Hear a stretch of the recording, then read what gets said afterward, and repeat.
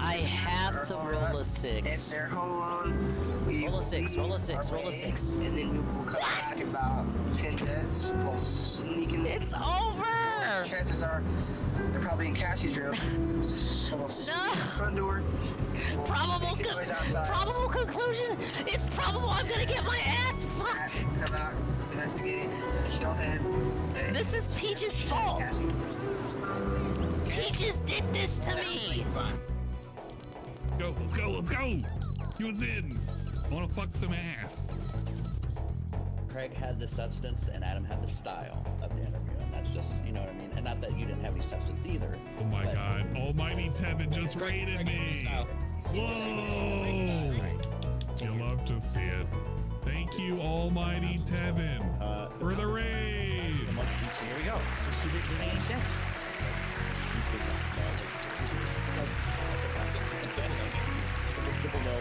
Rock Lee's fight with Gar is one of the best in the series. Yeah.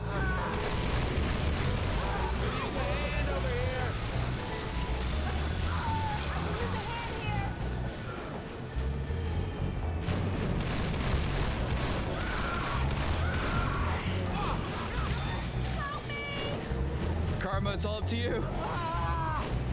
There's a tank.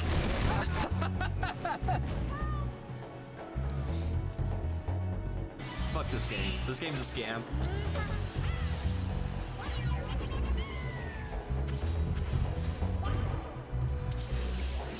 When did they add to opossums? That was probably a political thing. They didn't even give us a chance.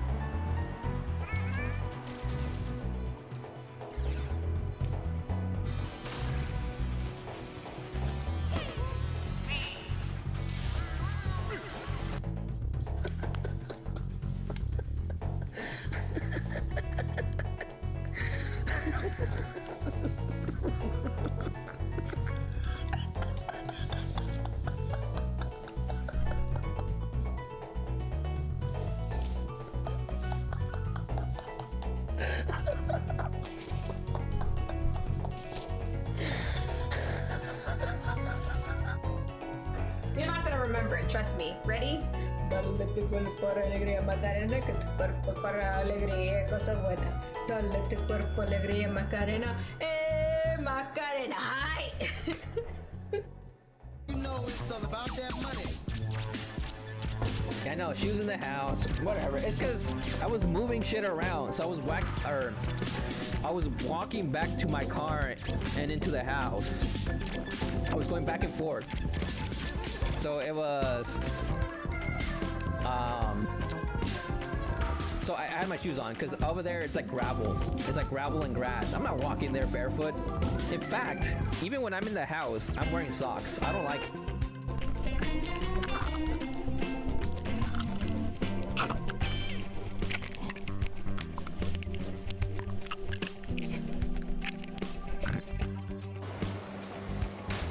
Just call me daddy.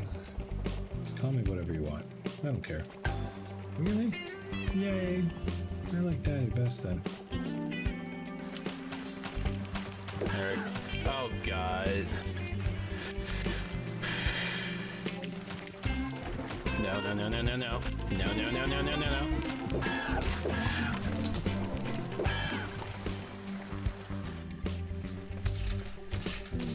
Why? Ugh. Oh, hang on, I'll do it clean. Another Shroom Dukem W. Another Shroom Dukem W. How's that? Another Dukem W. Another Dukem W.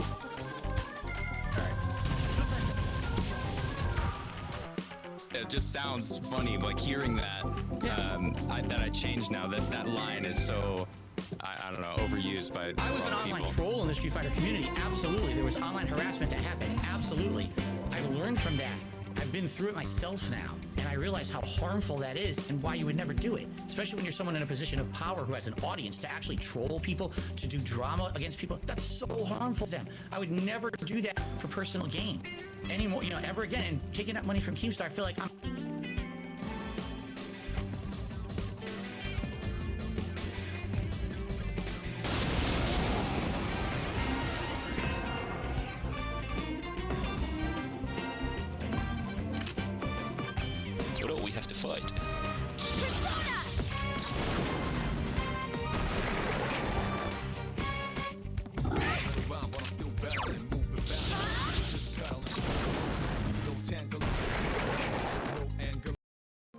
all these hard throbbing pots with these naked cowboys.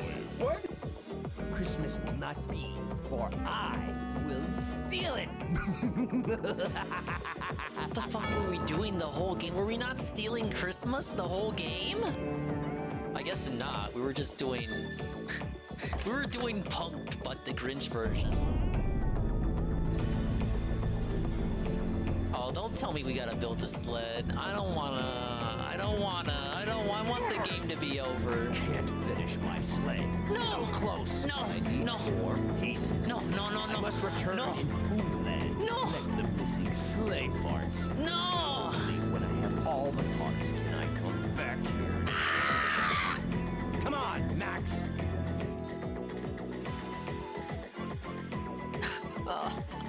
Why?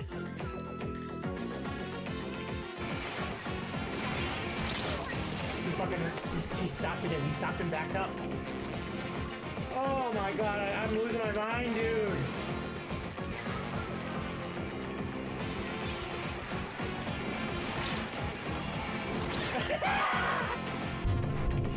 Damn it! Why on breakup matches are they in shit?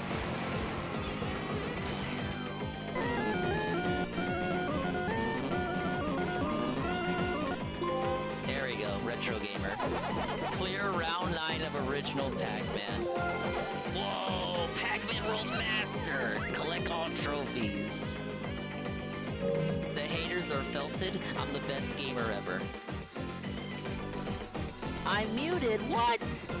No, I went through a whole positive explanation. No fucking way. Well, I guess I'm a real streamer now. Oh my god. Help! Jesse, what was the last thing I said? No! What was the last thing? I went through a whole explanation about how Frozen was ruined by executives. No! What was the last thing I said? I know someone was listening. What was it? Oh my god! Help! Like, I forced her out on the balcony. And The I think balcony? she might have jumped off. This is Jesse. Like, I've been walking around and there's like a million cops around my building. I'm f***ed. I don't know what to do.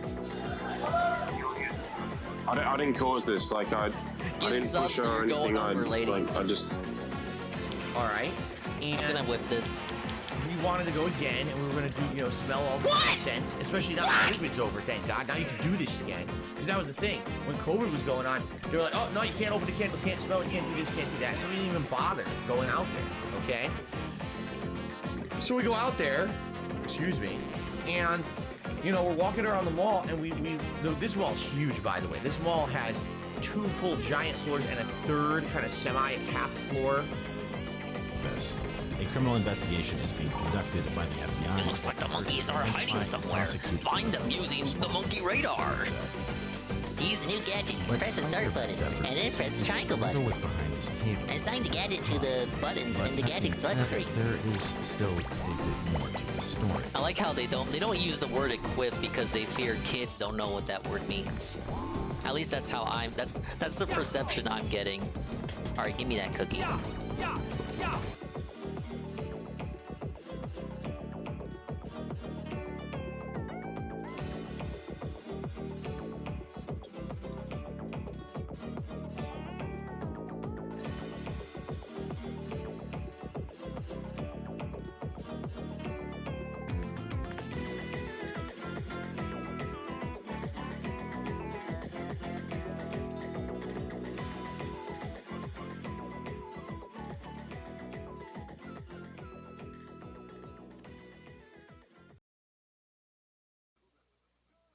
Ladies and gentlemen, Garfield and friends. We're ready to Fuck. party. We're ready. I hope you bring lots of spaghetti. I'm scared.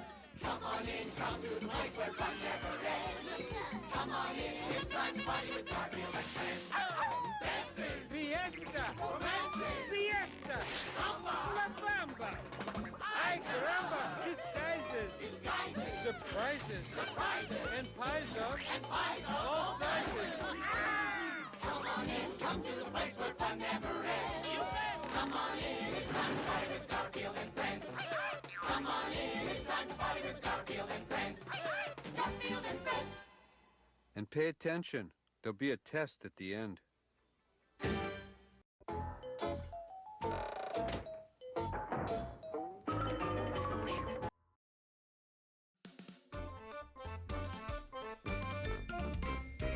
Hello, everybody. Hello, and welcome. We're back at it like we never left yet again for another Dingus at Dusk. Big ups to Roachbait, Shroom Dukedom, UNFW, Swollen Dingbot, Stream Laughs, and anyone else coming in, having fun on level 101 here. Yeah, I heard the news. The right has lost again, ladies and gentlemen. We're being felted for the end time here. Trump has been indicted. It's over, bros. I know we said it was over. However many times we said it was over, we've been saying it's over since 2020. But I think... what's up, Easy Money? But I think now and forevermore, it's officially ogre. It's over, bros. Just take the L, like Phil always says. Lie in your bed. You fucking lost. You fucking lost. Just lie in your bed already, you guys. Take the L. It's time to lie in the bed you made, you guys. There's no way we can come back from this. No. Why? I just wanted him to be president again, man. No. Joe, why? It's not just over. It's Jover. Of course, Ralph was hot on the minute one coverage. I don't watch Ralph's shows daily anymore. I just keep up with the clips. I still follow his Twitter to keep tabs. But I just assume he's live all the time, every day now, at all hours of the day. DeSantis says he won't extradite Trump to New York to face the grand jury. That's based, I guess. I mean... think that would go without saying. Ralph announced Kill Stream, the Kingpin 2. Now, Ralph has like a new event. I love how we're segueing from Trump to Ralph. But, hey Carl. We're talking about how the God Emperor has gotten indicted yet again. Well, is it? I don't even know if he's been indicted before. Let's just assume it's not the first time because everyone hates him. But we're segueing to Ralph. So Ralph tweeted this. I know Ralph has a bunch of events going on at all hours of the day, so you might not remember which one the Kingpin was. You might be thinking Kingpin 2 was Ralphomania or something. No, Ralphomania was the wrestling event. The Killstream Kingpin thing, that is the bowling alley event. You guys remember that, right? The bowling alley event. It was here's the tweet he put out. Kingpin 2 tickets are on sale now! Live in Dallas, Texas, baby.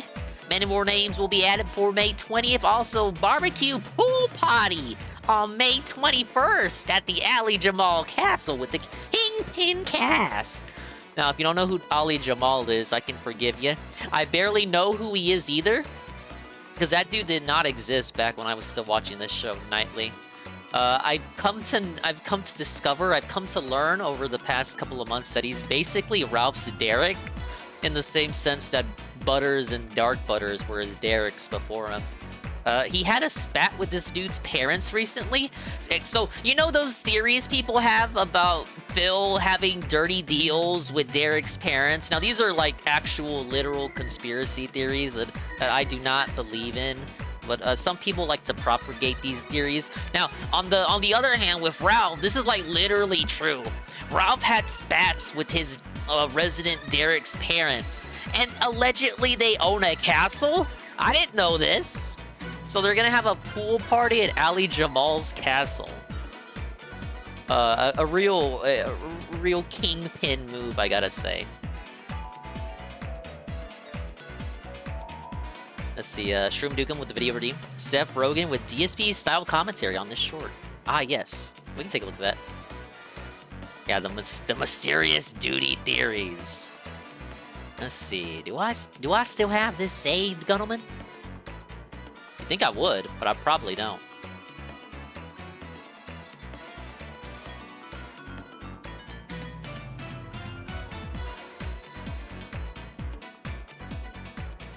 Damn, I guess I don't. I guess I deleted it.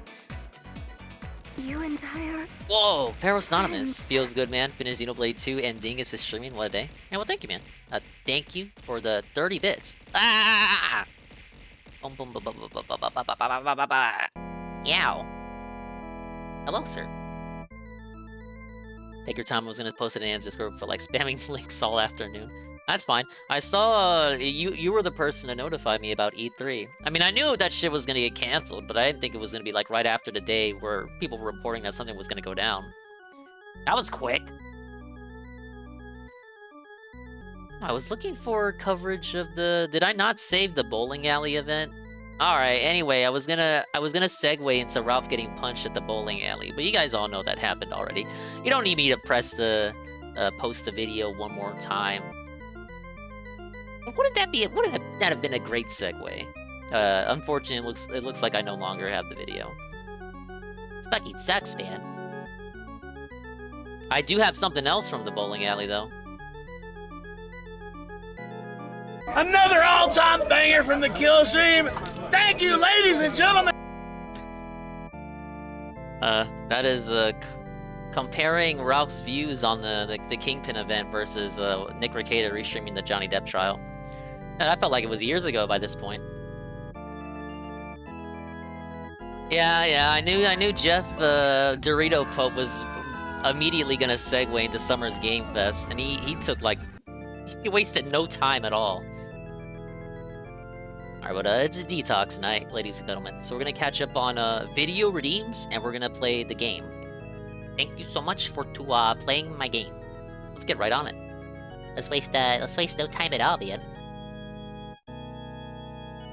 Oh, I did schedule the writing stream, because I know now that Phil won't be playing Metroid on Monday, so that's good. But we'll be doing the writing stream Monday night. I got some stuff tomorrow to do. I had some stuff today to do too, but that's done with. But I'll have even more stuff to do tomorrow. But I should be able to start Splatoon on time. That's right, Splatoon tomorrow, ladies and gentlemen, for the collaboration, the second collaboration of the century this week. It's gonna be super cool and super fun.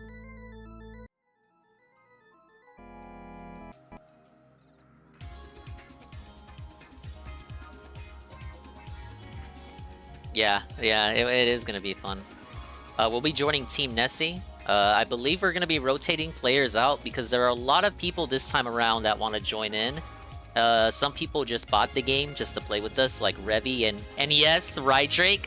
Rydrake bought Splatoon so he could play with us. Now, I'm not saying he can't join us, but I'm just pointing that out.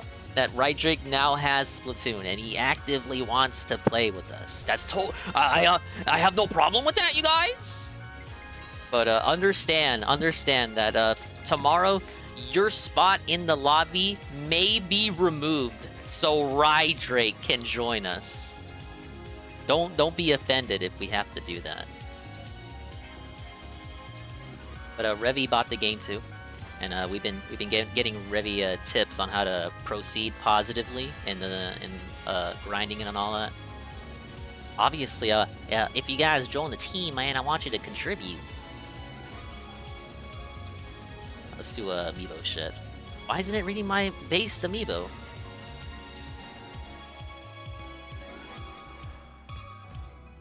Oh, class. Oh shit! Can we get more fucking class points, dude? That like skips all the grinding.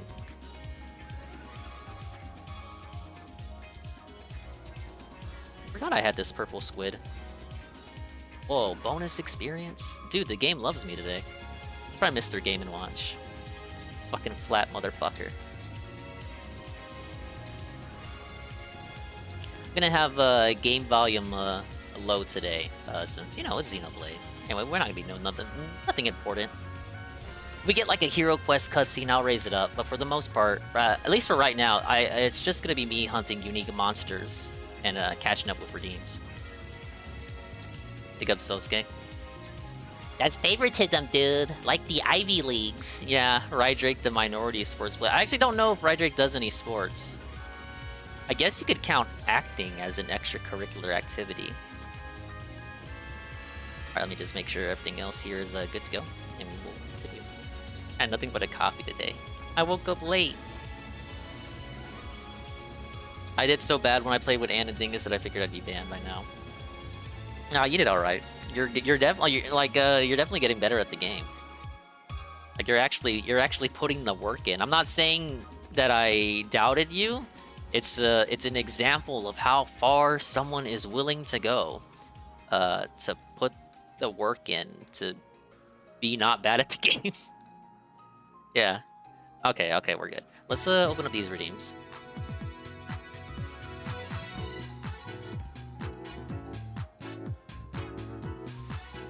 See if that. Oh, look! See, that got me. That got me some classes. Shit. God, I need more RNG like that. I love this. I love to see that, you guys. I think this is the last region I need to hunt down monsters in, and I think I have another hero quest available. So I had this one from Shybot, and I got this one from Shroom. Of course, I'll check like Lummox and all that. Oh my God, Shroom. All right, we can watch this. That's what this shit is.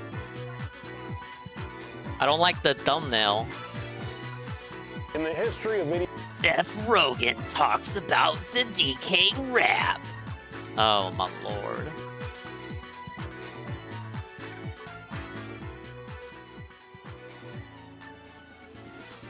All right, give me your worst, Seth. video game soundtracks, one song towers above all. This is the DK rap. This is how my character comes out in the movie, is to the Donkey Kong rap. This is objectively one of the worst rap songs of all time. They're introducing the whole DK crew. I get it. I get it. I get it. I mean, but like these Kongs are not gonna be in the movie.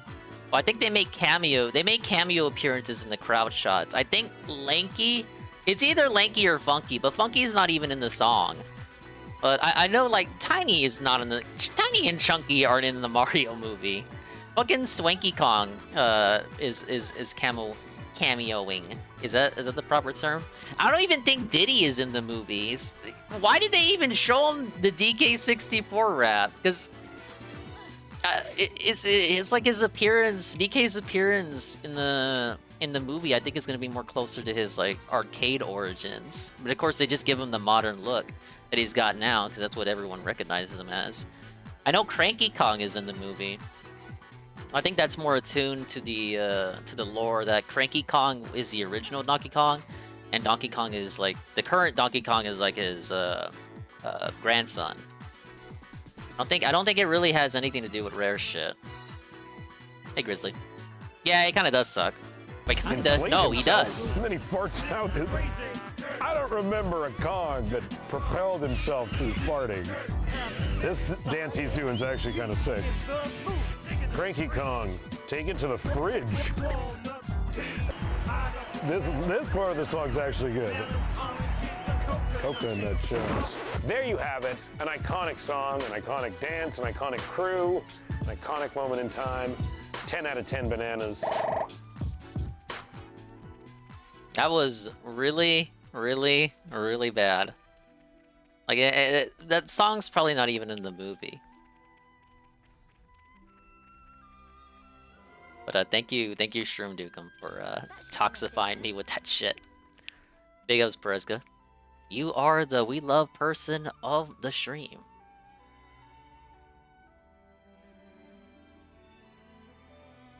take a look at this car mechanic video from Imagine ShyBot. a race that's flat out. No horsepower limits, no paved roads, no barriers. Just pure racing adrenaline flying through a narrow forest. Group B Rally is one of the most thrilling motorsports that the world has ever seen. But when not only drivers, but also spectators started dying, it quickly became the most dangerous. So let's dig into Group B Rally and see how it went from being a racing team's dream to the entire racing industry's worst nightmare. I'm Guff, this is Albon. Let's give Guff? away $1,000. We're That's a doing it name. again, and this time it's the last month of our giveaway, so don't forget to hit subscribe and drop a comment below to get entered to win $1,000. For the discerning automobile enthusiast of the 20th century, Rally There's was one always here. a staple. And all the way through the 1960s, the Monte Carlo Rally always was the prestige event. But it was in the 1960s that elegance and comfort. Wait, well, this was took a a show? back seat. Drivers got bored, spectators got bored. As cars got faster and more robustly engineered, the once elegant Rally Oh, Grant, yeah, quickly Grant became Kirkhope really gets around. I'm not surprised that he's People aware wanted of something else. And so with the FIA, drivers took the special stage rally. I'm not and surprised he's created aware about it. WRC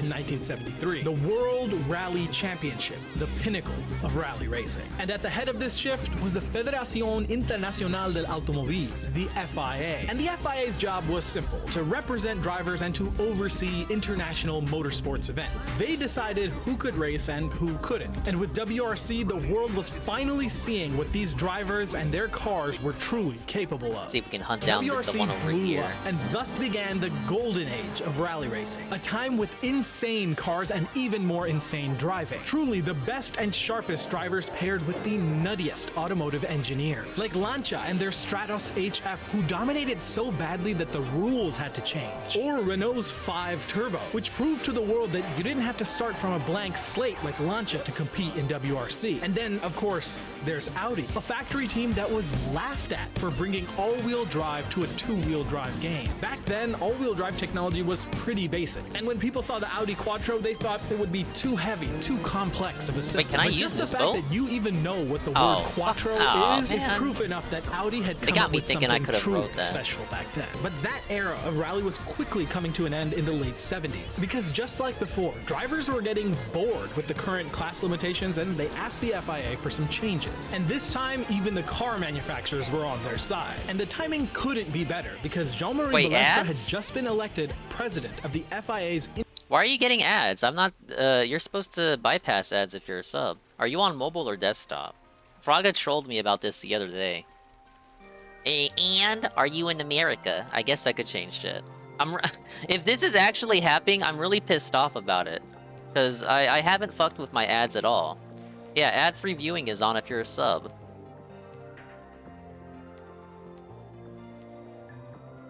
Yeah, I haven't messed with any of my ad settings. What the hell, Jeff Bezos?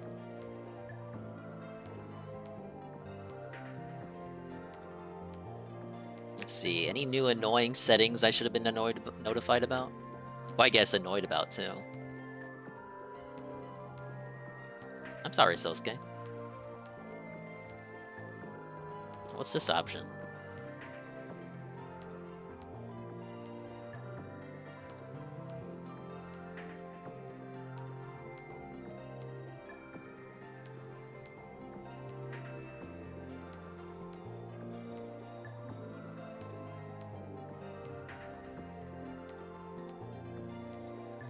The only new option I see is stream display ads.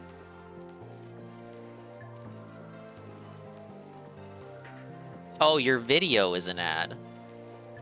The bottom left. Oh, I meant the video on the left, not the actual stream. No, okay, yeah, you successfully trolled me. I'm sorry. But no, it's a real issue, because Fraga said he was getting ads too as a sub. Oh well. This just shows my dedication to my viewers. If you have a subscription here, obviously I don't want you to have any ads, idiot. International Sporting Committee in 1978. So this is a meaningful and Balestra committee. had a reputation of getting his way. And he was someone that was always ready to break the rules if he thought This it was stream the right display thing to do. ad stuff Some I've called never seen Balestra a before. visionary. Apparently it Others shows called banners him a instead of Nazi. advertisements He'd if call you have it himself a enabled. survivor, and I don't know then if he'd anyone sue you would for want me to defamation if you said put that on. I guess I But we're not will. here to talk about the strange personality that was Balestra. We're here to talk about Group B Rally. So when drivers and manufacturers went to Balestra and asked him for less oversight and less restriction, Balestra saw dollar signs. Out went the old Groups 1 through 6 classification, and in its place, Group N, Group A, and of course, Group B. But speaking of B, you better be ready to save some money with today's sponsor, PayPal Honey. Oh, This okay. is Now, Steve. now this is Filing an for advertisement. Nice segue. Automatically find Steve's avocado, eat it too. Anything was the joinhoney.com/Albon and start saving today. Group B was the class that drivers and manufacturers had begged the FIA for. It was the anything goes free for all, have your cake and have Nikocado avocado, eat it too class. It replaced both the Group 3 and Group 4 classes, and it was the perfect recipe for a sport that was growing faster than Formula One in its prime. Factories finally got to flaunt their engineering talent, and drivers were now able to prove that they could drive anything, anywhere. And the FIA and Balestra, well, they had a This smash guy is a hit shill. in the making. But that's Real not to say streamers that don't Group have B didn't have sponsors. some rules. I Cars still can't had a get any minimum sponsors legal because weight. of my Tires trolls. couldn't exceed a maximum width, and the car. I always read into that as a cope. So the first thing he says is the cope response to the second thing. It's how he deals with it. So it's not that he doesn't want sponsors, it's that he knows he can't get them because of his trolls. So he tries to justify it, or rather paints it as the first thing. I guess to look more noble, though there's nothing noble about Phil.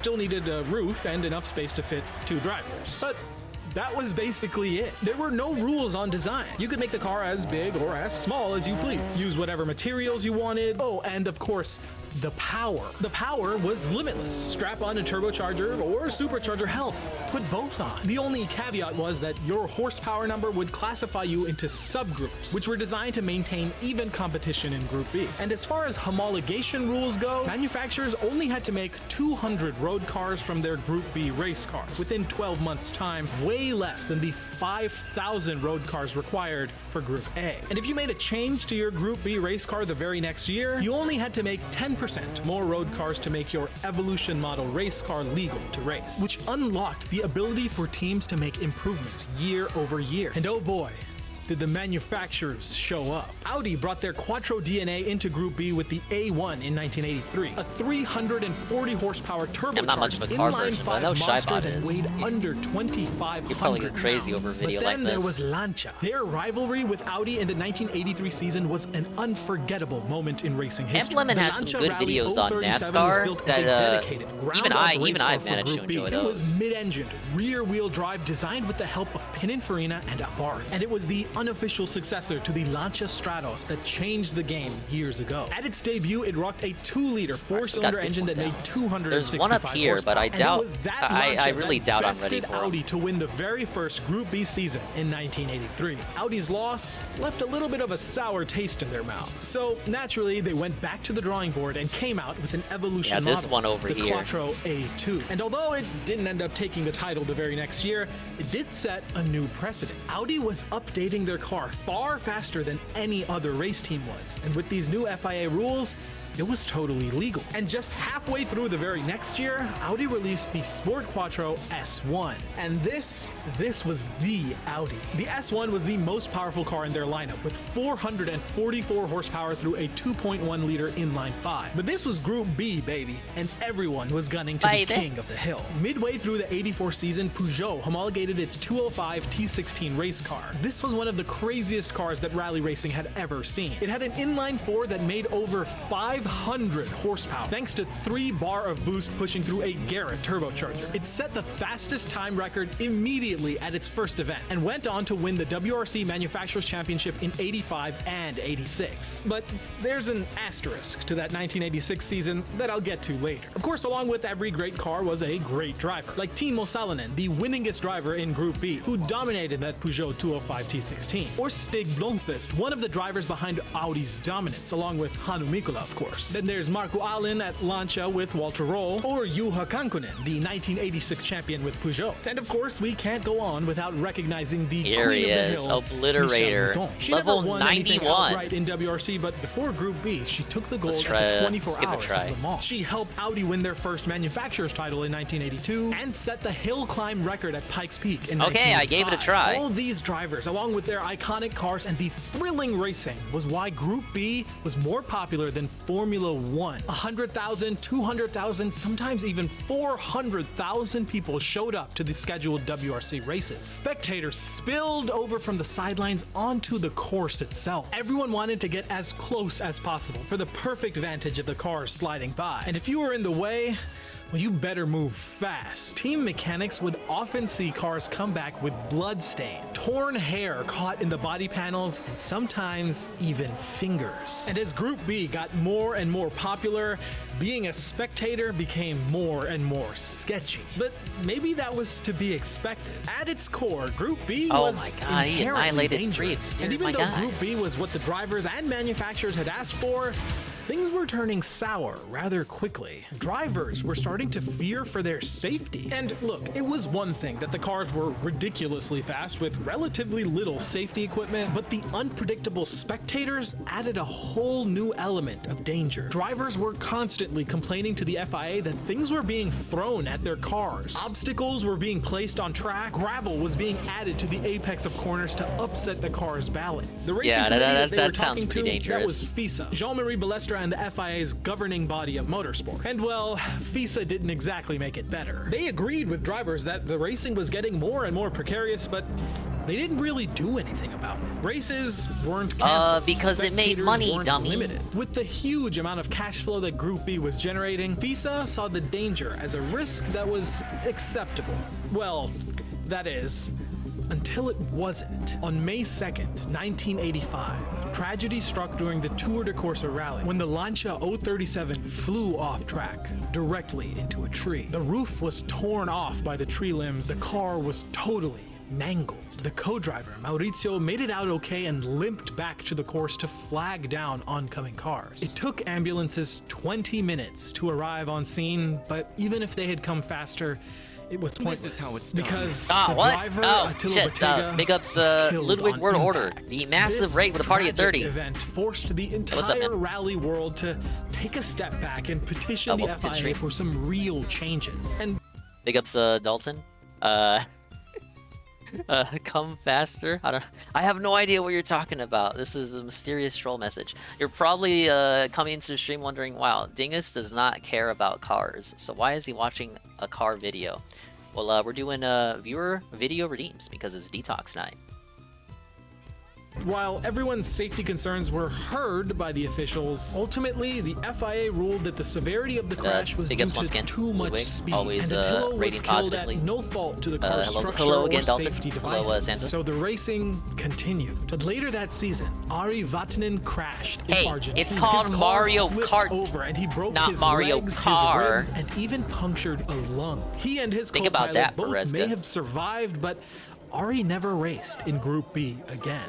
At this point, Balestra and the FIA were forced to change the rules. Inaction would be borderline criminal. So going into the 1986 season, Oh yeah, I opened the stream aluminum with some roll cages breaking news. became illegal, Ralph is and now taking there were tickets more for his rules on second ever aerodynamics and bowling event. spoilers. That was That's right, really he's it. gonna Nothing redo on the event where he got spectators or punched by that guy. barriers or horsepower or size. And that's I think it's gonna be at the same venue, an entirely but new tickets rally open for was that, so in we the talked works about that for earlier. the upcoming season. Group S. And this was Jean-Louis Balestra's newest love child. It was to be the replacement to Group B. But it wasn't a stricter version like the drivers were asking for. It had an even lower barrier to entry than Group B. One that only required 10 road cars to be homologated for a race car to be legal, which meant that manufacturers basically would have no excuse not to race. It was another attempt from Balestra to grow the cash cow that was Group B racing. But before Group S could come to fruition, the tragedies kept coming in Group B. This time it was the Portugal rally in March. Now, Portugal was infamous for their love of motorsports. Niki Lauda beat Alain Prost by half a point here. Senna's first ever win was in Portugal, and it's safe to say that a Group B rally in Portugal was a serious event. Around 400,000 spectators showed up to witness the racing, and there were two Wasn't there a Mercedes in Mario Kart? Yes, there was. It was free DLC, and it's in the base game of the Switch version. But that's a kart that looks like a car. It's not the same. It's still a go-kart. It's not the actual car. Too close to the stage itself. It's not like he had anywhere else to It's stand. a complete There were just too difference. many It's people not the on same. the sidelines. But that accident It's not was real. It all doesn't but exist. forgot, because not long after, Joaquim Santos was launching off the start line in his Ford RS200. Santos was Portugal's very own driver, the hometown boy who finally had his chance to shine. But 2 miles into this 1,500-mile rally, everything went wrong. Santos says a spectator stepped onto the track in front of his car, forcing him to swerve out of the way, but when he tried to swerve back, the car was already too far gone. His co-driver, Miguel Oliveira, remembers the moment vividly. He said that when you're a co-driver, everything happens too fast. You're forced to look down and read your pace notes and just feel the course around you. But after that swerve, all there was bump after bump after bump. He didn't see it, but he felt it all. Those bumps were the car running over the people in the crowd. When the car finally stopped, Santos was in the driver's seat, laying still with his head on the steering wheel. Not dead or injured, just frozen from shock. 32 people were injured and 3 people died, including a mother and her 11-year-old child. To this day, there's still mixed accounts of what happened, but that doesn't change the outcome of that terrible event. And while the deaths of innocent bystanders was heartbreaking, no doubt, the hardest part to stomach was that the race went on. The drivers staged at the top show of the must rally go on, didn't right? know what happened until they passed that gruesome scene. The other drivers had to get to the finish line just to flag down the safety team, and it said that 11 more cars still raced even after the crash. When the racing teams found out what happened, they banded together and left for the hotel just give 'em for a pill. strike. They signed a handwritten letter to the FISA officials, and that letter had one demand: to stop the rally. And surely the unified call from the various teams, along with the clear proof that this race was too dangerous, was more than enough to convince the officials. Audi even vowed to pull out completely, promising to never come back until the safety concerns were addressed. But the letter didn't work. Balestra and the officials wanted the teams to know that they were in charge. And so the rally wasn't stopped. It continued on for the entire weekend. And Balestra went so far as to say that he would punish teams that refused to race. And so Group B continued, somehow surviving another grievous incident. But just 2 months later, the final nail would be put in the Group B coffin. At the Tour de Corsa in France, Henri Tovinen was piloting the Lancia Delta S4 and he was winning stage after stage. But between stages, Henry himself told interviewers how bad it was out there. And during his second day of racing, Henry and his Lancia went off a sharp left corner with no guardrail overlooking a steep hill. The car landed upside down. The fuel tank ruptured and the car exploded. Henri Tovinen and his co-driver Sergio Cresto died in that burning Lancia. Ooh, we got the And Lancia. it wasn't until a number of other cars had crossed the finish line that their team began to get worried that something had happened. The finishing drivers mentioned that they had seen black smoke at the edge of one of the turns, and so a rescue team was sent out to find them. But when they got there, all they could do was quell the flames.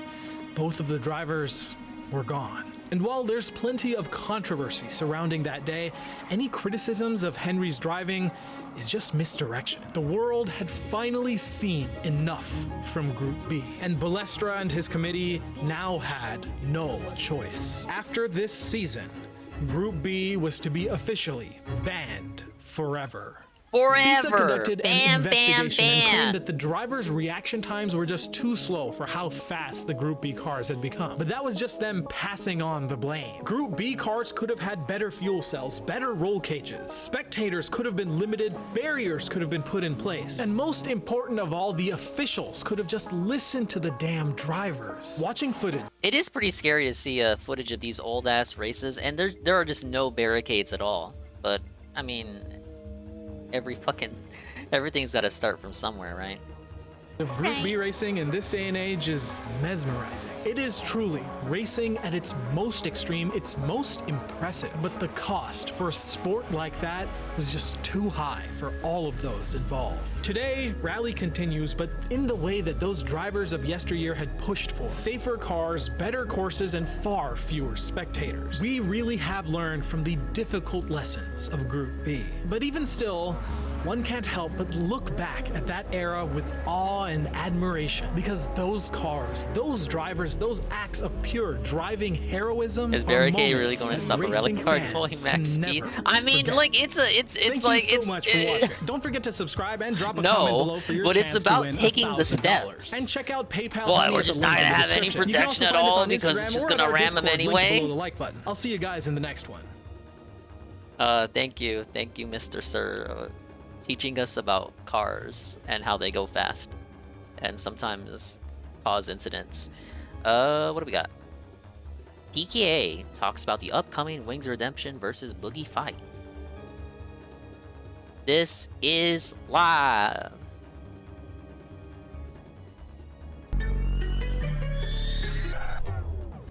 I have one niece that absolutely loves Loomis. I also saw. What's up, Julian? The reason I brought the money earlier, like circling back, I also saw Wings DMs last night. I linked him to you guys, and I guess he's getting. Oh, look here! Look at this, guys! Look at this! Look at this! Once again, Kyle, hello, Kyle. Don't you guys notice every time fucking PK talks about Wings of Redemption, it's always Kyle? Hello, Kyle. Hello. $10,000 for the fight. That's what's getting him. It's always to fly Kyle. from South Carolina all the way to the UK and do battle with Boogie shirtless. I just like that after all this time, inflation has had no effect on Wings' price. Yeah. 10K across the board, all-time rate. Forever and always 10K. Sounds like a lot of money to me. I dare to disagree. I think inflation has had a lot of an effect on Wings' life. You know what I mean? 10K. What if Wings doesn't know how numbers work? And like, he thinks Did I ever it's check up the 100,000, Disrupt but channel? never Maple High spoken. Saga was. Oh, you know They what? just keep I writing on the completely paper forgot and about that. nodding, even though he's Yeah, we saying can look at that. 100,000. They're like, yes, sir, right there's your Just the name contract. alone Yes, is sir, interesting right to there, me. your contract. Yeah, fuck it, it's detox night. We can take a look at that. Went through me for one. Yeah, Like, I you don't. hear about people who are illiterate. I was thinking we'd also continue the Christian documentary. I'm not promising all 70 parts for Scrumbles. In my odds against Boogie or Wings. I won't probably. Who knows if I'll even be alive before I finish it? Cash in your hand. That's a little different, right? See if we do He's another at part of season that. one. So I You don't gotta think we pay have anything new taxes on the true this. crime front. Like, growing up, if you're buying like an ATV or something secondhand, like you're just giving somebody an envelope of money.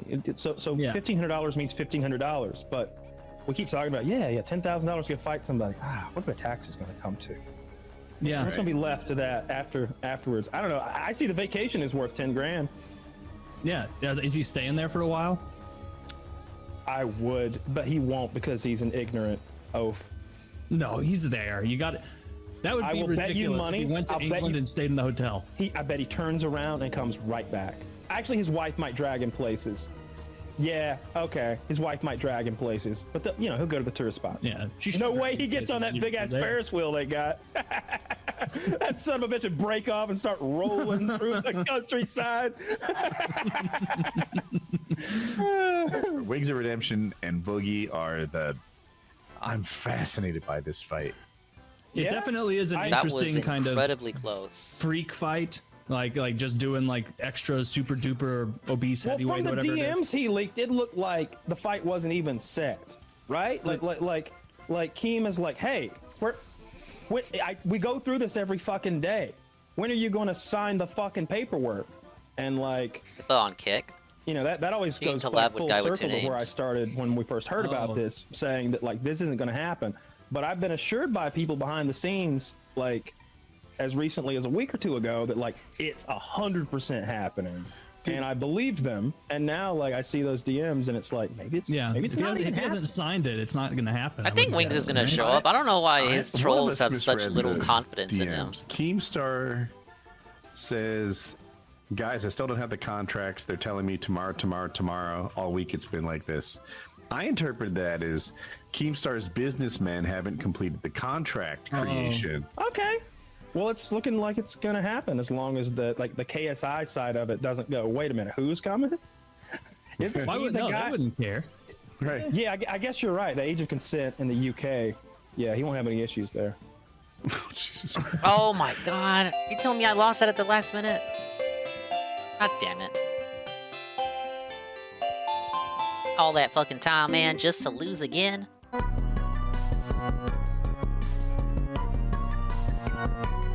I don't know, I think Wings is gonna show up. There's too much at stake. Like, they would make fun of him forever if he didn't show up. Yeah, Wings he's in a different place, he's in a different situation. It's not the same as the camping trip. Speaking of which, Wings of Redemption confirms the fight is not canceled. Talks about Chris Chan. Hey, Bonsai. Yeah, it talks like he's excited for it. Lit up like the 4th. I'm a happy drunk. Come to Papa Big Mama, cause your daddy's drunk. I wanna See if we can fight another pump monster. It up like the Goodyear blimp. Make you holler for $1. That's the way I pimp. Gold links and minks and shrimp dinners on the bayou. Them's all the things that I ain't there's a monster gonna over buy here. you. I wanna pump it up like the Goodyear blimp, like the Goodyear blimp. Impool invited Milo to talk about Cozy on the 21st. I didn't see that. I hear everyone's been going after Milo this week. Hey, everybody! How you guys doing? I don't really have much of a take on Milo, other than But I'm not I by no guess means he's a a master grifter. at It's this like the game. rest of them.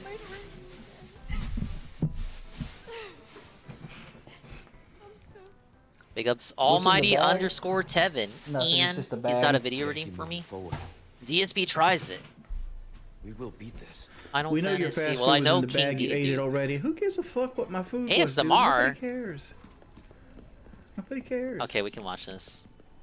If you want to ask about troll things, or like any instigation on the fight, it needs to be on the back of a $10 bill. Just Why let did them know Why this. did I know he was gonna say that? You I'm gotta not pay gonna- me, man. I'm not going to answer anything about the fight, especially when it's obvious you're just here to instigate. Nobody's canceled the fight. I don't know where you guys are getting your information from. The fight isn't canceled, man. Maybe you're the one getting canceled, actually.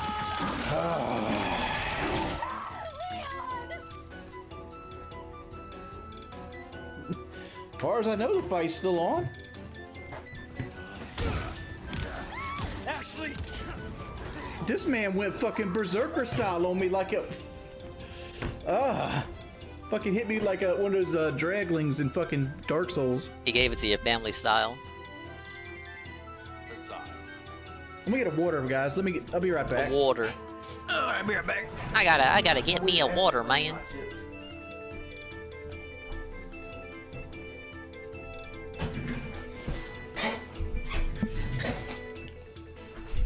Alright, I'm back. I'm most likely going to do a bit of traveling here soon, so that's a thing.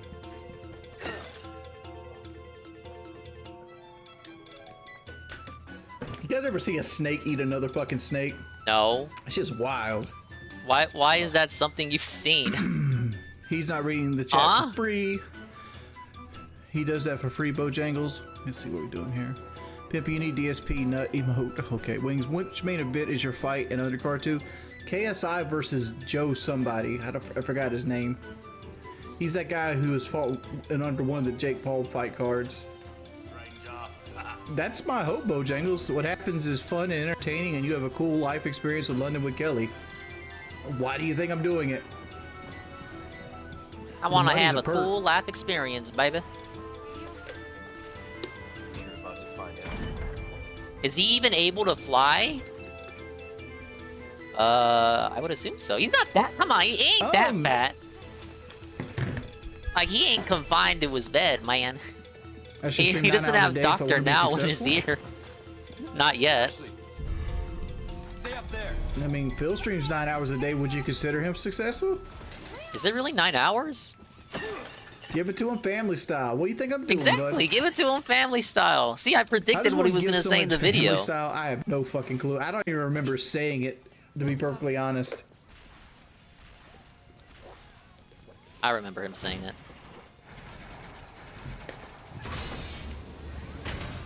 What was I even doing when I said that? I think he was just playing Dark Souls when he said it. I mean, farmland or car? You might need to Should buy be a 2 rat around here tickets. too. Maybe that video DSP was Should be watching a how to rat around point. here too. I ain't That playing Bill like ball that Bill sack. Nye video. Fat people should pay more, man. I mean, technically they do pay more for like triple XL and double XL There's shirts. a lot of drug addicts in chat. I hate puzzles. And those in are games. more I tried, like, expensive twice, than and I look small, them up on medium, and YouTube. I got large. zero patience for game puzzles. All right, Six. What do you think is the biggest puzzle that you ever figured out on your own? Hey, Killdeer. He and Kelly could just buy one extra seat between them and split the difference. the Exactly. fucking old curse, man. I hope you're doing good. Ethan Rouse said he'd love to fight you in the ring with bare knuckles. Yeah, Did you ever go on baby. his kill stream? What do you think about Chris Chan getting belt? Did Chris Chan get belt out? Hold up.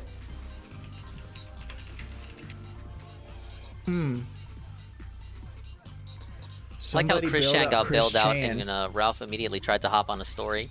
You guys realize I'm You the know, motherfucker who recovered the arrest, honestly, right? Oh yeah, It should nobody have been cares. Keemstar. 672. He was in jail for like raping his mother. Like honestly, like he basically, his mother is a woman that is like. I think they legit she's started not doing all that the on way upstairs. non-US She got, like, airlines. Alzheimer's or some shit. It's gonna be a while I don't before know they what she actually introduce that has, here, but, if like, they ever do. He literally Bot size. like was having There's sex with so his many mother when she fat was in fucks her this right country. mind. I mean, I'm doing what I can do. I mean, but like you understand, like when I took the fight, like Not as I much was as a some other pile of shit countries, man though. with a bad leg. I think we talked I'm about just this on trying an to be less earlier of a pile stream, of shit man but with a America bad isn't even bad one of the leg. fattest countries anymore. But I Like feel they don't like even Boogie's rank in the same top boat 10. I'm in. Like, I mean, that think he shocked has me to when I learned overcome, that. like, his how many brain fucking and jokes, his body. How many fucking jokes Europeans make about us? Yeah, we were talking about it. Someone sent me the list, and it was like a little mini segment. I was like, oh My shit, streaming schedule really? has been really sporadic lately. Link. I forget who mainly was number because, like, one. I've been doing home repairs. Like I'm done now. think, so, like, I think they were in My Asia. streaming schedule should be a lot better than it has been lately. I was flummoxed, as they say. 30 seconds in, it'll be a draw. Shit, 30 seconds in, it'll be a knockout. The only way that stops him from being a knockout if I'm a weak ass bitch, which you know, is a possibility. I might see if I can pull that up. So I Actually, I'm guarantee curious I to stick see Boogie at what least country 3 it good actually times within the was. first 30 seconds. I mean, everybody One list has technically Kuwait as the cardio. fattest. Yeah, How much Kuwait you sounds have of it familiar. Is the real question. Let's see if I can pull this up. Probably gonna be able to. You don't have This to guy pay isn't to that see the fight. The dangerous. fight's I can 100% afford free on to YouTube. put my hands off the controller. Just tune in, man. List of fattest countries. Oh, list of the Hey, wait, heaviest what's with these people. rumors We in the can't box even of say ends off? fat. We There's gotta no say rumors. heaviest. That's List just of people making countries shit up. considered the heaviest. Oh, give me a break. I like Nothing how on you my say end list said the of boxing fattest event's and off. it like corrects it to list of heaviest. A little bit just chatting. It doesn't matter. On the way out, like I'm getting sleepy. I'm getting sleepy, Jordan, have you man. ever seen the clip that said that Amaraf said she would smash you on a Smash or Pass stream and she subbed to your channel? It's 100% See, real. obesity I is just a don't know growing where health to send you concern the in file. Kuwait. I'm good. I like how I'm this is good. its own article. I'm What's sure up, she was Bishop? playing around. If it's easy enough, I might get an achievement. Yeah, we're down. We're down. I Next. was surprised we're not top 10 anymore. We're working out. Gray hairs from stress.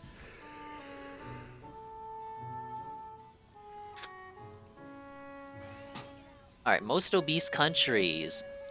I don't know a whole lot about Chris Chan's release. I just learned Yeah, we got about kicked it like out. an hour ago, We're no Leon. longer in the top 10. So I don't really have This list is a my little full outdated, though. thoughts. Ask me 2016. again tomorrow. Even in I'll probably go 2016, look we up weren't shit and in the there'll top probably be more 10. released about it. I mean, it's obvious the dude's messed up in the head. I don't think jail's the right place for him. He probably should be in a hospital though. Like he doesn't really have anybody that could take care of him, and like they can't send him back. Yeah, we're to number his mom. 12. So I think top 10 both is him and his mother Nauru, probably then need to Cook be in some Islands, kind of, like, assisted living Palau, home. Marshall Islands. I'm gonna mispronounce a lot of these. Tuvalu, Niue, Who pays Tonga, for it? Samoa, Taxpayers pay for it, man. Kiribati, You should judge a Micronesia, country by how well they Kuwait, take and care of their then sick the and United their elderly. States. To Then you be a got stand-up country, Jordan, you Saudi have to do Arabia, this and kind of Qatar thing. rounding out the top 15.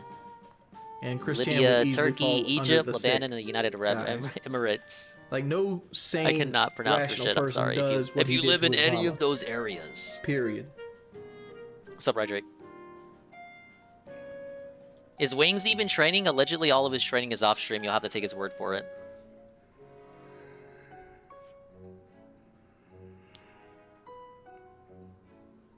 Ooh. What's up, DJ Filthy Rich? Maybe COVID contributed to those numbers? Man, COVID had so many Adam, I have no fucking clue. side Usually you only effects. have to pay I taxes believe it. on where your residence is. So most likely I'd have to pay federal taxes. I gotta and, pay state so many taxes fucking taxes, on man. any money I make on the boogie. So there are 3 here. One of them What I only would normally pops do is up I usually just take during 22% specific out, moments. and I put it in a savings account and I pay it quarterly. What will I do with that money? Put it in another savings account. Honestly. Like my goal in life right now is just to stack money. You never see fat Muslim speakers? Well, because they No, don't I'm have not buying time a to truck with preach. They're always being fat. I could use the money to pay my AC, but like again, like sometimes it's good to have liquidity. Liquidity? Oh my god, not Like, my this AC's word under again. control right now, and I don't feel like I need to pay it down. I'm not in no hurry to pay it down at this point. Yeah, my property taxes this year was like $1,400. It's ridiculous. Wait, I'm on the wrong island. Are chiropractors legit? No, they're not. Chiropractors are snake oil salesmen. Like if you go into a chiropractor's office and they give you that bullshit like straightening out your spine can heal your whole body, it can cure headaches and make you not get sick and other bullshit, you know, the only thing it's going to make you do is lose $100 out of your wallet. That's it. Peace, people. Oh, did I already do this one? I'm out of 5,000. Looks like this stream's getting deleted.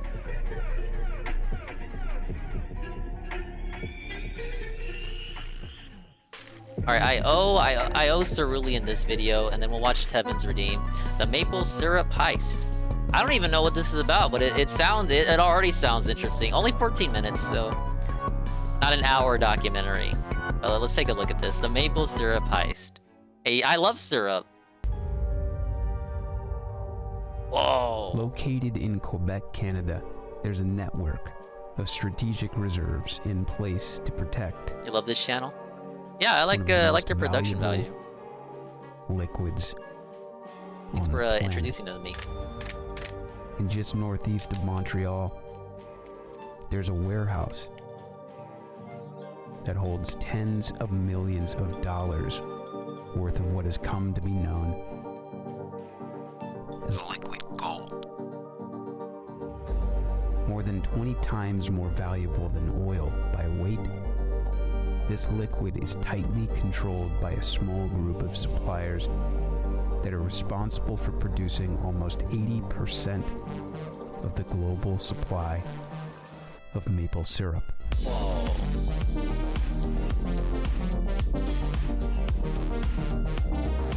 You are watching this Dude, I love syrup. Yeah, Tonight, man, I'm thinking Michael liquid gold. Gavril I'm is thinking on Pepsi. patrol.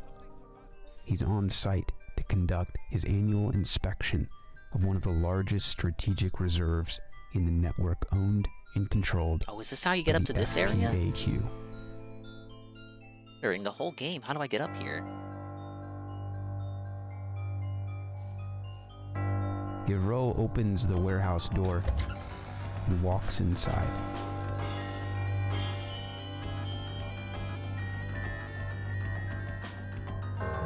He takes careful inventory as he strolls past the thousands of barrels that fill the warehouse.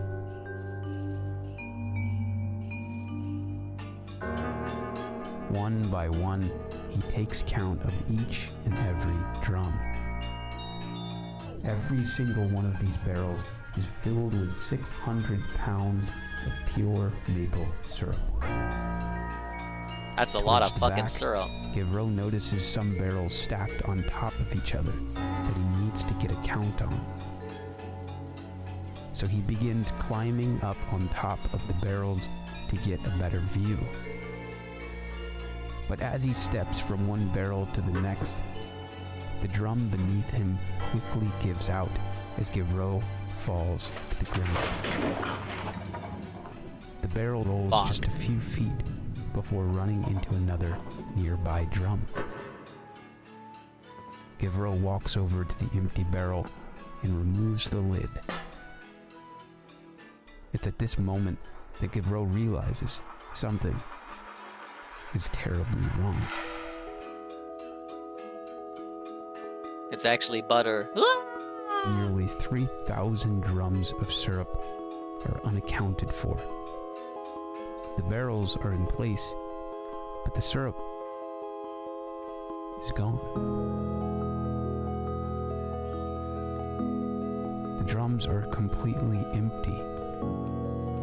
Yeah, syrup bandits. But how could this happen? Bandits will take anything. This facility is tightly controlled, regularly inspected, with restricted access.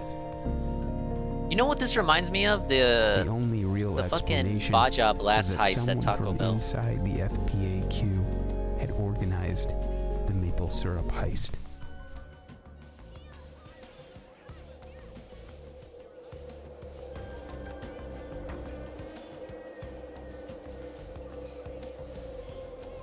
Put the syrup in the fucking bag, Buster. 2,750 gallons of sap is required to fill each 55-gallon drum with maple syrup. The sap is collected during a short window of time from winter to spring through spigots that are tapped into the trunks of maple trees. Only 3 of 13 species of maple trees contain the right sugar content to produce high-quality maple syrup. The weather conditions have to be just right for the sap to be collected.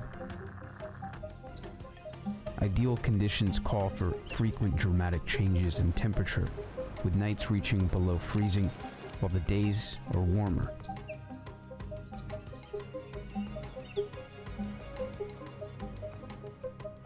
At night, while temperatures are cold, the sap rushes toward the roots of the tree. While in the daytime, when temperatures are warm, the sap rises back up the tree to fill the trunk with sap. This drastic change in temperatures creates ideal conditions for sap to be collected as it rushes up and down, back and forth, Hey, Mr. Mon. inside. We're learning about syrup right now and This how is it can called be sugaring monetized season. and stolen. And the window is narrow, lasting only from late It's like winter Ocean's to 11, but early if the spring. ocean was completely Once the sap is all collected, syrup. it then has to be processed in That'd the be sugar some houses. fucking ocean. Imagine jumping Here, in that the drink. sap is slowly boiled down. Like a Its boiling cannonball, point man. is higher than water, so it requires a lot of energy to do this. 50 gallons of sap will yield approximately 1 gallon of pure maple syrup. Shut up, Cerulean. as it Don't ruin simmers the image days for on me. end until all the water has evaporated and what's left is a sugary golden elixir. This process is both labor-intensive and seasonal. It takes time. How do I get over energy, here? and resources to make maple syrup at scale. This chest. Not to mention, there is really only one place in the world where conditions are just right to make the highest quality maple syrup on the planet. Ah, yes, Shybot Land. Yes! Richard Vollier was the ringleader of the heist. Raymond Vollier And Cerulean Land, was I Richard's suppose. father. My name's not, He was a maple Richard. syrup farmer himself. Oh, Raymond. And he offered his farm to serve as the headquarters for the maple syrup heist. Thought I heard Richard. Etienne was in charge of selling the syrup. Sebastian would move the syrup What do you... to its final Wait, the destination Mexico of the as North? the syrup trucker. Vic was the inside man. His wife was a part owner in the FPAQ warehouse where the syrup was stored. This allowed them access to come and go whenever they determined the time was right. Together, they each played a critical role in pulling off the heist. Here's how they did it.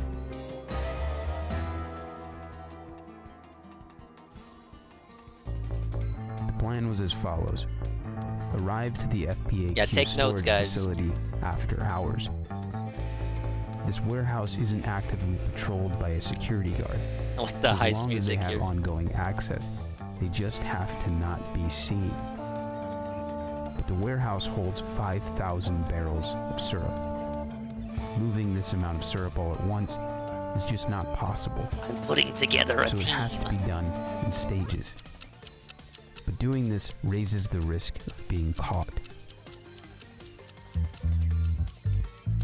Not only are they required to revisit the facility each time they pick up the barrels, but they now have to find a solution for the missing barrels they're taking with them. Replace them with empty barrels? Because even though there isn't a security guard, there are active inspections to take inventory. So they decide their best option is to return the barrels they take from the warehouse back to the facility right away. To do this, they'll need off-site storage. So each time they pick up a new haul, they truck it from the FPAQ warehouse to Raymond's sugar house. Here, they siphon off the syrup from the drums into the syrup containers and refill the barrels with water. As soon as they're refilled, they then truck them back to the facility, move them back inside, and return them to the same spot they picked them from. At DSP Gaming, do you think these guys should go While to this jail? is happening, Or do you think Etienne they is should get a developing slap on the a wrist? network of buyers to offload the syrup. But they have to be careful not to move it all at once. This would raise more flags. So Sebastian trucks the syrup in small batches. Yeah, you always out of steal Canada little bits at a time. and into the US. The remaining barrels remain at the maple syrup heist HQ on Raymond's farm. They repeat this same process over and over. Thousands of barrels of syrup over a period of months. But this is taking too much time, and the risk of being caught grows greater with every run. So they meet and decide they need to move faster. In order to do this, they stop refilling the barrels with water. Oh, big This mistake. speeds up the return process and allows them to pick up the pace of the heist. But it adds to the risk of being caught. Yeah, because they do They inventory. move through They're gonna notice if a 3,000 barrel's barrels empty. of syrup valued at $18 million before the inspector notices the barrels are empty. Don't they have to pay for all the water that they use to refill the barrels? Like, doesn't that add to their water bill? I'm sure it's offset by the amount they make by selling the syrup. Come on, you're paying money to make money. Spend money to make money. Got to break a few omelets to break a few eggs to make a few omelets. Whatever. I'm overthinking this. A result of their decision to stop refilling the returned barrels with water. Did they even get to the stage of selling the syrup? But all great heist films begin first with a why. Danny Ocean was more interested in making a statement to Tess and seeking revenge against Terry Benedict than he was about the money itself. Why do this? Why not do it? Jackie Brown is searching for her youth in Kaiser Soze. He is determined to convince the world that he doesn't really exist. The greatest trick the devil ever pulled was convincing the world he didn't exist.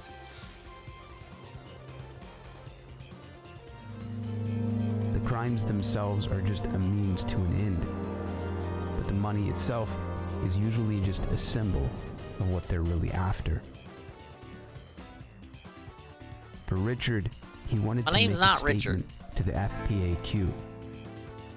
To understand what Richard was trying to say, it's important From the to farm, they probably have a understand what water the source on the property. FPAQ Fair enough. really is. The FPAQ is an acronym that translates from French to English as the Federation of Quebec Maple Syrup Producers.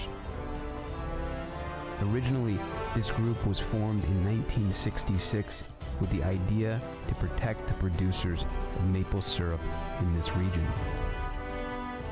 But over the years, the FPAQ has received criticism from farmers in Quebec and has been given a number of nicknames that illustrate how some feel about the FPAQ practices. Among these names are Maple Syrup Mafia and Maple Syrup Cartel. Many What? comparisons have been drawn between OPEC and the FPAQ, and there are a number of similarities.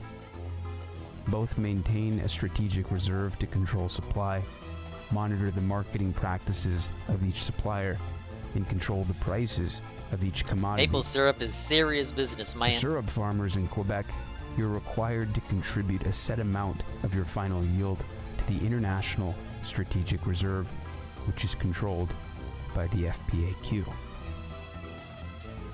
This practice has transformed from what was originally intended to be a governing body that protected the farmers in Quebec to what many believe to be predatory practices.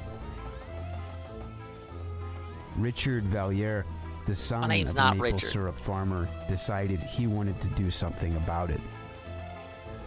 He felt as though this system was preying on the good people of Quebec, and his intention was to cause damage to the FPAQ by taking back what he believed to be stolen property. But the end result was that all parties involved in the maple syrup heist were caught and prosecuted. Richard was sentenced to serve 8 years in prison in order to pay back $9 million to the FPAQ. In the end, the FPAQ remains the governing body of maple syrup. And the chances are that when you enjoy your next stack of delicious pancakes covered in true maple syrup, these were brought to you by what has come to be known by many of the farmers of Quebec as the Maple Syrup Mafia. What a fucking video.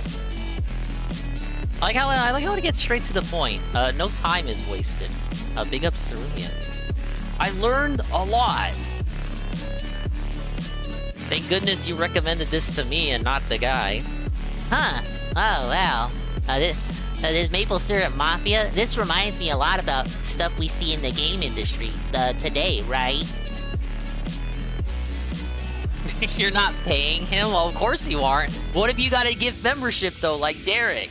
You technically didn't pay, but you have the ability to suggest the video. I'm gonna fucking hate the Derek suggestions this Saturday. You know they're coming. He's submitted like, what, 20 videos, he says? And feels like, okay, Derek. If you suggest like 20, I'm not gonna watch all of them. I'm gonna like watch like 4 of them max, you guys. But I'm not watching all the videos you submit. Like, I want you to keep that in mind. And Derek's like, can I suggest this? How about this? Would a video like this be okay, Phil? But you already know that. I can't be subjected to the raw DSP commentary.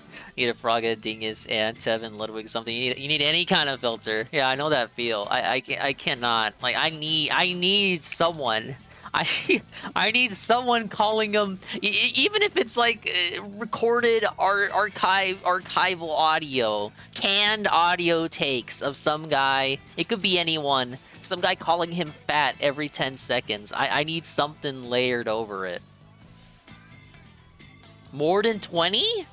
What the hell is wrong with him? Alright, well, if you guys didn't see, he uploaded Feasting with the King, and he gave it the name. I know we were down to 2 final names, Feasting with Phil, and what the fuck was the other one? The Tasteful Truth. So, DSP, ever unable to commit to anything, he settled for, like a hodgepodge. So we got Feasting with Phil, and then it's like, colon, The Tasteful Truth! Yes! I love it because Tasteful Truth is derived from the Hateful Truth. Which references the King of Hate. So it's like he can't let it go. He's unable to let things go. And it's sad and hilarious to see. We have some more stuff from last night. I did not watch last night's stream, so let's go ahead and see this. DSP. Ah yes, the guy. DSP addresses deleted comments by Side-Scrollers member? What's up, Frank? You can do that. Hey, pick up CNFW. Fat. Overpowered Boone says almost 100 submissions for DSP versus the internet is getting competitive now. That's good. The more the better. Now, I said this to Derek earlier today. Just because someone submits a ridiculous amount of submissions doesn't mean I'm going to do them all. I want people to good timing with this video. Just because you submitted 400 things doesn't mean I'm going to watch them all. What I'll probably do, if someone submitted like 20, I'll pick like 4. You know what I'm saying? So we'll see how that goes. It's so hilarious too, because he submits all those videos off of a gifted membership. So like Derek didn't even pay. It didn't even come out of Derek's mom's wallet. It's a free meal ticket, and he just goes wild the first chance he gets. Thanks, Derek. All right, so I received a super chat from Jin J, a $10 super chat, and they said, "Here's some money for many hours of entertainment I got for your content, even if it's not even on your own channel." Hey, I can't stop people who restream or, change my content up for their own purposes. I can't. It's called transformative work. It's protected under law. It's fair. As long as I'm on the internet and they're doing a transformative version of it, meaning commentary or editing it in some way, for comedic effect, then it's allowed. So, I'm not going to complain. Just say, hey, thanks for watching and thanks for the support right now. Jin J did another super chat saying the chat saying I'm a troll, hoping my troll money is useful in the human world. I don't think you're a troll. Listen, there's a ridiculous amount of people who watch my content outside of my channel. Again, I can't stop that from happening. That's how YouTube has always worked. They said if you do a transformative work, the only thing that's not right is people who just outright rip off the channel and re-upload somewhere, and they don't do anything to it. They don't put commentary on it, they don't edit it, it's a straight up ripping and uploading. That's illegal. Outside of Okay, so he's actually wrong about this. A case precedent was set. Hey, big up, Shinko. Yeah, we're dinging heavy, as they say. But a case precedent was set on this by Sargon. Sargon re-uploaded a clip completely raw, re-upload. And he knows this too, so I don't know why he's saying this. But he re-uploaded a clip wholesale. The only thing he did was that he changed the title.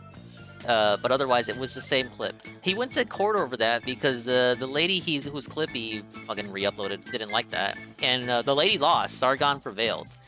So court precedent exists over this, you guys. The court determined that because their audiences are vastly different, that Sargon didn't really damage her, he didn't damage her audience or really take money from her because the Sargon audience was never going to watch that video in the first place. So once again, the guy is wrong, and he knows about this case too, so I don't know why he's pretending he doesn't. He's been informed about it in the past. But yeah, it really just came down to Carl changing the title to be something that mocks the lady, and the fact that they have just completely different audiences. It's like there's no reason, there can be no, realistically, not a significant monetary damage to the lady because they don't even have the same fucking demographics. The Sargon clip was not raw. It was edited, but he didn't add any commentary. Oh, okay. That everyone else who's restreaming, everyone else is. And he actively tells his audience not to watch detractor content. That too. So like his audience should already know. In some form. I don't know why that would be. Why is that a troll? That's not a troll. Someone being honest and saying, "Hey, I like your content. I'll support it no matter what."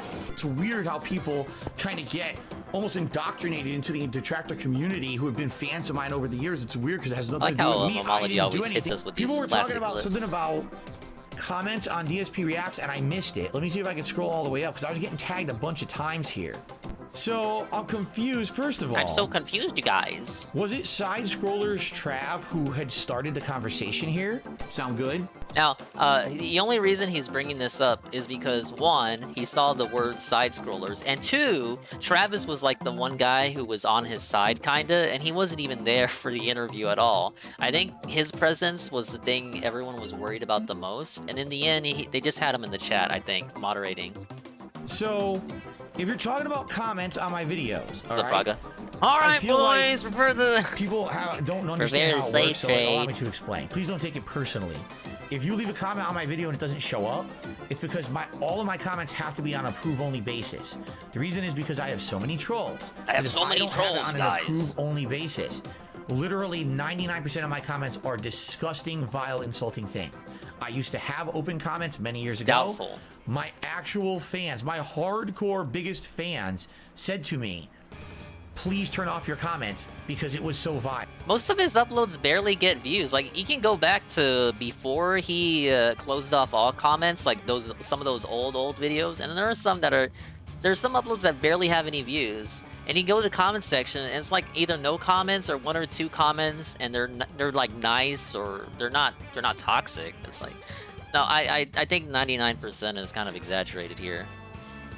There was doxing, there was racist stuff. It was really nasty. Yeah, it's the same shit. Because he's just assuming they haven't seen the interview. Where now it's approve only. So that's what I have on there. Now, every single day, I spend. You guys shouldn't watch the interview coming up because it's not going to be anything new, guys. YouTube channels that I have. I wonder why he doesn't want them to watch it. And I'll try to approve comments. Now, most of the comments that would be considered vile or nasty are auto-caught by YouTube, and they filter them out automatically. Doubtful. I mean, unless he's talking about comments that are just the straight N-word, straight F slur. If you give him something like what Bayshot said, how's the gout feel? Like, he more than likely sees that. He rejects it, but your comment doesn't appear on the video, but that doesn't mean he doesn't see it.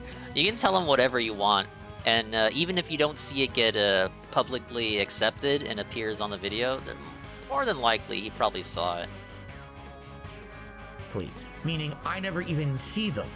Okay, now what's but he's the acting like he doesn't see that? anything. I don't know. I guess he's trying to broad brush. He's trying to pigmentize you into not submitting shit like how's the gout feel. Like, oh, if you send me how's the gout, like I'm not even gonna see that because I'm guessing it does get to him a little bit to have to see that every single time he has to approve comments. So he's trying to kind of, I guess, mix it up, like a. Trying to weasel word his way and say, oh, don't even bother fucking sending how's the gout feel because I'm not even gonna see it. YouTube auto catches it, but the only thing they probably catch is like, you know, legitimate slurs and stuff that you know you shouldn't say anyway. Travis, the producer of Side Scroller that manages their channel, he's not fooling anyone. Yeah, I remember the name. I know he remembers the name for sure. He will block you after you send one troll comment, so you would have to use multiple accounts if you wanted to rate it. I guess there is that too. I didn't think about blocking people on YouTube because I've never done it. YouTube has common criteria that they use to catch comments, and I don't actually know exactly what all those are. So, if someone's trying to leave a comment and it never shows up, and I never see it and approve it, there's not much I can do, but that's if a tree falls in the woods, system, right? Okay, and no one's around to hear it. On YouTube. Now, in regards to this guy's Side Scrollers Trav, the reason that name stands out to me, tell us. Because when I was reading the comments on that video from like 2 weeks ago on DSP React, I saw the name and I was like, I wonder if that's actually Travis from Side Scrollers. No, when it's a these complete comments were going up, coincidence. I approved all the comments that I saw that said side scroll is Phil trash. probably has a Plus blacklist. I mean, there's a ridiculous. I amount didn't of even know you could comments do on that video. because again, I don't. From I over don't the have last a 2 blacklist weeks. for comments. You. I'm good at lying. So it's not just his comments, but a bunch of comments that I've read through and I've approved. Now, for as many as I approved, there was probably... It sounds like Travis, he's saying that Travis's comment was automatically blocked. I guess he's implying that Travis sent something negative, but that's weird because Travis was like the one guy that was kind of on his side. What's your opinion on Phil painting all troll comments as having to be blocked because of racist, stupid, and broad brushing again so that he doesn't have to address any specific criticisms? Oh, they're all racist comments anyway. Yeah, I'm sure How's the Gout Phil is really such a racist fucking comment. How despicable, you guys. No. Yeah, and like if what Carl is saying is right, then it's kind of like saying, oh yeah, it got auto-blocked. Maybe you said the N-word, or you said I have gout. But like, this dude was on your side, ostensibly, sorta. Yeah, I don't think any of the troll comments are actually racist, but again, he's just broad brushing it because he wants you to think that they're all racist. All the trolls are racist, toxic detractors, so guess what? I was right the whole time and all that. All the detractors are scum and ba-ba-ba-ba-ba. Just more fucking lies. Meanwhile, this is the motherfucker here making slavery jokes. Right. Exaggeration. 10 times more comments that were just vile. Oh yeah. Just outright. See? You're a piece of shit. You're a scamming, lying, garbage piece of garbage. Yeah, but that's not person. vile. You know, I'm not gonna approve that. Phil That's is not racist. Scamming his viewers in this video. Go check it out. Right now, I don't even know if Side Scrollers Trav is still here because he stopped talking. But if you are Trav from I know Side he's getting Scrollers, sued, Red Animator. I didn't delete I any guess of your comments. a GoFundMe doesn't surprise me. I approved them all, the ones that I saw. So, I don't know. And I saw a comment on there that said something like, my comments aren't all showing up, but I remember approving that comment. So, sadly, this is just What a is it? symptom of Tell being us. a trolled individual like I am. If I don't have the filters on, no one will ever, no one will literally ever be able to leave a comment on a video. Persuasion is very high. Lying is good. Persuasion is Okay. very low here, I have to Just say. sucks, I'm but I not have being to have it on. persuaded There's at too much all. nastiness out there. So, my apologies if someone tries to leave comments on a video, they don't show up or whatever. I always try to approve all, even comments that are criticism, even comments that don't necessarily agree with me, and I still approve them. That's As long as most of it's the not like an comments that you're insult or saying are something gross racist, or Bill. nasty, or you know what I'm saying. I will almost always approve them. I shared almost all of my personal doings and beings with my viewers. So you would know everything about me if I was sick, you know, how things were going with my YouTube channels, how things were going with my personal Are life. you with my referring to the friends, my Montagraph family. stuff? I think Like, we all saw that a shit was stream always on that. public. So for me, I was an easy Yeah, on a target. Fire Emblem night. So, that's the deal. And apologies if something didn't show up. But now Side Scrollers Travis isn't even talking. So I didn't know if that was really Travis from Side Scrollers or not. Maybe you banned him. But, yeah. Why isn't he talking anymore? by the I way, don't this is in know. Maybe regards to because the you video take from too 2 long weeks to ago. address This his is, you know, concerns. not recent. You have to This scroll is up like- to that's what I see his mean, like someone said, concerns. "Oh, He they probably moved left on." the I'm sure stream. they have. But I don't know. I don't pay attention. I'm doing my own thing here, you know. Oh, excuse me. Well, I have no idea if that's Oh yeah, really okay. If Travis it's the from Side monograph Scrollers or stuff, not. then yeah, No I am idea. aware of it. Excuse me, here comes a burp. He's like the big Ricada A-log, which rocks my world that Ricada even has A-logs, because I kind of take the Josh approach where it's like, that's fucking Ricada. Like, he's kind of humdrum. Like, how does he have A-logs? The worst thing he does is that he's like a swinger and Baldo, and he's weird. He's got weird sexual stuff. That kind of disappoints me more than anything, because he's supposed to be like a role model to his kids and be like this family, humble-based guy, lawyer man who drinks and hates Ralph. And he's over here having his own nonsensical things that he parades on his channel and his Discord server publicly. Like, that doesn't make me mad. It just kind of more disappoints me. Like, damn, I kind of, you know, we're supposed to be like the cool guy. Betrayal! You're supposed to be the anime lawyer man! DSP goes absolute cringe lord mode, making sexual jokes for 5 minutes. I think I saw someone else watch this. Yeah, he was my hero, man. If you could support the stream tonight, that would be absolutely outstanding.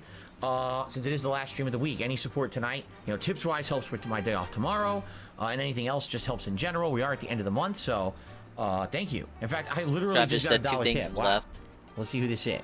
Yeah, people like that aren't gonna sit I'm around. interested in doing a May 1st Travis documentary. is the I fucking can pay producer. upfront He's probably $500. has no, to go because fucking there's no talk to documentary. It's Angry Video stupid. Game Nerd or I know Angry what you're Joe. talking about. It's idiotic. Jin tweets It's today? I don't incredibly think dumb. so. There's no point to talk about something that happened a moment in time that is so in the past, has nothing to do with the present. The only people that focus on it are people who literally have the Trump and mindset of like a E3? 4-year-old child.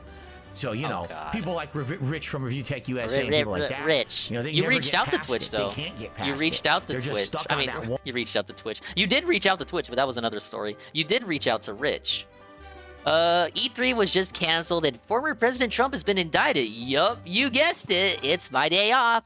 How big news continues to happen only on these days is a mystery. Yeah, what the fuck ever. Dude, if Trump got indicted on a day that he was streaming, he would just refuse to talk about it. Oh, I don't care. I don't know. I have no opinion on it because I can't commit to anything because I'm an eternal fence sitter. From everything to what game you like to what politics you have. Yeah, I'm so certain Phil would have some sort of political take if this fucking happened on a day he was streaming. I'm so convinced. Oh, yeah, he wouldn't ban discussion of it at all. We'd have an open discussion on Trump being indicted. One moment, like it's an endless black hole of stupidity, while the rest of the world doesn't even know what the fuck they're talking about. Nobody cares. It's so dumb. You know what? You know what? That would be his response. Let's rewind that. 672 says, Trump just got indicted. What do I think? You know what the fuck they're talking about. Nobody cares. There. That's his take on Trump being indicted. It's gonna be his take tomorrow, too. He's not even gonna talk about it to any significant degree, even on the podcast. And once you inform about it, once gameplay starts, I don't care. Go watch the podcast if you want my take on it. You go and watch the podcast, what's his take? It's gonna be this. While the rest of the world doesn't even know what the fuck they're talking about. Nobody cares. Nobody cares. Nobody It's so cares, dumb. you guys. The Stop country's it. going to shit because I it's mean Clown that. Stop World. it. You Nobody guys are living in cares. the past. Yeah, God says thank I you, finished Phil. Metroid Prime Remastered last night, 20 hours. You're so I loved fucking it. It was intellectual. perfect to get into Metroid. I'm looking forward to Such playing an Metroid Prime 2 and intellectual, 3. 20 hours, huh? I wonder if I'll be that long. Right now, I think I'm 9 hours in. And no one's watching it, by the way, which is absolutely hilarious. No one's so I click watching it. refresh, and I look at the Metroid Prime Remaster playthrough, right? Right. Yesterday's batch, guess how many views the videos have? Listen to this. Why we gotta do this, man? 286, 216, and 129. That's it. Literally, no one is watching that playthrough. That's shocking. That's actually my lowest watched playthrough ever right now on YouTube. I'm serious. I think it's probably I've gets never had more a game views. playthrough Now, don't have give me that few much views. credit. So, I what a vocal don't minority think I must have been one that asking for cracks that 50 when yet. Shadow dropped. King Dave Baxter's, I think YouTube messing up might have killed a lot of your momentum on the stream. I mean, maybe if you guys aren't aware, YouTube's been having a lot of issues recently. I'll be streaming and all of a sudden, some people will be like, oh, the stream's dead. And others are like, no, it's not. What are you talking about? And I'll look and there's nothing. Okay, so this isn't Cope. I have seen this happen. Fraga was live and it said he wasn't live, but you click the thumbnail and he is live. It happened to Ann. It happened to one of the Peace streams. I don't know what the hell YouTube is doing. I think someone said it was something to do with AI measures or I don't know what the fuck. But it is causing issues. Like, it's probably happened to Phil too. What's up, on my Benjamin? end wrong. It Oh, shows Jesse. green connection, everything is full speed ahead. And then all of a sudden, YouTube will be having all these loading issues and stuff. Like earlier today, I was streaming and nothing was wrong. And people were like, only people in the UK can't see. Huh? So a UK I don't think the server must have thumbnail gone issue down. has specifically And then it happened to came back, Phil, and then though. later It'd be on, funny if it did, because that would the whole really stream kill went dead, viewership. and YouTube went dead. I couldn't even load You YouTube would just have pages a for thumbnail like 2-3 of Phil minutes. not The whole live, site went but then dead. he's actually And then it all live, and he's came probably back. got like What 20 is going people on in. with the site? They are screwing stuff up over there. So It'd be if his that most happens tonight, accurately viewed stream ever. You know, just stay tuned. I'll let you know what's Stay going on as soon as I tuned. What are can. you, Papa John? Obviously, if it's anything that I can affect, I'll let you know. But it seems to me like it's just YouTube. I still having think he some uses internal view-bots. issues. You know, YouTube is kind of the I don't think he's the one using the view bots. It could be that people view bot for him, whether they're nice guys or bad guys. Because obviously, you know, your enemies can view bot you to make you look bad. Hey, that's happened before. I think the bulk of the audience would be, of course, now that you have DDM's gone, and I know he's on Odyssey and Trovo, but I've seen people just randomly say stuff like, "Oh, I don't want to have to go to another site," and you know, I understand that too. I don't want to go to fucking Trovo for GPM, and I like GPM. So people are just set in their ways, man. So he gets a little bit more viewership from that. So you got genuine kind of trolls that just have to settle for his own raw stream. And then of course you have the various restreamers. You got bots in there just restreaming automatically. You got like 10,000 restreamers at a time, and then you got his own dents. I say just click the chat list and look at who's talking, and then you get the real number there. And Twitch is the future. Ed Williamson did a second super chat. He says, "You're actually doing what I dream of doing, Rock On." Well, I hate Ed, giving a guy a view, but I watch it raw sometimes. Yeah, I feel you there. That's great. I just like don't if there's no like restream going on and it's like a dingus night, which is most of the nights, but Saturday, yeah, I settle for the nonsense I do online. Like you know, I'm sure this is actually an amazingly positive, fun experience without any of the drama. But the good news is I'm done with the drama. Like I'm literally done. I'm not paying any attention to it anymore.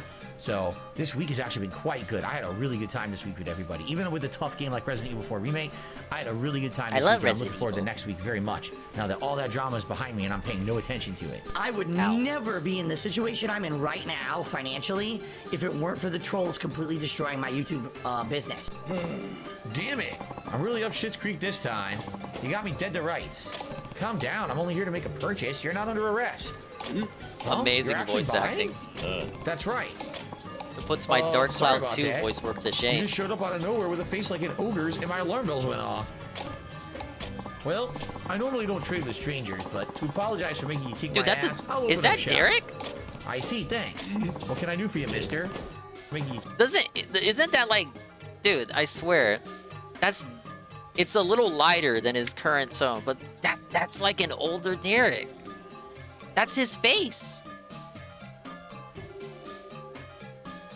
My ass, I'll open up shop. I see, thanks. What can I do for you, mister? And they're talking about scat shit. Water that makes its wearer irresistible to men. Do you it's like it was meant to be. Yeah, I got it. What's that? Is that what you want? It takes all kinds, I guess. It's for someone else. Yeah, all right. Yeah, whatever you say, buddy. Sure it is. Yeah, you totally don't want to be surrounded by men in a few seconds. I get it. Yeah, I understand, buddy. Yeah. Not weird at all. Here you go. It's called perfume. It's supposed to drive men crazy somehow. How much is it? I'll tell you what, to put the whole thing behind us, it's yours for free. Honestly, I don't even know how well it works. You know? I suppose it's hard to believe some little bottle of water will make you attractive to men. You can try it out first if you're skeptical. Here, have a waft. Yeah, I didn't see any of it, but I did see people there lambasting him for the scat last night. Ooh. Still, it's nothing like a love potion to be sure. I gotta skip the night streams more often if I can help it. Thanks. I felt like I didn't miss anything by skipping last night. Something wrong? Almost got your fit maxed out? Oh yeah, that shit's tomorrow. What? Me? I love you. Hey. I love drinking lean, Charlie. I love drinking lean. No. What the hell? I love you. I love you. I love you. I'll go to the ends of the earth for you. It was really just a rerun. It's like the writers ran out of ideas. They had to take a break like Nier Automata's anime. Damn, it really does work. Hey, why don't we go somewhere quiet? Just you and me, bro. His face is you could have told me this is from the second stream of Ishin, and I would believe you. Oh no! I love Just like how I could have told you that this Xenoblade footage is canned, and I recorded it the first week that I played the game. Oh, I love you. I love you, Ryo. Oh, I love you. Oh. He's gone berserk. I can't just fight him again while he's like this. I have to get out of here. I can't wait for Oblivion and Ishin to be over. Like, he claims Ishin is near the end. I really am. Thanks for the water. Oblivion is gonna be here to stay. No, screw the water. Wait, screw me. I know it's such a neocon thing to say, but like, imagine if the genders were reversed, oh my God, we gotta outrun him. Oh my God, he's right there. His boner's out. Run, quickly. Quickly. I don't think the game ever mentioned his boner being out. There's a crazy horny man behind me with a big raging boner. Oh my God. No, yes, I'm the last guy here in Dead Space. Yes. I have to turn on the ovens. Go. Oh my God, go. Are you shitting me? I don't know where the woman is. It says she's over here. You have to run through the entire town while this man with the raging boner is coming after me. This is absolutely ridiculous. I went the wrong way. Oh shit. Oh, I could have. They said nothing about him having a boner. Look at this. How do you do this? Oh my god. We gotta keep going. All right, I'm gonna avoid being boned. Ready? Avoid being boned. No, I screwed up. What happened? It's a blob. Oh my god, she's down here now. He's still coming. Oh my god, he's coming. He's flopping all over the place with that giant sausage. Come on, let's go. Oh, shut up. He's still talking. He's still talking about his boner. By the way, I got a tip, and I'll shout that out right after this action-packed segment of Lucky Drink and Eat Shit. Oh, okay, let's keep going. Keep going. Oh my god, he's right on my ass. How long is this segment? I mean, literally, he's right on my ass. He's about to start slapping something against it. Go, go, go, go, go, go, go. Did I lose him? I think I might have lost him. I think we lost him. All right, well, that's the end of that mission, finally. So now it's time to shout out for the tip that a fan sent me. Not the tip that that guy was coming at me with, but a tip that a fan sent me. So there's a $2 tip here. Sadly, it's only a $2 tip. There's no animation, so you guys can't see the tip. People are saying, can we see the tip? Sorry, you can't see the tip. At least that one. I can't show you. That tip, I can't show you. And I can't show you my tip either. We're all going to jail. Please. Seriously, like that guy is such a two-faced fat piece of shit.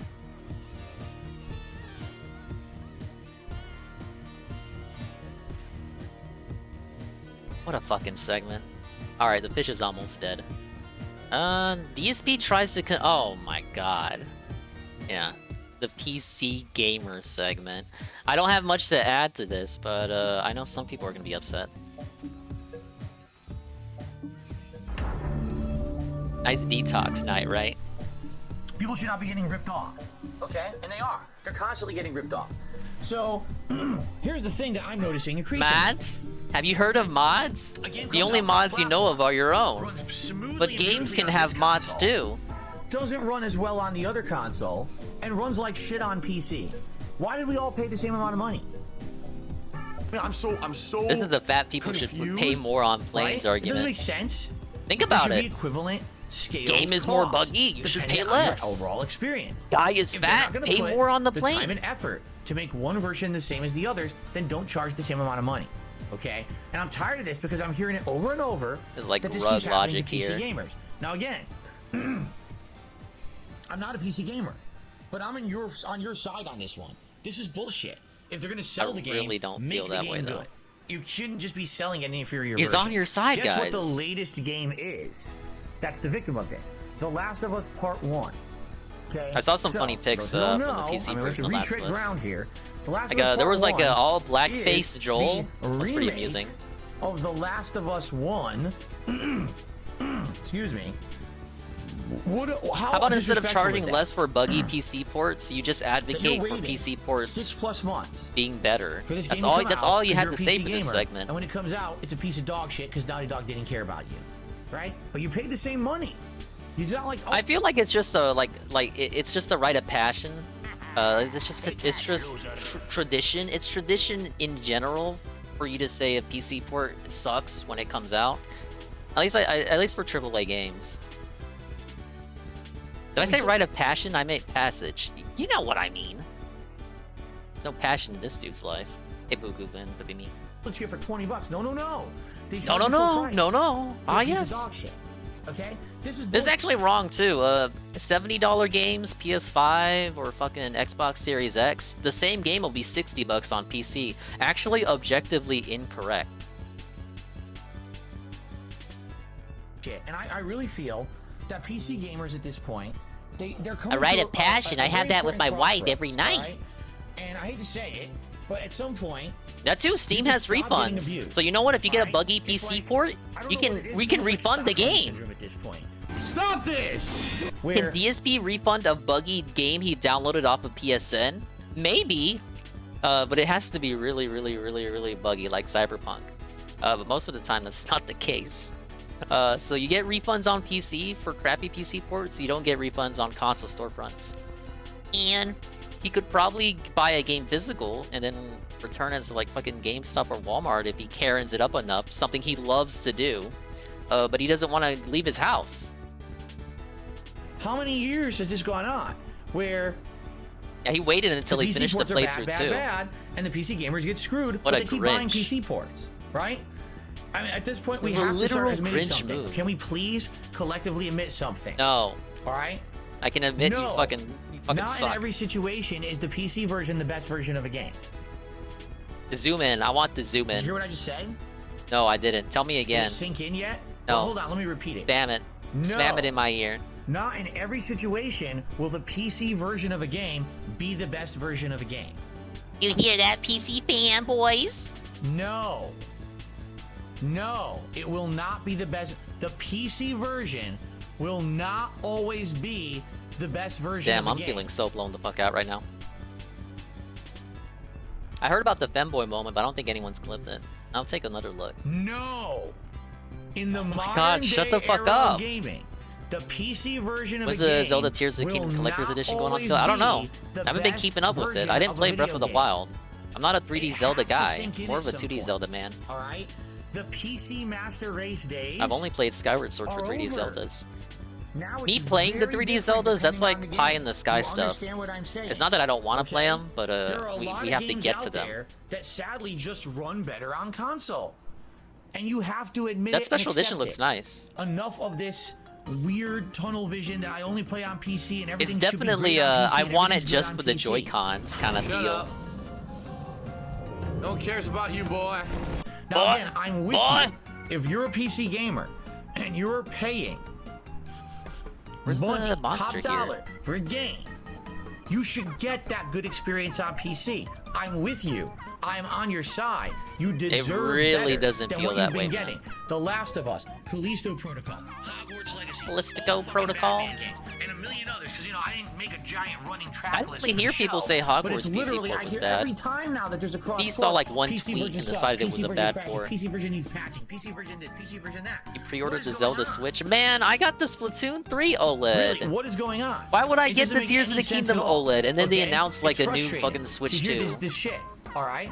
And I kind of wanted the Mario Are there OLED. games on PC that are exclusive that are good? Yes, absolutely. Wait, Any of that these wasn't an strategy OLED, that was a based regular RPGs Switch. and I didn't things, want that one Like you then. can't really have a community like any of these real-time strategy games.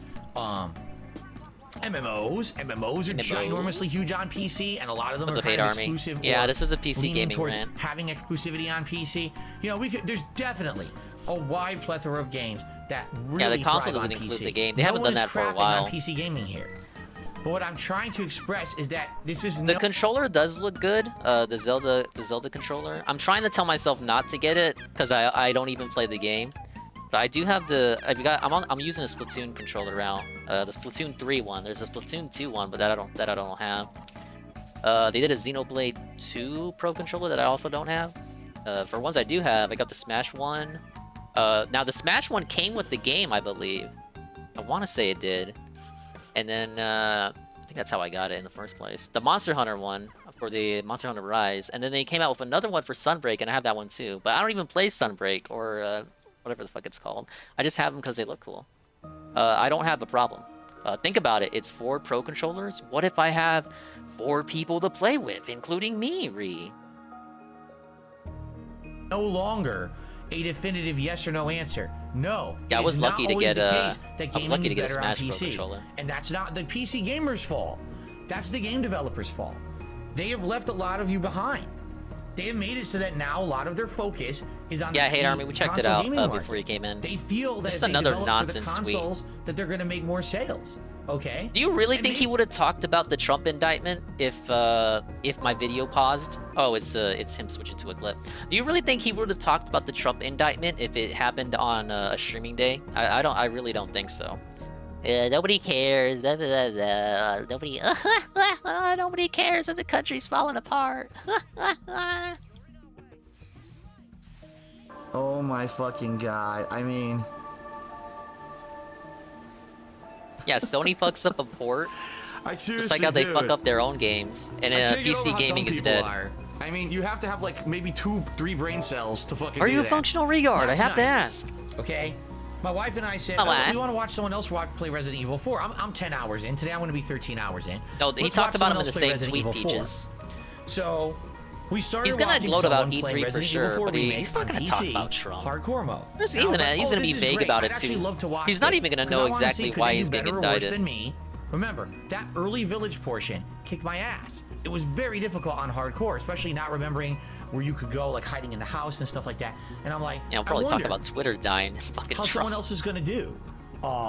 Playing it on hardcore. All this on stuff PC. happening I on wanna my see PC. day First off? of all, is there any difference between PC and Yes. console? I'm curious about that. And how are they gonna do? Running out of ammo. Okay? And Okay. the chainsaw guy's coming at him. Alright? Yeah, So he man. has maybe 20 bullets. So he's just shooting willy-nilly. He's shooting all the villagers coming at him. He kicks one or two. He shoots the villagers coming at him. He kicks one or two. And I said to Cat, I said, where's the chainsaw guy? We're waiting for him. He's not coming. It showed the animation. He came out of the door. Where the fuck is he? Huh? Huh?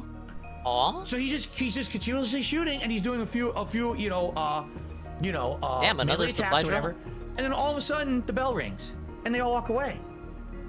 And What? found the I channel was that he's counting. talking about, He by the killed way. 9 people. It's He it's only like killed a. 9. I'm not gonna Okay? fucking The shit talk him chainsaw too guy much, never but it's got to him, basically just never a even let's player. showed up. No face cam Okay? and doesn't swear. And he didn't So survive perfect for 5 Boomer minutes. Phil. There was no fucking way. It was impossible. I was like, what? Yeah, Christopher Odd. What just happened?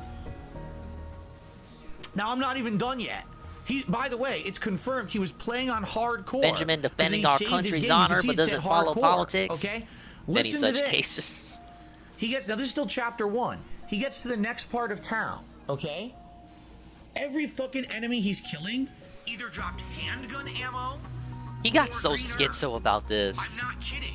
You know how when you play I didn't see the pre-stream that this was on. I saw, well, besides bits and pieces of it, but not the whole thing. It was kind of dozing in and out.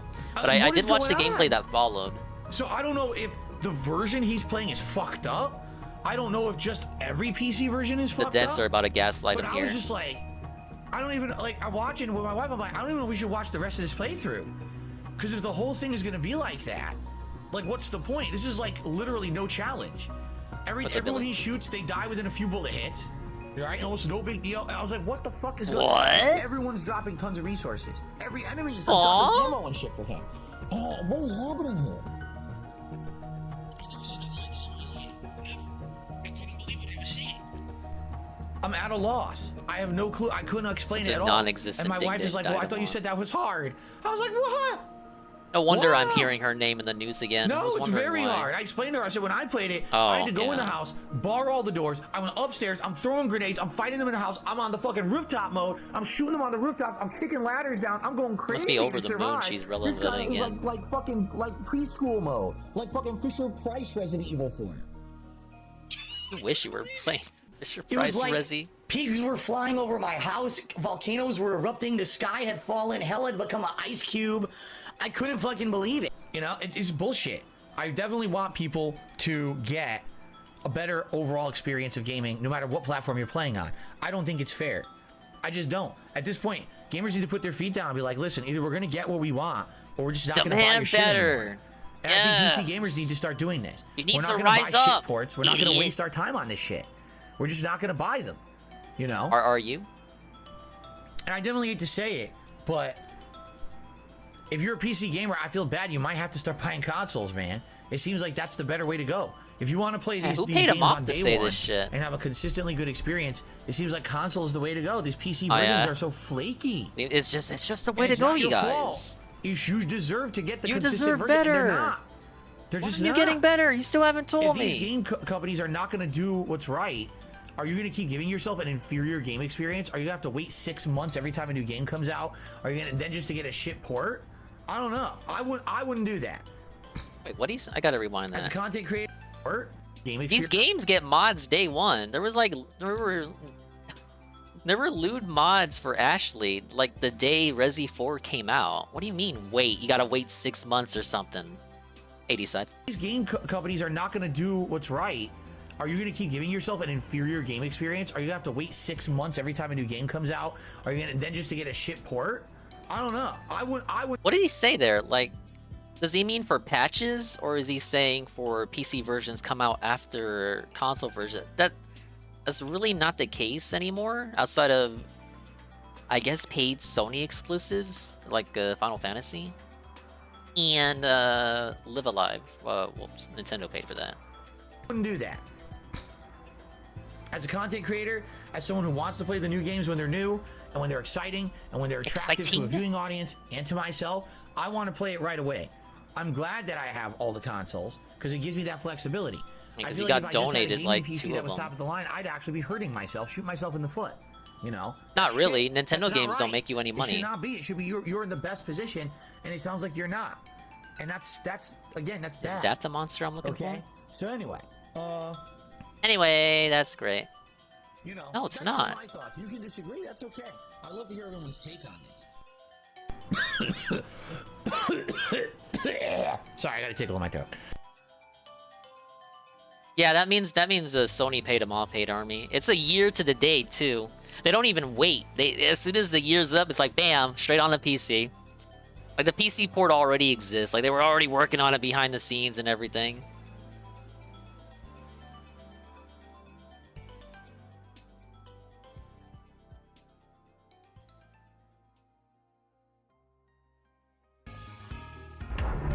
Alright, this one is from Oblivion Night. So let's check. This might be real. Might be real, guys. Holy shit, I received a $100 tip from NDO103. $100 tip, man.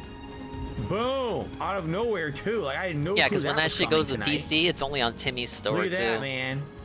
Thank you so much, NDO. They're trying to recoup costs, you guys. Oh my god! What the fuck? Whoa! Whoa! Don't lose him. What in the fuck was that, dude? Holy fucking titty twisting, what the? See if you damage one of the wheels.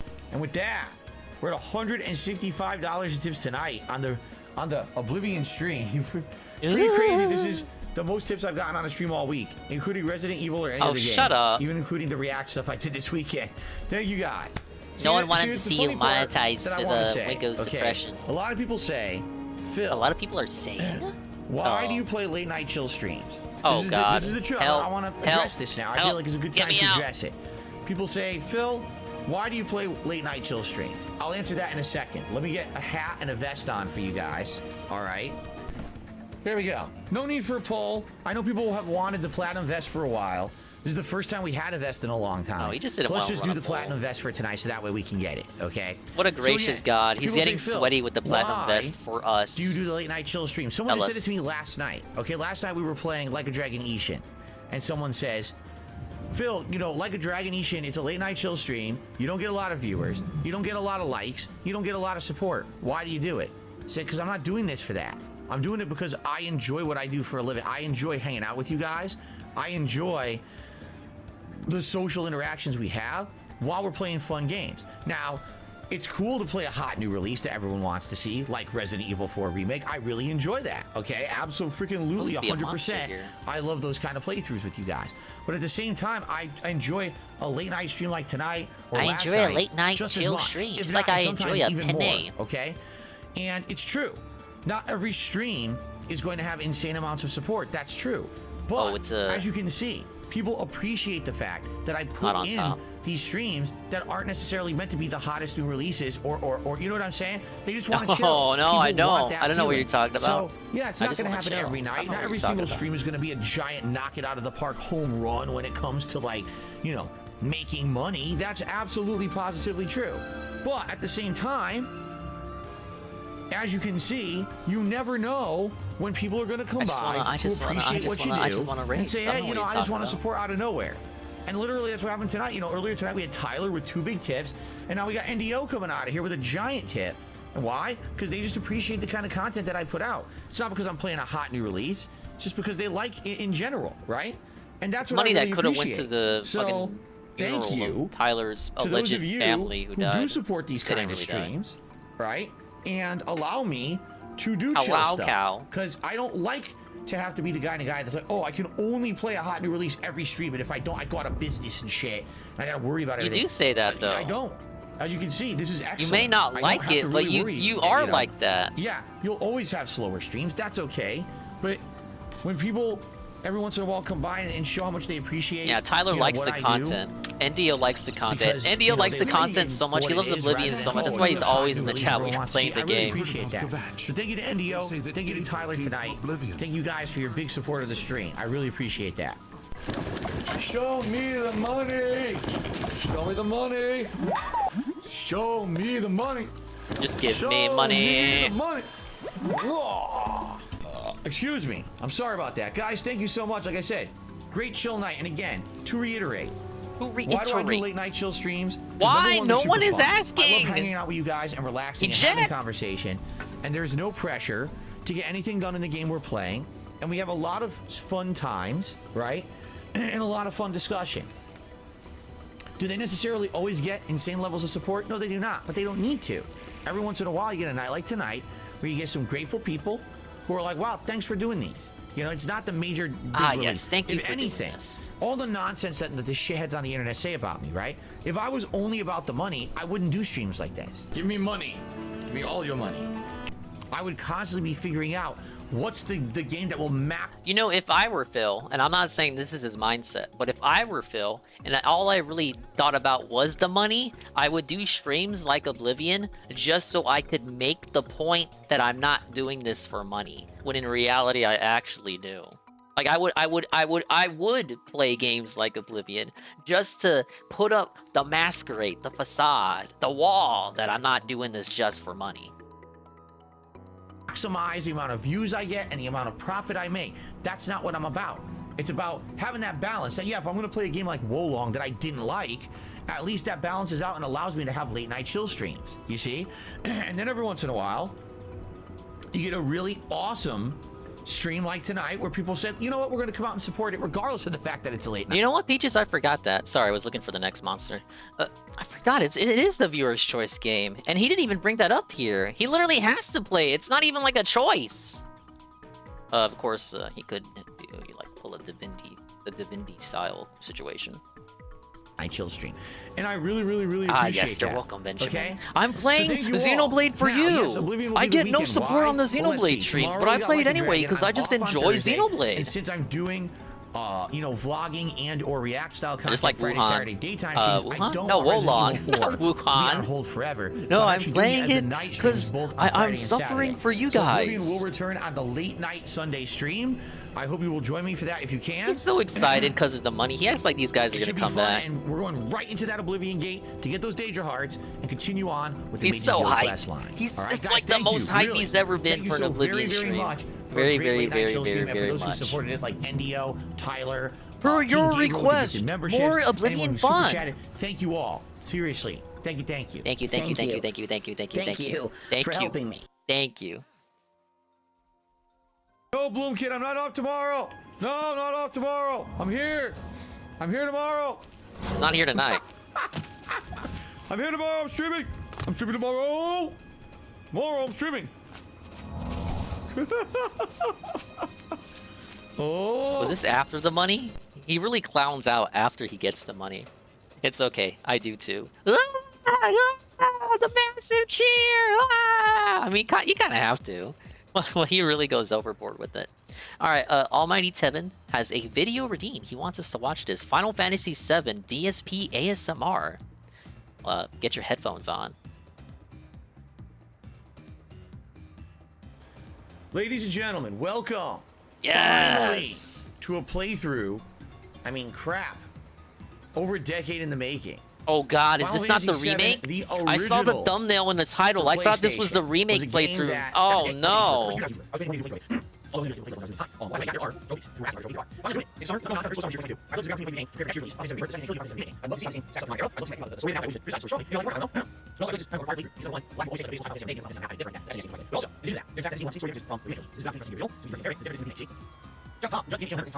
Without further ado, ladies and gentlemen, let's do this.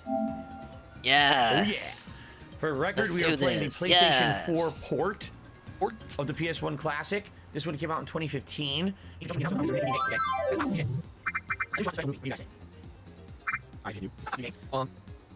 Yeah, I memory hold this playthrough too. It was like last year, and it's weird because he always cites this as a positive summertime playthrough when there wasn't much going on in the gaming sphere, along with Earthbound. I forgot he played Earthbound too, till literally right now.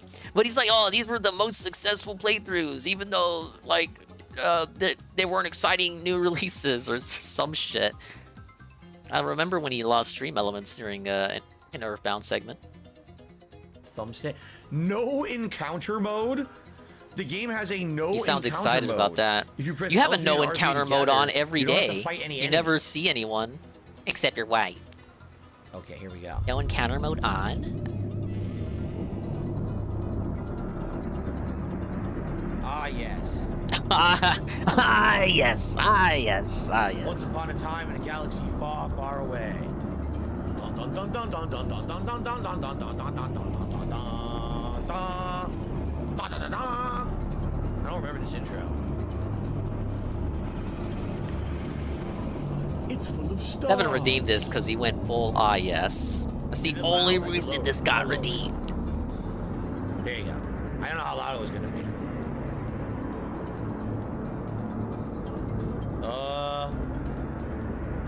Is something gonna happen? Here we go. Who's that? The original cutscene. Ah, yes. Final Fantasy VII. Can you believe it? Oh my God.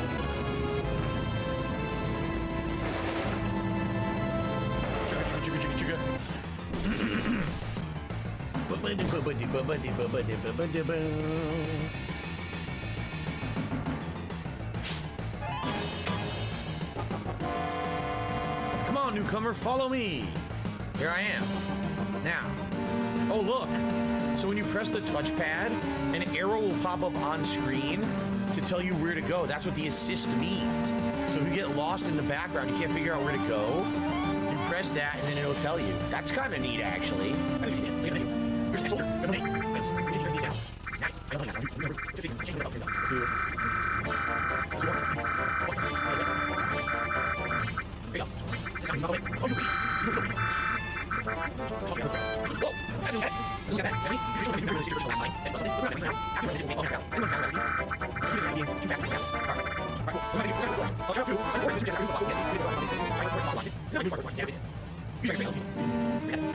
All right, what do you guys think of my weirdo menu colors? There you go. Machine gun. Ow. Take this. Look how choppy the combat is. This is exactly how the PS1 game was too, except these are upscaled graphics. This is a port of the PC version of the game, I believe. Okay. Why these colors? Why you guys are bothered by the colors? You want me to fix it? You want to change it? Level up. You already don't like the colors. People are already complaining. All right, fine. Here. There. Another potion. Where is my assist? Assist me. Show me where to go. There we go. He's so quick to kowtow. Oh, you guys hate it, right? Okay, I'll change it back. Oh my God, look at that. It has a finger pointing at your head. In case you get lost.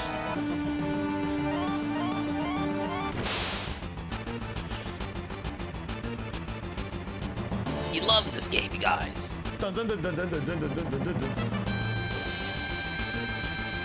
Dun, dun, dun, dun, dun, dun, dun. The game is still a bit loud. You guys think it's still loud? Yeah, it's pretty loud. More if you want me to. There you go. Oh, it's in my ear at fucking 99%.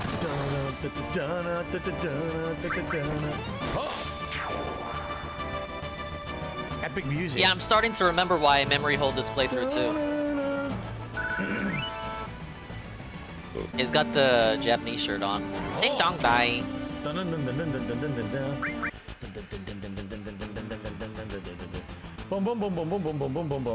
Damn, am I like this? Am I like this when I sing along to a theme?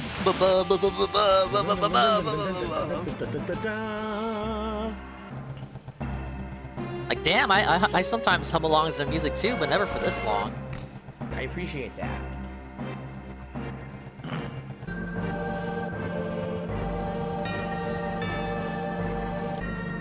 Not? Well, thank you, Grizzly. Snort. That was a very subtle sneak snort.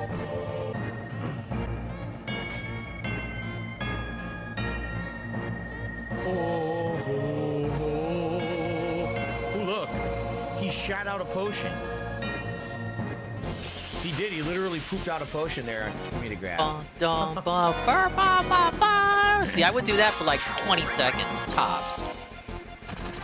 For him, it's the whole stream. Oh. By the way, it doesn't look like there's going to be any kind of shortcuts, right? There's no, No fast travel? You have to save as save points and everything, just like the original game. There's no, like save Oh, he states hates or that in anything Metroid now. No save states, huh? This is supposed to be a modern era game. This redo. Here's your save points, a question mark. Calls them redos, not remasters, not even whatever, just redos. They're redoing the whole game? They couldn't give me save states? Did you see how many save? There's 10 different save files you can use. Damn. Was he upset it's not 300 like in Oblivion? Oh.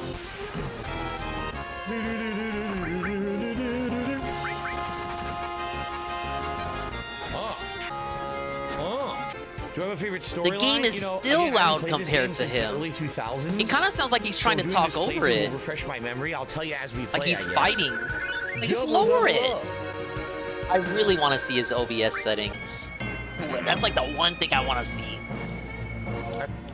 You give me a box, and box 1 is his OBS settings, and box 2 is like the tax returns. Do it, braver. The bank statement, the full bank statements, the current bank statements of 2023. I think I would choose the OBS settings. Like if someone else gets offered the box, of course they'll choose the bank statements. That means, like, you're not gonna see it. Someone else will pick it for sure. But I would pick the OBS settings. Shocking. 102 damage. Very nice. The boat's a boat, Lois. But, the mystery box could be anything. Ouch. It could even be a boat.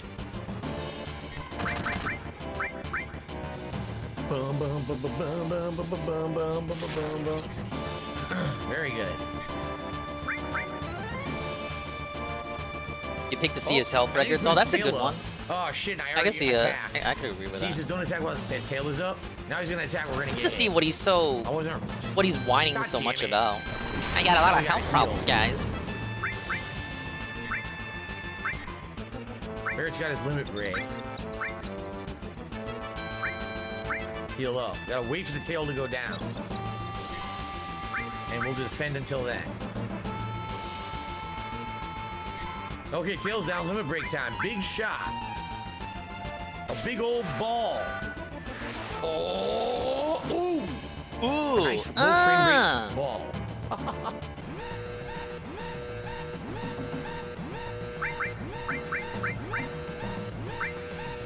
Yep, assault gun's better. I just received a $10 tip. This is like his Kingdom Alright, here we Hearts go. moment when I get look, low I wasted 30 HP. seconds. You got that wee woo in the background. Wee woo. All employees. And we're still doing the singing.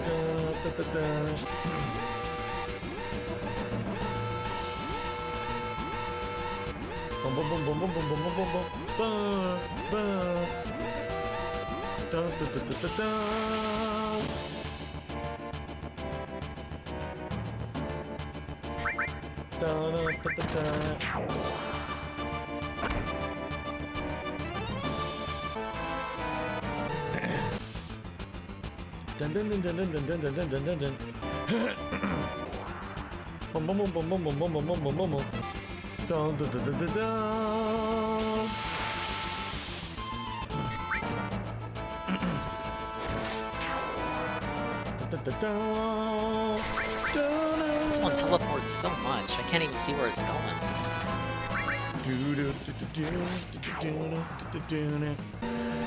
There it is. Boom! Ah. Ass is on fire. Oh, what a dick. He knocked Aerith down. What an asshole. Yeah, they were back to back, weren't they, Carl?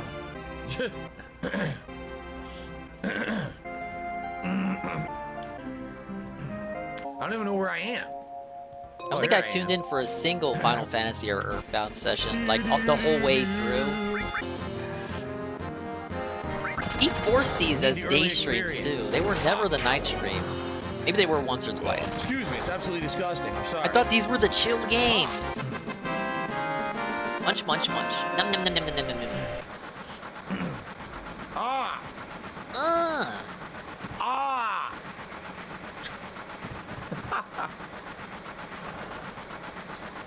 Haha! Cloud! Rasha Frassen! The sound effects are so jarring. Oh! Nice spiky hair on that guy. What's a train supposed to sound like on a PlayStation? You're on the train! This is why I hate the last train. Ooh boy! What? They'll get on a train that goes. I'm not a children's entertainer.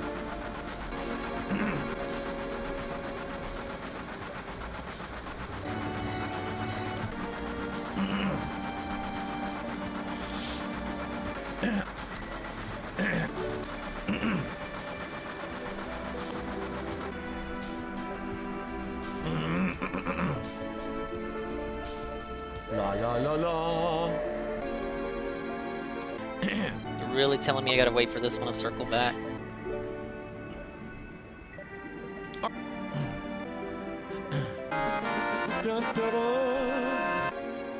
Okay.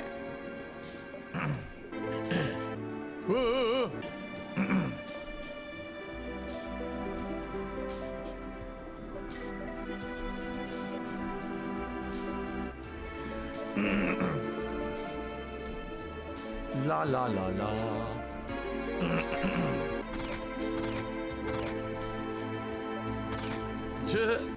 Huh. How am I not close enough to fight? Okay.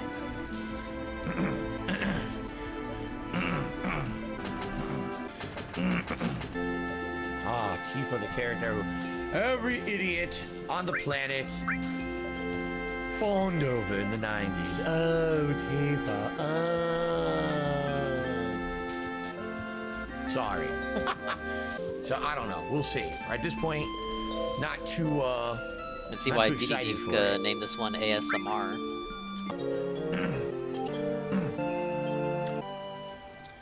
I always thought Vincent was very attractive. What?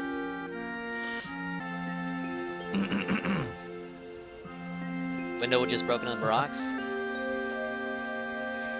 Except for rocks. There Oh, it look at is. that! It's a bottle Hope of it wasn't you. Tanqueray gin on the table. It's unmistakable. That green color, that's definitely Tanqueray right there. Yeah, I don't know why he said Can't that. talk to It's her? obvious he Oh, just read sit something in the down. chat, That's your but name of like you gotta conversation. choose to read that shit. You know How someone's about gonna clip something that, to right? drink? Yes. Maybe you completely waste it.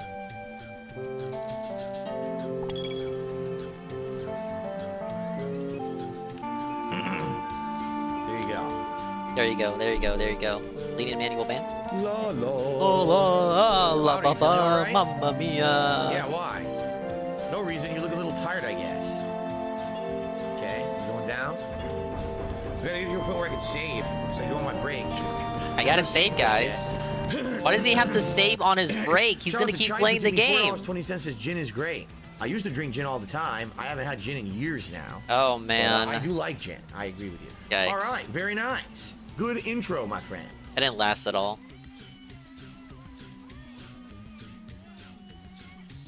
Oh, Dame Pesos is live.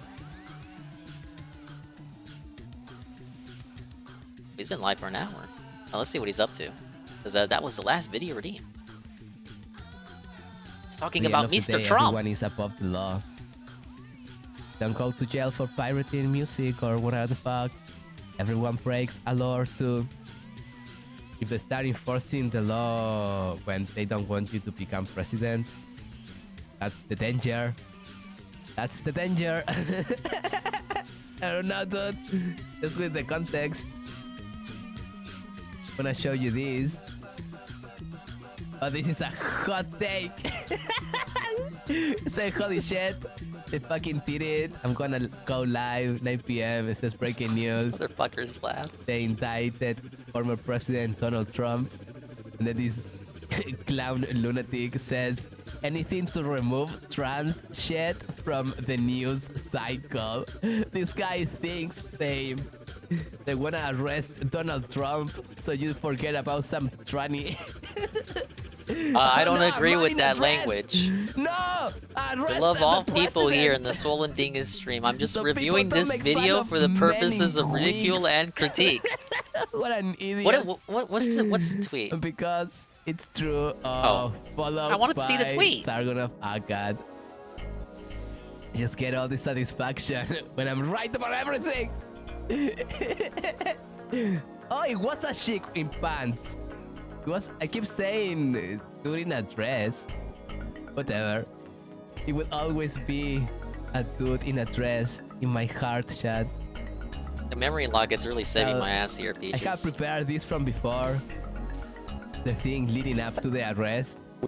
But then I got a cold and I didn't stream. Then I ate a lot of spaghetti.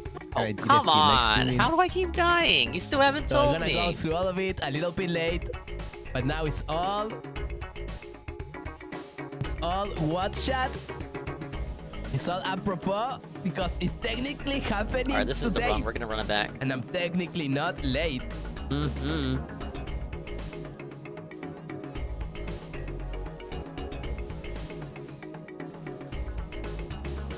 We're gonna go watch the context and then the media reaction. Did they like it? Did they not? Then details of the case, and then the Young Turks fucking fighting Anna versus Jen shit. Jagur. Young Turk segment. This is gonna be a good stream. And if you wanna I'm an reward hour my late to. efforts, Are you telling me he didn't you do can anything send the your first super hour? chat my way. That sounds good to me. Oh shit, I have a cold. And the only way he's I can Chilean, recover Bayshot. ever is if I get This is more the guy money. who made fun of Monday Yes, Mats and the Young shit. Turks. You want them to I don't know send if me you've seen money? his stuff. You want them to send me more money? Yes. You want Tame Pesos to have even more money? Yes. Do you believe in the Armenian genocide? No, hard no. Oh, come Hard on. no, okay? Come on, Cheng. Or whatever.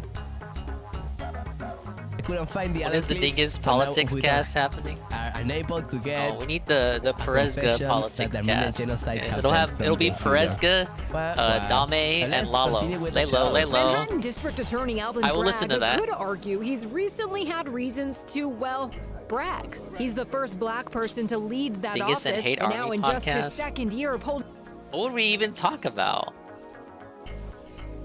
office, It's the he thing may when become people, the because first it's not the prosecutor first to time someone's, indict oh, a Dingus, US you should be on president. this. It's like, And while I'm not his against current it, but role thrusts him what would into I the political offer? spotlight, he maintains he I is have a no lawyer interesting at heart, perspective, you once guys. representing his family of Eric Gardner and fighting for numerous social justice causes on his way to the DA seat. They CNN call him a social justice warrior. How much we hate Oh, people. no.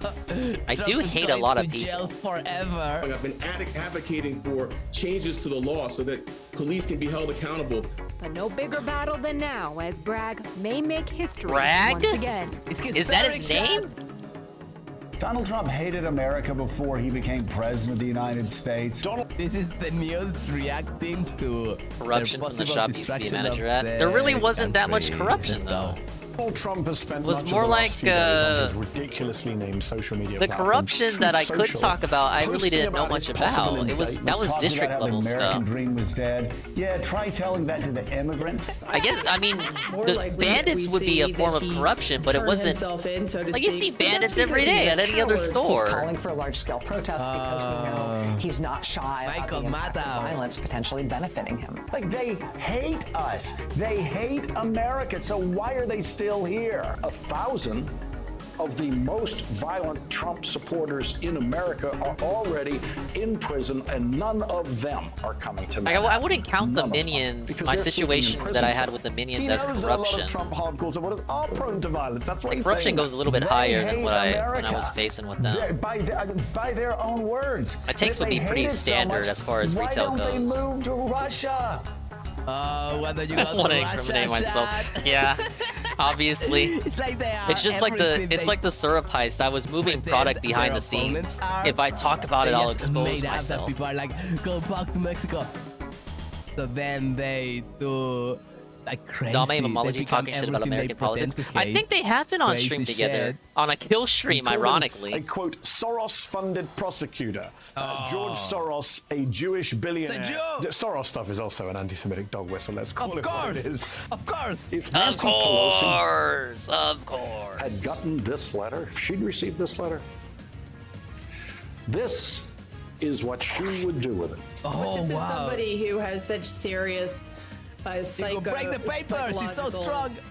problems. He has such mentally serious psychopathologies. And this is just this odd, disgusting power of Donald Trump to suck people back into his vortex. I don't know what goes into but paying they hush money indicted to him. a porn star to secure silence over some type of alleged affair. I can't speak to that. Even the Republicans. This is the one that I like the most. This is Trump's the most. evil plan to The get us reaction all of paying Mr. attention to him again. Michael But- Maddow from MSNBC. But that was you. Our system of Rude. government can demonstrably and absolutely handle the prosecution of alleged crimes committed by course. public officials Hey, got and Google. former public officials. Hey, it's that lady. It happens all the time. Remember All the when time. she It had happens Trump's all the tax time in the returns? country. Because we But they arrest were like public from years officials all ago, the so time. nobody All the cared time. about We them. are full of current and former public officials who have been charged with all kinds of crimes. He made And people we do wait it the all whole time. show All the to time. bring out All the those time. ancient It tax does not have to returns. be the end of the world. It will not break us. It But she does not hyped it break up us. like it was his doesn't current break tax our system. returns in the It lead does up. not break our country. Oh man, There's she nothing wrote such a magical good about being a script that former night. president. Bottom line here is I that was following some prosecuting liberal public officials Twitters and former back in the public day at the officials, time it that show happens was all the time happening. in They were the like, United States of "Oh, America. show us the tax No, returns. America When is she has gonna never show us the before seen tax the returns? indictment I'm of a waiting. former I'm waiting, president. Rachel." But we did elect Donald Trump to be president. If former President Trump gets indicted, yes, it's unprecedented. But Yes. there's no inherent I crisis. think this was in woke. that. Well, these I was And then we following get them more two because they mugshots were for the price of one. gamer people, Oh, it's a discount gamer shot. people in the gamer sphere, It's a and you know, discount. there's It like happens no all the time. choosing. It's Like they're all unprecedented. It liberals. happens all the time. We can get two for the price of one. And Scott Jennings. What? It was like subjecting me to takes that I didn't really care about. I don't know what that is. Rachel Mad Cow. This is Michael Cohen, the star witness of the case. And the beauty that Yeah, exactly, I have Hate Army. is I have Beauty. facts. I have truth. Michael Cohen Man, left his troops. apartment and then headed to federal prison. He emerged from his Mama Dinger was right. Your favorite is Right into that Obama. chaotic scene, I still don't know getting why into she the insists drive that to this prison. day. But he delivered I'll a vow talk to her right like, before he got into that bar. I didn't care. Like he wasn't my dude. My family and friends, that the country will be in a place without xenophobia, racist. injustice, and lies at the helm of our country. Michael, are you from your family? Pushing through a crush of cameras. Your mind right now. Michael, should people feel sorry for TMZ you? moment. Cohen stayed silent. He Even stayed as the silent. photographer stuck his lens into his waiting SUV. Do you see that silence? Fucking This liars. is damning, you guys. Photographer stuck his lens. Stayed silent. Stayed silent. Stayed silent. He was Even as the silent. photographer He was stuck. just completely so silent. He was quiet and he was Even as the silent. photographer stuck his lens into his waiting SUV. Would you guys be able to keep your cool in a situation like Out of this? the car. Like So literally silent. demanding, get out of the car, get out of the car. I would be like, no, Like a idiot. ninja. What is one? We also have confirmed here at NBC News, as you know so well, the grand jury is expected to also hear from former Michael Cohen attorney. He's so Robert dangerous, you Costello. guys. It's Mr. Costello. That's the attorney of this guy. He has some information. I want to go now to the former assistant special Watergate prosecutor who turned down a chance to represent Donald Trump in the Mar-a-Lago It's a guy with pedigree. documents case. Why does it John always go Sale, back I to appreciate your Watergate? time You can't shut and the fuck up welcome, about that. to the show. So I know Oh, he's an ex-Watergate Robert this, Costello, Watergate, right? So I Watergate. gave a quick headline of him, right? He has represented Water people this, like Steve idiot. Bannon and Rudy Giuliani. Some people will make judgments about that as they will. What can you tell us about him? What kind of a lawyer he is, his character? He has an excellent reputation. He did as a prosecutor. He does as a defense lawyer. He's honorable. He's a good lawyer. And I have no doubt, zero, that he would. He's getting depression. He would not lie under oath. He's becoming suicidal. And go ahead. if there is the facts and the law, That's Donald gonna be Trump should me, held accountable. me getting I don't exposed think for this is using the a case. voice changer. And I think Not the case. beyond a reasonable doubt that Bob Costello's testimony tips the scale in favor of not bringing this case. All right, John, thank you very much. I appreciate your time. Out front now, Ryan Goodman, Karen Agnifilo, Basil Smykel. Beyond a reasonable doubt. That's not the standard in the grand jury, by the way. The standard in the grand jury is probable cause. Right. But I am sure. And a simple majority, right? So it's Exactly. if you want an indictment, you get one. Pretty much. If there is no indictment here, Donald Trump can say, look, my supporters got out there, they pushed him back, and there are going to be questions about whether or not he was up to the task. Prosecutors often have to include accomplices to the crime or some bad actors Trump that should you have need to then pardoned go through everyone and before he left corroborate office. everything. So Instead, there he is just kind corroboration of left in his the case. pals Now, in Bob prison Costello, there. It's kind of a bad look. We were in the U.S. Attorney's office. He's a good guy. But it seems like either he was wittingly or unwittingly part of a plot. But I guess if to they still vote for essentially him in the keep end, it doesn't Michael matter. Cohen in line. Of course. Like, I'm not gonna not vote for him part if of the he ends up conspiracy. being on a I mean, the ticket. fact that Michael might have lied I've got no beforehand choice. is really irrelevant to whether he's telling the truth now. I don't even have that much against him, really. I just thought that was a bad move. Like, you really should have pardoned everyone on the way out. But what is not irrelevant is my new super chat for $20 Oscar Casares. For 20 it says this man is to send tacos Oh, it's very to real. Austin to defeat woke mob. Of course, it is kind of exaggerated to a degree. Or at least it's The easy to woke think that it's mob will be exaggerated, defeated. and then you get people that actually act like the meme. Like they really go Wake wow, up. they go ham about it. Insider Like, Oscar. oh, hey guys. Or whatever. This is the Costello guy. The guy who has credibility. Who, according to the lawyer of the new guy, part of a I conspiracy. mean, the fact that Michael might have lied beforehand is really irrelevant to. It's just irrelevant. So this guy lying before, just irrelevant, chat. Doesn't even matter. So let's listen to the star witness.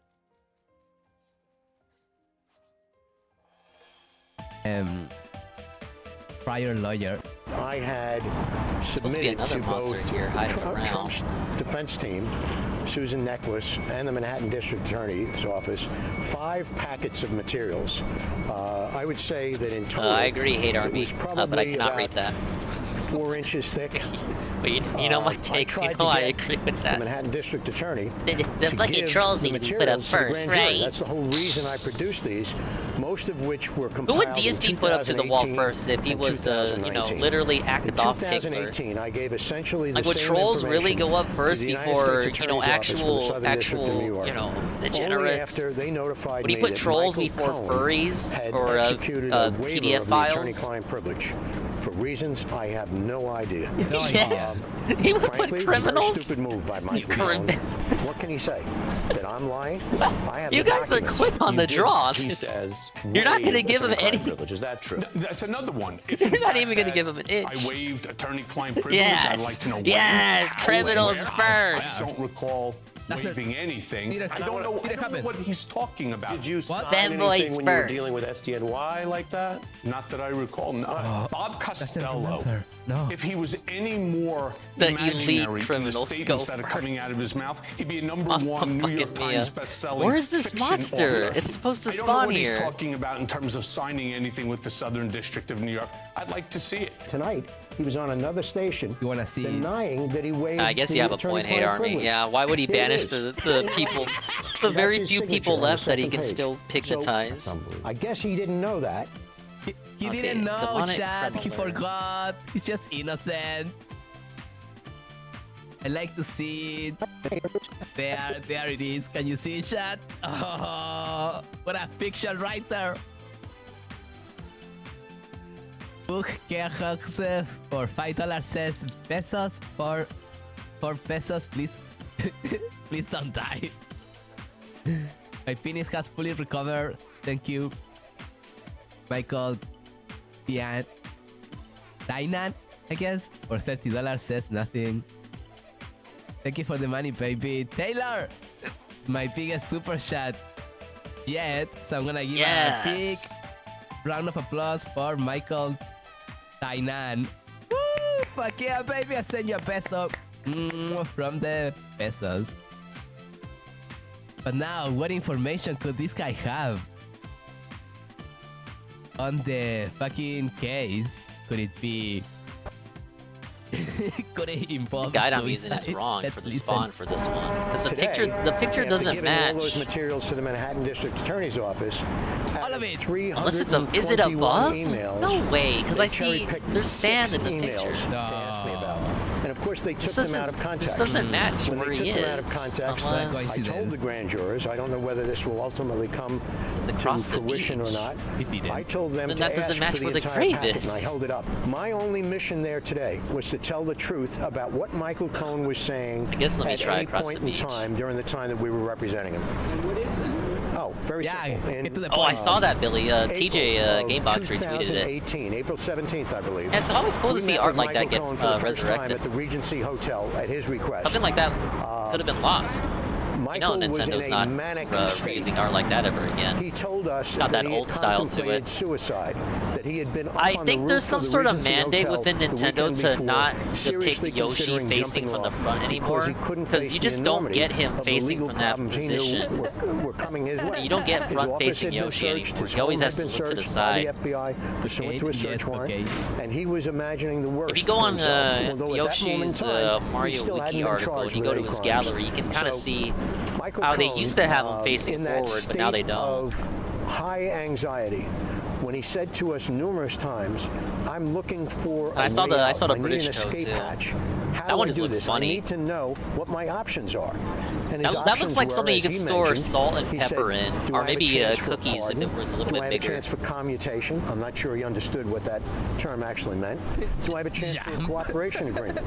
He said, "I don't understand why they did this to me Where because is I was this bug already at? cooperating with the House and Eat with the the box. FBI." Of course, he forgot to mention that he lied to the House, for which he was later convicted.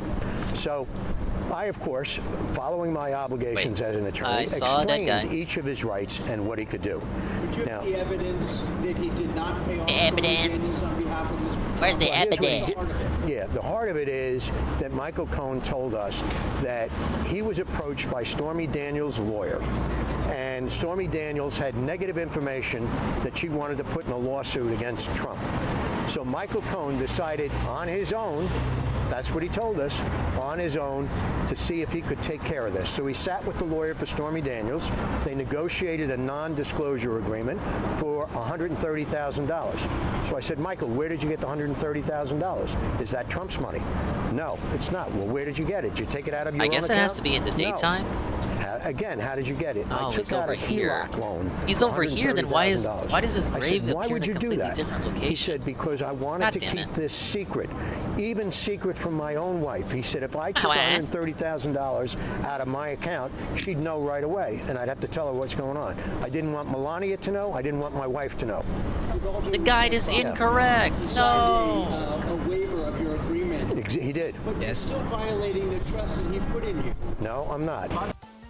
Yeah, I know graves have to be on land, but the guide I'm using, the guide you linked me to was wrong. It said the demonic chronology was on that small island, but it's actually right here. Where's your morality? And I looked at the guide, and I looked at where he is on this island, and there's like 2 instances of his grave appearing. Well, that's an Now interesting here he question. is, We have, yeah. we counted I was about looking for this 21 one. people It sitting said he there. was on that smaller I mean, you can island. certainly tell some Oh, people my were nodding Lord. their head yes, as you are They were right now. copy-pasting the guy. And some people just sit there with a stone face.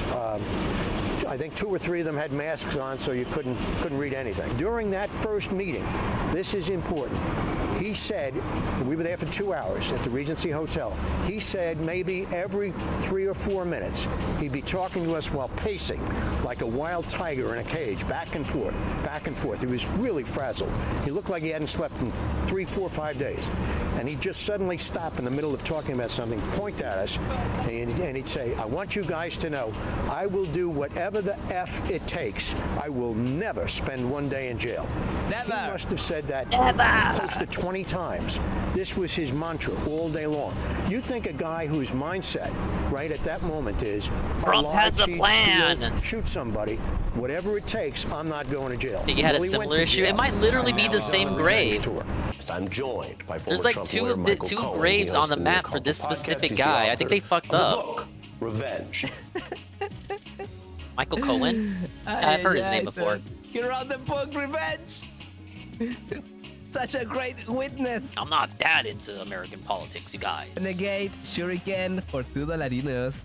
Hope life's been well, Taco Man. After years What of did I getting my miss? takes from Ralph, You I missed decided a I lot was of good. things, but you can watch the whole stream. I keep up with some stuff. I watching it. Buy my book. The book is called Revenge. Like OJ book called I Did It. I specifically told them that there were 2 main points that I wanted to make clear. That Cohn had told us that when we first met him, that he was suicidal.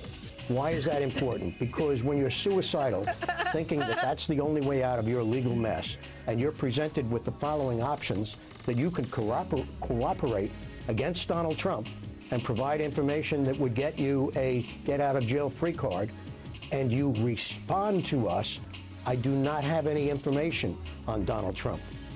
And he said it many times during that 2-hour meeting. I swear to God, Bob, I don't have anything on Donald Trump. Why is that important?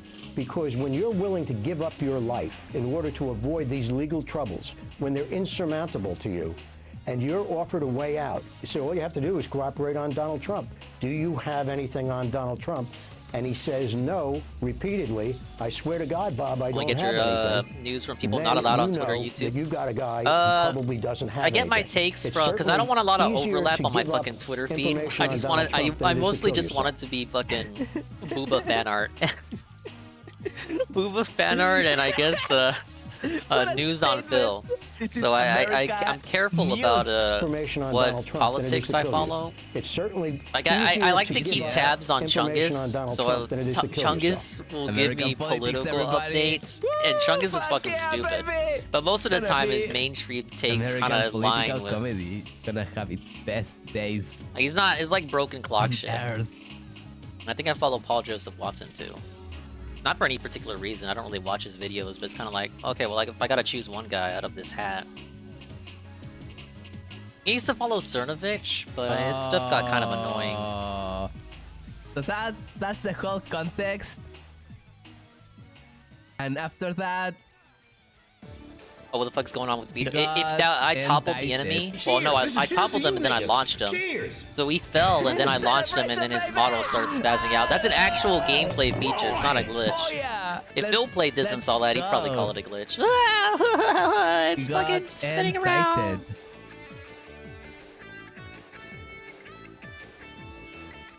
I very rarely try to keep my politics off Twitter because I know how pissed off I get when I see other detractors posting political shit. I'm like, ugh, so I know the feeling. Yeah, I know what you mean. I know what you're referring to. I know there are liberal detractors, and sometimes their politics kind of get into the sector, whether intentionally or unintentionally. And I try to, I don't want to say anything because it's really not. You can hear his fucking mega hating happiness Phil in his should voice. be He's almost about to bipartisan, cry idiot. Of happiness, hear it. That a New York Or grand nonpartisan, jury rather. has voted. I voted. Has voted. I voted. Has voted. He's saying has voted. Has voted. I get you But what in you mean. reality, he's saying Yes! Yes! Yes! Yes! Of course! Of course! Exactly, we can reach That's what across he's the aisle. saying. We gotta shake their hands. has voted finally. It's the one thing we can all agree Now, on. finally. The big fucking deal for me is this shit. Hey, Anna big ups. Kasparian Young getting Turk triggered segment. and fighting Cenk Uygur. Yes. Can you believe it? And let me just comment on the comment, because it's absolutely true that Cenk creates an environment that makes one feel comfortable speaking her mind. Okay, and I do thank Cenk for that, because I couldn't work anywhere else. That's why I work here. She couldn't work anywhere else.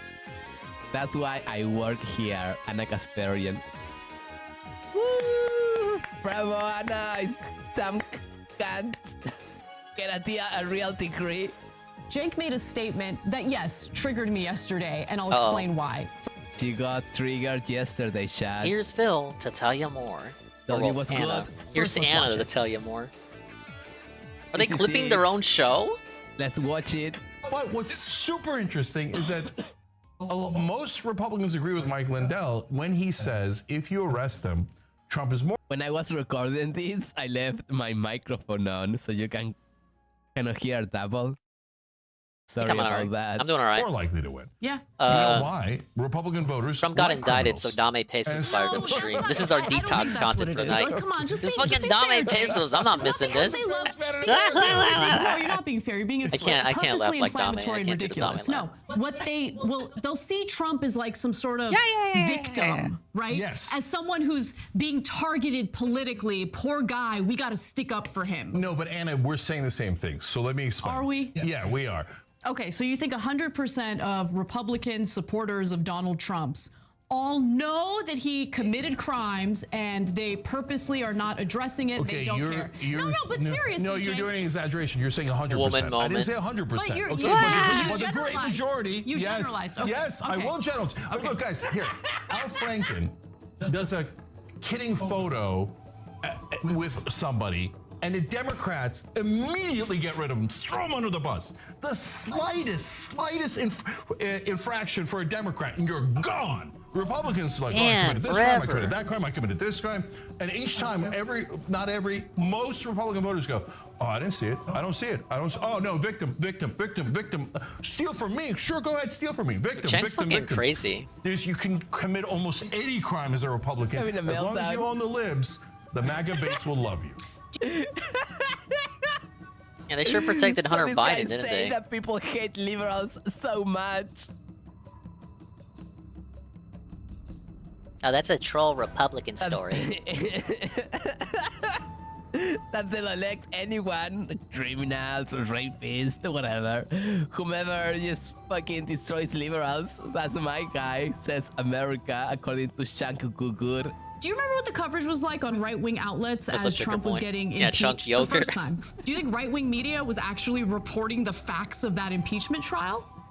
Yeah, so I hear what you're saying, Anna. So they're partly. You know what? Anna has only big see the horse face propaganda. energy, too, now that I They think believe about the it. propaganda. Yes. But at the same time, But there- Anna, do I think no, some of Anna, them- come on, hold on. Okay. Come on, If Anna. a Democrat has Shut up, slept with Anna. a porn star a couple of months after their wife delivered and then paid hush money and in violation of campaign finance laws, what do you think Republicans would say? Well- Republicans would say, kill him! Drive him out of politics! We hate him! Right? Trump says, oh no, it's totally fine. The argument that I'm trying to make is you don't know what's in the heads of every single Trump supporter. So when you generalize like that, Yes, and say, I hear what you're saying. I would let me just say it this way. Let me say it this way. I would hate if the right wing generalized about every progressive and said, "Oh, progressives absolutely love crime. They can't get enough of it. Look at all But these." Anna, you think they don't? They do that 24/7, 200%. They do that. They do, Yeah. and it's So true. Am I crying True. about generalizing correctly it's about not them? true. Correctly? Okay. Okay, look, guys. Yes. Look at her. Right, I'm the guy who says all the time, right? We generalizing correctly it's about not them? true. Correctly? Correctly, Okay, Anna. guys. Oh, whatever. Look, What is yes, going I on? get it. Internal Right? dissent. I'm the guy Can you who hear says that? all it. Internal Right? dissent. I'm They're the- fighting each other. It's infighting. It's the SOK all Generalizing over again. correctly. No! Correctly? Okay, look, guys. Look, yes, I get it. Don't make it. He's I'm the losing guy who it. says He all gets the time, it. Right-wing media lies to the right-wing voters. They love the lies. They love the lies. You think they couldn't figure it out? He's If a got the- Democrat did love the the same sweet exact thing, little they'd have lies. figured it out. We got to take a break. When we come back, maybe we can get to Trump's reaction to Ron DeSantis. Maybe. We'll see if we have time for that. But let's take a break. We'll come right back. Look at how sad she looks. Needs to cool off. Boy, that escalated quickly. I mean, that really got out of hand fast.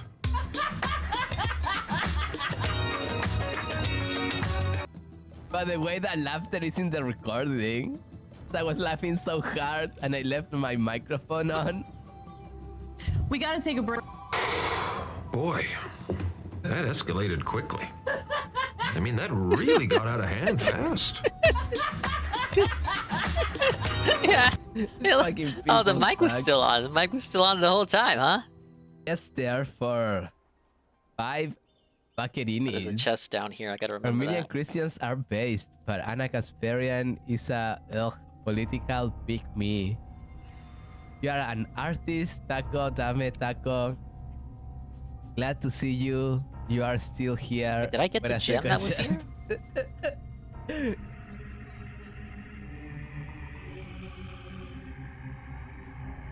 Oh shit, I did, didn't I? God damn it. Hello, can you hear me?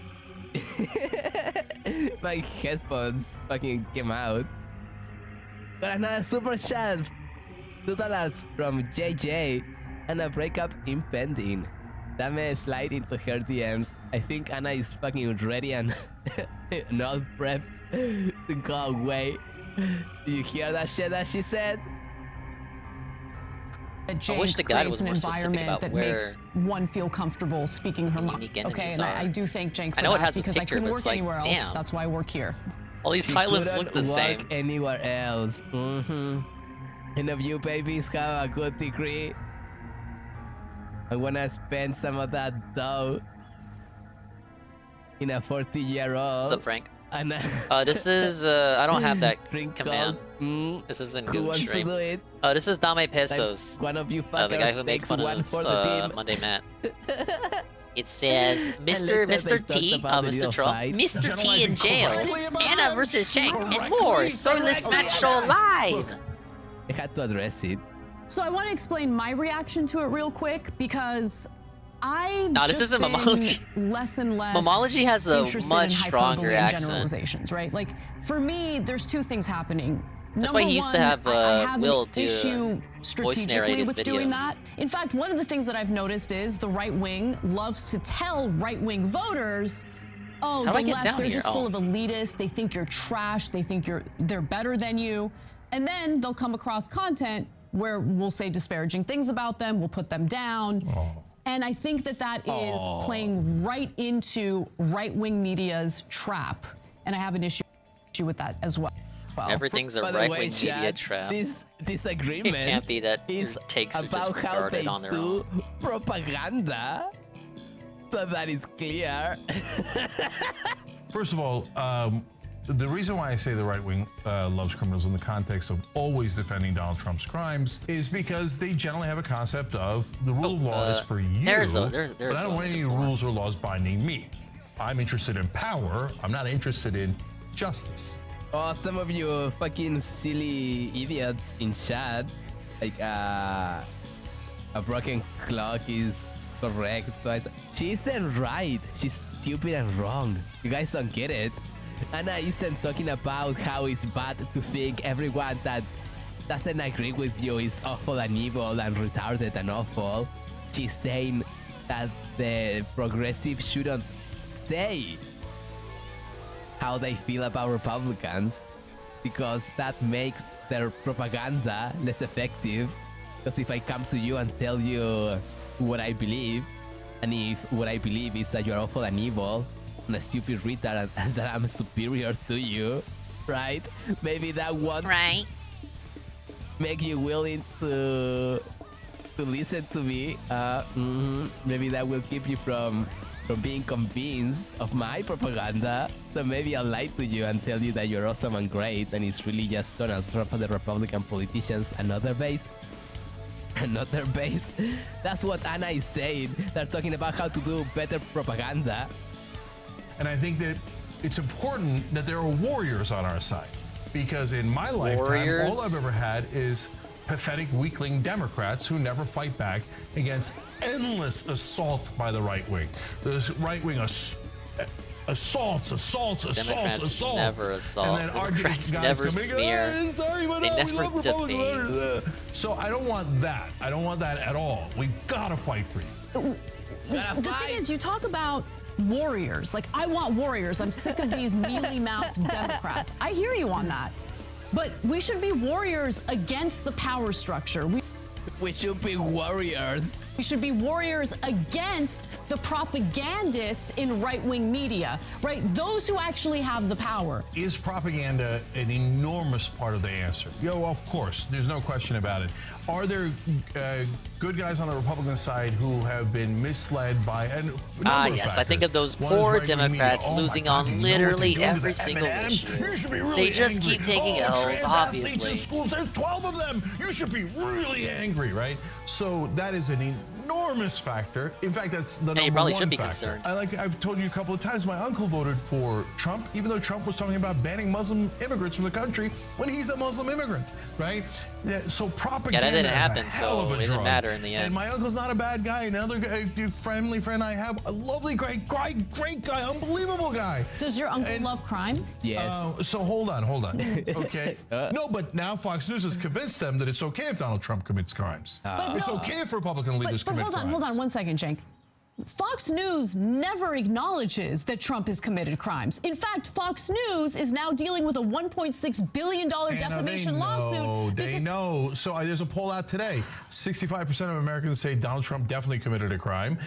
41% of Republicans say if you Donald ask Trump those definitely people who committed a crime. voted that said that he committed a crime, do you think they'd be able to specify what crime he committed? Wrong. But you got to be specific and say. I remember a 41 video before one of his State of the Union addresses.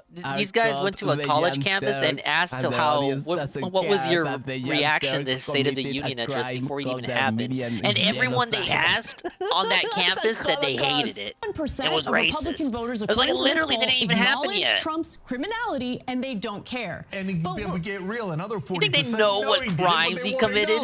Okay, but you're just stating that as fact. Okay, so let me do exactly what you're doing, but to the left. One person had written on Twitter, my teammates will be scarred forever. This person is a foreigner and also dealt with a similar situation. Being robbed hits you at your core, especially when it's thousands of dollars of loss. There is no downtown recovery without an aggressive push for safety. And then he tagged Mayor London Breed. Now, the district attorney candidate that was endorsed by the Democratic Party in San Francisco said, that just sounds... would getting your car window broken and they some chose stuff the stolen dollar? leave you scarred forever? This depresses Is this me now. what the suburbs do to you? The fuck is Shelter you profits? from basic city life experiences so that when they happen, you are broken to the core? He's writing this to someone who traveled to the United Old States from bar another can't country. get me Basically McDonald's, telling man. him, oh, you're a victim of crime? You can go F off, okay? Okay, now let's look at how left-wing voters dealt with that versus right-wing voters, right? So Hamasaki, by the way, lost. In Seattle, they elected a bunch of progressives because they thought progressive means helping the average person, making progress towards equality, etc. That's true. It does mean those things. And then, for whatever reason, the crazed left-wing activists in Seattle said, no, that means we just set up a nonstop crime central in the middle of Seattle and destroy everything in our path and believe in anarchy. And then the left-wing voters of Seattle were like, no, that's not what we meant. Most of you are fired, okay? Whereas Republicans, 41% say, yeah, I know Trump's a criminal, so what? Okay, that's fair enough. And by the way, I'm just being clear in that I believe that it is wrong to take examples like this and make a blanket statement about the left loving crime. So with the Democratic establishment in San Francisco endorsing this guy, one could argue, right? I would say it's inaccurate. One could argue the left loves crime, but the left doesn't love crime. No, but Anna, that is a mischaracterization. But those leftists there, I think, are extreme, and yeah, they think crime is not that big a deal. They say it all the time. Representative of all left-wing voters. Of course not, but that's my point. So I just look. All right, I'm we'll asking briefly for derail. is This better be specificity, right? And I'm also This better asking, be like paid actors or something. It's your lucky day today. You win a free 10-ounce silver bar, pure silver bullion, or a free Hershey's king-size chocolate bar. take this one. You'll take the chocolate bar. Who needs a 10-ounce bar of silver? Have a good day. It's your choice. A free 10-ounce bar of silver bullion or a free king-size Hershey bar. I think I'll take the. Now, let's see. This is how they get you. This is how they get you. I mean, how are they gonna know what a bullion is, you guys? They don't know what that means. If he just said silver bar, they would have taken the silver. Paid actors or something. I'm trying to come up with any excuse here. I can't believe these people. Maybe it was fake silver. Hershey bar. Go ahead. It's your lucky day. Just fresh out of the refrigerator. Thank you. Thank you very much. Who needs a 10-ounce bar of silver when you can have a good, delicious bar of chocolate, right? Yeah, exactly. Okay. Exactly. All right, thank you. Thank you. You'd rather have the Hershey bar than the silver bar? Yes, I would. Oh, you would, okay. Yeah, the Hershey bar, you can't eat the silver bar. Yeah, that's right. You can't eat the silver. What are you going to do with a 10-ounce bar of silver, right? You know. Which one do you want? Probably the chocolate, because I'm a girl and it's been a cranky day. Okay, it's yours. Eat it quick because it's getting hot out here. It's fine. Just offering people a free Hershey bar today or a free silver bar. Which one would you prefer? Silver. I'll take the.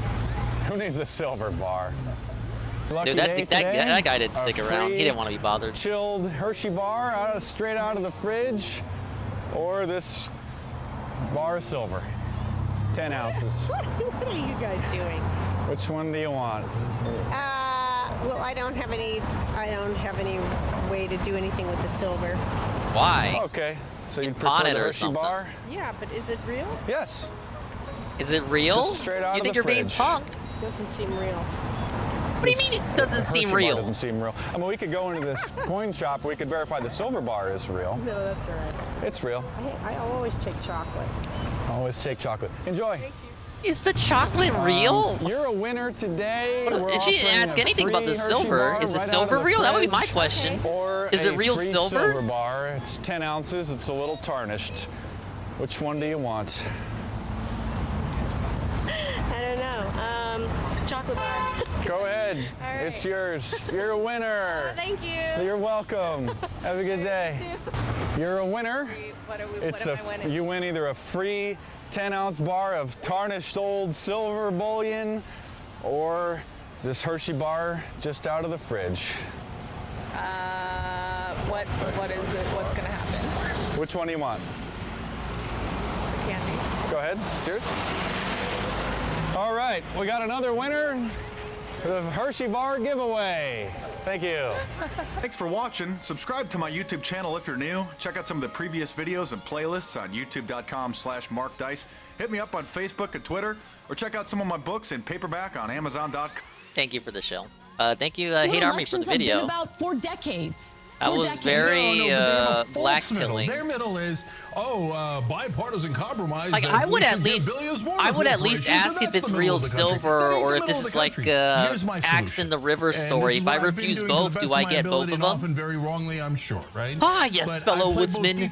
You are an honest man, refusing both gold and silver axes, and thus I should entrust upon you both bars. None of the rest yes. of the Bernie does it a little bit. Justice Democrats do it a tiny bit, but Justice Democrats do nothing. Tiny. Yeah. Okay. Probably would have picked anything because I don't trust people. That's fair, but I guess they chose because there was a camera. But Justice Democrats do nothing. Tiny. Okay. What you have to do is play offense on economic issues. Yes. Do you want higher wages or do you want the Republican plan of lower wages? Do you want health care or don't you want health care? For God's sake, this is the one thing Anna and I agree most on. Play offense. Yeah, Kiwi Farms Josh is crazy about silver. Look, he would have chosen the silver bar. Let me just say this. Who cares if it's tarnished? He just said tarnished. He was using words like tarnished and bullion. Idiots don't know what these words mean. They just want chocolate. Eat chocolate and charge phone. Okay. Can we just agree on things that are not culture war issues? Don't you want higher wages and health care? And I know some of you say, no, not if it means working with a lib. And by the way, some of us say, not if it means working with a bigot, a racist, a homophobe, et cetera, et cetera. So both sides fight the culture wars either now or later, but you have to fight together on economic issues. How do you get people to work together when the beginning of that proposal is, we hate you guys, we think you're stupid, we think you love They criminals. hate us. You think they don't hate us? They do hate us. They do hate us. Anna brought a good point. Yeah, right. The guy won. A good point by fucking Anna. Let's hear that again. It's a miracle. How do you get people to work together Finally was able to when do this the beginning of that proposal is, we hate you guys, we think you're stupid, we think you love They criminals. hate us. You think they don't hate us? They do hate us. They do hate Yeah, us. so what I'm saying is it's okay. Hate us. We hate you. But let's work together so we don't get robbed. All The right. guy's walking away with the freaking money. And it's Let's laughing. stop the robbery first. Do you see that? But let's work together so we don't get robbed. The guy's walking away with the freaking money. Let's stop the robbery first. So it's just an honest way of dealing with it. Instead of saying like, oh my God, maybe you guys are right about X, Y, or Z. No, I never said that, Jake. I I know, never want. I never said that. That is a straw man. That Maybe is it's true. you love saying that, strawmanning. motherfucker. You love it. I'm trying to be as fair as possible during this Or is one more on conversation. the sideline I gotta listen to? Misrepresenting what I'm saying here. Obviously, I don't agree with the hateful rhetoric. I don't like any The of it, hateful okay? truth. But it's really interesting to me that when you had a candidate like Obama who ran on hope and change, who ran on economic issues, all of these people who are now enamored with Donald Trump actually voted for Obama. Gee, I wonder why that is. Could it be that in lieu of a candidate that actually represents their economic interests, they just go for the cult of personality who owns the libs? Look, Anna's again not wrong Trigger about libs, the facts. own the So libs. And it's not Obama, wrong. when he Trigger came the into libs, office, about the facts. had around an 80% approval rating. So if the whole country was racist or all Republicans were racist, why was his approval rating that high? Why did he win a whole bunch of red states, right? So it's if you think the only answer is racism, bigotry, etc., you're wrong. The facts do not prove out your thesis, okay? Right. So, but if you think that problem doesn't exist, well, you're probably not on the left anyway. Of course it exists, right? And of course it applies to some people. Yeah, I see what you mean, Hater But Army. I can whether kinda it's see a what Anna's majority talking or about, half too. of Republicans or a third of Republicans, I Obama don't was know. anti-gay But I do marriage know in 2008. that whatever But, percentage of don't Republicans let 'em that tell you that. is, they're winning their primaries, they're winning general elections, and they're passing laws that enforce their hatred of us onto all of society, right? Whereas our side can't play defense or offense. So I'm trying to help on both fronts, but I'm sure very imperfectly so. And this is a good conversation. It'll continue probably for years. All right, we got to take a break. We're massively out of time. So we'll do that. We'll come back, say hello, take another break. We'll see Hello, you. everyone. Hello, USA. hello. Welcome. USA. USA. The US, baby. That was the big fight between Jan Cougar and Anna Kasparian, who is becoming more of a fighter. She fights against the big buffalo all the time tonight. Do you see that shit? I love the Young Turks, by the way. I do watch them with quite regularity. They start like...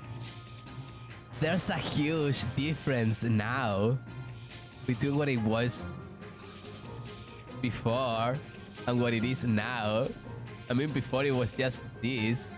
Generalizing correctly it's about not them? true. Correctly? It's not Okay, true. look, guys, look. Correctly, Anna! Anna! Correctly!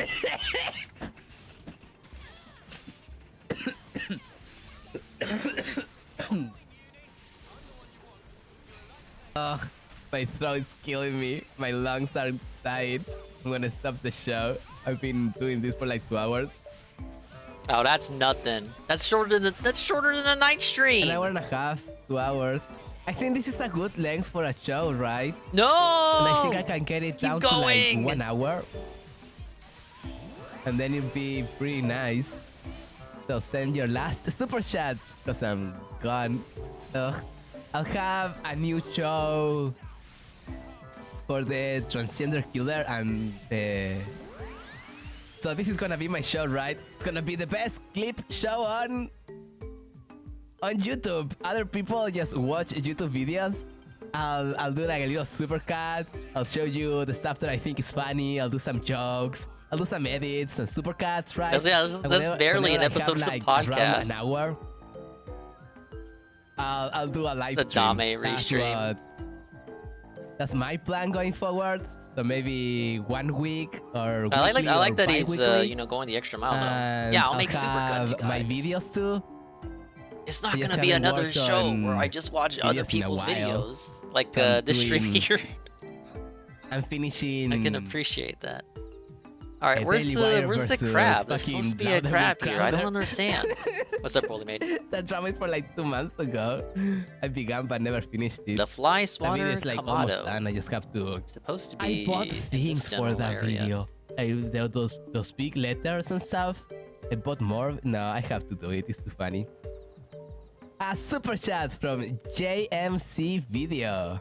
Is that the VHS company? Something is missing from this live. Triumphant taco whistles. 4 whistles in quick execution. 1, 2, 3, 4. That's a whistle, baby.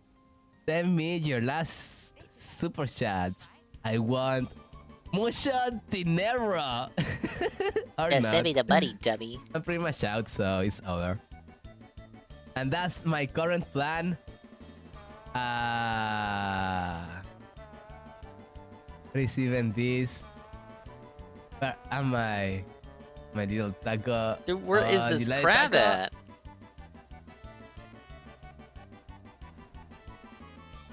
Open recent. I think this is the one that I was working on.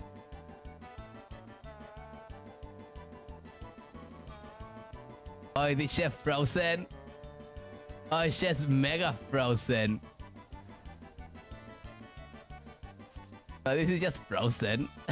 It doesn't work. Womp womp. Now it's working, chat. Is this the one?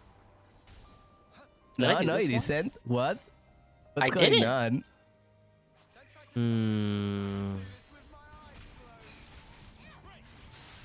Let me close all projects. And now I'll open this one. You're liking Metro Prime Remastered? Oh, that's nice of them. There I'm you liking go, it too. baby. It's a little Hopefully I'll be able to preview. beat Phil. It's inevitable. For a Come very on. long time, It was the better. progressive YouTube community Closer. has been involved in a little bit of Catching a the end of the civil Dame conflict. restream. We've all jerked it to Lolly at some point or another. But no! Like, why not go to more sex clubs where, like, little girls are being trafficked? Isn't that what you like? No, I wouldn't talk shit like this if I left my wife and child behind to go Fan's girlfriend and then marry her. Bernie is the establishment now. Didn't Kyle once call Bernie a cuck? So Bernie came back and made Kyle a cuck. Fuck you. The Young Turks continue to melt down. Well, then why'd you take our checks, huh, Jimmy? He's having a meltdown. Why did you take our money, Jimmy, huh? I'm asking you to stop emailing poor people and asking them to give you fucking money right now. Oh, don't give money to anybody else but Jimmy! What the fuck? And now finally, the right-wing YouTube commentary community is finally experiencing their own drama. Civil war on the right, finally! Whoa! I don't have that part ready. Yes! More laugh! More drama! Yes! More laughter! Yes! More Armenians! No, whatever. Oh, come on, Shank. You gotta love the Armenians. No, hard no. Hard no. Hard no, babies. And that is all for the preview of my upcoming video, baby. Do you like it? Do you think it's great? Do you think it's awesome? Do you think it's evil? What could it be? Could it be great?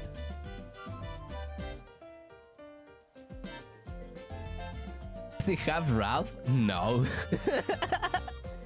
I was doing a video on Ethan Ralph, but I lost my fucking hard drive, so I don't want to start doing it again. No. I'm moving that video to almost never. Dame I'll do L. the Ethan Ralph iceberg one day. I'm gonna start chatting with Shad until I'm done. I think I read all the super chats. So it's pretty much over, baby. So that's my idea. I'll do that video, Then I'll do a bunch of reviews of woke movies because I keep watching that'll that be shit. funny. And I should like, you know, make them video because I'm already doing it anyways. Like sometimes I watch this shit and then let me put my close up. Fuck yeah, baby. I even have a little zoom in. Do you see that? Oh, I'm so artistic. I have the zoom ins.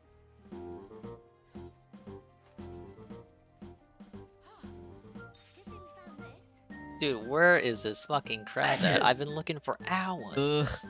Oh, my fucking throat and lungs. Thought it was gonna be on the other My side. lungs hurt. I don't see him. Oh my god. Need to go to the doctor again. Ugh. Is he weather dependent? He's not. Oh my lord.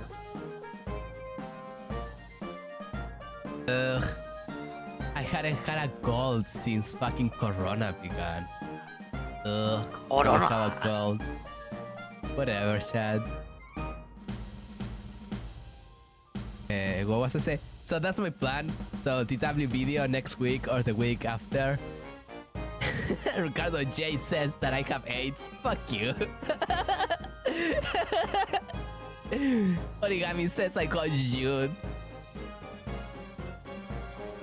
I'm not Metacare. I'll recover tomorrow. Cause like yesterday I was like dead. Ugh. I couldn't even talk. My throat was like cancer. So it's gotta be somewhere here, but I don't know where the fuck it is. Tomorrow I'll be fine. So TW versus Louder with Crowder tomorrow. No, I mean tomorrow. Next week. Or maybe I gotta make it a daytime. It'll be the first time this guy's What you saw fucking was a little inaccurate. preview of that. I'll do a bunch of like reviews of. Oh, is Cowboy he up Bebop here? Netflix. I wanna do. No wanna do way, all no way the is he woke up here. stuff I'd that I be haven't fucking done pissed. How because do I get watched up them. there? Then I like think of what a video would be like. Oh, by the way, Oh give my me- god, give me he's up there, likes. isn't he? I just What's up, give you Mason One? super chats. Welcome to Give Detox me Night. likes, like my video. We're catching the And then end this of shit the to Dame 400 restream. likes, so I can gain more power and become the biggest live streamer on YouTube. Origami says right versus right. That's Yeah, the go next in video. here. It might be a series Yeah, of I go in videos, here.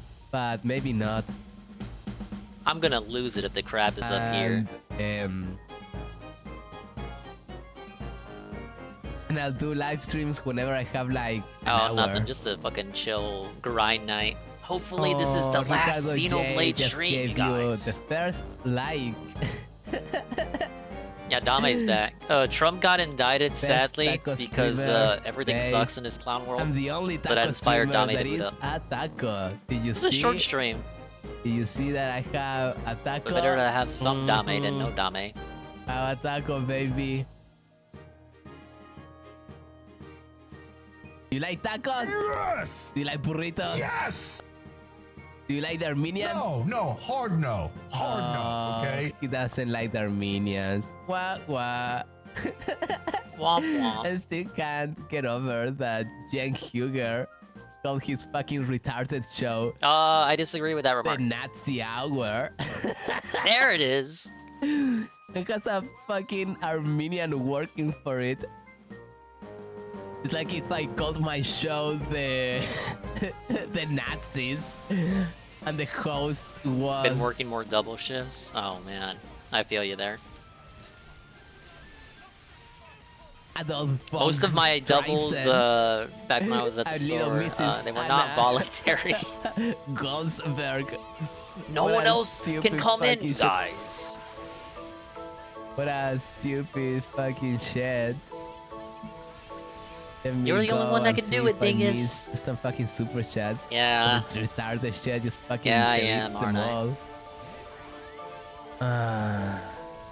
Missed the Mario Kart yesterday. Yeah, I'm sorry if anyone did miss it. So annoying. We had to do it yesterday because we have Splatoon tomorrow. The good thing is we have a lot of people that are interested in Splatoon now. A lot of people bought the game since the last time we did it, like Rebby and Rydrake. So we might actually have to rotate some people out depending on who shows up. Gonna be a much busier Splatoon than usual.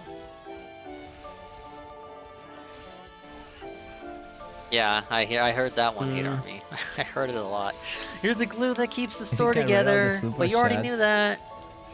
Yeah, I know. Oh, look at this. The backshift crew is pretty good. Look at this. Look at Yeah. what I found. It was a small store over here, so whenever I did it, it was just Channels me. your audience I like. was the You fucking, you fucking lunatics talk about watch skeleton crew. Cantancula too, but not the actual Cantancula. This guy's cool as fuck. Never heard of this guy before. I don't know what that is. It's a Gundam! It's a Gundam talked about Monday Matt. I like that guy. That guy's cool. You should Whoa. subscribe to that guy. That guy's going through like actual medical problems. I got a cold. That guy needs everything. Big ups to Gundam. Poor guy. Taco close out. Ugh. Every I don't creator even you know where to love has see some the sort of super chats. debilitating God disease damn it. or medical issue.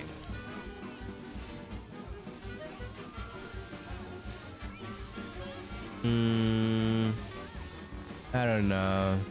Supers. There we go. Exactly like Gout. Or being a 500-pound No, man I and being can't read them unable all. to move. Fuck you. Or having a big gut, baby. Like, technically, that's like a medical issue. Oh my god. Nah, I'm ending the show. Show is over, everybody. Thank you for coming.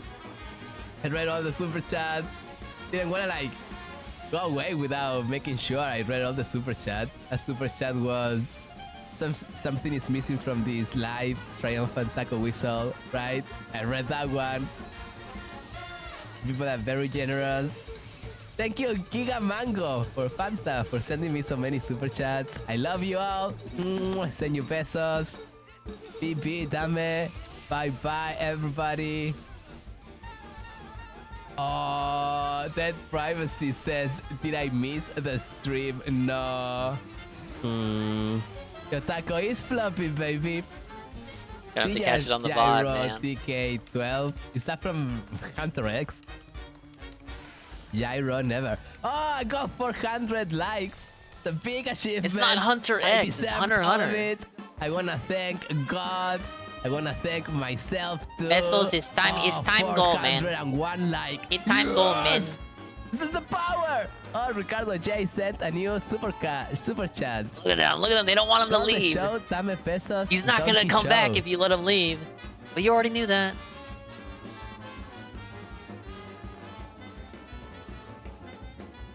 Are you calling me retarded? They shouldn't, because Thank you for I would money, disagree with your baby. remark. Let's go. Oh, me for 112 says, I love you, dame, muchos, muchos. I send you the kisses, fuck yeah. Post tacos in chat as I go away, and it's all bye-bye. Now it has arrived the time to say goodbye. Goodbye, baby. See you again.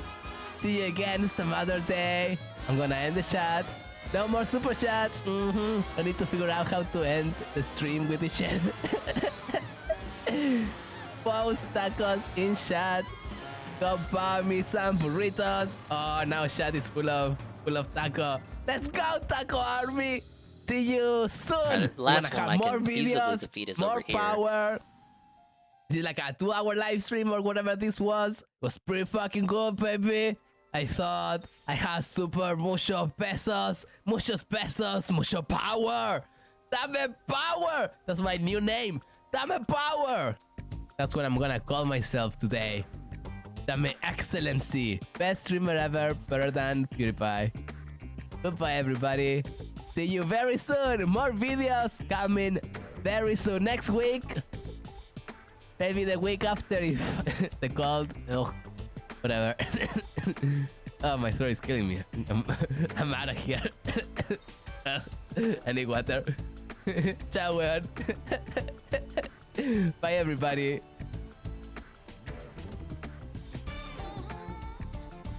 I'm waiting. Is he actually gonna end it? Oh, he said he didn't know how to end it. Okay, he ended it. Well, this is a nice segue because Momology, dude, it's that other guy we love that accent. Uploaded part 2 of the Resident Evil 4. Resident Evil 4. This is how you don't play. Yes! Alright, everyone, part 5. Resident Evil 4. No, remake. it's part 2 of Hardcore This is how you don't difficulty. play, not part Thanks for 5. being here, and I'm What are you really doing, enjoying the Phil? game so far. Man, it looks different. Yeah. Man, it plays different. Yeah, man. But it's exciting and it's challenging for sure. So thanks for being here. If you are enjoying the playthrough on demand on YouTube, I would really appreciate it if you give the video a like or leave a comment or both. Maybe consider contributing via a super chat or a super sticker. Actually, not a super chat or a super sticker. A super thanks. Super I got thanks. confused. Please forgive me. I'm getting older. I'm 36 years old, guys. I'm not 20 years old, you know. I have to get up and move around and do physical activity and do other things. Do we have to Monster's fight supposed to be around Gigante here. already? Is this it? Is this the El Gigante room? Oh shit. El Yeah, this is the El Gigante? Gigante room. El This is a kid to not be Gigante? racist. Jasper is not a cat. Jasper doesn't even understand the concept of race. Therefore, there's no way that Jasper could be racist. Why did he answer that seriously? What the heck? Welcome, stranger. I believe this is your first time having a go in target practice. Oh. There's only one rule. Shoot the targets as they pop up. What the hell is this? It's target practice. He just told you. Targets with a single round. No, there's no way Jasper can be racist.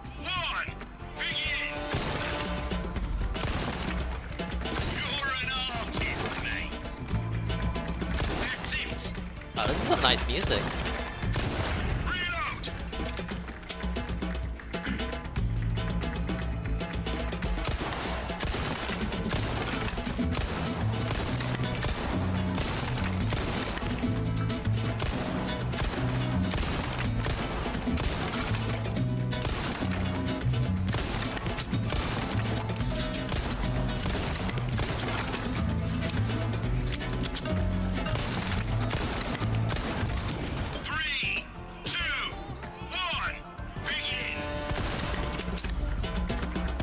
I like how the guide tells me where to go on the map to find it, and it's like completely blank. There's like no... Because they made a beeline. They just arrived in the area and made a beeline for the monster. So they haven't filled in the map. And that's their idea of telling me where to go. Oh my god! Is that it? Is that him there? It is. Stupidity. They should have just said in the guide, go on the you're tiny fucking full of shit. I island. thought I could The shoot them tiny both at island. once, they wouldn't let me. Go on the tiny island. I would have understand what it meant.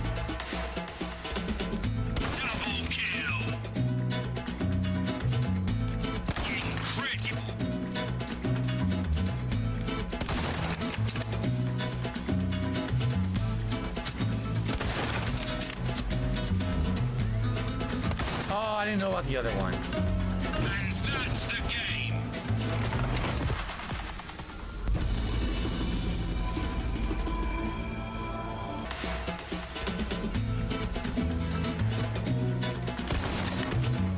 How do I switch weapons? Oh, I didn't know you could do that.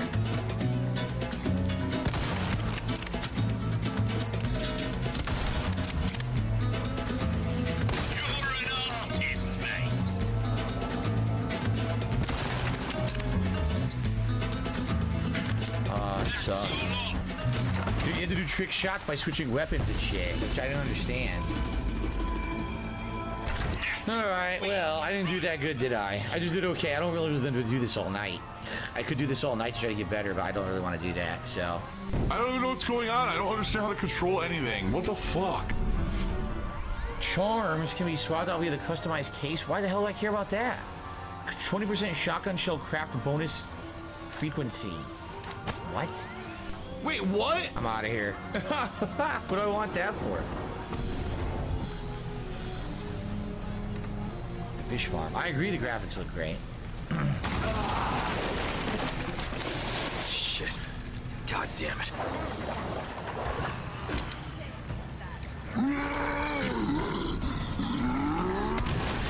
Shut the fuck up.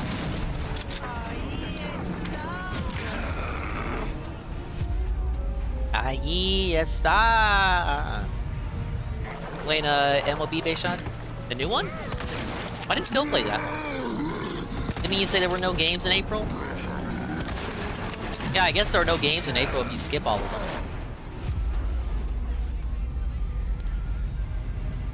them. What? There you go. Present for you.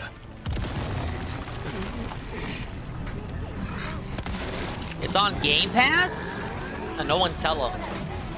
They were really gonna drop I didn't Metroid. even know until right now.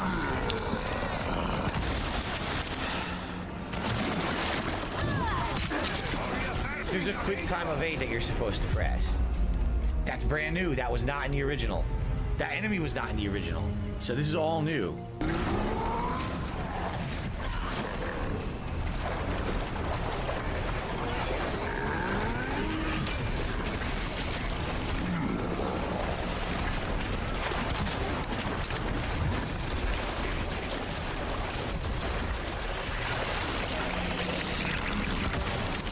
You hit an enemy and it pops its head off.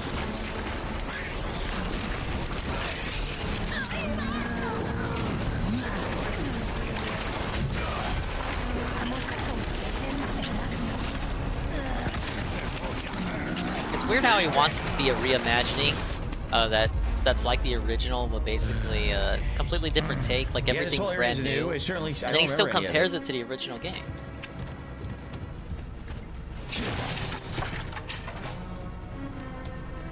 That's the thing, we couldn't jump 2 feet up and grab. Excuse me. Ow. Let's go this way. Alright. It has to innovate, but not be too innovative. Innovative. The beep, as soon as the beep started, I stopped moving, I released, it didn't matter, it hit him anyway. Because then I'm not going to be able to cheese it by remembering my old playthrough. Very late. I was already in the fucking tripwire by the time the beep sound effect was starting to go, and I couldn't stop my momentum. What? Well, that's fucking shit. This is how I play the game. A token of my gratitude. Oh my god, the Guys, you know Shybot we got about raid! half an hour. Actually, Big we up only have about Shybot. 20 minutes left on the The stream. Now that I'm massive looking. raid. Hello, sir. Just so you know, we are watching the last new chance Resident Evil to Design support the play. stream in any way. Thank you Out to of those who have nowhere. tonight. I appreciate that. Okay. What's part 2? The continuing series. Hopefully it's not the boss time. I don't think it is. Big ups to Zitro Celesi. Hello, Shybot. Welcome, welcome. I don't think this is boss time. You know what? I haven't saved all evening, have I? 231 hours. Jesus Christ, I'm insane. Oh no! Is it boss time? Shit! Ah, it's boss time! Ah! Not good.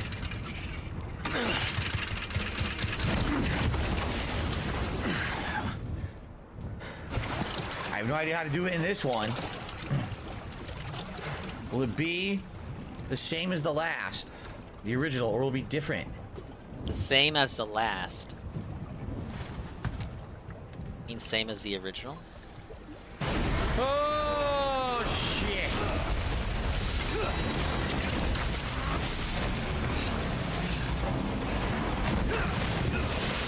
Look at Dingus and his 3 accessories for the Masha shit. I don't know how to... I'm sure the game told me how to get a Nigmatter, but I don't know where to get it. I forgot.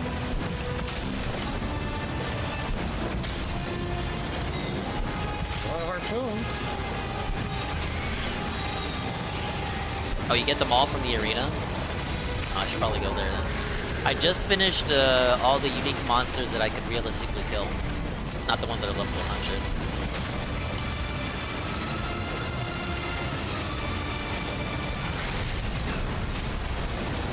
The big motherfuckers.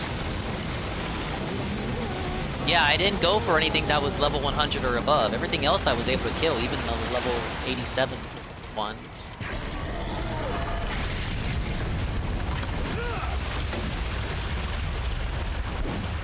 Think you can swallow me whole, huh? Alright, thank you for the handshake, Frank. Nice.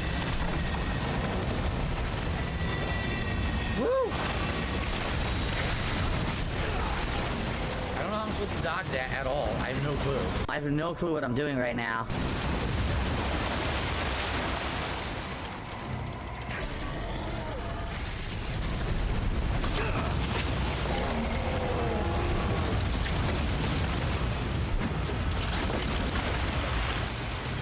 He says he's doing alright. Where'd you go? He's trying in Dragoon, and he died a lot, but now he's gonna find a place to save and try again. And he watched a Cobra video that he says I should watch it. Interesting. Cobra's pretty weird, you guys. I don't know. Whoa, he just, I play Xenoblade, but then I see 400 hours. I'm like, nah. What do you mean 400 hours? I'm 230 hours in. That's like half the time.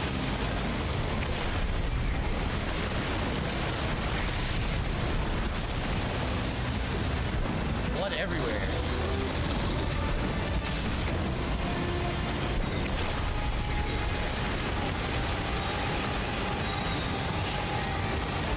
What was I supposed to do? Are you serious? I couldn't do anything. Nothing I can do, dude. Away from it. No. Nothing I can do. Literally nothing I can do. What the fuck? How's What? that fair? I don't think the bolt can take another hit.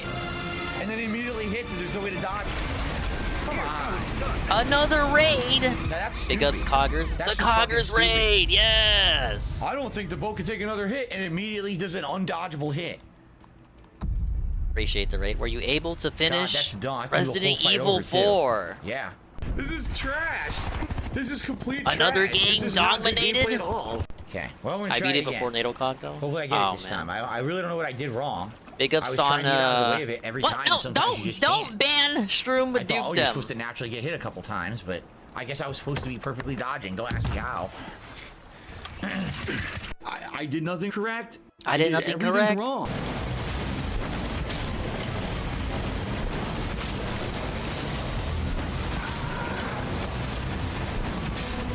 Did Snort Hogan get eradicated? Oh, did he? Right there. Oh, There's nothing everything you can do. happens on my day That's a off, right? guarantee. He jumps facing you, and you can't move out of the way. Oh, wow. Oh, what happened there? Mamma mia. That's so dumb.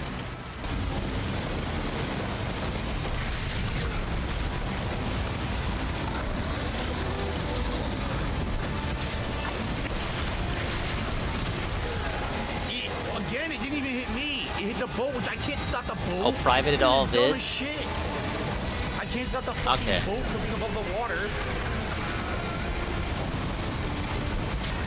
It's funny because in the original, this is piss easy. This is like a super easy boss, and here it's just a pain in the ass. Jeez, okay. I thought we had the drip going, man. That sucks to see. It looks like everyone's locking down. Yes. Yes. Yes. Yes. Yes. Yes. Yeah, this is the El Gigante room.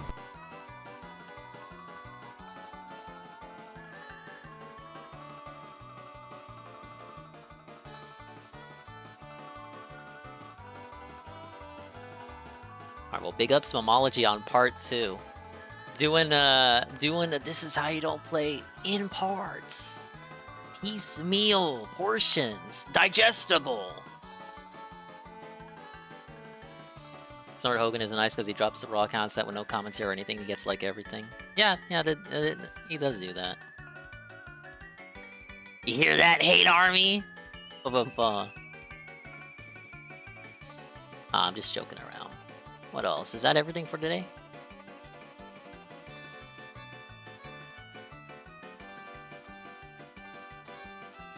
There's not even a podcast to watch, man. Oh, you know what? I clocked out before I watched the Daily Wrap.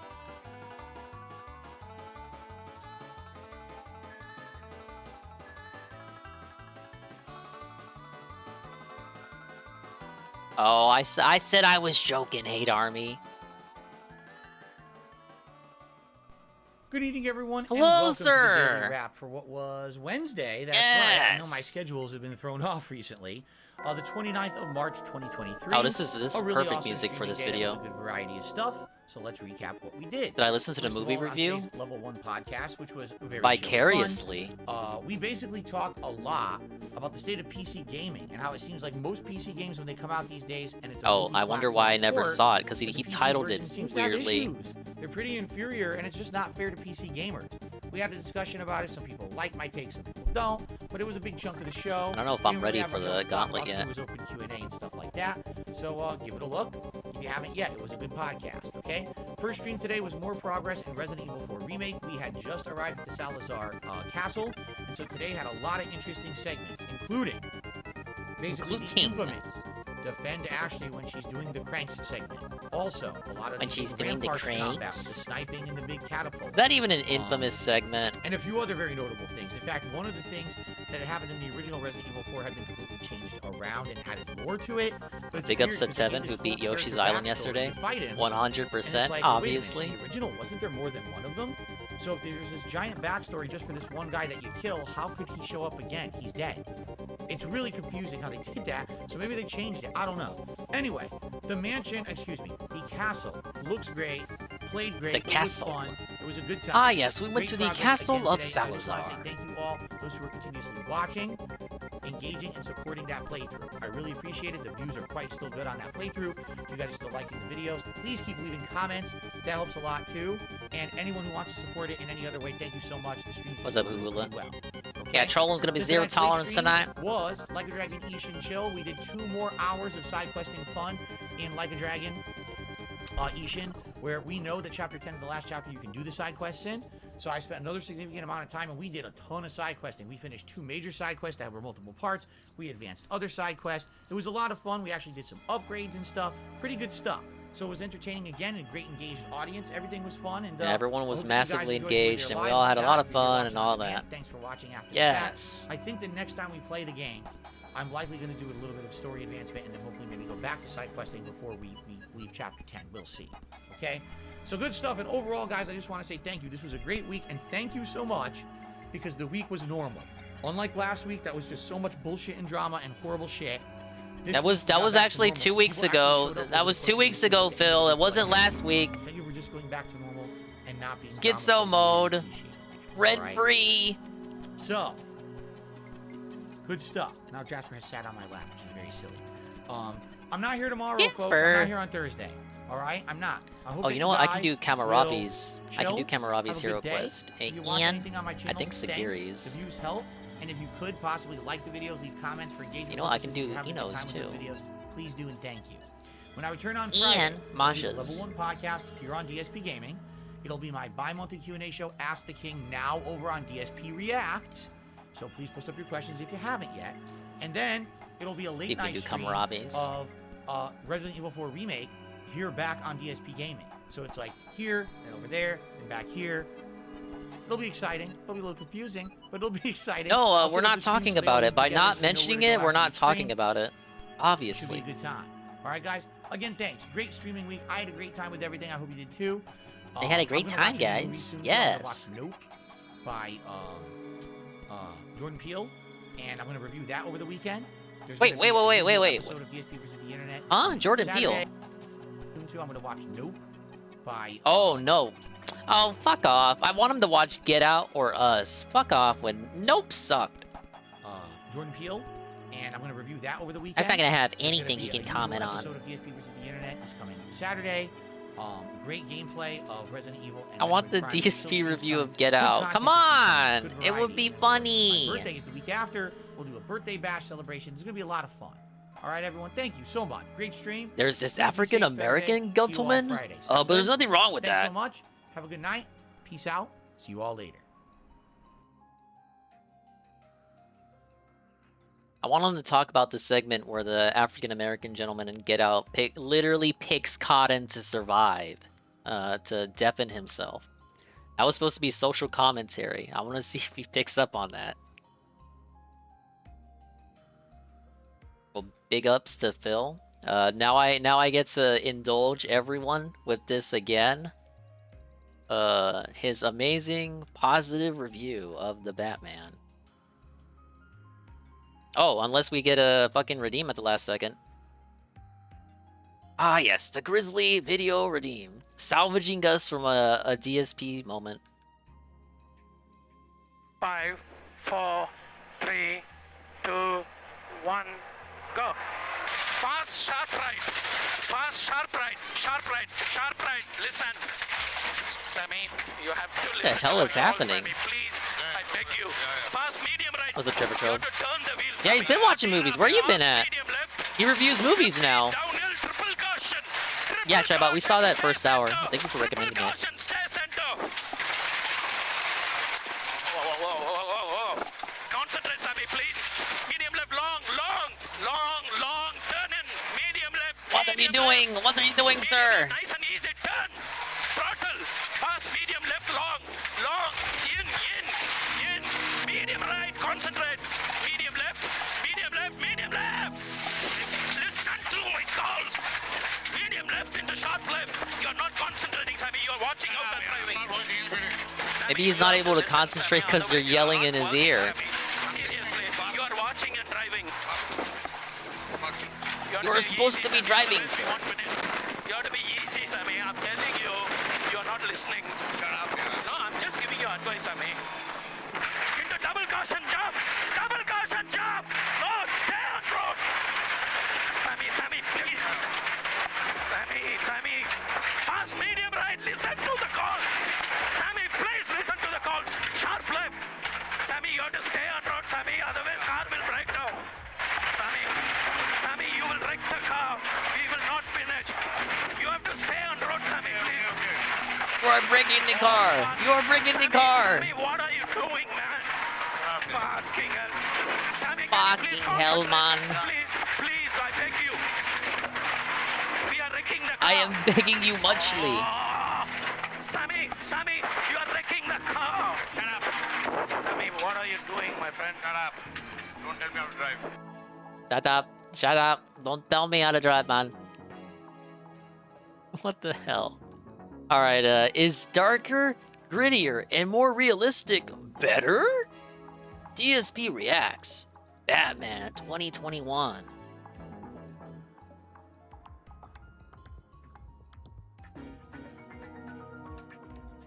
Hit me with that intro. Whoa, that's one epic fucking intro.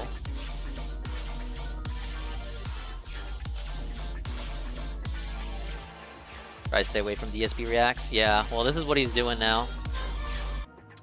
Hello, Phil here, and welcome Hello, to DSP sir. Reacts, and welcome to my review of The Batman, the 2022 Robert Pattinson, Zoe Kravitz Batman movie, the latest incarnation of Batman to hit the silver screen. It is a 3-hour epic for sure. It is one of the longest Batman movies probably ever made, if not the longest. I'm trying to think if the Christopher Nolan movies ever hit a full 3 hours of screen time. And it's a very different take on the Batman. Now, to forewarn you, I do have to talk about the story quite a bit in order to give you my thoughts. I would hope so. The story elements, But I feel don't give are us a very summary. different in this movie compared to other Batman movies. Don't give that us I've a seen. summary. So, spoiler alert, if you are going to watch this movie for yourself, I strongly recommend you probably don't watch the review. But for those of you who've seen the movie and you want my take, here it goes. First of all, this is a very different kind of Batman and a very different kind of Batman movie. Here's what I mean by that. If you look back at all the Batman movies from over the years, the campy Adam West, the darker but more grandiose and gothic Tim Burton, the Joel Schumacher grand, colorful Batman movies, and then of course the Christopher Nolan trilogy, they each have their own kind of unique style, but I think we can all agree they're all giant, action-packed superhero movies. When you watch those movies and you see Batman in action, you think, wow, that is a crazy superhero on the screen. With this Batman movie, I don't really get that. I feel like he is more of a vigilante. He is a guy who, yeah, he has a lot of money, but he's not some superpowered guy who's immune to everything and is going to save the day like a do-gooder. Instead, he's very dark, he's brooding, and he's kind of like all of us, only he has the means to try to change the lives of people in Gotham City that is completely overrun with corruption and crime. It definitely feels different. At no point in this movie did I ever feel like, wow, this Robert Pattinson Batman, he's just a badass and he's gonna bully through everything and no problem. In fact, a lot of the times, I do think he has a script, but I don't think he's got a full script written. I think he's got like bullet points on the screen. And he's trying to like combine that with his on-the-fly fucking recollection of the movie, and it just doesn't make sense. I saw One Piece was watching this, and I agree with his take that it sounds like he's meshing between reading off the bullet points he has and then just adding stuff from his memory and then throwing in some filler stuff when he can't recall specific moments to try to give himself time to speak and remember what he fucking saw. And this is all on his phone, so he also couldn't really even see the movie all that well. Yeah. Overwhelmed, and in a lot of cases I feel it makes it a more unique movie.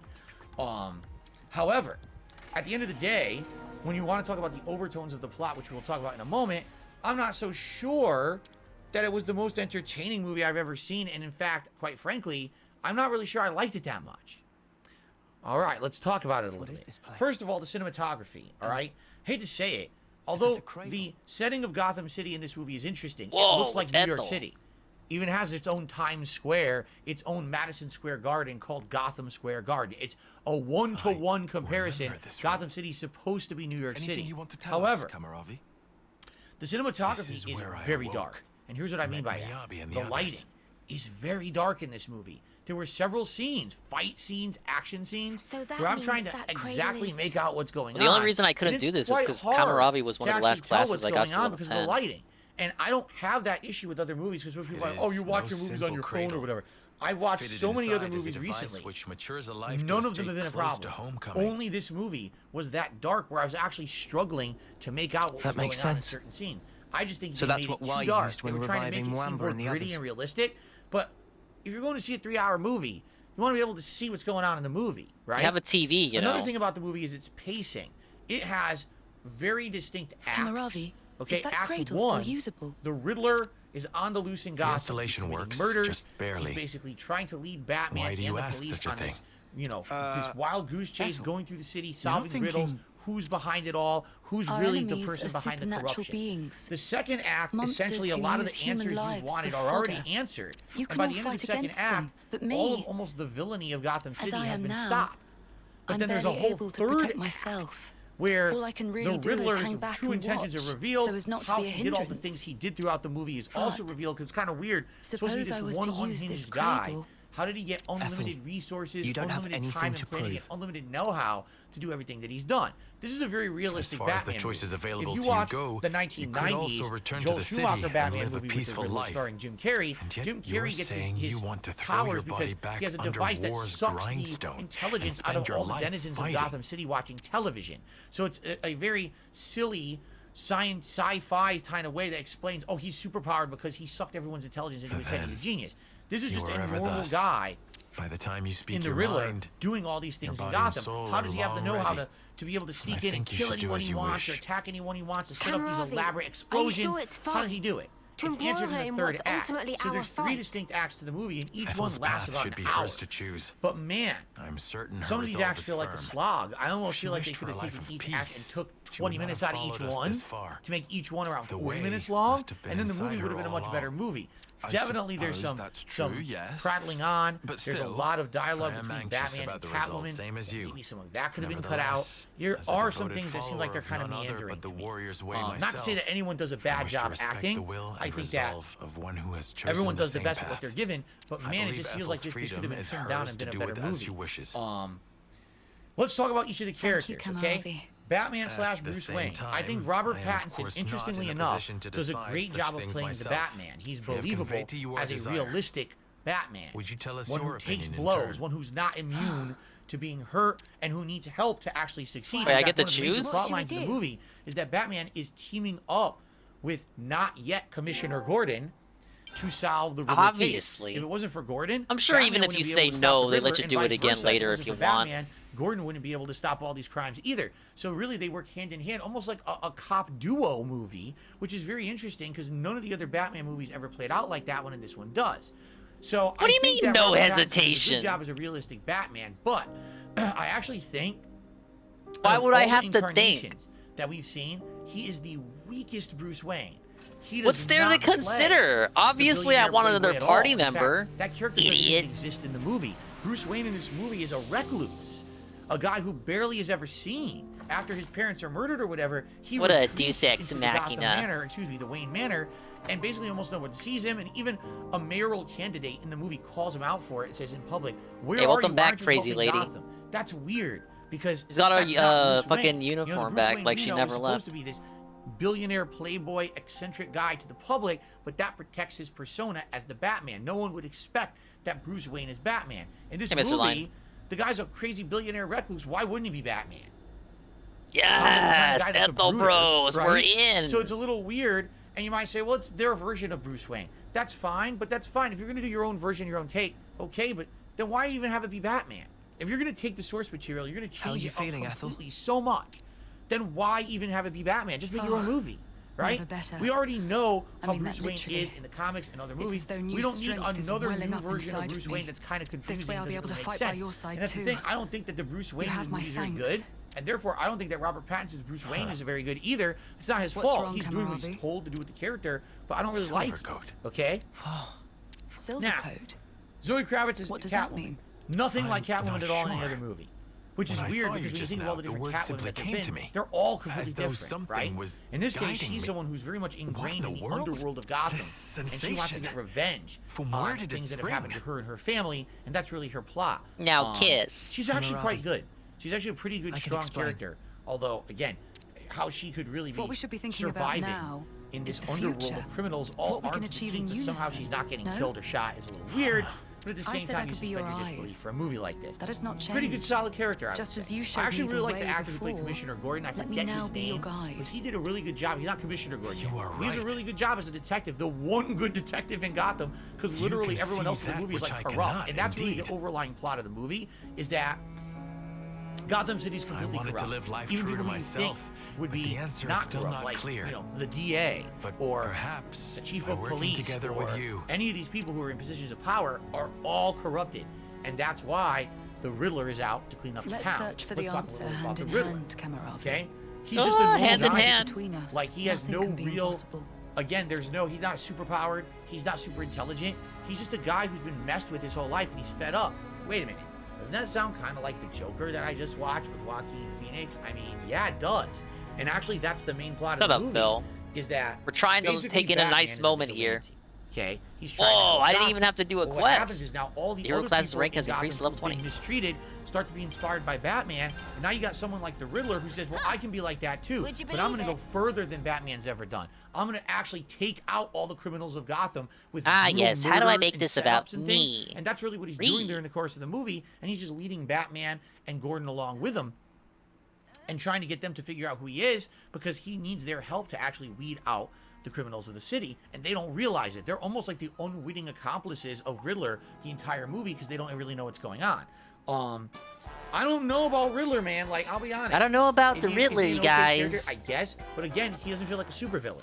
This is a movie that basically tries to take the grandiose superhero. Oh, yeah, level 20, and we got Ethel back. So realistic. Pretty cool. I don't know if it's very entertaining. You know, when I go to the movies or I want to Got see a movie, it's Kamarabi movie fantasy, at level right? 20 as This well. is like the realistic take on Gotham. Oh, so we Well, I knocked don't know if I out wanna see fucking two that. birds with one stone. We have real crime in real life. We have Got people 6 who are left to crazy do. in real life doing crazy shit every day out there. Do I need to see a movie to remind me of that?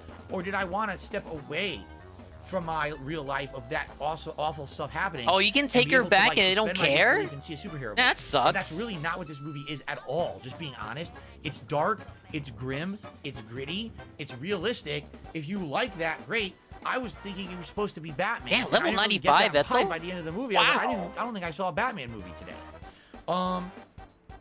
I do have some issue with other things as well. For example, some of the action scenes. Hey, Low Tier God again, changed his avatar. Like there's a driving He's got a scene new, where new Batman profile is picture. chasing the Penguin on the highway, and the Penguin's in a car and Batman's in a car. Now, Yeah, it's very realistic. Batman, I'm the Unlike previous Penguin. movies, oh, the Batmobile's over the top. right? Remember the 1990s Batman had the crazy ass Tim Burton Batmobile, and then the crazy neon one, the Joel Schumacher, or the Christopher Nolan Batman had the freaking Tumbler, right? In The this Tumbler? one, it's just a normal car. So it's two cars chasing each other on the highway and driving recklessly and causing giant explosions as they cause giant traffic pileups and car accidents. And I'm like, it's not even. I mean, we've seen better. You know what I'm saying? Like, I think in every other Batman movie we've seen better than this. And I'm kind of like, it just turned me off. It really did. All right. It turned me You wanna off. know what I like? Does about the anything turn movie? you on with That how there was that fucking fake sexual ending you at the end are, of the second idiot? act, and there's a whole third act regarding the Riddler. At the end of the second act, the Riddler is arrested. So why is there a third act? Because that's not the end of the Riddler's plans. But at the Why same isn't time, it like you know a what this Marvel reminded me of? movie where the villain Thinking of the dies and Joker, movie where over? he had another giant plot and a grandiose plan of pitting the two boats of people. Remember, there's I'm the like, boat huh? of criminals and the boat of regular Gotham citizens. Eh? Only one boat can survive. And Mamma how will mia. Gotham react? It kind of feels almost the same with the Riddler's ending, where he's doing this giant setup to basically destroy Gotham City, almost like a flood it, like biblical times, make the world flood and start over. It seems like that's what he's going for. And what I really like, and this will be a major spoiler alert. So if you didn't see the movie, don't watch this next part, okay? But I don't watch. basically, I didn't really want to watch any that part of this the Riddler film. is not actually the Riddler. That the Riddler is a group of people who've all been working together online as a almost like a Yeah, it's cult social or a commentary. They terrorist saw fucking, organization I don't know. to do these things in Gotham. It was never just They saw one people guy. who There was no way post it ever would have Pepe been one frogs guy. How did online one and guy decided to make have all the put that in the know-how movie. to break into everyone's house, to kill them, to set up explosives all over the city, to have these vehicles that he could use? And how did he have all those means if he's just a normal guy? Apparently he Not misinterpreted people this working part of the online. movie. That explanation made so much sense, but again, it makes the movie seem so hyper realistic. It's almost scary. Like you get scared, like shit. Something like that could happen in real life. A bunch of Yeah, that's where they got the idea. They didn't come up with that out of thin air. It's based off reality. Because something like that could actually happen. Idiot, it has a basis in reality.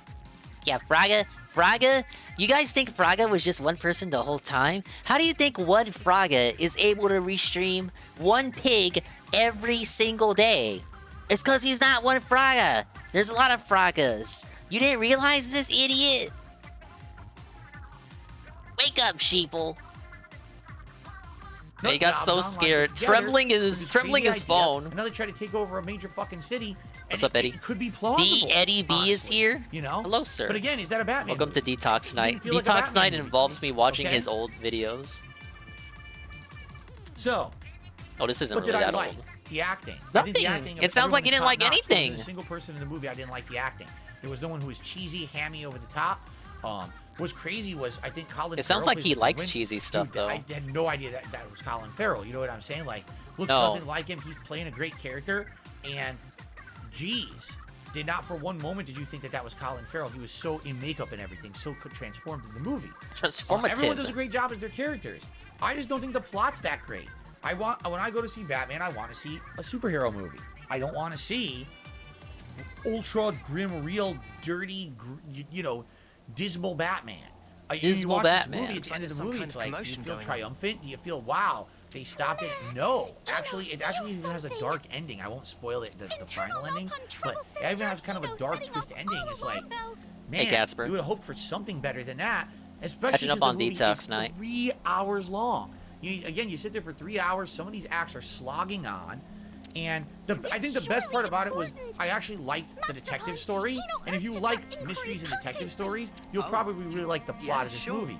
So I think this movie is a good detective movie, but it's not a good Batman movie. I think that's the problem.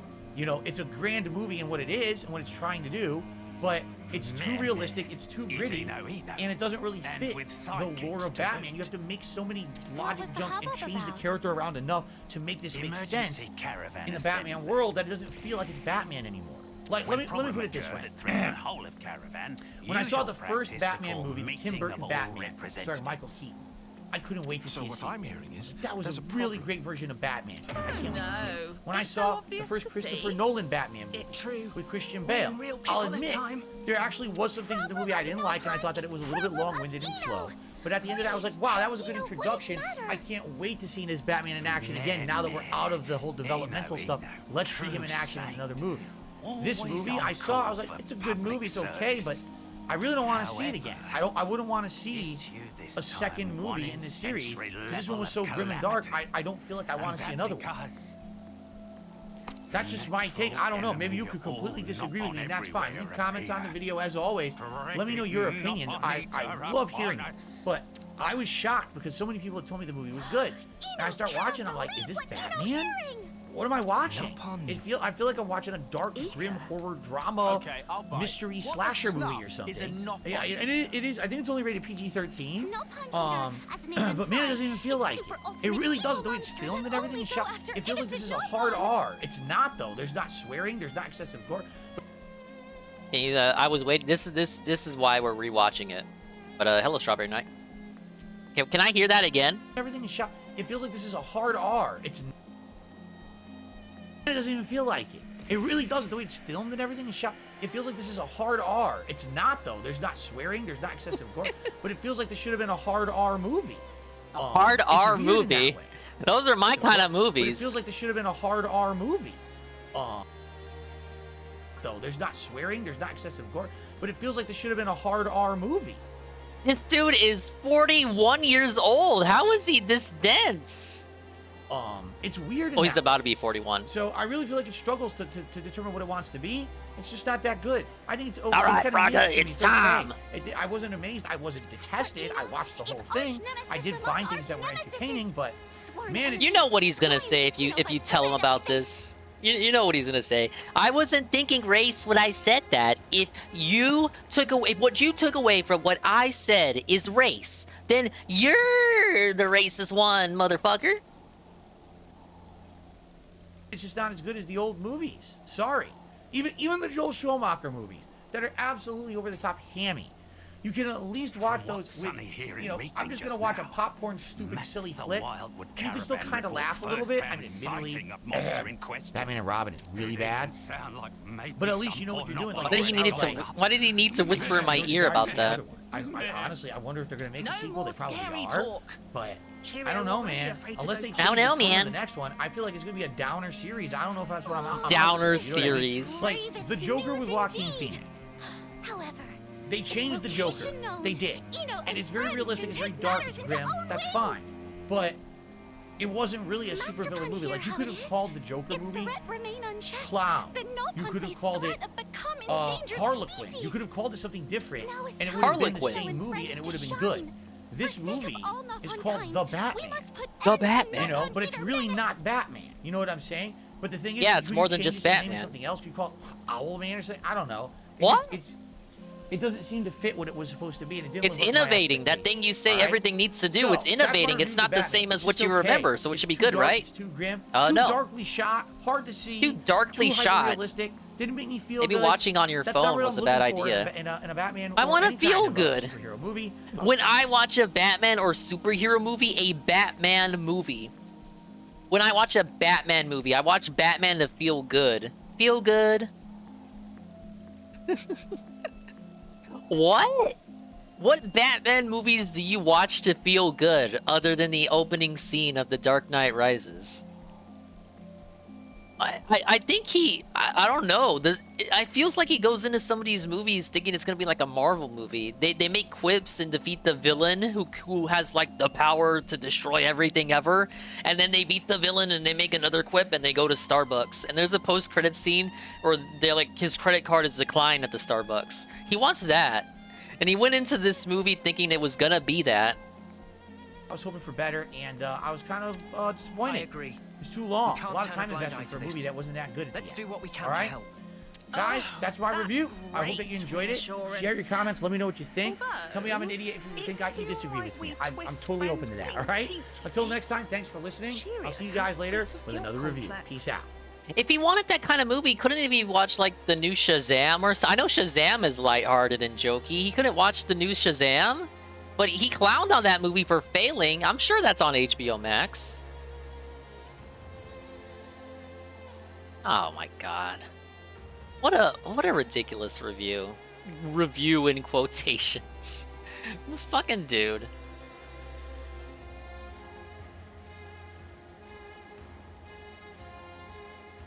What friends say? Is Eno that feeling guilty for expose everyone to danger? Eno artificial blade, specially created to act as champion of all Nopon kind. No need for feather ruffling. All right. Where in Mac the Wildwood should we head to first?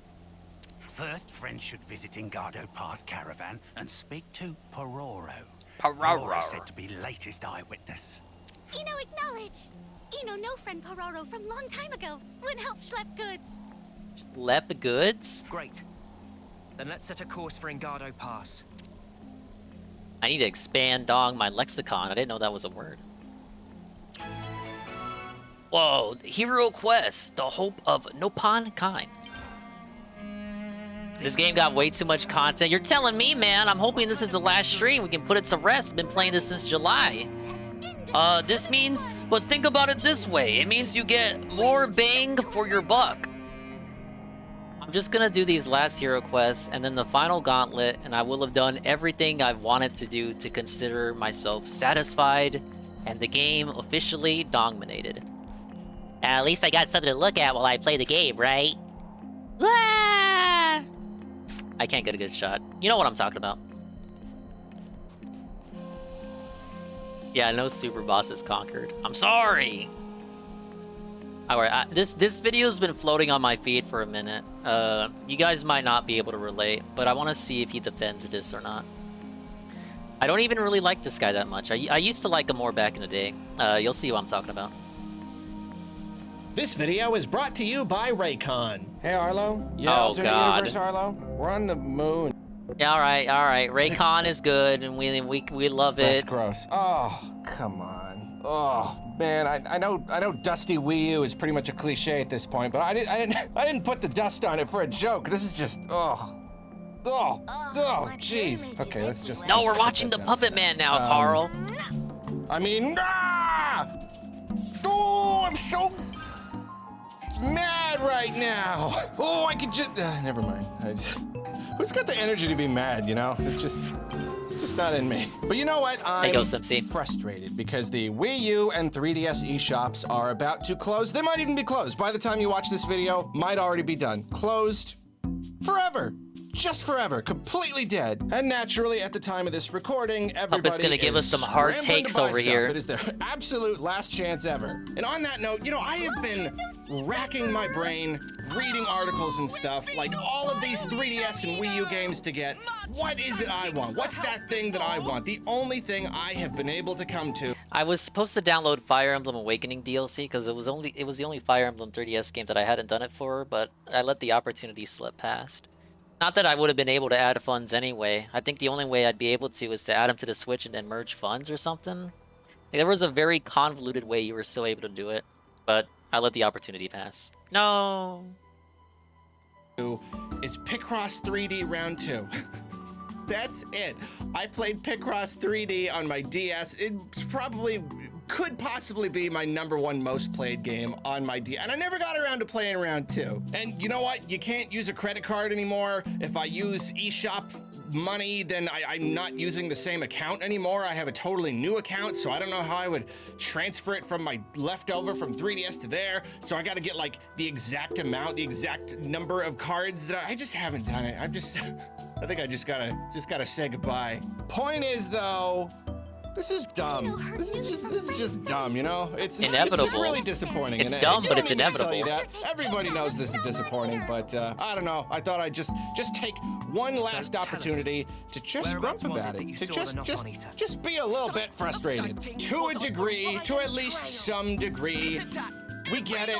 We get why it's happening. We know they can't be up forever. Yeah, that whole thing. And you know, a lot of people who are more on the tech savvy side of things have piped up and given us, you know, there's complex reasons why these systems have to come down, I'd say, particularly the 3DS. It takes a lot to run storefronts like this, just the infrastructure, and not just like the effort involved, but it takes a lot to do it Oh, safely, Dylan's Rolling because, you know, Western. these are Oh, systems we that love are that storing game. people's information, and it's a very big thing. It's a Okay, if you have to play any of these fucking eShop games, play Dylan's Rolling Western. Well, it's impossible for you to play it now, but one of the games, well, you can always pirate, obviously. One of the games, the last game, the Mad Max looking game, that one came out physically in Europe. So get yourself a copy, or just fucking pirate it. I did enjoy Dylan's Rolling Western, all of them, 1, 2, and 3. security issue, at least. I want them to a make a new degree. one. It is difficult to keep things running using these old, outdated, archaic systems. Look at how cool Dylan is. He's And swiping with all his that claws. stuff. But of course, this is frustrating for, I would say, 2 main reasons. You know, okay, it can't go forever, but one, did this have to be the time that it shut Oh, take down? away It the region just lock. feels Hack it. too soon, especially for the Wii U. It's not even that old. I guess it's not that much younger. Yeah, than Dylan's an 3DS. armadillo. Whatever. That's why it's called just too Dylan. soon for both of them. One example, Kirby's Extra Epic Yarn. That game Nintendo did. Did you know it's only 4 years old? Yeah, it came out in March 2019. 4 years. 4 years. And after these closures, 2019? That's like 4 years. When I think 2019, I don't think 4 years ago. But it did come out 4 years ago, didn't it? Interesting. Time flies, huh? Oh well, I guess you just can't buy this game anymore. there will be no official way to purchase that game. Imagine working on that game. Imagine being one of the people who worked It's on probably it. just a rushed port And job. after It's not that only serious. 4 years, Nintendo doesn't sell it anymore. You can't buy it in stores. You can't buy it on the eShop. It's just not a thing anymore. Yeah, sure, you can hunt down a used copy, but that doesn't give any money to Nintendo. That's not official. That is subject to, price hikes and There's all probably that stuff. shrink Nintendo themselves, no, wrapped they're done with it. copies Completely rotting away done in with it. some Trash GameStop can. in A lot of other Idaho. games too. Most of the latter 3DS games are just like, it's weird. Samus Returns, the big return of Metroid. It was This first game I new have. I'm 2D looking Metroid. right It's at a it. I always remake, bring but it you know what up. I mean? It's I've still never like a new played it 2D yet. Metroid project, the first one in so long. Not a thing anymore. Nintendo doesn't sell it. They're just done.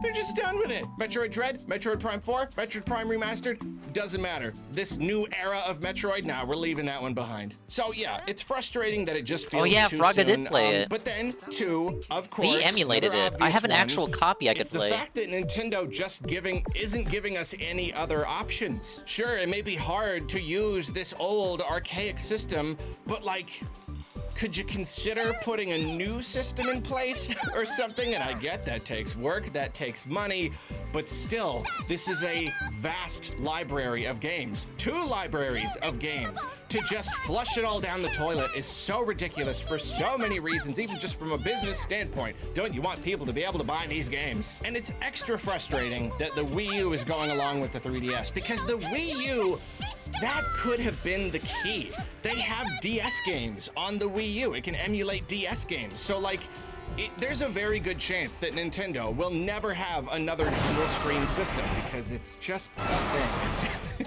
It's created a lot of problems. But the Wii U, oh man, right there, that's it. You got the TV, you got the gamepad, there it is. I don't know if it's powerful enough to emulate a 3DS. It seems like it probably would be. But what if you just kept that open just for the DS and the 3DS emulation? Keep the libraries open just for that. They could have done something like Just that. pirate if it's this Nah, serious to you. We got nothing. There are no plans, nothing from Nintendo other than it's shutting Oh, down. Mario Party DS. Sorry. See you later. Then it probably goes. Dude, Mario Party DS was great in an era where if you did DS multiplayer and no one had the game but you could do multiplayer with friends, but there would be all sorts of restrictions. You wouldn't be able to have all the content, like Mario Kart DS. Everyone would have to be Shy Guy. You wouldn't be able to pick all the tracks. With Mario Party DS, one person has the game, but you get the entire game. Yes! That was the best DS multiplayer ever. So many fun fucking bus rides, man. Goes without saying that a frustrating thing about closing down a digital storefront is that digital storefronts are supposed to, they serve a great purpose. They solve a big problem. The idea of like, you want to play a game, but the only way to play it is to like track down the old hardware and get an old copy. Like, it's just— Does he really think shit like Twilight Princess HD isn't getting ported eventually? We went over this. The GameCube games, those are not going to be offered with your Nintendo membership. That's why instead of offering GameCube games, they started doing Game Boy and Game Boy Color games and Game Boy Advance. Those are games that they feel they can just give away. GameCube games are not of that same caliber. By the time GameCube games came out, games were starting to get longer enough and meatier enough to where they felt that they could, you know, instead of just putting it out as a part of a collection deal, they can just release each game one at a time, remastered. They've already done it. Wind Waker, Twilight Princess, Mario Sunshine. I'm sure there was one more. Metroid Prime? Yeah, yes. There you go. So you're not getting GameCube games with your Nintendo membership. You're getting them remastered for 40, maybe 60 bucks a pop. Maybe regular DS games they might be willing to put on the Nintendo Switch Online, but not 3DS, because they're porting 3DS games as well. They're porting Wii games. They're porting Wii U games. Like they ported Skyward Sword from the Wii. They ported Miitopia from 3DS. Everything that was on the Wii U got ported. So that's the reality where this video is like pure cope. This specific section is cope. They're not putting get over yourself, puppet man. You Grover looking motherfucker. It's very archaic at this point. It's yeah, no way, no way. They're making you pay for more GameCube. And more difficult to find the old hardware and those old games. Digital storefronts are supposed to be a solution to that, you know. I had that video, that Metroid video about like if you want to get into Metroid, where you can get all the old games, and we are now losing access to several games that are not. They were available. You were able to get all these great Metroid games. No, not anymore. Several Metroid titles are now being delisted. And now your only option is to, well, emulate obviously, or go track down an old copy of a game, which is just ridiculous. And the further we go away from this closure, these games you should have bought them when you had a chance, idiot. To future generations. If Nintendo is smart, they will keep having, you know, relatively gimmickless single screen consoles going forward, and the very idea Harmon Knight was fun. This game screens is just going to be was made by the Pokemon devs before they went to shit. The funny thing is, like, the more people care about a thing, the more crazy and hurtful it feels when Nintendo just doesn't even care one little bit. Not even like just like a little PR jargon, you know, like Doug Bowser or something. Like we're listening, and we think that maybe sometime in the future we'll try to come up with a way for you to play and buy these games. Fuck you, Nintendo. Not a single thing. Wonder how DSP would react to this video. All these videos, all these wonderful Derek just love sent this letters to the Phil. services. Nothing. Don't mean nothing. How would Derek react? How would DSP react to Grover, man, here? Oh, yo, he'd have so much shit to say. Oh, people actually watch this? The only reason people watch this is because he's a puppet. If he was just a normal guy, no one would watch this dude. Ah!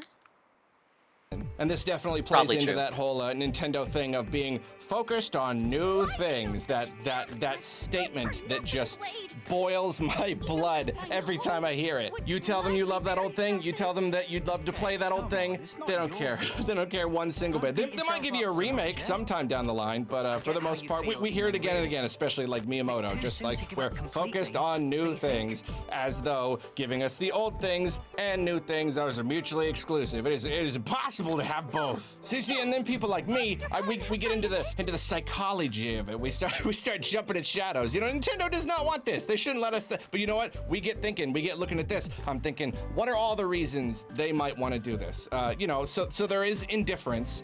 But then we've also seen what seems to be, might not be, might just be ignorance, might just be indifference. But when it comes to Nintendo's overall, their overall tendency to drag their feet when it comes to giving us old stuff, it starts to also feel like they just want to have more control than that. We don't want you to want the old things. We want you to want the new things. We don't want you to even know about the existence of those old things. You like the old thing more than the new thing? Doesn't matter. You're gonna play the new thing and you're gonna like it. It starts to feel like they I mean, if just they want to want make money, complete yeah. control over our buying habits and our tastes, you know? And I know that's getting deep, but like I said, this is what happens when you make us think. I guess because indifference is one thing, but it's kind of like if you are indifferent and everyone else feels very, very passionately about it, it doesn't feel like you're indifferent. It starts to feel like you're actually kind of swinging hard the other way. You don't just not care, you clearly don't want this thing, you know? And you start to think, does Nintendo not want us to have the old stuff so that they can more appropriately and in a more controlled way sell the remakes and stuff later? I'm getting way too deep. I'm rambling like absolute crazy, so I reel it in. I went over my little bit. takes on the Point Tears of the is, Kingdom yesterday on the we Hand care League a collab. lot. We care an awful I'm really lot. not the best person to ask about Nintendo fucking Tears of the does Kingdom, not. but I think it's And that's interesting. frustrating. And then even just on top of like, you know, the games. I want to be able to buy the games. I want people to be able to buy the games and all that. Even beyond that, of course, there's the much broader, much more long-term game preservation argument. From a preservation standpoint, just Yeah, you were there shutting too, down these Shybot. shops, just flushing them down the toilet, it's a huge blow to game preservation. On that note, if you haven't seen it yet, Gerard the Completionist just did an incredible video where they bought every single Wii U and 3DS game and DLC. Hey, it's and that other everything video we on watched. both eShops. Really super good video. Please go check it out. And here's the thing. Here, I'm getting tired of looking at this thing. Hold on. Just cover that thing up. Just cover it. I don't want to see it anymore. It's too gross. Anyway, here's the thing. You know what all this leads Any more to? Christian? All this I didn't talk, do it all yet. I these was actually closures, waiting all for you to this show stuff. up. You know what it's going to boil down Well, to? I'm sure you've seen it already, though, I'm actually but- going to do to get Picross 3D Round 2. Hey, Paris. You haven't seen this dude? I've been watching this guy since at least 2016. Obviously, he's only relevant. People only pay attention to what he says because he uses the puppet. He's only using it for attention. If he wasn't using the puppet, no one would watch any of his videos, right? I kind of want someone to, like Derek, to send a puppet video of this guy to Phil, just to see what he would say. But also, DSP would be able to cry about the eShop and clown on Nintendo again. We all love when he does those segments. Just gonna have to pirate it. Let's just be honest. That's what's gonna happen. I want that game.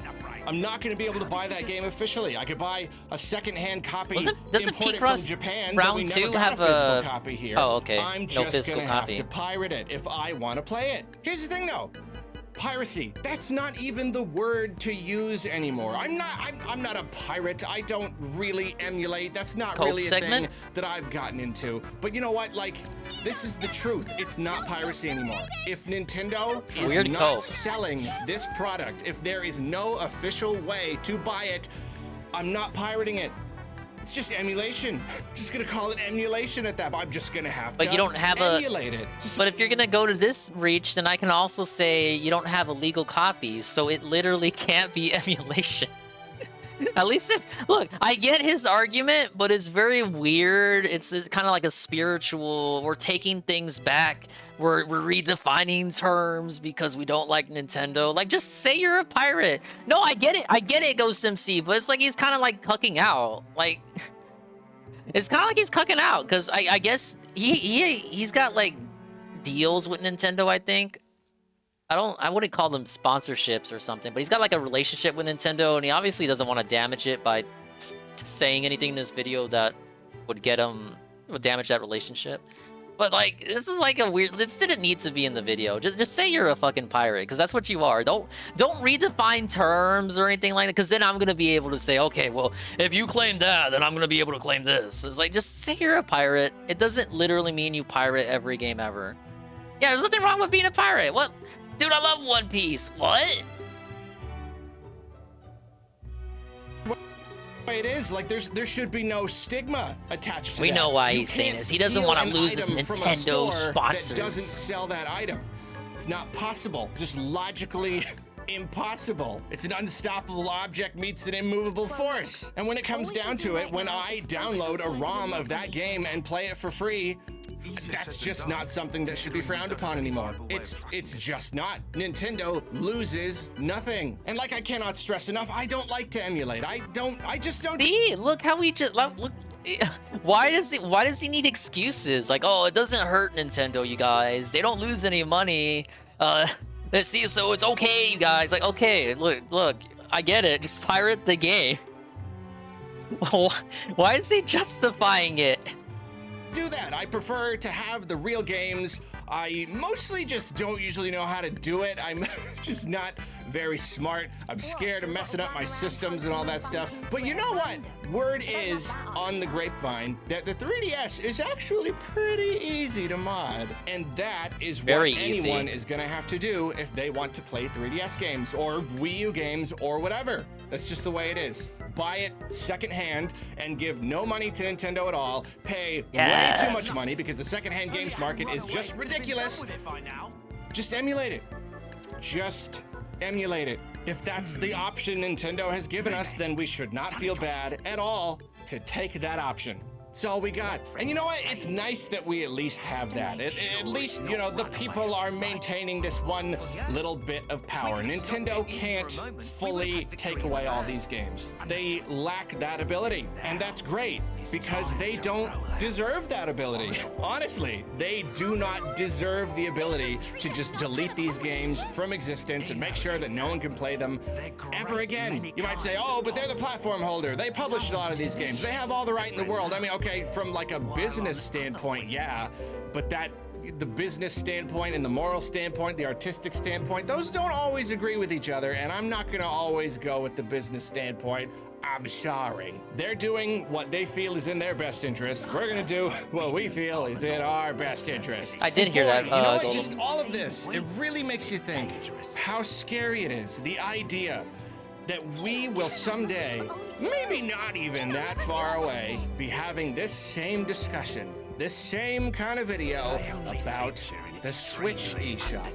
It won't be that long. I mean, like, you could argue that the Wii U eShop closed down pretty quick because, you know, the Switch 2 is probably gonna have the same eShop infrastructure as the Switch 1, whatever the fuck they end up calling it. Like, the PS4 and the PS5 share a storefront, just like the Series X and the Xbox One do. The PS3 and the PSP shared a storefront. So I don't think it's gonna be like a whole new, let's restart everything all over again, here's a new eShop. I think it's just gonna be backwards compatible. Like, it's gonna continue on with the same storefront. So no, I don't think we're gonna be having that conversation until like 2070, Mr. Puppet Man. the Wii U was a commercial failure. Not a lot of people have Wii U's. The 3DS did pretty darn well for itself, though. Maybe it closed down sooner because it was using an old archaic system and they're ready to get that. Probably. Maybe this Switch eShop, maybe it'll last a lot longer. Maybe future Switch consoles will be more backwards compatible, so these can go along with us. Maybe. Maybe. That's a big, fat maybe, isn't it? Like, we can hope that Nintendo keeps making normal single-screen games that are easy. And of course, I will always say, like, the older I get, the more anti-gimmick I get. You know, Nintendo with their little experiments, with their weird systems, 2 screens and all that stuff. It's cool, but it really messes stuff up down the line, makes it really hard to keep playing and preserve these games, and I don't like that. So we can hope that things stay more or less normal-ish with their consoles going forward, and so we can see a better effort on their part to keep providing us with these games. I wanted to see that Digital Foundry video. Let me see if I can actually find it. They are anti. I want to see what their takes are. Providing these games because they want to have more control over what we're buying and all that stuff. Blah blah blah. Point is, Switch eShop, that might close 10 years from now. We might be having the same discussion, and that's scary. It's scary, and I don't is it this like one it. stranded on Wii U? There it is. That is. Thank you for joining me for my video, being angry. Grr. Oh, one last time over the eShop closure. He said grr, and I immediately thought of something else. Anyway, that's great. Anyway, he broke my nether portal. How? Now, if you'll excuse me, I'm gonna not finish cleaning this gamepad and instead put it back on the shelf for another 5 years. See you later.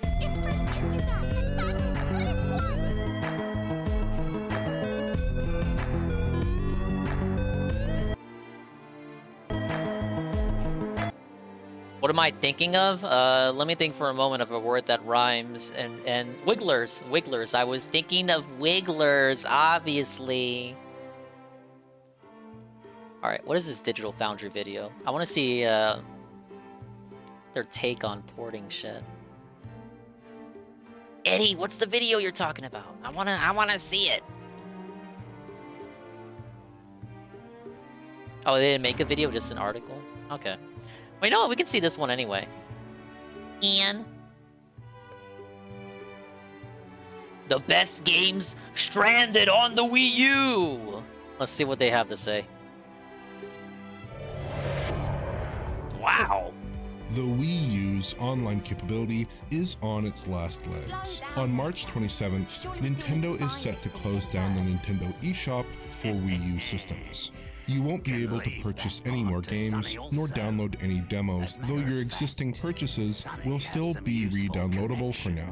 And that's a real shame because the Wii U is home to a wide variety of top-shelf software. Nintendo's first-party efforts kicked into high gear on the system, which was Nintendo's first HD console. Most of those titles ended up on the system's much more popular successor, the Nintendo Switch, but a substantial chunk are still stuck on the obsolete Wii U. So today we're going to be looking at some of the most technically accomplished Wii U titles that aren't available on Switch or other platforms, or that offer something particularly compelling on Wii U hardware, as we approach the eShop's closure. All of these games can be purchased on the eShop right now, though not for very much longer. Sometimes tempted to dip into own Some shit like Woolly World is so stupid because it's on the 3DS. And now you can't Let's even start get off that with a pair of version. Zelda remasters, The Legend of Zelda Wind Waker HD and Twilight Yes, Princess the big HD. ones. These are both essentially respun versions of GameCube titles. Modernizations that add new textures and effects, but leave the original visual designs mostly intact. Wind Waker Wait a minute, these HD are is literally definitely on the other more consoles, successful though. of these two efforts. fucking The video. original geometric meshes are identical here, but the game has been refreshed with new textures, a fully redrawn and reworked UI, and updated lighting, featuring bloom, real-time shadow maps, and ambient occlusion, alongside gameplay tweaks to incorporate the gamepad and speed up game progression. It all holds up quite nicely, even sampled at its full 1920 by 1080 resolution. There are Wouldn't it be a downgrade if you bring Wind Waker? I don't know if Twilight Princess did it too, but I know Wind Waker did it. Wouldn't it be a downgrade to bring it to Switch because then you don't have the gamepad menu? That's why they took it out of Breath of the Wild when it came out on Wii U. In the beta for Breath of the Wild, you could use the gamepad as like a second screen, but they didn't want that version to be seen as like having superior features to the Switch, so they gutted it when it eventually came out on Wii U. Are a few of the standard quibbles from games released during this era. Aliasing is a bit of a problem, particularly in the ambient occlusion and the shadow maps, with the post-process AA unable to effectively deal with frame-to-frame artifacting. And while I do think that the revamped lighting is attractive, the more relaxed approach to cell shading does create some uncomfortably three-dimensional looks in indirectly lit conditions. The cartoon stylings of the original models are lost here, unfortunately, and the basic character geometry is exposed. In direct lighting, the game looks great, but in these moments I do wish that a bit more care had been exercised to keep the shading simpler. Twilight Princess HD is perhaps a bit gun-shy relative to the earlier Wind Waker HD project. The visual changes here are mostly limited to increases in texture resolution and a reworked UI. There are occasional touch-ups to background scenery, and the game sports a subtle touch Yeah, of Twilight moon Princess lighting HD and was has kind of cleaner lazy by shadows. comparison. But the game is a much closer match for the original work than Wind Waker. At 1080p But I guess that's resolution because people complain returns too much along about with Wind Waker post-process HD. AA, so image quality is fairly serviceable. I thought My Skyward only Sword real gripe HD was here kind of a comes down to the improvement. relative simplicity of the original visuals, which don't hold up well even when plastered with high-resolution textures. Wind Waker HD's cartoony art style holds up better under these kinds of constraints, but Twilight Princess definitely shows its age. I would still say that both HD versions are the best way to play these games right now, and the Wii U eShop is the best way to acquire them, as they are quite a bit cheaper on the eShop than they are in physical form. Twilight Princess HD is particularly pricey, clocking in at over $100 even for a used copy. Once the eShop is closed, these games will become prohibitively expensive for many players. Our next pair of titles are a couple of 2D platforming games, Yoshi's Woolly World and Kirby and the Rainbow Curse. Mamma mia! Yoshi's Woolly World is an absolute joy to play and an effortless little platformer that feels fantastic to control and to watch. Yeah, Woolly World was amazing. It presents a stylized world made out of wool yarn from a semi-fixed 2D perspective, with blurred out background scenery. The actual visual techniques don't look super impressive. Solid blocks of yarn seem to be represented using fairly basic 2D artwork, with cloth fringes handled using alpha textures. But the overall look of the game is really pleasing, and the yarn animations are a joy to watch. 2019's Yoshi's 3DS. Crafted World would really take this sort of concept to the next level. So they got Crafted World on Switch, but it's a completely different game and lamer. Isn't that great with a 720p resolution without Peaches, you should finish Woolly World. I really enjoyed it. Target 60 frames per second. It's better than Crafted World by far. There are some minor frame rate dips, but overall, I'm really pleased with the way the game looks and plays. It's one of my personal favorite Wii U titles, and comes in at a relatively cut price offering on the eShop too. There is technically a 3DS version of this game as well, though its severe graphical cutbacks render the Wii U release far superior in my opinion. Kirby and the Rainbow Curse is a sequel to the 2006 DS classic Kirby Canvas Curse, though with expanded gameplay and a much more compelling visual style. The entire game carefully mimics the look of modeling clay, with careful materials work and intricate shadowing accomplishing a really sophisticated visual look, especially when you consider the host hardware. Animation also has a sort of stop-motion style to it, which seems to have been achieved largely through swapping models in and out for common background animations.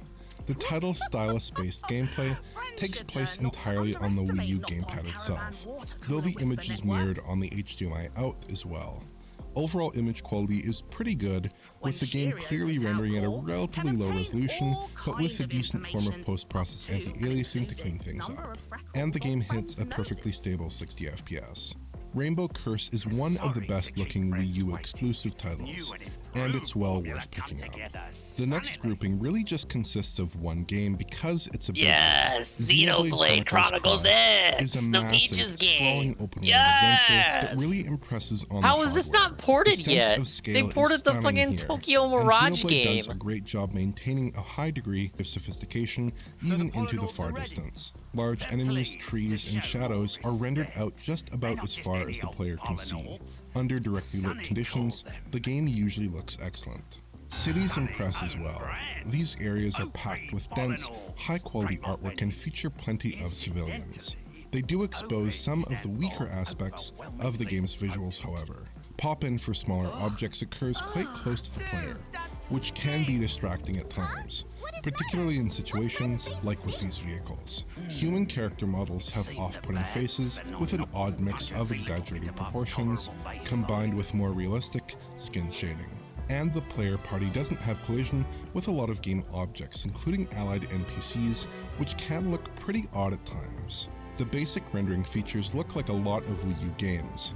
It runs at 720p 30 with post-process AA, so image quality isn't amazing, though it's still one of the best looking open world Wii U titles.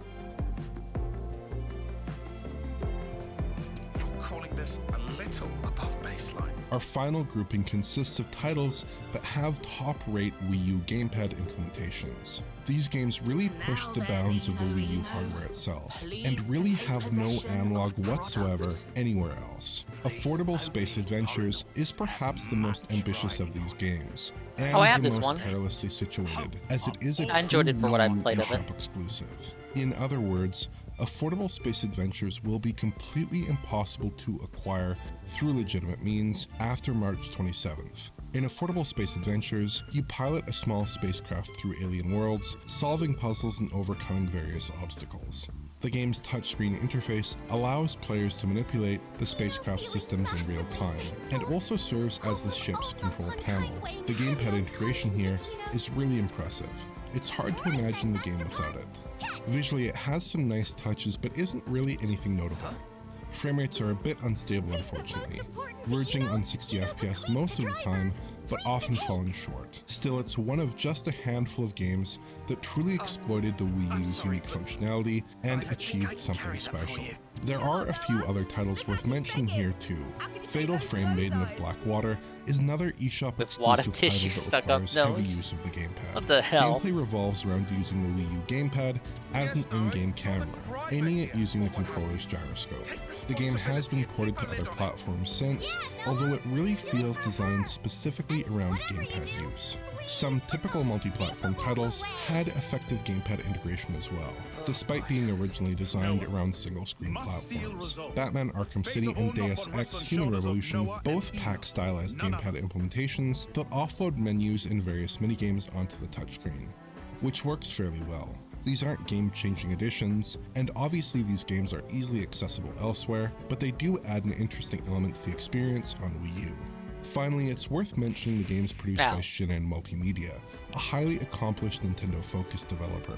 Two of their Wii U efforts, Nano Assault Neo and Art of Balance, are readily available in similar forms on other systems, though both work very well here too. Fast Racing Neo is the key release here, and it's an actual Wii U exclusive. This high-octane racer features physically based materials, ambient occlusion, and a novel temporal upsampling technique that appears to build a 1280 by 720 image from a 640 by 720 base resolution. Outside of a handful of frame rate drops, it holds a smooth 60 FPS update as well, which is a must-have given the blistering speeds of the racing. It's one of the most technically impressive Wii U titles ever published, despite its status as a cut-price game that comes in at a mere 829 megabytes after installation. The key caveat here is that while Fast Racing Neo is technically a Wii U exclusive, an expanded version of the game called Fast RMX was released as a launch title for the Switch. It packs improved lighting, better weather effects, Yeah, I thought they had higher ported UI this. elements, and critically renders at a proper 1080p in docked mode and 720p portably, with dynamic resolution to pick up the slack as needed. Content-wise, it includes all of the tracks from Neo and adds 6 new courses as well. So the reasons to actually own the original game over that version are a little bit limited. People who have played a lot of both titles will notice some differences in dashing, boosting, and general ship characteristics, which have all been tweaked substantially for the Switch version. The original release has somewhat simpler handling, which feels more satisfying at times. I love both titles, and to me at least, both are definitely worth owning, but opinions are bound to vary there.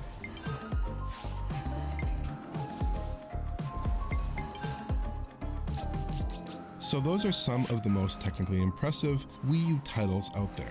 But how do you actually download them to a Wii U console? You It don't. seems like it shouldn't be a problem, but Nintendo has been slowly turning off Wii U eShop functionality in recent times, including the ability to directly add funds to purchase Wii U games. But if you have a Switch and pair your Switch Nintendo account with a Wii U Nintendo account, you can add a preset amount of funds on Switch and access them on Wii U.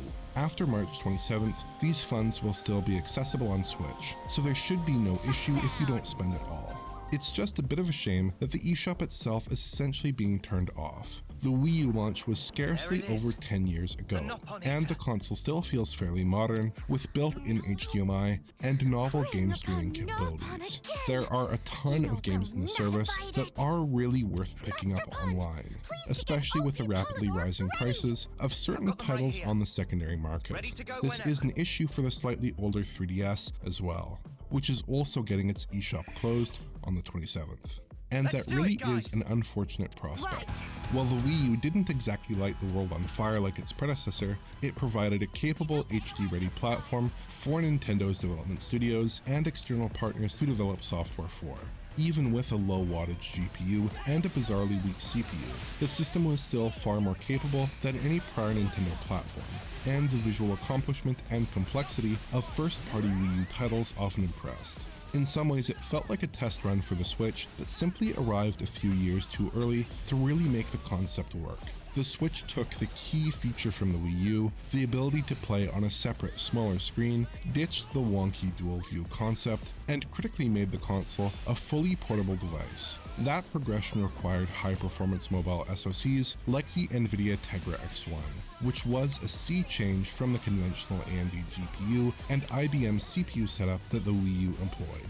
But even some 6 years after the Switch debuted, there are still a substantial number of impressive games that are stranded on the aging Wii U. My advice would be to pick them up while you still can, because the window of opportunity is rapidly closing shut. If you enjoyed this video, please like, subscribe, and press the bell for YouTube notifications. Check out the Patreon at digitalfoundry.net for exclusive and early access content. And to get in touch, just use Twitter. Thanks for watching. Oh, big ups Digital Foundry. See if I can finish this hero quest. This is an improvement.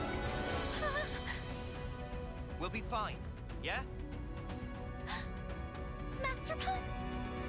I believe in us. We'll end this here and now.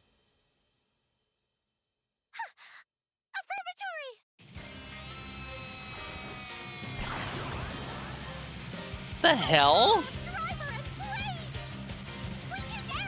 This fucking song. I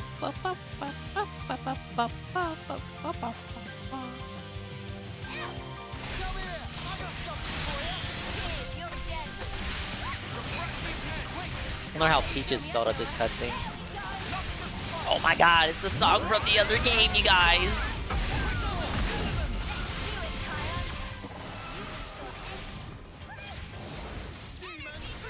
Alright, I promised it, so we gotta watch it. You know what's coming up next. Oh my god, there's even more parts now. Ew.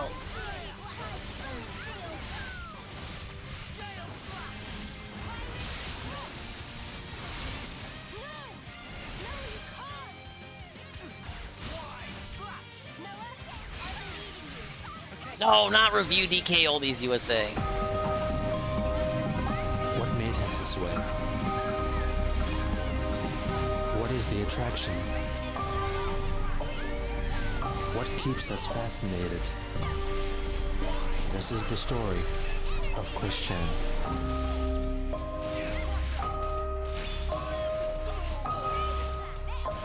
But wait, there's more! 73 parts more.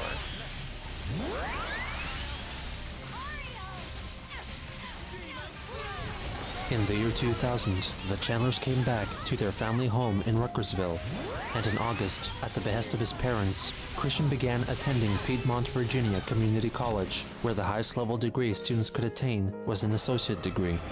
Perhaps spellbound by illusions of grandeur, Chris chose to study marketing, but Bob quickly transferred him to a computer-aided drafting and design degree, in the hopes that it would be a better fit for his challenged son and his future.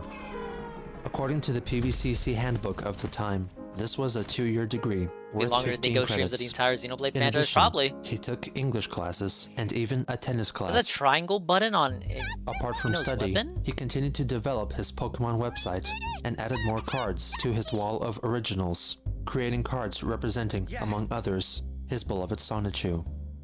In October, he launched Quick's Sonichu site, a website devoted to his original character. Over the course of the year, the Sonichu family grew. He created Soni, Sonichu's pre-evolutionary form, and dedicated a trading card to him. He also gave Sonichu a female companion, Rosechu, based on Amy Rose from the Sonic franchise. After high school, contact with his gal pals was lost, apart from Kelly. He claimed to have called her every weekend for about a year. For Christmas of that year, Christian made her a CD entitled Songs for Kelly as his gift. He incorporated a mini Sonichu into the artwork. Winter of 2000 is also significant, for that was when Chris created his Sonichu medallion, made of Crayola model magic and acrylic paints. Late 2000, I bought some Crayola model magic clay, and I molded and crafted the first original Sonichu medallion that I wore around my neck, with a makeshift chain, which I later replaced with a better necklace I bought from Pacific Sunwear at my mall. He would rarely be seen without it. The following year, he continued to develop the lore around Sonichu, which included creating an offspring for Rosechu called I don't Rosie, think so, you know, we and got like designing 6 an more Archie hero Comics quests where cover that for came Sonic from. the Hedgehog versus Sonichu. For his mother's 60th birthday, he made her a cake with Sonichu on it. In July, he filmed the City of Quickville tour using the stop-motion feature on his Game Boy camera. The town in question was his yet unfinished Quickville made of Lego. He still hadn't settled on a naming system yet, so he spells it in 2 different ways. First with an I, then with an I and a K. The tour is led by a Lego incarnation of Christian, and he shows 2 landmarks of the town: the water tower and go-kart pass, before the video abruptly ends, possibly due to the Game Boy camera only having the capacity to hold 30 frames at a time. In August, Christian got a job at Wendy's. He was mostly in charge of cleaning trays, tables, Big and ups carpet Wendy's. tile flooring, keeping the place I don't really neat like and serving Wendy's the chili, man. customers with kind, understanding help. He alleges that he never quite saw eye to eye with his supervisor, who disagreed with Chris's way of operating. According to one supposed event, he got his uniform dirty, and despite it being likely that he could have... It's always Wendy's. What's up, Heavy Metal Gamer? It's, whether it's Jordy's Chili, Cobra working there still, and, Christian getting his start there. It's always Wendy's, man. Swapped with a clean spare at the establishment. He proceeded to continue to work with his sullied attire, and even attempted to wash it in the bathroom sink. According to Christian, a female co-worker gave him a hard time, pelting him with criticisms and insults, perhaps mistaking her constructive criticisms for attacks against his person. He also admitted he took breaks frequently, neglecting other duties. Chris was fired from Wendy's in September or October 2001 for a number of possible reasons. One of the most popular motives for his dismissal was that he performed a Donald Duck impression to a child at the restaurant, bringing him to tears. In other accounts, he said that he was fired after he drew an unflattering caricature of an older female co-worker. His termination was likely a culmination of these events. It was also around this time that Chris ended his weekly calls to Kelly. He gave conflicting reasons for this. He first stated that he suffered from noviophobia, a term he coined, which he defines as a fear of speaking to a woman who may already be in a relationship, which convinced him that his calls were in vain. Initially, Chris stated that he was told by his mother that Kelly most likely already had a boyfriend, so he might as well quit his attempts. But later, he changed his story, saying that he came to that realization all by himself. In other retellings, he said that he simply forgot to call her one weekend, and after he broke the routine, he didn't want to continue. On February 24th, 2003, Christian spent a tearful 21st birthday. For some reason, he was kicked out of English class by his male and possibly gay professor. Like many historical accounts of his life, he keeps changing the story. First, he said that the class was reading the book Wednesday's Child, which featured an autistic girl. He recounted that he told the professor that he was autistic as well, which resulted in a misunderstanding and Chris being forced to leave the class. Alternatively, he admitted to causing a disruption in class, writing in a report, exclamations you'd likely hear from a black person in church, which prompted his dismissal from the classroom. This ejection further increased his hate for men and gay men in general, and further convinced him of launching a pursuit to find true love. In order to meet whom he called a boyfriend-free girl, he launched his love quest. However, finding that one special person in his life wasn't going to be easy. Christian didn't feel like he had the confidence to approach women on his own volition, due to the infinitely high boyfriend factor. This term refers to the very high probability that any girl to whom he spoke already had a boyfriend, making it close to impossible to find his coveted boyfriend-free girl. By extension, every man who already had a girlfriend was thought of by Chris with seething loathing. With the infinitely high boyfriend factor, I'm not fond of about 99.9999999999996% of the total male population, with a margin of error with a 4/billionth of a percent for about 100 men, of whom are okay acquaintances. Those doofs get all the luck, having a sweetheart to care for and to be cared from, getting all the hugs, kisses, and emotional support and the security That's of a quite the solid future percent, without or loneliness and with percentile, love and rather. children. And besides that, my autism is not much help on the programming of my mind. Sigh. Oh, my life. To combat his reluctance to approach prospective females, he devised a way in which women would approach him instead. The attraction sign. Christian created what he called an attraction sign, which was much like a personals ad, but in public.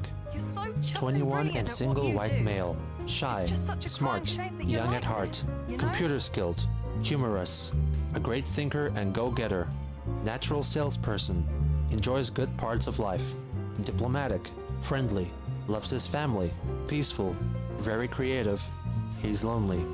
Seeking a cute 18 to 21 single female companion, 18 to 21 years of age, does not already have a boyfriend.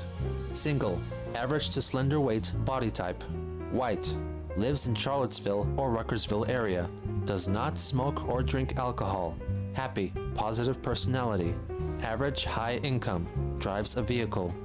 If any men read this huge sign, mind your own business. And to all men with girlfriends, except marrieds and blacks, go jump off a cliff. Have a nice day. He would hang the sign up at the PVCC lobby and would stand or sit beside it in the hopes of attracting potential mates. Based on the attraction sign and later comments, it is clear that instead of finding the love of his life, his quest for a sweetheart was more of a quest to lose his virginity and to find a woman to mother him and financially support him. Just a couple of months into his love quest, Christian was met with an obstacle. Mary Lee Walsh, the Dean of Student Affairs, tore down his attraction sign and allegedly even tore it up in front of him. According to Chris, she yelled at him in a violent manner and said that his way of doing things would not get him a girlfriend. It is likely that Walsh may have, in fact, taken down his sign and told him that it was inappropriate, as his methods were akin to soliciting sex on campus. In any case, he was deeply disheartened by this event. It literally shattered my heart to almost nothing and murdered my soul. In response to this attack, Christian made another sign, which was quickly removed in a similar fashion. This was to be the beginning of Christian's make-believe conflict with Mary Lee Walsh that will haunt him for most of his adult life. As an act of catharsis, Christian wrote a poem called Saddest Heart in the World, in which he refers to Walsh in the most unkind of light. Lonesome and sad, the mastermind is very bad. In efforts of getting a boyfriend-free gal, that female dog took my only idea for a fall. Heartbroken, sad, and very lonely. I remember the Mary Lee stuff. Virginity.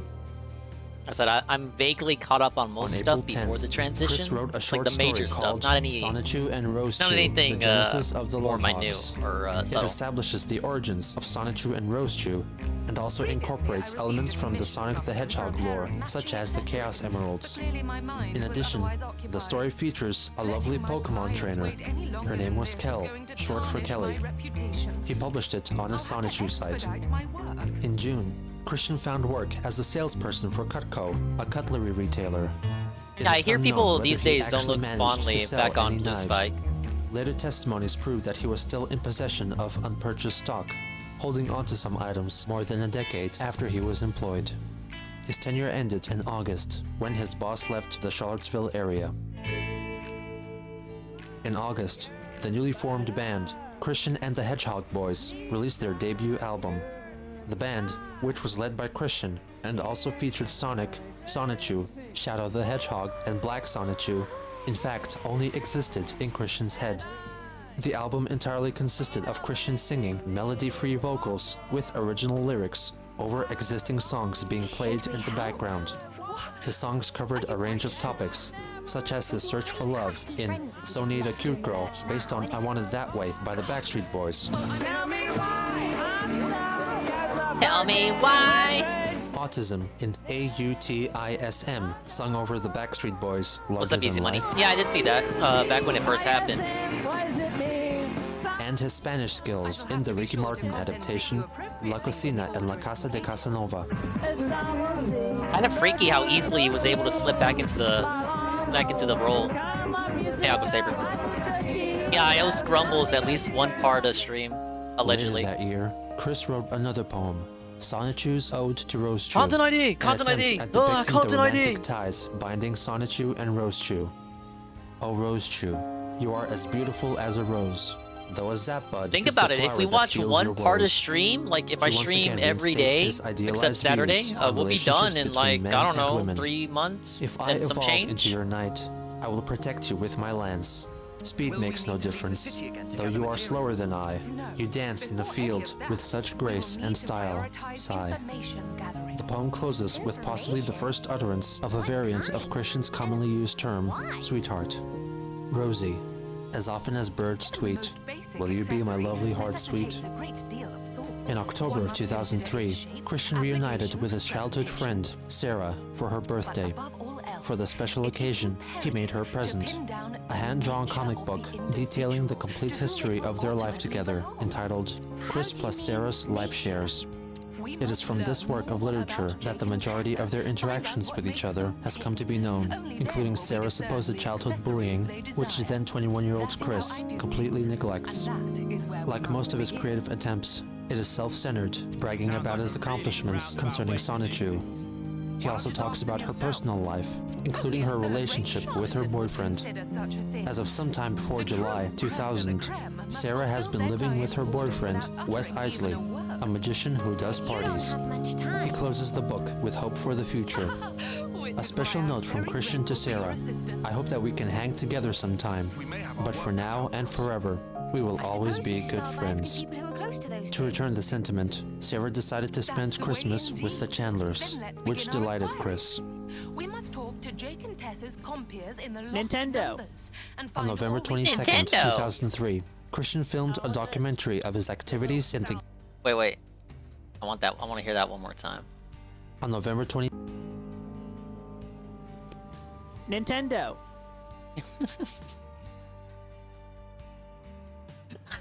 There's something so, there's something pure about this segment. But it's not entirely pure because of what he goes on to do later in his life. But it's kind of funny. On November 22nd, 2003, he's trying to be like Mario, like when you boot up Mario Kart, and he's like, in the game Animal Crossing on the Nintendo GameCube, which he then sent to Nintendo for consideration. Chris narrates this did get featured in Nintendo Power. Self-made towns, Quickville, remember reading and about Quick this. City. Since the documentary features it on the a video non-existent game player soundboard. narrating his activities while playing a game, maybe it can be on possibly alert. makes Chris the first ever Let's Player in the modern understanding of the word. Hello, Nintendo. Yes, welcome to my Animal Crossing I agree. Nintendo GameCube. I am your host. My name is Christian Weston Chandler. I mean, it's probably like I 10 live in people Ruckersville, sent in a Virginia. video to Nintendo Power, honestly. And I is 21 years old. And I play because I'm young at heart. I'm so young anyway, at we're heart. Gonna take a tour of my city. Like everything he produces, it includes Sonichu. So anyway, stepping out is my character, Sonichu. He's wearing the clothes with the character on it. Like I said, you might remember his face. There's his actual face. You remember the rest of his body, you see the whole picture. Chris performs a spontaneous rendition of Yellow is a Mellow Color off the Sonic and the Hedgehog Boys album. Yellow is a mellow color. Yes, it is a mellow color. Sonichu zaps the lightning. And mellow color. Yeah. He also treats the audience with a performance of So Need a Cute Girl. Tell me why I'm stuck as a virgin with rage. Tell me why I still need a cute girl my age. Tell me why I ain't never wanna. I really want to know how Nintendo Power felt when they listened to that part of the video. If they even got that far in before deciding to include it in their magazine. Here you say I have a boyfriend. And that was inspired by a real thing. He previews the in-game diary that he keeps. As for a monthly journal entry here in November, yeah, I tried to get a girlfriend because I don't have a girlfriend. But I have made up a poem. Let you guys read it. Alright, scroll down a little bit as we go along. Don't worry, they can pause the tape. It's a very good poem because I am an artist as well as a poet. I make a rhyme every time. He proceeds to give a tour of his bedroom. This is my bedroom. It's a lot of fun, isn't it? Because I like to make things fun since you know I'm young at heart. As he unwittingly transfers his hoarding habits into a virtual environment, his bedroom in Animal Crossing closely replicates his real-life counterpart. Chris goes outside and That's comes some across several dedicated characters autism there. who all seem to run back indoors at the very sight of him. Around here, I I don't make my shit in Animal Crossing look anything like the real world. Like, that's not the fucking point. I want to live with the funny animal people. She just went in. Have a nice island home. There's Elmer. He just went in. He then travels to his house on Quickville Island to reveal that he mostly uses the property for extra storage. What's up, Loop 1? Because of Scrumbles, we're gonna watch, or at least try to watch, at least one part of the Chris Dan documentary per day, because I've been meaning to watch this, and evidently the same goes for at least one of you. This is part 2. Find the storage for the extra Of 73. items I don't have room for at home. Yeah, I got a bunch.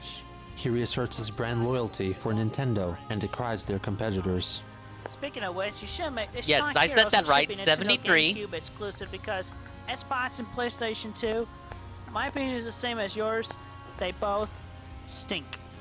Oh, yeah, them's fighting words, Chris. I don't even want them.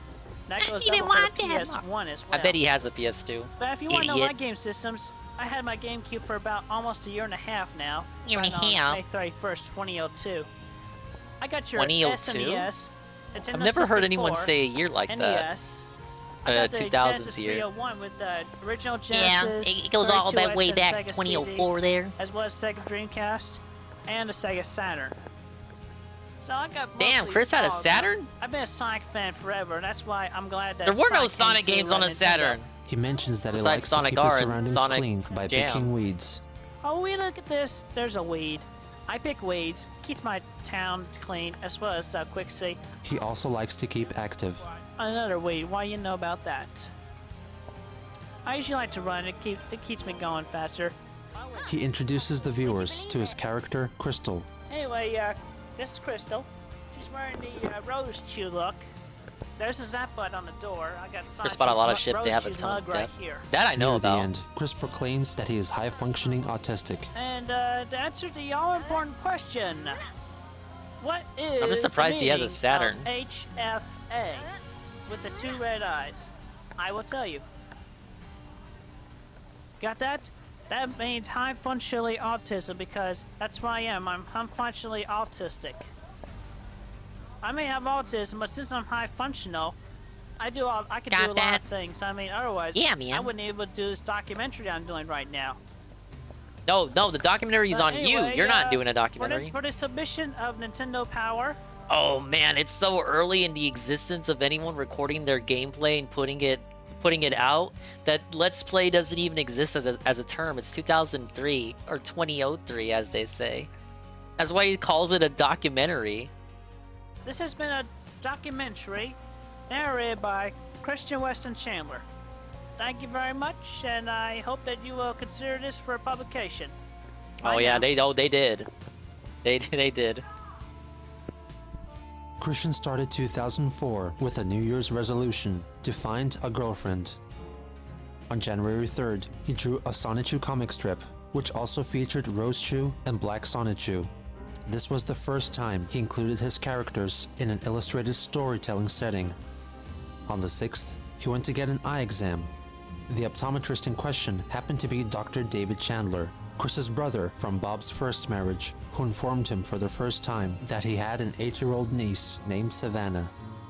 On January 18th, he wrote Hard Love Quest, a poem concerning his... I know Chris still thinks about this niece that I don't think he's ever met. Wait, no, I think he did. Very, very odd, no comment. difficulties in finding a boyfriend-free girl. Without girlfriend I don't think he ever love, saw that he feels brother an again older either. age, as he is still stuck as a virgin with rage. He searched low and high to the end. The only delay is the fear of being already beaten by a boyfriend. On January 31st, Christian wrote in his diary, "Well, it's the end of another month, and I still don't have a girlfriend. Maybe my latest idea, the Sonichu's News Dash newsletter, will make the ladies take notice of me." No. The newsletter in question was an outlet for Christian's creative ideas concerning Sonichu and his poetry. Issue 1 featured a couple of skits starring Sonichu, the poem Saddest Heart in the World, and a personal ad for himself, which was not unlike his attraction sign. Christian is a very shy and very thoughtful person and will only accept person-to-person encounters. When getting his attention, approach and say hi to him. Do not flirt from a distance. He will not be able to notice. No To find distance Christian, flirting. he'll be wearing the Sonichu medallion. In addition to posting a digital copy onto his website, he distributed printed copies of the newsletter around PVCC campus as an alternative to his attraction sign. This must have caught the attention of Mary Lee Walsh, who issued a cease and desist order. In an email dated February 1st, Chris tried to settle out of court. Mary, I've slept on it, and I've realized that note hanging is not the way to get attention. And I don't really want to meet with either I've changed, you nor guys. Susan. I'm apologizing. No I'm offense. sorry. I'll tell you what, let's forget the meeting, and if you will allow my newsletter to stay in distribution, I will do all of the following.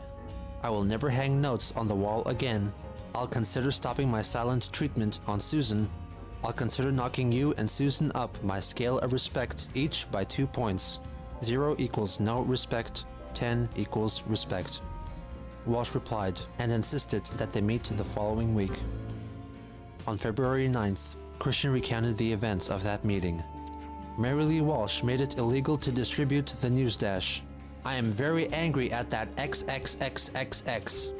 In response, I plan to incite the masses and hope they demand the return of the news dash so my chances on getting a girlfriend can be restored. I have also declared war on them as well.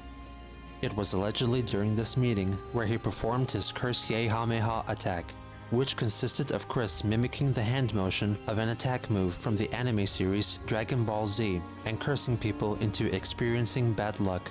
However, it is not certain whether he was inspired by the original occurrence of the Kamehameha or its parody featured in another anime, Excel Saga, to which Chris has definitely been exposed. In March, Chris claimed that the kerfuffle concerning Walsh got his parents upset too. That XXXXX Mary Lee Walsh got on my and my parents' nerves. All I'd been doing was trying to get a girlfriend. Is that too much to ask? I am very devastated due to my shattered heart that XXXXX caused unto me. My life sucks. Completely disregarding her demands, he published issue 3 of Sonichu's News Dash, with most of the content themes remaining unaltered. However, his requirements for a boyfriend-free girl were tweaked a little bit. He was now looking for 18 to 22-year-olds, since he had just turned 22 himself. In May of 2004, Nintendo Power magazine published an article highlighting Christian's Animal Crossing video, speaking of referring which, to Chris only as Sonichu. Simply amazing. There's no other way to describe what we've received from Sonichu of Quickville, a full video documentary that walked us through his daily life. His opulent manor contained every manner of furniture. Quickville's landscape was filled to the bursting point with all the animals who'd moved to his well-tended town. And Sonichu has customized everything about his town. Yes, Even the many first villagers ever have followed Chris his bold W, trends, besides the wearing contest. the patterns he has created. This apparently got the attention of PVCC's newspaper, The Forum, which featured Christian and Sonichu in an exclusive report.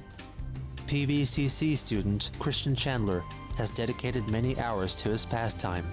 He is the creator of Sonichu, the electric hedgehog Pokemon. Like Sonic, Sonichu can run at high speeds. During Supersonic's battle against the perfect Chaos Monster, Sonic Adventure DX for GameCube, Supersonic was spat out by the monster and collided with a bystanding Pikachu, Chandler explained. According to the story, the power from the Chaos Emeralds transformed Pikachu into Sonichu. Chandler So and the it's world literally he created the for Sonichu Sonic? were It's not a featured separate in the character May from 2004 Sonic? issue of Nintendo Power. The place is called Quickville. The Quick prefix are his initials, Christian Weston Chandler. Nintendo Power was apparently impressed with Chandler's work. During all this I've heard the name rigmarole, before, he continued to publish his Dylan news Thomas. dash, but he updated his personal contact information to include a link to his Match.com profile, which he created to aid in his love quest. It was also around this time that he opened a MySpace account. I Yes, enjoy drawing, MySpace. listening to music, playing video games, and TCG. I also like anime, Legos, and I love my parents. I also enjoy web design. He proceeds to list all the gaming consoles in his possession, finishing with the Pokemon catchphrase, I've definitely heard the "Gotta name from a catch 'em Metacritic all." video. Interestingly, he listed his occupation as student/cartoonist. He explores his most desperate desires in his blurb. I am a bit shy, but I would enjoy the company of a beautiful girl who likes some of the things I do. I also like to have fun when I can, and I don't really like to be alone. I graduated from high school on the honor roll, and I'm doing very well at PVCC. A lot of men make false promises to their girlfriends, but I am totally different. When it comes to what I can offer, I can seriously promise care, respect, empathy, and love. I think that most girls deserve the world, and I would do my best to give it to them. In May 2004, he attended the Anime Mid-Atlantic Convention for the first time, where he met notable voice actress Monica Rial. She also sings opera very nice. Oh god. Oh god, Monica Rial. No. I hate that lady. Get her out of here. Shove her away. Yes, the Anna. He met the Anna lady. And she is a very nice, fun, and sweet person to hang around with. She sure made my day a sweet one. Collab of the century! News issue 5, he introduces 3 new Sonichu characters. Christian Sonichu, based on himself, Wesley Sonichu, his quote-unquote rival, who's based on Sarah Hammer's boyfriend, Wes Isley, and Sarah Hammer Rose Chu, obviously named after Sarah herself. In June, to celebrate the 24-year wedding anniversary of his parents, Chris made them a present, a dramatic retelling of the family's life via Animal Crossing. Through this videographic endeavor, he delves deep into the family's history. Hi, Mom and Dad. How you doing? This is my little present for y'all. A little documentary for y'all. You guessed Here in Animal Crossing, for Nintendo GameCube. About how y'all were and how you are now and Big ups for Lord Ganley. Oh yeah. Take a trip back in time with me, won't you? As we explore how each of you were. I'll start with that. Of course, first we'll travel back in time. Mimi time. The time of good old Robert Franklin Stamford Jr. He was a hit youngster back in his day. Let's take a look inside his chateau and see what describes him as him. Corn Island. Got it. Let's go take a He look. collects records. And he's got lots of them. He's got so many shells. He likes Palmer record case. Yeah. Chris reveals that Bob has Cherokee ancestry. He was born in Cherokee in Texas. Actually, he was like 1/16 Cherokee. But that's why we have this totem pole here. Big ups on a Legend of Dragoon Pub progress. That's he's been to Korea for World War II, I believe it was. And he got Hopefully I finish these hero quests before it gets too late. I got more business in the morning. He performs the same type of tour that I for will Barbara. not elaborate on. She went to school, and she worked hard. And see these shirt here, that's her school colors, blue and white, because back in high school... These classic Animal Crossing noises. They've been fucking gutted in the newer games. Yeah, yeah, she likes the old stuff as well, so she's got a little tea set here. And we got a kitchen, fridge, and a stove. Here's a little fan to keep cool. Ah yes, Christian gaslighting Eddie B into returning into making content and to playing my game. The old plaza here. Although somebody brought up the map. NES games on Animal Crossing, yeah. Put your garbage in the I garbage mean, to be fair, that was back when you And literally this is couldn't that get part. those games anywhere else. The Wii didn't even exist yet. There was no eShop. Very few It was houses supposed to be nowadays, like but the what happened Easter in the, egg. Old days. The bathroom was in the same room as. I guess you could always do the e-reader shit, but we hate the But luckily, we e-reader. always remember to wash our hands with soap and water. Yeah. Anyway, that's just in the days of old. Nowadays, she does have a private bathroom. Yeah. Chris explains how his parents first met. They met over at Maddie's pub, see. Yeah. Mom was just sitting down with her friend. She was watching Bobby sing up here. Bobby. And well, she really liked his singing, so as father put it, she went up to him and then as he passed by, changed the thermostat. Yeah. Anyway, she chased him down the hallway. acquired him. Oh, you know what I meant, Eddie. And then after that, they just talked things out, and they got to know each other, found common things. Bob, do you think I don't know what the OP builds are, you guys. To love and hold and cherish and to honor? I do. And Is do he you, Bob, yawning? take this man to be a lawfully wedded husband, to love and cherish and to honor forever? I do. I know for not you men I who may do. kiss the bride. Whoopee! After reenacting their wedding, Christian I don't think that's introduces how the himself wedding into went. the picture. But anyway, when first comes love, then comes marriage. Well, then the they come along with Secret their baby Peaches carriage. video. Then Ah, Mark yes. came in. Born in February 1982 was me. He gives himself a tour of his own room So anyway, this is my bedroom. and then returns Dude, to Bob's did you room. have this ready As a for me in little recognition advance? For how things were, we're gonna play a little number on the jukebox here. But since we don't have side-by-side Opinions on Juzzy trying to big dog me right now? What do you mean by that? I'm in his stream. I'm sitting under the lurking. apple tree. You just made it! Oh my lord. He proceeds to let the 1942 Yeah, it's unlisted, Eddie. song "Don't Sit Under the Apple Tree" play in full. And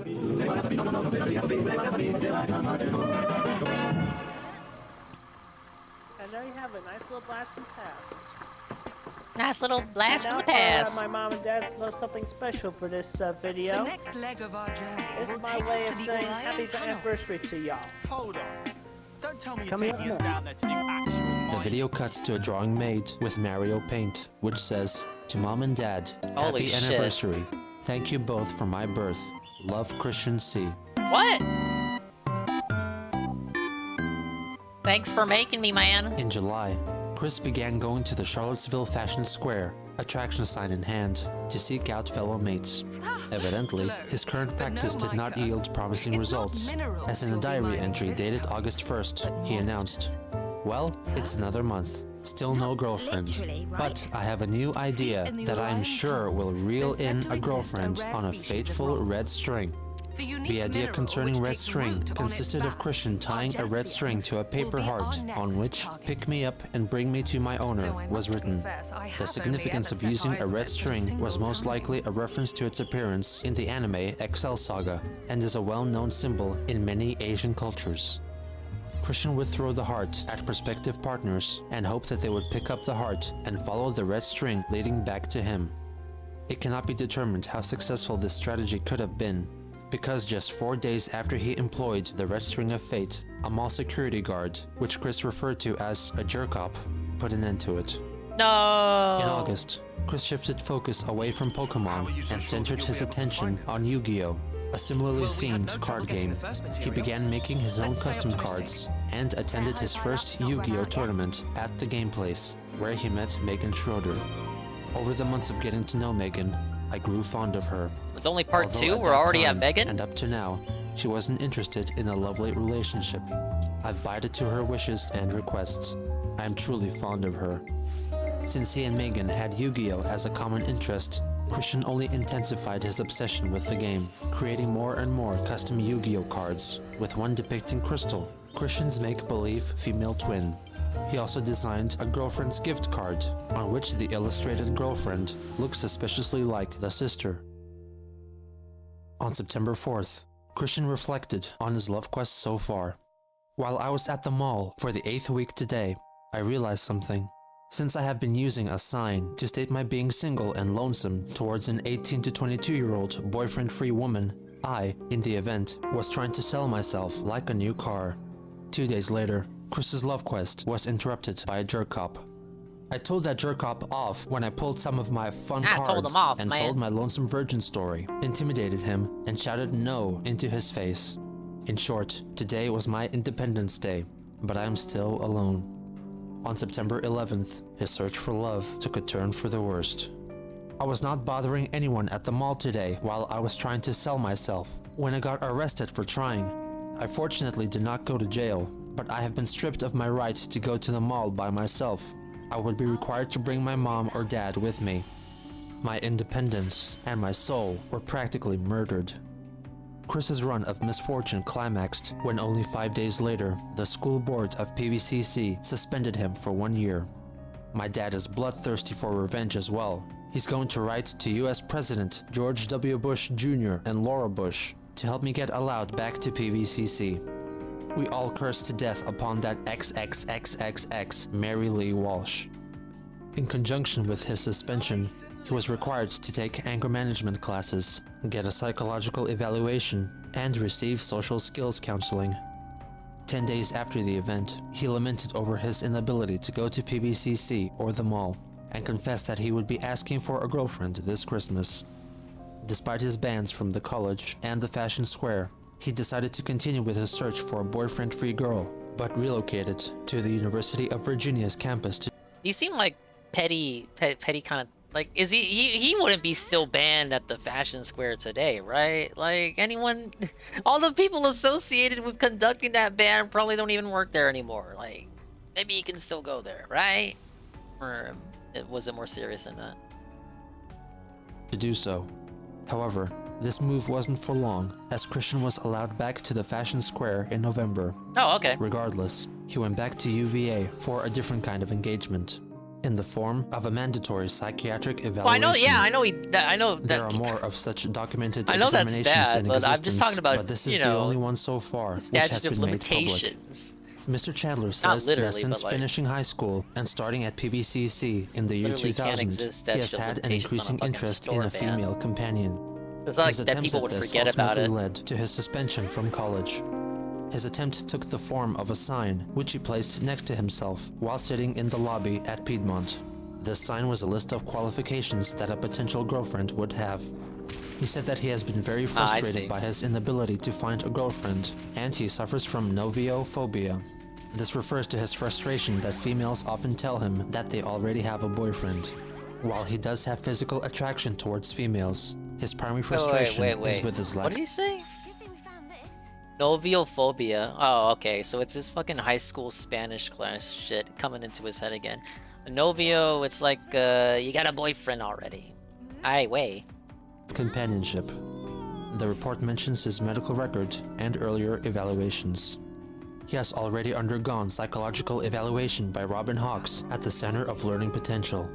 The recommendation concerning Mr. Chandler's emotional status is that he seek psychiatric and psychological treatment. The psychologist felt that counseling and medication would possibly address his obsessive thought pattern and assist him with social skills. She also recommended anger management training. The analysis also Did comments on boyfriend phobia Christian's just not appearance roll off and the tongue demeanor the same? in the session. The patient is a mildly overweight white male wearing blue jeans Mildly and a shirt. overweight. He was also wearing a makeshift necklace that has a large plastic medallion in the shape of a Pokemon character's head. He also had a number of Shrinky Dink decorations attached to this necklace. He had a large backpack that he carried with him and had a notebook containing a large number of drawings. His speech was somewhat nasal, with frequent awkward laughing during his sentences. His speech was fluent. His responses were appropriate to the questions posed to him. Overall, the volume of his speech was slightly elevated, although his tone was generally pleasant and almost jovial. His thought processes were linear and logical. He was somewhat concrete, especially regarding social interactions. He seemed to have a good insight into his limitations. The attending physician offers up his final verdict. How does someone pick the video on the bottom left? It's a channel point redeem. Click the mushroom and see how many points you got. I think I'm just gonna keep watching another part of this. I'm actually paying a very big muchly attention, and I am well invested. Fucking scrumbles, man. You know things are just gonna keep getting worse with this documentary too. It's all downhill from here, I bet. Folstein's score was 30 out of 30, with his sentence being, "Uncle Spunky is a really funky monkey." Mr. Chandler is a 22-year-old man with a history of developmental delays and autism. The mall is Despite these basically completely limitations, abandoned now he from what I seems to heard. have been quite So it's successful still in open, but no one maximizing goes his there? academic abilities. He is left, however, with a severe degree of social awkwardness and seems to have good insight into this. He is left feeling somewhat frustrated as he has a strong desire for companionship, although his social limitations prevent him from being able to realize this in the way which he would like. The patient doesn't seem to pose a significant threat to himself or anyone else. After the evaluation, Chris carried on with life, much like before. The shop's all closed with down, neither man. him nor his parents making any significant effort to change his ways. But Christmas was soon approaching, and maybe Santa would bring him a girlfriend like he wished, who could right all his wrongs and change his life for the better. Oh, is this end of part 2? Yup. Once again, your incomparable efforts have paved the way forward. Thank you, my dears. I don't want to watch part 3 right away. Might just do that. Alright, let's do the cutscene and we'll put it on. I feel now that I can And finally let's take a propel produce the sip. accessory I have in my mind's eye. Isn't this an excessive amount of time and effort for a couple of accessories? That, good sir, is the difference between the ready-made and the tailor-made. That, and it's my sales point. All right, you may have to give me a while.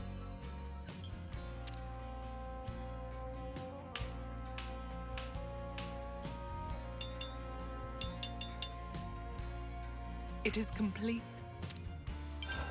Good work, Masha. Okie doke. Time to deliver the goods to those two. Yes, just a moment.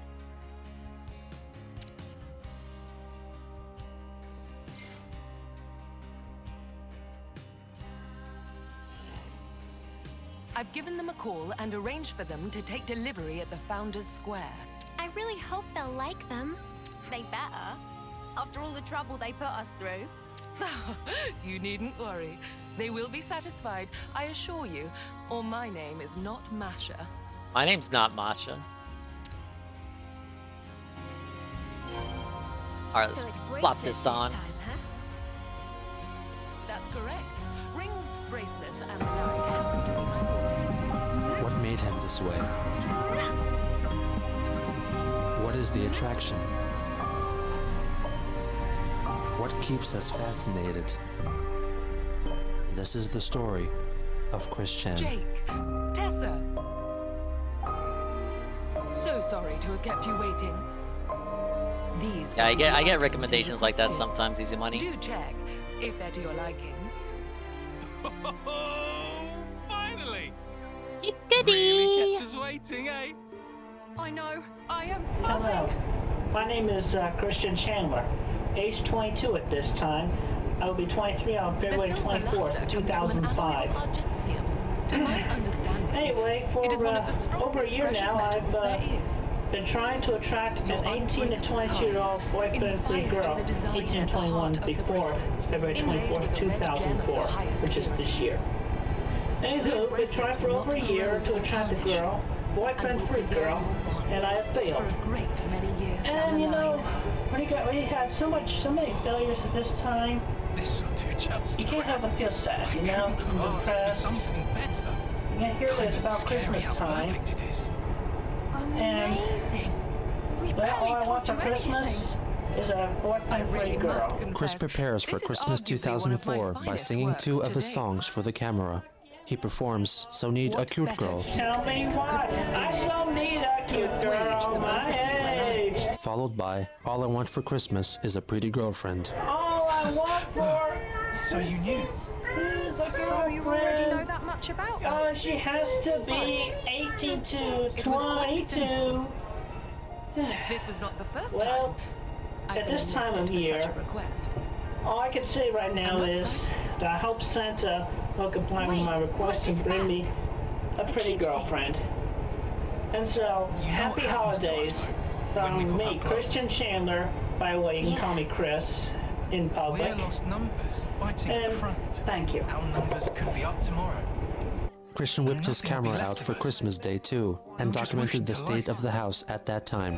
'Twas Christmas Day, We're not having any of and it. all through the house, the Our creatures names that will were go up in some stirring cenotaph. were my family All will be and is just me another statistic. and our 2 cats. Yeah. So you see, And we wander we upon our figured there wondrous had to be a Christmas better way tree. for us to be remembered The by. star that was made so Something delicately. that lasts long into the future. Delicately? The star on top Something of the that we'd tree be is in proud of, fact to Sonichu. keep us in good Chris memory. reveals that his dreams were dashed that day. And a Christmas And that's where present the that was keepsakes supposed to be come in. for the girlfriend that There Santa is brought. not in this But life more beautiful unfortunately, and precious she than a didn't happy, show. cherished Chris Aw. introduces his audience to his parents. And now we wander in on my family. human nature Say hello, Father. that the more precious we perceive a thing, Like a nice the more Christmas we movie. fear it might be whisked away. Like these Well, I'm two gonna put it here, onto VHS they aren't anyway. the first city folk who wish to set their memories in stone. A smaller Christmas tree And down certainly here. won't be the last. To leave something And our mothers permanent, sleep telling here in the a dark world that area. they once lived. Would you care to share a Merry Christmas with the world, Father? And The tour puts a spirits spotlight enshrined. on the extent of the hoarding situation in the house, as Chris visibly has trouble navigating through the hoard. Care to say something to the entire world? Immortalized in physical form. Yep. After the tour, Chris documents the gift exchange, revealing the interpersonal dynamics of the family. Okay, yeah, it's recording. So, here we are around the Christmas tree. The head of house has seen it. Gals are cut Chris above. presents Bob with a card. We were right to stick by you. Yes, read it.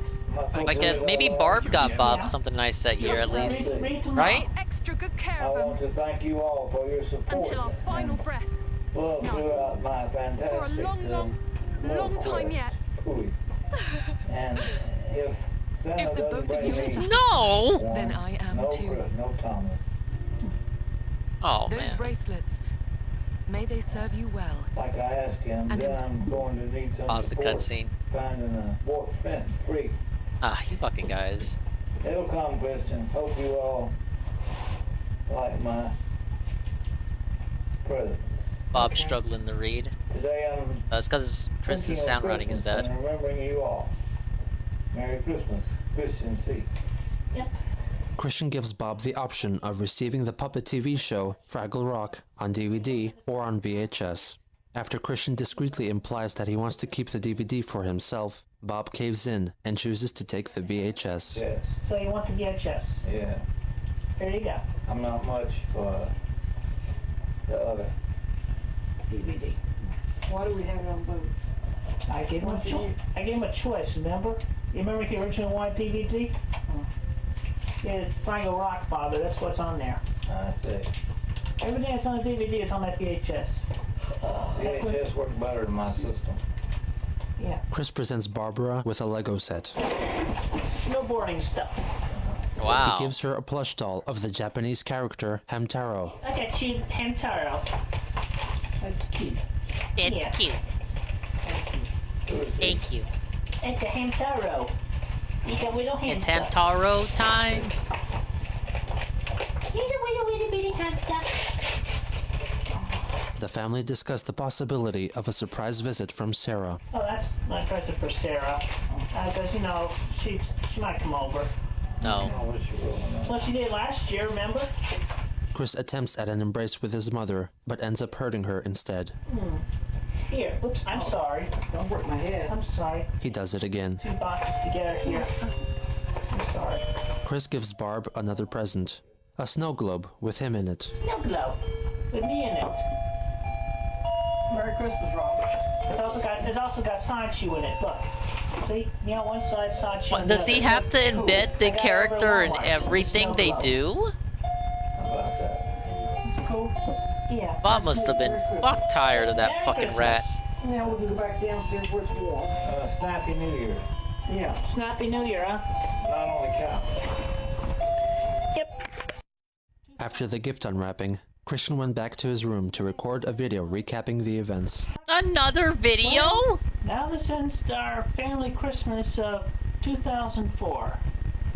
I did get some nice gifts, but it does not compare to having a boyfriend-free girl that can make it to a girlfriend. But unfortunately, I was hoping for her to come, but she didn't. My lifelong friend, Sarah Hammer. I don't want to hear that music, Dad. I want to turn on my tree. With that jerk Wes Isley. He doesn't even know this West fellow. He's probably based. I wish she was here so that I could talk to her and so she can help me in my quest to get a boyfriend-free 18, 22-year-old girl. Would he not be satisfied with a 23-year-old? It seems like his age range is basically legal, 18, which is understandable, but it like stops at his current age. So if he found like the perfect lady but she was 23, he would say no, or wait till I'm 23 because you can't be older than me, you guys. 1823 as of February 24th, 2005. Now, anyway, that pretty much sums No, up he would my say yes. Christmas season for this year. So, as they say in showbiz, goodbye, folks. I feel like he would As he entered pass his 2005, standards Christian if continued anyone his said tried and true yes. tradition of pacing around the mall, hoping to attract a Red boyfriend-free Robin, girl. yum. His activities quickly caught the eye of Anna McLaren, an employee Oh, I of remember Pack this & Son lady. at Charlottesville Fashion Square, who described her encounter with him in a blog post titled "The Tale of the Crazy Pacer." There was a guy who paced in front of Abercrombie & Fitch. He'd come and do it for hours on end, just walking back and forth. That's a good He was Roberts. an okay-looking guy, And this was not back when evil-looking people like would have creepy monster blogs. dude. So he would pace for his allotted time, then leave. I mean, people still have Sometimes, blogs, as but he paced, nobody he would reads them, sing or idiot. shout. Nobody really could ever tell what he was saying. Oh yeah, and he always wore the same shirt. A nice little long-sleeved red and blue number that had a gold crest on the left side and white you, collar Roberts. and cuffs. Then, one day, he decided to start pacing on the Pac Sun side, so he started pacing in front of our store. We were doing floor set, and Lin noticed that Crazy Pastry kept looking into Pac Sun as he paced. And this day, he was acting particularly crazy. He'd pace and pace, then stop and shout something at the wall, then keep pacing. And he also Shouting did at some the singing, wall in even getting into the public? vibrato falsetto junks. It was hilarious. So anyways, someone, I can't remember who, suggested that the next time he looked in, we wave at him. So they waved, and Christian waved back. After some waving back and forth, Christian took the Oh. initiative and entered the store. Biggest mistake of your He life, came Anna. right up to the counter Literally. that I was standing behind, and he looks right at me, all fidgety and twitchy, and he goes, "You look to be about 19 years old, right?" He then proceeded to Weird. introduce himself. "My name is Christian," he said, "but you can call me Chris." You had a script I'm ready? Christian W. Chandler. All right. Oh, I That said. about wraps up Hi, the Chris. order. Yeah, that's what you should say if you want to impress a girl, especially a aged one. Take notes, Eddie. You walk up to him and you say, "Ah, yes, you appear to be about 19 years old. Here's my card." In reality, despite his autism, I don't think Chris had a business card ready. "Oh," he continued, "do angels have names?" I found out later that he meant to say, "Do angels like you have names?" Poor guy was so nervous, he didn't get it right. Anna introduces herself. is back when then ladies Chris were more talks about innocent. Eyes. "My eyes are two different colors. One of them is green and the other is blue. That's because Imagine if I had she was pink eye a 17. while back, Yeah, she's and one of them 17. stayed that way. What color are your She's eyes?" 17 and her I was birthday's pretty tomorrow. grossed out I'm by the going to pink eye jail. story, but I told him No! anyway. Ah! Sometimes blue, sometimes green, and usually This gray. was supposed to be Oh, Frank, that's not neat. me. It's funny how that happens, isn't it? "Yeah," I said. He attempts to ask her out, but Anna declines. He eventually settles on the truly internet grateful as a for all forum the for support future you've given me, communication you know. between them. Rare Christian is the came job back where one and can handed me feel a such card fulfillment. with a crudely drawn Sonic the Hedgehog and some other yellow Sonic-looking creature on it, along with Christian's name, email address, I'm all and ears, website. my dear. It was a Those two homemade appear to business mention card. something quite significant. That's my email address, and you can just email me sometime, okay? Just Okay, email I me, said, guys. not intending to email him at all. Little did either of them know, but this was the start It of a seems I've been friendship. found out, But for the have time I? being, What is Chris's this house contact with you've Anna seen? was One of the sparse. city's 6 houses. In February, Cartoon the house Network's found Adult in Swim Monica. block held a contest which Hey, I asked remember this viewers show. to make their own commercial advertising the release of the cartoon series Harvey Birdman, Then they brought it back for Attorney like at a Law, one-off and it Volume fucking 1 sucked. DVD set. Christian sent in his own unique take, in which he mentions his ongoing feud with Mary Lee Walsh. Hello, I hired Harvey Birdman, attorney at law, to help me, Christian Weston Chandler, in my case against Bernie Walsh, who If years you're the ago head, shared my heart. then that And he makes has won you the case for Monica's me, and equal. you have won for me. You must And be in Harvey quite Birdman the 2 disc position of DVD box power. set, which comes out April 12, Yeah, Benjamin. 2005. Not He tonight, finishes with but a I'm brief going in promotion order. of his custom cards depicting himself and Sonichu. It's a Christian Chandler Sonic production. Regrettably, the winning entry did not feature I would Chris. never compare In myself to the response, likes he of vented Lonnie his Dearest. frustration at losing on the Adult Swim message You get that board. thing I sent you? My entry was very dramatic, and a lot better than that piece of poo, or any of the others that made the top 5 as well. I'm very upset about that. My Quick's Harvey only Birdman succeeded the spot role was as the a best, formality. and I feel When the sorry for you, former head Adult unexpectedly Swim, made it for known not that they were noticing going to that. step down. You all should take another good look at it, and seriously reconsider. In March, Christian published Sonichu, Issue 0, his first full-length comic. The issue Blue is Spike, further divided Blue- into episodes, much Blue like a Spike. television Blue show, Spike says the with a N-word different like story in later each on. one. Episode 1 begins in an open field Thank you 5 for, miles warning from me. the city of Station Square, in which a wild Pikachu observes fighting in the distance between Supersonic and the perfect Chaos Monster. Pikachu gets caught If in he the scuffle censors it, I and should be collides with okay. Sonic, the impact releasing a rainbow which lands on a girl Raichu 15 miles away, who then transforms into a hedgehog-like creature and calls herself Rosechu. Meanwhile, the Pikachu somehow inherited Supersonic's powers and changed form, and joins Sonic in the battle, defeating the perfect Chaos Monster. He christens himself Sonichu. Christian himself interjects here and there. He draws himself having one blue and one green eye, as he had told Anna. His eyes are in fact different colors, but the difference is nowhere near as profound as in his illustrations.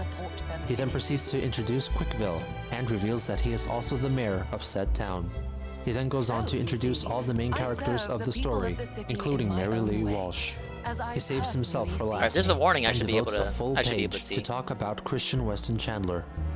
The next episode concerns Sonichu and Rosechu meeting and quickly falling in love, sharing a kiss underneath a spray of fireworks. In episode 3, Sonichu confesses that he has a dislike for pickles, as does Christian in real life. This is followed by the introduction of the evil foe, Natesurk, whose name is simply Christian, backwards. After the battle is won, Mayor Chandler drives off in his car, carrying the Virginia vanity plate, Sonichu, identical to the one on his real-life car. It should be noted that Sonichu refers to Chris as his father, even though his You creation can now has craft nothing a wider to do range with of accessories Christian. and craft accessories. The comic ends with a sub-episode starring Chris in a story based on his run-in with the mall police. Another hero quest. However, For the party in this itself, Mancha had no version, trouble he crafting clutches elegant his keepsakes medallion, for Jake and says Tessa electric that met their hedgehog power, expectations, and making another transforms into victory for the Christian arts. Sonichu, who largely looks like a blue-colored Sonichu, making him look like the original Sonic the Hedgehog. Meanwhile, the Jerkop equips metal armor. Needless to in say, part 9? Chris defeats Alright. him by cursing him We're into not getting to experiencing part 9 horrendous bad today, luck but thanks for by the using warning. his I'll keep it in mind. Kamehameha attack. Towards the end of March, Hannah, who worked at Starbucks in the Fashion Square, approached Christian during his near-daily pacing and asked him out on a date. After she left, I became very excited and oh my god all over. Oh my After god. calling Mom and eating me nuggets, I lifted the chair with such cheer and grace and spun around with it like a dancer. Then I put it back where it was. I felt that my love quest had finally come to an end. And I was so elated that my shattered heart had a full, fast recovery. I went to Starbucks, and we talked about basic things. I showed her my Sonichu scrapbook. She was very impressed. I gave her my email and both my phone numbers on a Sonichu site card, and she gave me her thanks, email Easy Money, address. for checking for me. I was very attentive as I took notes about her and maintained eye contact. As I left her, I gave her a double-take flirt. That was the rise. Now I gave here her comes a the fall. double-take flirt. As I was sitting at my spot, thinking about future steps for later dates, Anna and Dana told me they went to talk to Hannah. She told them that she was setting me up in a prank. I could not believe it, so I found and asked Hannah. Sadly, it was true. Then in major shock, my heart shattered again by 85%, and I let out a big no. No! His outburst of negation resulted in Chris getting banned from the mall again. He devoted the second sub-episode to this misadventure. Not long after, he completed his second Sonichu comic, Sonichu Issue 1. Pokemon's Giovanni teams up with Sonic villain Dr. Robotnik to create their own Sonichu in order to defeat the real thing. Unfortunately, a blunder causes Sonichu's DNA sample to get corrupted with cherry cola, producing an imperfect replica of our hero, called Why Black specifically Sonichu, cherry cola? also known as Blotchu. Blotchu captures Rosechu, Chalupa so Sonichu and belted. Sonic team up to rescue her. After combating Blotchu and the new Metal Sonichu, they eventually save Rosechu. The style of the comic became more text-heavy, with some conversations so convoluted that Chris numbered the lines in the order that they should be read. The following month, Chris's review for Sprung, a dating simulation game for Nintendo DS, was published in Nintendo Power. I originally bought the game because I needed some lessons on what to say to or do for a girl. To make a long story short, I developed a fear that all the pretty girls are probably already helped me in paired the up with a gauntlet. boyfriend. I've dubbed this social phobia noiophobia, after the Spanish word for boyfriend. Anyway, before Sprung, I was afraid to approach most women. FYI, I am 22 years old.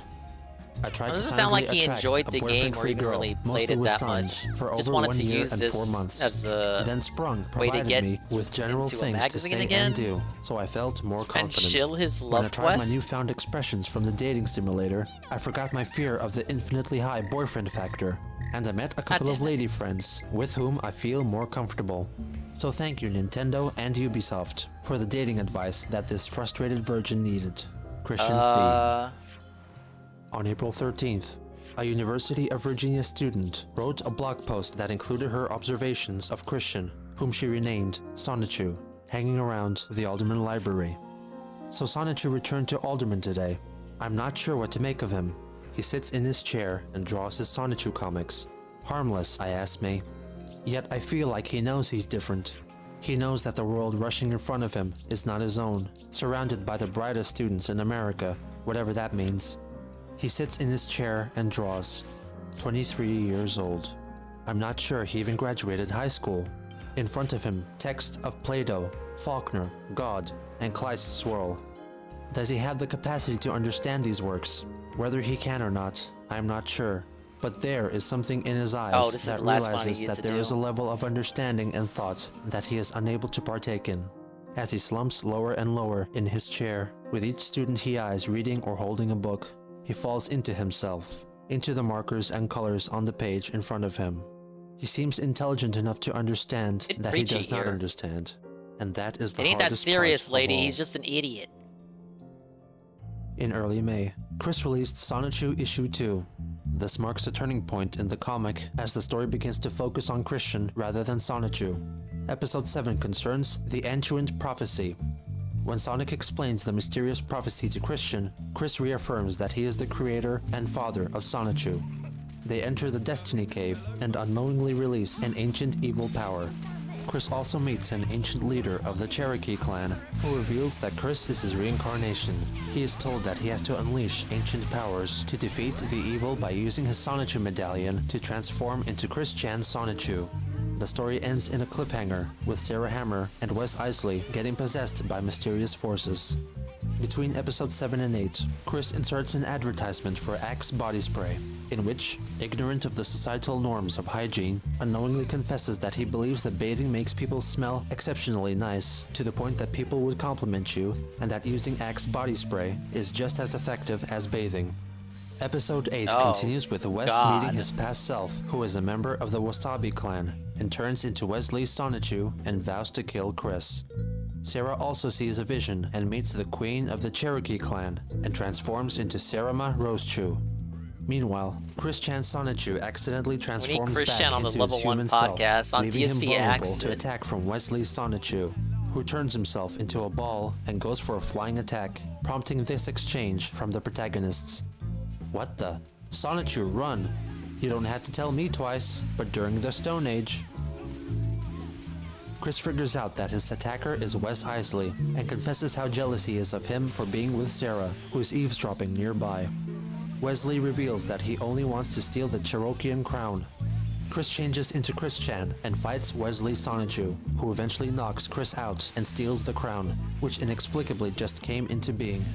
Before Wesley can finish him off, Sarama intervenes and fires a lightning bolt arrow at Wesley, pinning him to an unsacred tree. In the final episode, Sarah breaks up with Wes, who cries out no while shrugging. They learn that Quickville, which is a vibrant community with happy people, cool chicks, business, and a frustrated male, is under attack from a giant stone golem, which is under the control of Mary Lee Walsh and a mysterious talking orb. So Chris Chan, Sarama, and Wesley fly over there to fight them. The orb reveals itself as the ancient evil and announces that he is got Count out of prison, Graduan, Good Roberts. I don't who know is if a you heard. He's out of personification prison. symbolizing the They pain paid and his sadness bail. of Christian graduating from high school. The three heroes beat them off for a little while. Yeah, don't worry. But Walsh and Don't Graduan worry, Eddie. escape, I'm on top of vowing it. to fight another day. In the epilogue, Christian and Sarah chat on the couch, and unfortunately Probably the whole for reason Chris, we're watching this, she honestly. reveals that she has found herself another boyfriend named William, and thanks Chris for being a great friend. Christian dedicates an entire page to Sarah Hammer, his lifelong friend, and offers some highlights of their time together. Currently, I don't get to see He as much as I did, because she found herself a boyfriend while I was in Richmond. But I often wonder how she is, and if she is happy with him. I share my troubles with her in my illustrations, letters, and over the phone. I always appreciate the little moments I have with her. The final page is a call to action for all Sonichu fans, in which Chris expresses his wish to have Sonichu produced into a bona fide franchise by Nintendo America. The comic concludes with Sub-Episode 3, which is a dramatic reimagining of Chris's conflict with Mary Lee Walsh, who is the head of the private villa of corrupted citizens, the base of operations for the villains in the Sonichu universe, the name of which is derived from the acronym of Piedmont Virginia Community College. With Sonichu Issue 2, Christian comes closer to blurring the line between real life and his comic book world, creating his own reality. In Sonichu's News Dash Issue 9, Chris announced that he will attend the Anime Mid-Atlantic Convention in Richmond, Virginia on all 3 days. Game should you dominate, Since he has put himself into Sonichu's world, he will cosplay as himself. Talk about self-respect, huh? Did you do also, Code Veronica he yet? will be watching some of the good anime, getting some souvenirs, participating in some of the events, and just having the good time. Also, I'm just having he a will good have some time, printed man. copies of Sonichu Premiere Issue 0 on hand. But if you want a collectible copy, you will have to find him and ask for one. He stayed 2 nights alone in a hotel room, and during the convention, he handed out copies of Sonichu Issue 0 to unsuspecting attendees. On June 22nd, Christian recounted the events of the past 2 days. I had my setup at the McDonald's at Walmart, and apparently complaints were made. The 2 manager-jerks, a Xenor comic, and a black, fat jerk. He looked a lot like the leader of the jerk cops at the mall, whom I refer to now as the Jerk Keef, approached me and took me for a fall with my trying to find a boyfriend-free girl, like I had been doing for the past over 1 year and 10 months. We argued and disputed until the 2 of them left to call the police. While they were gone, I had taken off the sign from my Nintendo DS and hidden it on the back cover of my diary. When the jerk cops came, they were all like, "What seems to be the problem?" And the married Xenor comic was like, "Where's the sign?" And I was, "What sign?" And another argument was had between the 4 of us, in which I never gave any of those jerks eye contact, because none of them deserved it. So, I got kicked out from the McDonald's, not the Walmart, for the rest of the day. Now for what happened today, I was starting to set up my things, it was in your head and the whole B time. You're manager schizo. was getting in my face. I feel that he really hates me. And he was like, "Don't set up your stuff. Don't push me." I was not going to use the Nintendo DS sign today anyway, but he did not want my pixel block sculptures at all. I stood up against that manager. I continued to build, stood my ground, and I dictated man. my situation into his face with a song and dance. He went up to the Walmart manager, and he was like, "Hey, let's talk." But I sat silent for a minute. Then I said to him, "I do not speak to any man other than myself, because they all have taken all the pretty girls, leaving me with none." Verbal combat had started, and during the fight, I ran off, still giving verbal punishment, as well as the finger, and many curse-ye-hame-has. I nearly backed up onto him with my car, and I gave him another finger. Then I dashed off. Now, I feel sad I dashed because out of I have there. nowhere else to go to attract a boyfriend-free girl. And I feel very furious with those managerks and all men other than myself and my father. Chris began believing that there was a conspiracy involving all the men in his town. They all are against me in finding a girlfriend of my own, but I will not give up on my long and Teido's love quest. I'll find a new attraction spot, somewhere in Charlottesville, Virginia. There has to be at least one 18 to 23-year-old boyfriend-free, caring, smoke-free, non-alcoholic, white girl out there somewhere. Why does she have to be? Chris dramatized this entire ordeal. Well, I in know why. It's sub-episodes because 4 and 5. Bob had some But his influence on him. adaptation also featured the manifestation of his dream sibling, Crystal, his twin sister. A mere month later, he caused more trouble, but this time at Target, where he sat waiting to encounter a boyfriend-free girl for hours, taking gross advantage of the free refills at his disposal. I was at the new Target store. Gross just hanging advantage? around, The free not bothering refills, anyone. idiot! And, from out of the blue, these 2 managers asked me to leave because they said I was loitering. I was not. I was there hoping to find an 18 to 23-year-old boyfriend-free girl, like I usually do. Then, from out of the blue, after I told them off, they came back with 2 jerk cops. I was slightly intimidated, but mostly annoyed and Only ready to slightly strike back on them. intimidated. They asked me to leave. In reality, I was kind of annoyed. I did not want to leave. I would have left peacefully. In fact, I was ready to go. But I had a prepared because speech his dream to say involved to his them daughter stupid being white, jerk he offs. couldn't mix. And during the middle of my speech, they chased me, pulled my pants, and pinned me to the floor. 5 jerk cops dogpiled on me as I struggled to get free. 1,000 pounds of sausages on my 180-pound body. I mean, if he dreamed of it, if he dreamed that he had a black daughter, that would be impossible. Not only because did I he's feel white. humiliated from So being even the if he victim, marries a but I black was lady, angry the at kid's them, gonna be not only mixed. for handcuffing me, but once again thwarting my efforts in trying to find a boyfriend-free girl. They Whatever. drove me to the county jail. Why am I but trying to make fortunately, sense of they did not this? keep me there. I was released to my family. Chris was charged with trespassing and disorderly conduct. It was terrible, but my mother and I are going to get back at them in court. In fact, I learned that the jerk cop who arrested me was called Baggett. That was the only thing about the situation that was hilarious. Replace the B with an F, and you can see how funny it was. No. Okay. However, after attending to... Okay. Thank you, Chris, for being a little bit subtle for once. Court hearings, the charges were dropped. This event was recreated in Sonichu's sub-episodes 7 and 8, but in Chris's reality, he endured much greater torment and came out victorious in the end. Less than a week later, He Chris probably had looked at another Asians run-in like with the colleges law. do. This time, Ba-bum-bum. a minor fender bender when he rear-ended the car in front of him. He was fined $30 and also paid $56 in court costs. In August, Christian returned to PVCC after the end of his 1-year suspension. It was around this time that Anna announced that she was moving to Utah. Her announcement also somewhat coincided with her 20th birthday, so Christian and her friends organized a birthday/farewell party for her, with Chris claiming that he picked out and bought the cake himself. Throughout August and September, Chris engaged in back-and-forth conversations via... Wait, 20th birthday? So he was right when he said, "You look to be about 19." Holy shit. He's got the gift.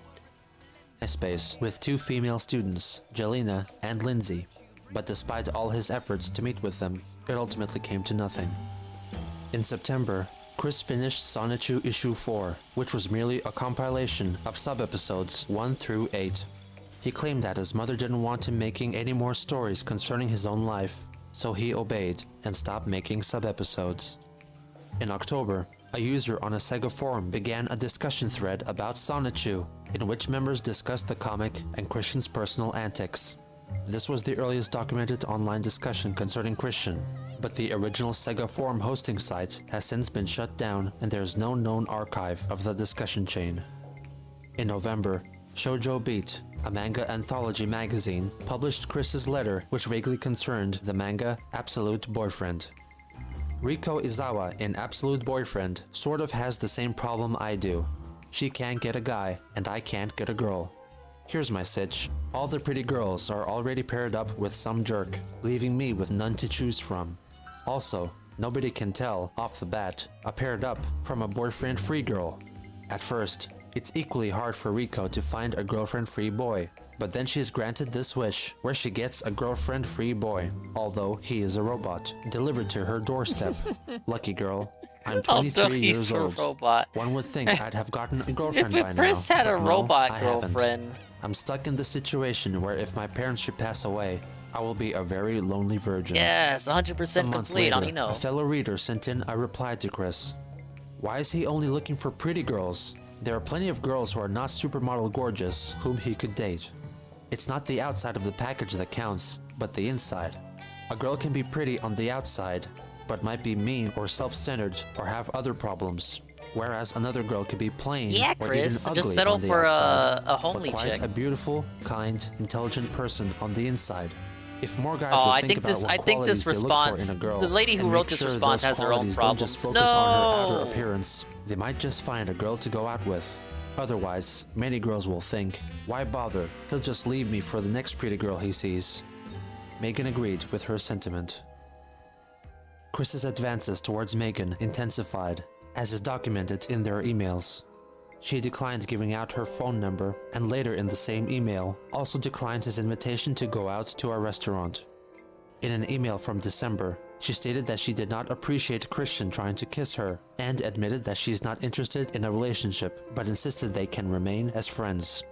She also confessed to accidentally discovering that he bought Megan a Nintendo DS, even though she had recently just gotten one herself. Through Megan, Chris was introduced to My Little Pony and Sailor Moon, with Megan providing him with some of her own fan art. He also began making his own custom My Little Pony figures, including one that he made using his own hair. As an adult male fanatic of My Little Pony, he preceded the so-called brony culture, which would only begin to blossom around 5 years later. Megan also requested him to bid on a collection of World War II photos on eBay, of which Chris was the winning bidder. In 2006, Christian's online spending habits intensified, with Chris purchasing My Little Pony and Sailor Moon figures, pornography, and sex toys, among other things. In February of 2006, Christian finished drawing Sonichu Issue 3, which took 7 months to complete. The comic begins with the origin stories of each member of the Chaotic Combo, whose eggs were created in and ejected from the rainbow as seen in Episode 1. The green egg lands in the jungle. The electric hedgehog Pokemon that came out of it grows up to become Wild Sonichu. The blue egg lands in the ocean and is rescued by the Pokemon Swampert, which takes it to the beach just in time for it to hatch and become Bubbles Rosechew. The white egg lands in front of a church, and out of it hatches Angelica Rosechew, who is raised by nuns. Mystifyingly, after she evolves into her final form overnight, Christian is outside her window, bringing her a scrunchie and a pair of shoes as a gift. The red egg crashes into Nabe's dojo-shin and hatches. For some reason, Nabe is compelled to rip off the Sunny's tail, causing him to instantly evolve into Punchy Sonichu.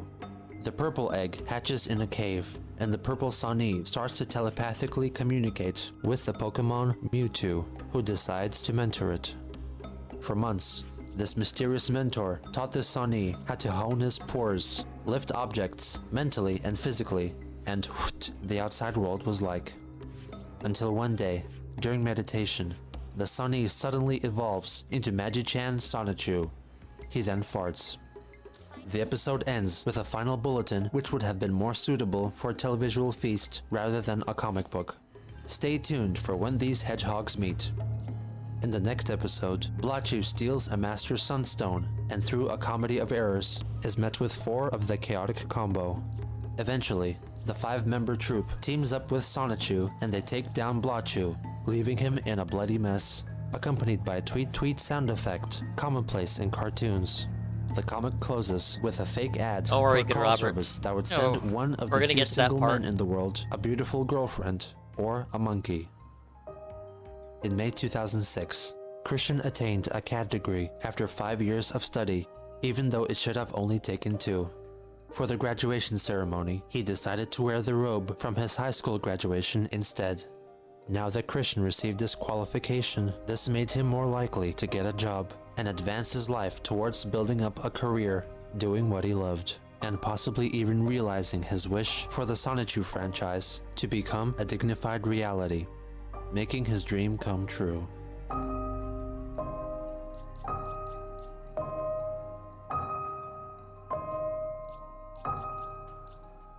See, I got 4 more hero quests to do. But I don't think I have Sagiri's unlocked yet, and these 2 I need 1 more fucking class level to do. I think I can do try-ins, but for some reason it's not coming up. Oh shit, I guess we're gonna keep going. Why stop here, right? Yes, it's gonna be the night of Chris-chan. Write it in your diary or something, just like Chris would. Today I watched the Chris-chan segment on Swollen Dingus's channel, and it was super cool. What made him this way? What is the attraction? What keeps us fascinated? This is the story of Chris-chan.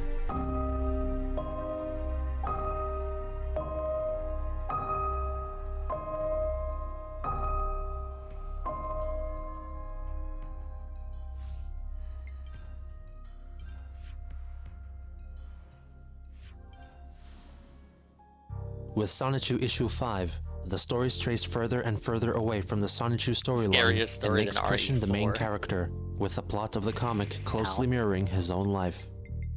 The comic begins with Sarah's Pretty much wedding, was his with own Chris life. attending in spirit, possibly alluding that he didn't attend her actual wedding. The episode also introduces two new characters, Megadula Skunk, based on a character created by Megan, and Sailor Mechtoon, indisputably symbolizing Megan herself. He briefly fights off Wes Isley, and at the end of the episode, Sarah thanks him for all the childhood years they spent together and wishes him good luck on his advances towards Megan. Sarah throws her bouquet at him, and he catches it, believing this meant his own wedding would come shortly. Christian uses his comic to depict his inner monologue and fantasies to the world. I love Megan, yet she's not ready to return or seek it. I'd feel better if I could chat with her on the phone, although she's uncomfortable doing that. Our email communications are okay, but speech speaks louder than typed words. The artwork also changes to an unmistakably anime and manga style, perhaps in an effort to appeal to Megan even more. In the following episode, Christian has a lengthy discussion with Sonichu about his optimistic hope that he and Megan will get together, despite him admitting a few pages ago that she was not responsive to his advances. He acknowledges that he is so optimistic that he even stopped using his attraction sign. They're interrupted by the announcement that Mary Lee Walsh and the Jerkops are invading Quickville, so Chris teams up with Megan, Crystal, and the Chaotic Combo. During the climax, Crystal gets trapped in the dark mirror, and Christian comforts a tearful Megan who thought that she had lost Chris for good. His obsession with Megan is made crystal clear, and is further confirmed by the emails she sent to him. I know you know that I hate guys and I hate love, because I told you a million times, so why do you keep getting too close and touching me? I really don't like it at all. I know you said because you have feelings for me and it's hard for you, but, I'm sorry, this sounds mean. You really need to try and get over it. If you keep hanging on like that to someone who doesn't love you back, well, it'll only make you more miserable. You need to just accept the fact that I don't and will probably never love you. Probably. So you should just take a rejuvenating breath and move on. Should not have said Advice probably. to which Chris refused to listen, as is evident in an email written just a month later. I'm just a little mad that I have to keep telling you to please stop touching me. It's like you're not wanting to listen to me. I tell you, then you say okay, but eventually you're back to the same tricks, and this time I really mean it. Even my other friends don't like it and think it's weird. So once and for all, could you please stop? You know I don't like it, so why do you keep doing it? Yeah, basically, so It's you're not like saying you're gonna there's a try and soften me or non-zero something. chance. So You need to I be a don't little wanna bit have to more tell you again, forthright, or I might Megan. get really angry. Because you know, unwanted remarks or advances to a girl is sexual harassment, and I don't take that lightly. Chris's not so subtle attempts at getting her attention did not go unnoticed. Sometimes I get the feeling that you copy me to get me to like you, like Sailor Moon for example. The only Sailor Moon thing you had was that adult video, and since I told you how much I love it, then you started getting into it, kinda like My Little Pony. That kind of thing really annoys me. I don't like it much when people get into something right after they find out I liked it first. When you said we had a lot in common, like Sailor Moon and My Little Pony, well, who loved Sailor Moon first? Who collected My Little Pony first? Okay, I know I sound like a spoiled brat, but can you see what I'm trying to say? I don't like being too in common with others. I try to be as different from others as possible. On June 27, 2006, Patty Chandler was put to sleep. No. A day later, at a special service, Christian read out the eulogy, which he wrote himself. My family, furry friends, anyone else present. Press F. We are gathered here today This to pay our pupper didn't last do anything respects wrong. and wishes to our dearly beloved Didn't Beagle choose to Spitz, be in Chris's Patty, household. who has departed from our world here on Earth to a doggy heaven. At least he where she probably will be treated happier it well. because she will run free and play with all the other dogs who are already having fun up there. I will always remember Patty for all the lovely memories she had shared with me from when I picked her out of the litter at my Aunt Karina's house in Red Oak, Virginia, the time I watched my old best friend, Sarah Hammer, take Patty by her front paws and danced a bit, the times I've watched her stand on her hind legs and then rewarded her with a biscuit bone, the times shut I up, just sat Peaches. with I her didn't in wanna the say yard it, but- and petted her head. I've always given her a bally I was scratch, kinda thinking where I it. stroke her head with all 5 fingers, You could go like after as if I was Barb, gently then. squeezing a rubber ball. Alright, The we're many moving times on. I've fed her a can of food and a cup full of dry food, and refilled her bucket with fresh water so she can drink it and wash her face. When Patty was brought to the vet on that fateful day, I was distraught with fright and concern for her health. I stayed with her during her final moments, with a hand on her head and a tear in my eye. When my mother was brought the paper that gave the doctor permission to send her on her way, I didn't want her to be the one to sign it. I raised Patty since she was a 6-week-old pup, and I wanted to take the strain for signing that one-way ticket. It was hard for me, but it was for the best. So I signed that paper with a crying Sonichu face saying, "We love you, Patty." After that, I gave her my final pets: hug, hand to paw hold, eye contact, ear rub, cheek to fur rub, and I sadly waved her for the final time, and I said, "Goodbye, Patty. I love you." As I stood outside, I heard Patty's last barks, saying, "I will always love you, Chris. Thank you." But we all must move on with our lives, with our beloved Lucky Mutt in our hearts and in our memories. So, Patty, may your old doghouse and surrounding flowers forever memorialize your blessed heart, your barks at the stars and strangers, and your loyal love that you have blessed upon me and my family and friends. Bark on and rest in peace, our beloved Lucky Patty. What would you do for a PS3 and a chance to be on Robot Chicken? In November, Oh, no. Adult Swim held another contest. I feel like I This keep time, saying that. encouraging viewers to submit Segment a to video segment. wherein they would Oh, say no. what they Oh, would no. do for Oh, a PlayStation God. 3. Christian's video featured the appearance of his own makeshift PS3, which was in fact a PS2 encased in a mix of Lego and pixel block pieces. Hello, my name is Christian Weston Chandler of Rocketsville, Virginia. What would you do for a PS3? What I would do for a PS3? I tell you what I do. Well, if I had the money, I'd wait in line, like all the other people did with their tents and all that good stuff. I'd throw away the cure for autism if I had it, because I want to get rid of that doggone long first I've had. Does that jog your memory? Oh yeah, I would trade in my PS2 for another thing. Or otherwise, I'd make one from wood if it was hard enough. But you know what I did? I did it. Phrasing is very telling. I made it. Made one from Legos and pixel blocks. And believe it or not, He would keep this thingy on him I have that to he play used to guitar here on treasure. this thing. Blow Thunder me horse. down if I can't remember what that In the thingy beginning of might 2007, Christian started working on a DVD called Yep, I'm on TV, which would become a collection of all his TV appearances and his homemade videos, in addition to a slideshow of his pictures up to 2007. He planned to make and release it to only a small selection of people, including Mrs. Sanford, with whom he got in touch via email. You may be able to help me in a portion of it now. There will be a slideshow projected from my PlayStation Portable, featuring not only pics of me growing up, but the friends, teachers, and relatives I've known and remembered, either from heart, like yourself, as well as yearbook signatures. As for what had happened during PBCC, in a nutshell, about midsummer 2003, I realized upon revelation that I needed a girlfriend to make into a sweetheart from the ground up. So, with the sign, which I've later realized that it made me look slow-minded, the R word, I've started my enduring love quest. The Dean of Student Services, Mary Lee Walsh, came out and tore my sign up right in front of me and said, "You're not gonna get a girlfriend this way or anyway." That bitch shattered my heart and murdered my soul. And it wasn't just her. The policemen imposters in brown, white, and red, aka the jerk-offs, blue and black are the true police soldiers, also seriously indented the impression that vagina is for virgins, not lovers. He talked about his high hopes for a future with Megan and ensured his former teacher that she would receive a copy of the DVD. What is in this pot? 3 days before his birthday, he completed Sonichu Issue 6. The first story, titled Episode 12.5, is strikingly distinct from all the episodes thus far, which stars his recently deceased dog, Patty. The story opens with a creative blend of photographic backgrounds and a hand-drawn Patty who wishes she could speak so she could thank Christian for all he has done for her. The next morning, Christian walks outside to feed her, only to discover his dog has transformed into an anthropomorphic dog-like creature who can talk. They spend some leisurely time together, and she tells Chris that she wishes to roam free outside her pen. Chris leads her indoors and shows her his room, which Patty calls crowded, and suggests that if he got a girlfriend, she would help him tidy up. Using a Nintendo DS, Chris reveals a portal which opens up to Quickville and declares the town Patty's new roaming grounds, where she can finally explore with freedom.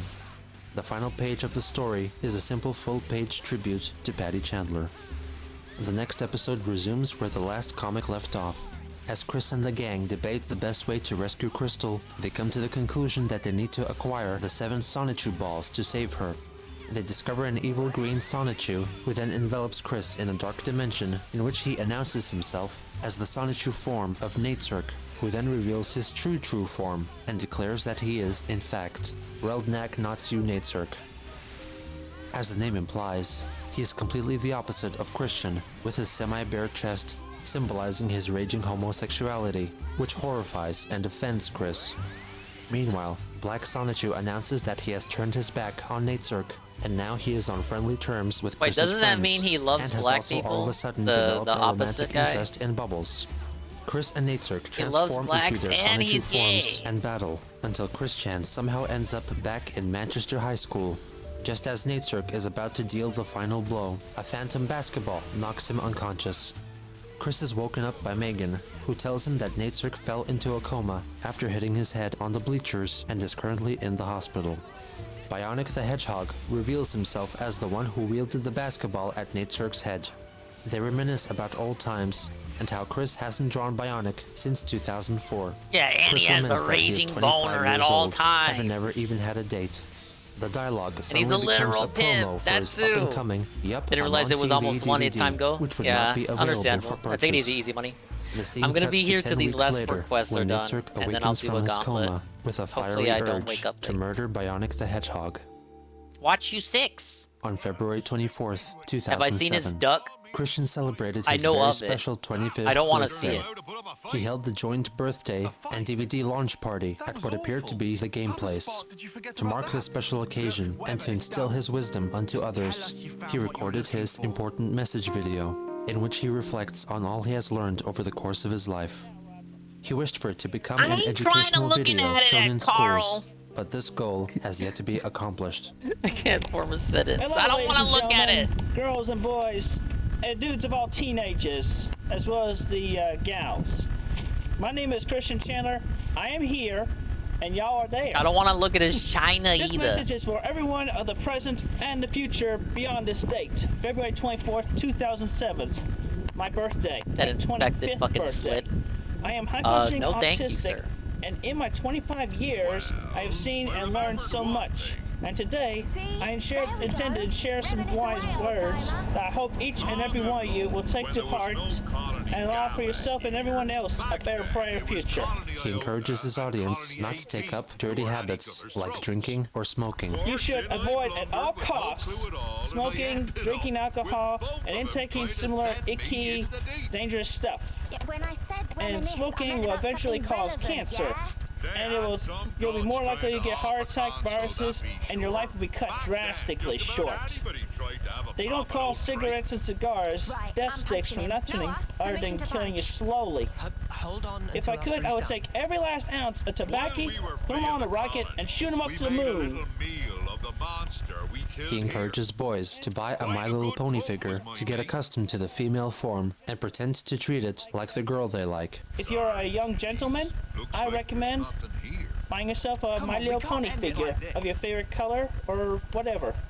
Now, stroking the hair of said pony is very relaxing and therapeutic, and also rubbing it against your cheek. That's nice. Then let's get over there. You might remember And something also, else. you can pretend that the pony is that girl you want to take out to. You want to take out sometime, and talk to the pony like you would talk to the girl. And he recommends that girls get Transformers. Now, for the ladies, I recommend. See, can I do this again? Autobot from It is Transformers. tomorrow.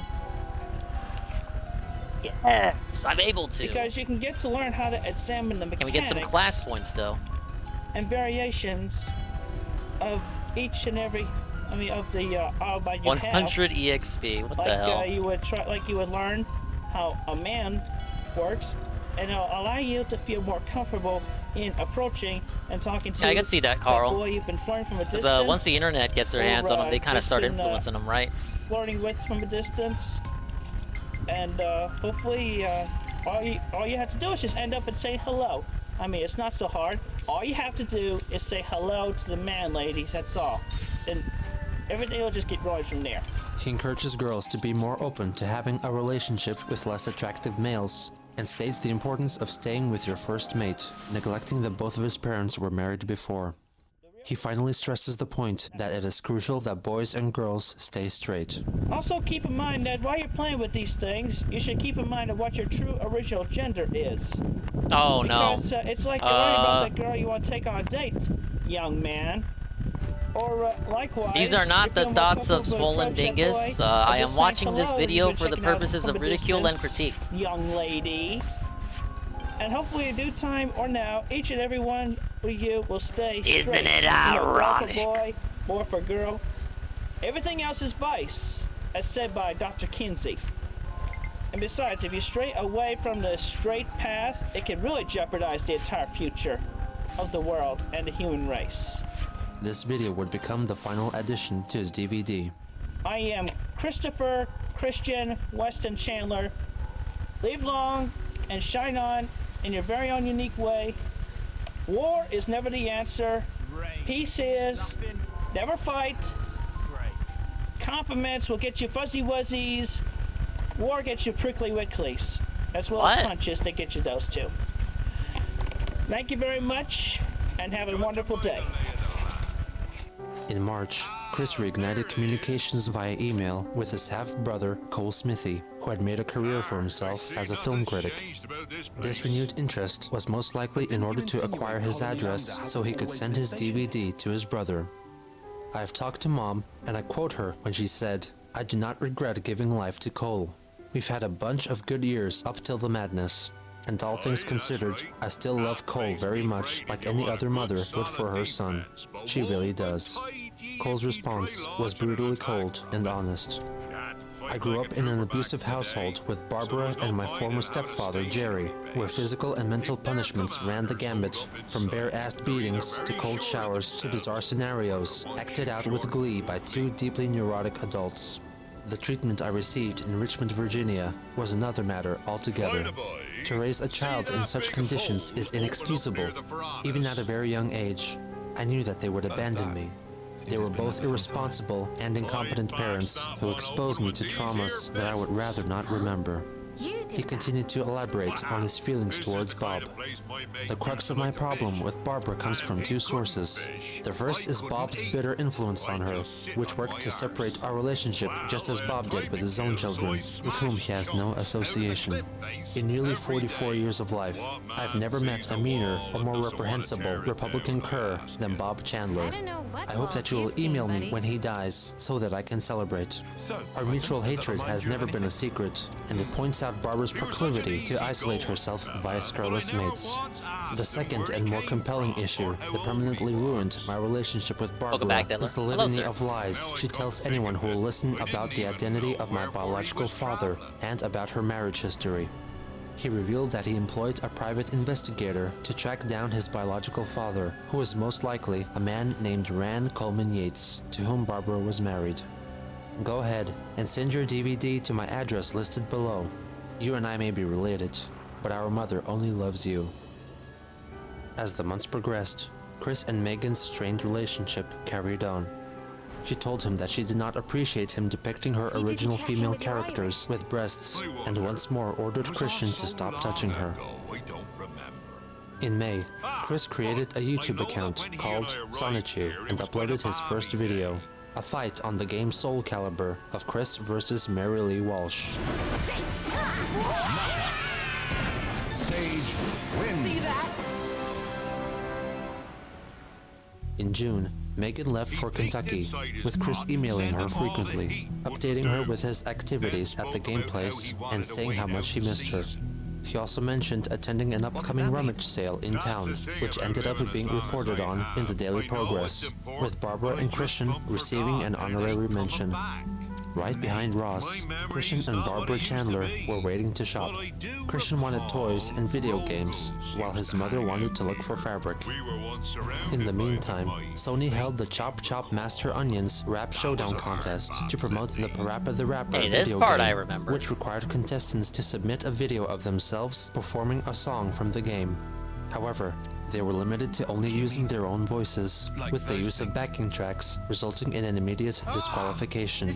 The winner would get 2 PSPs and an all-expense trip to Seattle's Penny Arcade Expo. Chris was convinced that if he were to win the competition, he could give one of the PSPs to Megan and then invite her along to Seattle so she could fall in love with him and finally take his virginity. AP Station. My name is Christian Chandler. I live in Bucksville, Virginia. I have a PSP. I like to rap. I play with the rapper. I go with you now. The only song I know is Master Onion, which I got from a demo. This is not. This is not a song from the game. With rehearsal probably kept at a minimum. Kick, punch. It's all in the mind. If you want to let test me, I'm sure you'll find that you all things that I'll teach you swords to beat ya. He inserts various seemingly random video effects, which were at his disposal via the camera he used to film the video, the PlayStation Eye. Duck and turn, duck and turn. You're gonna jump and go, jump pose. Come on now, watch your follow my word. Doesn't it almost done, it'll make things worse. You rock on, yo. Na-na-na-na-na-na. Rap, rap, rap. That's a rap. The following month, Christian found out that his entry made it into the top 10 and was now eligible to the public vote, ultimately due to the low number of total entries. He announced his elation online and urged everyone to vote for him on all his websites and social media. He also emailed several people asking for their vote. This included some unlikely candidates, such as his former guidance counselor from PVCC, Susan Hannafin, and his brother. After some deliberation, Cole agreed to vote for Chris, only after Chris asked their mother about who Cole's real father was. Chris promptly replied that he asked her and claimed that his father was Jack Dale Smithy, which Cole knew to be untrue. Understandably unsatisfied and upset, he continued to email Chris about how Barbara enveloped his life in lies, closing with an earnest wish to be informed of Bob's eventual passing. Chris intensified his campaign by handing out flyers at the game place, urging fellow visitors to vote. He even resorted to voting for his own video by making fake accounts, and gave himself a glowing review. Oh, that's against the Quick rules, Sonichu, dude. Video Lucky 7. Such honesty of his situation and devotion for his lucky girlfriend adds great emotions to his performance. The visually appealing effects added the best humor and biggest laugh I had among the bunch. I enjoyed the fun background of his assumed-to-be bedroom, and his informative feedback on playing Guitar Hero on PlayStation 3 was truly a wise and great addition. Also, he has nailed the lyrics a cappella. As this brave autistic warrior so creatively put it at the end, rap, rap, rap, that's a rap. Truly the cherry on the top of the sundae. A perfect score of 5 out of 5 stars for his marvelous effort, and smiling Another at knowing Chris he looked W. a bit stupid. Voting was closed at the end of July.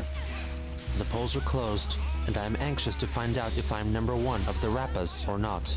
I really want that trip to Seattle so I can be with my sweet Megan longer than usual and have fun together. I love her so much. Alright, but she doesn't love you. It was announced that the winner That's what of you the get for Chop not Chop saying, Master Onions for Rap saying Showdown probably, was Megan. Adam Stackhouse. Crack, crack, crack the egg into the bowl. Crack, crack, crack the egg into the bowl. M-I-X. See, this dude followed the rules. Chris immediately wrote a strongly capitalized email to Sony demanding they reconsider. I really wanted that trip so I could have a chance to impress my sweetest Megan and possibly fulfill my dream of getting married and soon have a daughter named Crystal. Yet now I, a frustrated high-functionally autistic 25-year-old virgin. I vaguely remember reading the article for this. I think his main complaints were that the guy who won, he cheated because he had his little sister help him in the video. And I can't remember what else. He probably mentions it coming up. I should have even paused. Have been balls broken. This was the funniest little saga of for my me, life in back when America's things were favorite pure. game, Kick the Autistic. Sigh. I had my fantasies of having fun with Megan, taking her to a really extravagant destination. I am not rich. Taking a long-awaited tour yeah, of he the had Nintendo of background America music. company tour with her, playing Guitar Hero against the guy in the Parappa costume. jamming with Megan in the hotel room, and possibly our first time in bed. Sigh. Life can be so unfair and f***ing corrupt, but I digress. Take the a cappella rule to the max on those 3 out of 10 videos. Take care, Christian Weston Chandler. Anyway, we're not getting any He more argued that the clues winning from your entry memory. used a backing I guess track it can't and be had to be helped. disqualified. It's such a long time However, ago, after since the all. backing music was actually sung in a cappella, the entry was deemed suitable.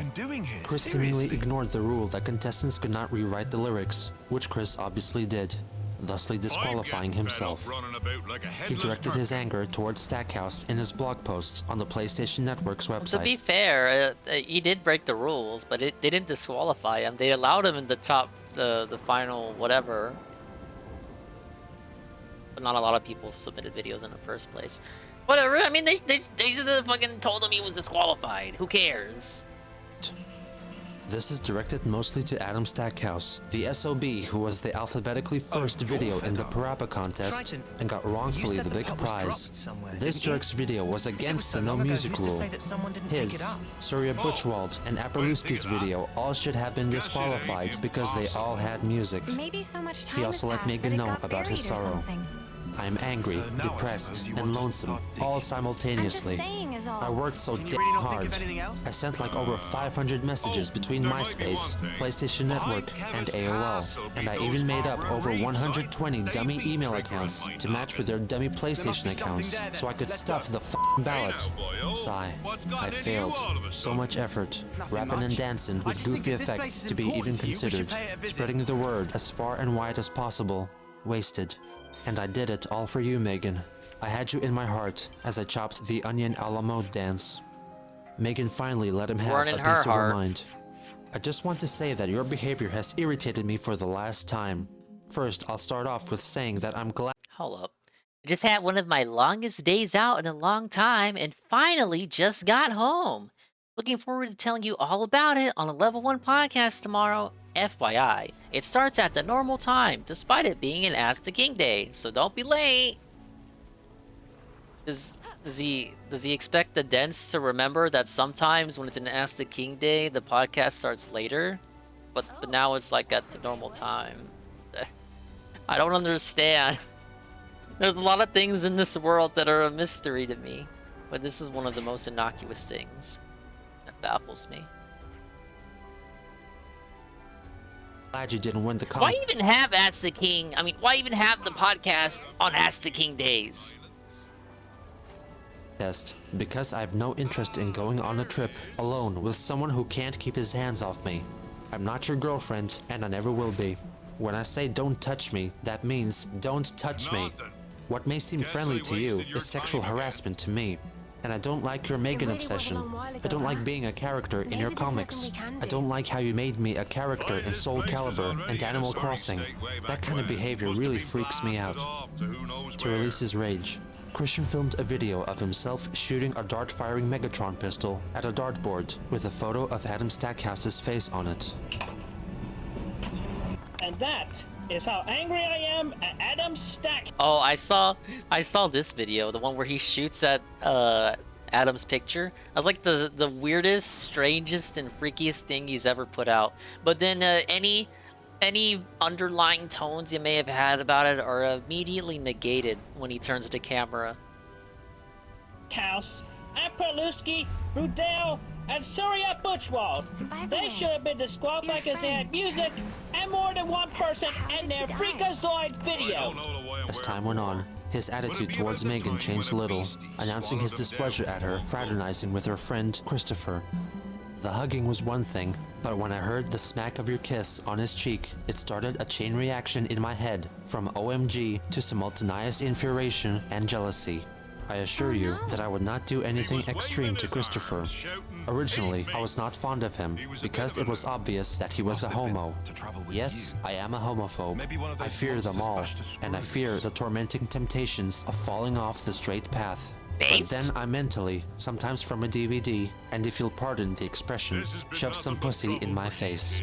I tell you what, if I ever stoop down to changing my path, I might as well get a gender change operation. You're okay with stopping after all this? In late October, Daniel Mims, who frequented the game place, covertly snapped a couple of photos of Chris in mid-battle, and his buddy Lucas uploaded them onto the anonymous image board 4chan. A user on the comedy website, Something Awful, who had seen Christian on the UVA campus, created a thread focused on Christian and his comics, unleashing the Christian myth onto the world. Members debated over the veracity of his supposed actions, and those who have witnessed him in person shared their stories. The fascination around Chris quickly spread to other websites. The outlandishness of his situation motivated people to draw inappropriate fan art, featuring Chris and his Sonichu characters. On November 3rd, in a thread on 4chan, a user named Evan Christopher George was encouraged to send Chris an email showcasing a small selection of fan art. This is some fan art of Sonichu my friends and I have drawn. I hope you enjoy it. The included images were Chris hosting girlfriend auditions with no darkies written on his desk, a short comic about Chris losing his virginity by having sex with Sonichu, a graphic depiction of Sonichu masturbating while yelling out, "No darkies, jerk up," and Chris and Sonic Thorndyke, a character conceived by one Blaze Sonic, having a stare down. Chris's reply was rather unexpected. Thank you for your fan art contributions. In constructive criticism, I like the one with me and a girlfriend auditions, as well as my glaring in the eyes of the blue guy. But I'm feeling great detest towards the other two. I like the one where I am holding girlfriend auditions. You didn't get the joke where there's no one attending? I am feeling great detest. Ah yes, and nasty fan arts are not appreciated. Sonichu and I are not of that nature at all. If you would like to make it up to me though, please draw a strip of Roastchu stripping for Sonichu and have him f her, and draw Roastchu masturbating and squirting. I am straight, damn it. I will not be veered in any other disgustingly grotesque direction. No dinguses! Again, most nasty fan arts are not appreciated at all. Most? Please feel free to share that quote with the rest of the fans. Sincerely, Christian Weston Chandler. We're keeping track. Evan immediately posted Chris's response on 4chan, and in order to archive all future interactions, Jason Kendrick Howell created a page on the satirical Wikipedia-style website Encyclopedia Dramatica, solely devoted to Christian. Under the assumption that these people on the internet provoking and making fun of him, or trolls, were genuine fans of his, he shared the news with Megan. The good news though is that I've had more fans for Sonichu than I thought. Now the worst to bad. I got this email earlier that had a set of 4 fan art of Sonichu and me. While I enjoyed more the spoof of me sitting by a box on a sidewalk, girlfriend auditions, and the one with me glaring in the eyes of a blue hedgehog in armor. The other 2, in that set of 4, freaked, creeped, and scared the crap out of my head. A lot worse than my freakout over you on Christopher's lap last night. Please keep that in private. In other words, get a room. I sent him a reply with respective criticism. I was infuriated. He also found out about an artist on the website DeviantArt who had made Sonichu-related fan art but did not credit Chris in it, and also discovered the Encyclopedia Dramatica page. In the meantime, Evan continued to send Chris more fan art. I'm very sorry I disappointed you, Chris Chan. I drew what you wished. He sent a drawing of a naked Roastchu having sex with Sonichu, and finally masturbating and squirting out of her gigantic penis. Oh, and here's more art from more of my friends. I didn't draw any of this stuff though, so if you don't like it, I have no guilt. This email included more graphic content, including Mary Lee Walsh and a transgender Roastchu. Alright, I have one last batch of fan art. Hey, some I'm sorry alphabet to send so many positivity. to you, but my friends are really eager to share it all. I hope you enjoy. He attached more fan art, a few more tasteful than the rest. Chris replied, disclosing a link to the ED page about him. Evan coyly denied accountability. What? What a horrible page. I'm sorry. I must wonder how they got pictures of our emails. I hope no one's hacking my email account. Ignoring security concerns, Christian sent another angry email. Do me a favor, draw a vagina on my Roastchu. Roastchu is a girl. She never had a frickin' pickle. If I see one more frickin' pickle, and you may spread this quote to other adult fan artists, I will create you in Soul Calibur 3 and beat you up like there's no tomorrow. Evan replied with a simple uh-oh and a picture of Rosechew holding a pickle saying, "I wish pickles could masturbate and squirt," and Evan saying, "Fudge, you're going to beat me up in SC3 now, aren't you? I shouldn't have let our souls get fiercely entangled." On November 4th, someone who called herself Vivian G sent an email claiming that she independently created a similar character called Sonichu and wanted Chris to acknowledge that it wasn't stealing. Evidently, he stated that it was fan art and that she shouldn't keep doing it because his characters mean too much to him. Vivian then sent a caps-locked email trying to convince him to improve himself. Jesus, are you so high on your horse that you think it's fan art? Jesus Christ, man, you are irritating me. You are putting me under more damn stress than with the you'll party ever at 2. have. Hello, I sir. want to express my goddamn Welcome to self late to the night internet, Xenoblade. and I find that some prick who thinks he's so Or great it's the can final call push. We're homosexuals gonna finish wrong. it tonight. And I have 2 lesbian friends who would be offended as by our ignorance, and thinks that going around stalking girls will get you a girlfriend. Newsflash, bitch. You mean nothing to this world, and you will never get laid unless you Aced? improve yourself. Damn, Your Chris. troubles with jerk cops isn't because of them, it's because of you. Fuck off and die. This entire debacle with trolls encouraged Joshua Martinez to toy with Chris, who first met him at James Madison University, where they both received speech therapy and remained as acquaintances. He managed to convince Chris that he regularly schmoozed with movie stars, thanks to his connections to the movie business. He contacted Chris and claimed that he found a girl who would like to meet him, when in fact, he was only trolling him. He even pretended to be this Lori and had a conversation with Chris through instant messaging. Christian reported on his elation in an email to Anna. Her name is Lori Lopez. I chatted with her through AOL Instant Message last night. She was really sweet, and not only did I have a great time getting to know her, but, blush, I got turned on. I know that she works at a car lot, I think. She is 23, brunette, brown eyes, and she is a mix of American and Spanish. If you've watched the movie Into the Blue, the starring woman, Jessica Alba, is an American-Spanish mix as well. He also mentioned her to Megan and even attached a supposed photo of her. On November 7th, Chris filmed a video pleading those involved with the ED page to be more respectful about him and take it down, and talked in length about his life and what caused him to be in his current situation. It has come to my attention that I have a lot more fans of my electric hedgehog Pokemon Sonichu than I had originally thought. And I thank each and every one of you for your support. And I will draw more comics when I get some positive inspiration or when I feel like it. After all, everybody has a life, so do I. I have a life. I would like to humbly apologize for appearing to be some kind of sleaze, troll, badass, or whatever adjectives, good or explicit, you may feel about me. Please understand, I am a 25-year-old high-functioning autistic male with a simple, peaceful dream of becoming a father of a sweet, little pretty girl who I will dub the name Crystal Weston Chandler. Crystal. I gotta understand, man. To mine, but it has a nice ring to it. He claims that his family, on his mother's side, stems from British royalty. Weston, my mother's maiden name, and a proper English name from royal descent. As a matter of fact, among my mother's side in the ancestral traits, we have been traced down to Daniel Weston, who was on the Mayflower voyage, and beyond him, Anne Boleyn, who was the one of Henry Yes, VIII's, another quest. Henry VIII's wives. Which Trident had been looking for turned out to be a jar of miso. Use this fabled ingredient to make He talks Manana's about his miso soup. upbringing, the struggles of the school system, and his achievements in high school. He defends his methods for finding a sweetheart. All I did was sit around with a sign by my side that said I was looking for a boyfriend-free girl, 1825, yada yada yada.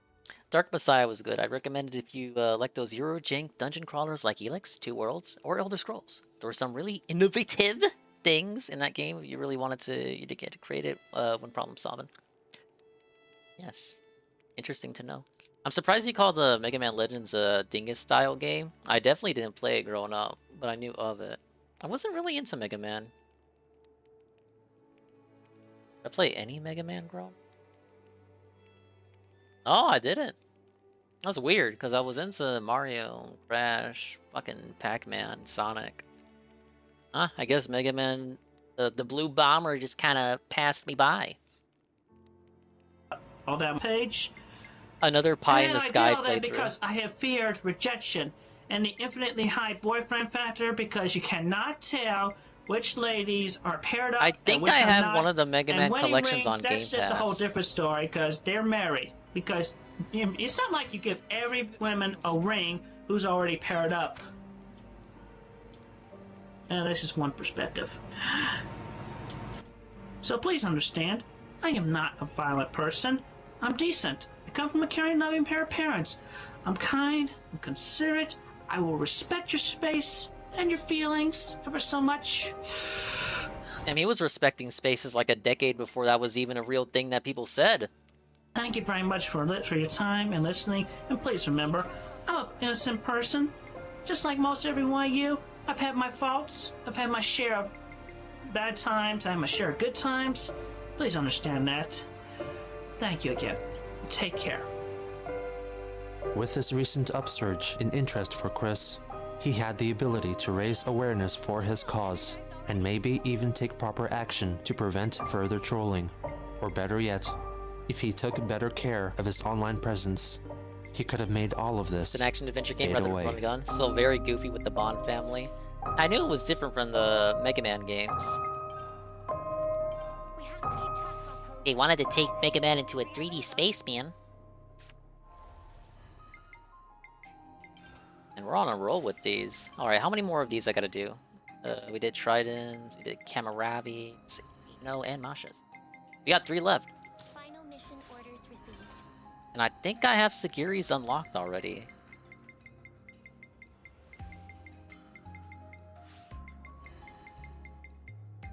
Just gotta learn how to fucking unlock it. Should be in the prison camp. Think you'd like it? It's not very long either, about 10 to 12 hours. Yeah, it looked pretty interesting from when I was lurking in your stream for it.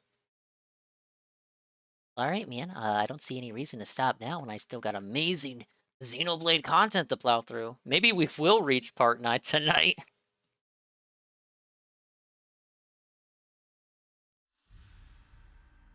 Let me at least quickly fix me up something to eat.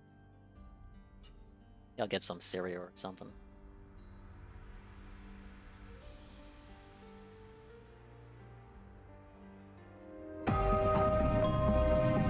What made him this way? What is the attraction? What keeps us fascinated? This is the story of Chris Chan.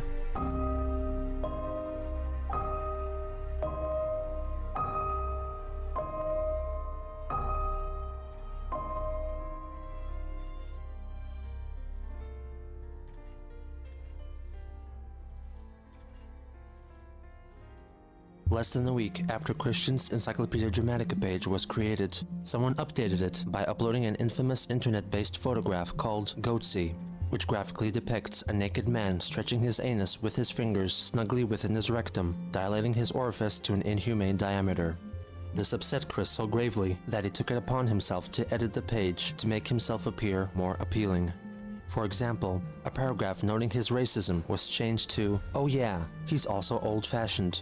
In his idea of a sweetheart, she is not black. He is cool with adoption, but his dream of his future daughter calls for blood, tears, and Seminole descent." Not only did he reword sentences and correct historical inaccuracies, but he also extensively added personal information, a tactic which he called information overload. While his intention was to evoke sympathy, it only succeeded in fueling the fire for the trolls. This took the biggest dingy In a way L to of reassert all his time. heterosexuality, I forgot I ran he out of uploaded milk. several of his own No! sexually charged drawings, such as Oh, well, one of I'll settle Sonichu and for, Rosechu having a intercourse, mini, a Slim naked Jim. Mary Lee Walsh masturbating, Bubbles and Black Sonichu having Yeah, we sex, hit the Transformer and goal. an image called The She Came for 24-hour Quick, stream, which baby! depicted Chris satisfying Alright, let me an take a bite out of this. unidentified naked woman with his fingers. Those exposed Oh, to the picture what the felt fuck that the did I woman come bore back a to? striking resemblance to his twin Thank God sister he censored Crystal, this. and were convinced that it was an illustration of incest. The fact that he captioned the image with, "Your sister has come for me," didn't help. Outside of his illustrations, he reflected on his obsession with Megan, admitting that he no longer pined for her, and talked about pleasuring himself using his inflatable sex doll, Officer Nasty. He restated his purpose. I will continue to shove the true facts from my heart and soul down your throats, only until you take this whole page down for good. Chris would go on creating new accounts and further altering the page for the next few years. As the year 2007 drew to a close, Christian bought an anime-styled sex doll named Kimmy and continued to email Megan, telling her that he would meet Lori soon. And on New Year's Eve, he sent an email to a friend of Megan's, which contained a new freestyle poem called "For My True Love, I Would." For my true love, I treat her tenderly, sweetly, gently, like a summer breeze. I'd caress her skin gently with my strong fingers. I'd take her to eat and provide for her to my ability. I'd start small at McDonald's, then let it get better in due time. If she is willing to allow the pleasure, I'd lay her down, caress her gently, tickle her fancy, have her tickle my fancy, and give it to her with the learned, lonely experience I've endured. I love you will be shared daily with a French side dish. I am her soldier, to do for her as she sees fit. In January 2008, Christian created a Facebook account, which he used much in the same manner as his other social media outlets, such as MySpace. He managed to befriend several women in his general vicinity and tried to engage in conversations with them. This is Hi, the range. Christina. I have I'm read told your it gets profile, much and I worse. find you quite interesting. You're pretty, honest, and smart. If you'd like, I'd like to meet you for a soda or coffee and get to know you better over a pleasant conversation. I also hope you will accept my friend request I have submitted earlier. Please reply if it's all cool. Okay, well, I'm 17 and about to be 18 in a few months, but yeah, I love to party and all that good shit, so hit me up. Cool, Christina. While I don't know what it means to hit me up, I'll assume it means to talk to you more. I look forward to meeting you in person and learning more about you. And if you need a tutor for a school subject, I can probably help you. I've excelled in math and English subjects. Yo tom '2 años de español en mi escuela secundaria. And I took 2 years of Spanish in my high school. Take care, Christian. Okay, yeah, well, here's the thing. First of all, I'm 17 and you're too old. And second of all, you know you're too old for me. And third of all, I'm not into all that Christian shit, but I would still love to be friends with you. And I don't know very many Christians who like to party, cause I'm a hardcore party girl, so... No, nothing like what you may be thinking. Girl, baby. I just wanted to be friends with you. I'd wait until you were at least 18 before taking it further. Also, I can party. I just don't get invited much. There's nothing wrong with simply meeting for a pleasant conversation and soda pop. No, I promise I would not lay a finger on you. Okay, God, well, a little FYI, I'm on probation and house arrest, and I might get locked up tomorrow for breaking my probation, so let's just take it day by day. I mean, I don't know you at all, and people might talk about me hanging with some older dude who I don't know. But I do hang at DQ, Dairy Queen, every day after school, so drop by and see if you can find me. Holla boy. After Christian sent another message divulging more details about himself, communication with Christina ceased. He also engaged in a chat with Christy, who accepted his invitation for a chat over coffee or soda, but he ultimately declined her acceptance when she revealed that she was a single mother. He also messaged a Danielle, whose boyfriend in response threatened Chris. On January 20th, Christian pleaded on Facebook for people not to believe what has been written on Encyclopedia Dramatica. There are some cyberbullies who have taken my words and feelings out of context and twisted them into meaningless mockery. Please do not believe those terrible rumors. I am a good man who needs a female sweetheart to soothe my pains from loneliness, stress Sounds of like social what we hear from Derek today. and heartaches. My good Please name is help being me slandered. so I I can am help being you one day. harassed. They're saying 4 my days name later, incorrectly. He described his near encounter with a lady at the Alderman Library. How do I get this quest I was playing to spawn? Sudoku on my PSP, and I was listening in on this conversation between a couple of cute ladies just to my right. Oh, I guess I've that's enjoyed how. just listening to them talk about their things. I will not divulge any details, because I am the man who will keep a secret. Plus, I don't know all the details. Anyway, after one of the two left, the gal that stayed sitting next to me talked on her cell in what sounded like Dutch or German. It was the perfect opening for a conversation towards making a new gal pal. I had it in my head. Pardon me, I couldn't help but overhear you chat on your phone. But was that Dutch or German you were speaking? I had the nerve set up. I was raring to say it. But when I started to say it, The tension and my shyness and my autism choked me, literally. I could not even open my mouth to say anything. And she left. I'm kicking myself now. Anyway, that is how shy I am. I'm so shy that I just freeze or choke upon starting to talk to a new girl I don't know yet.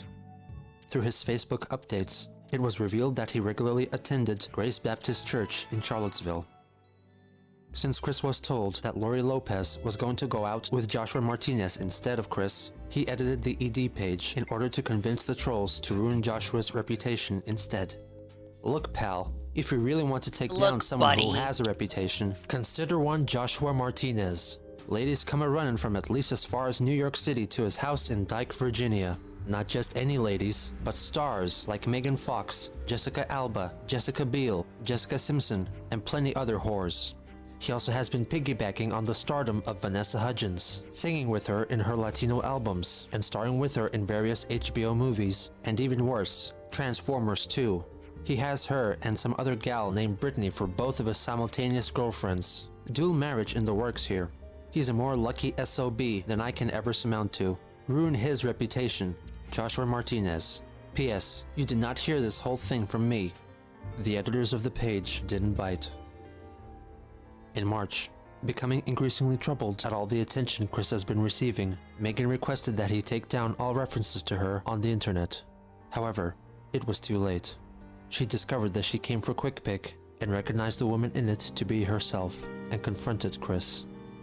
I didn't realize how much of an a-hole I could have been. I was caught up in the rage from that weekend in November when I did that.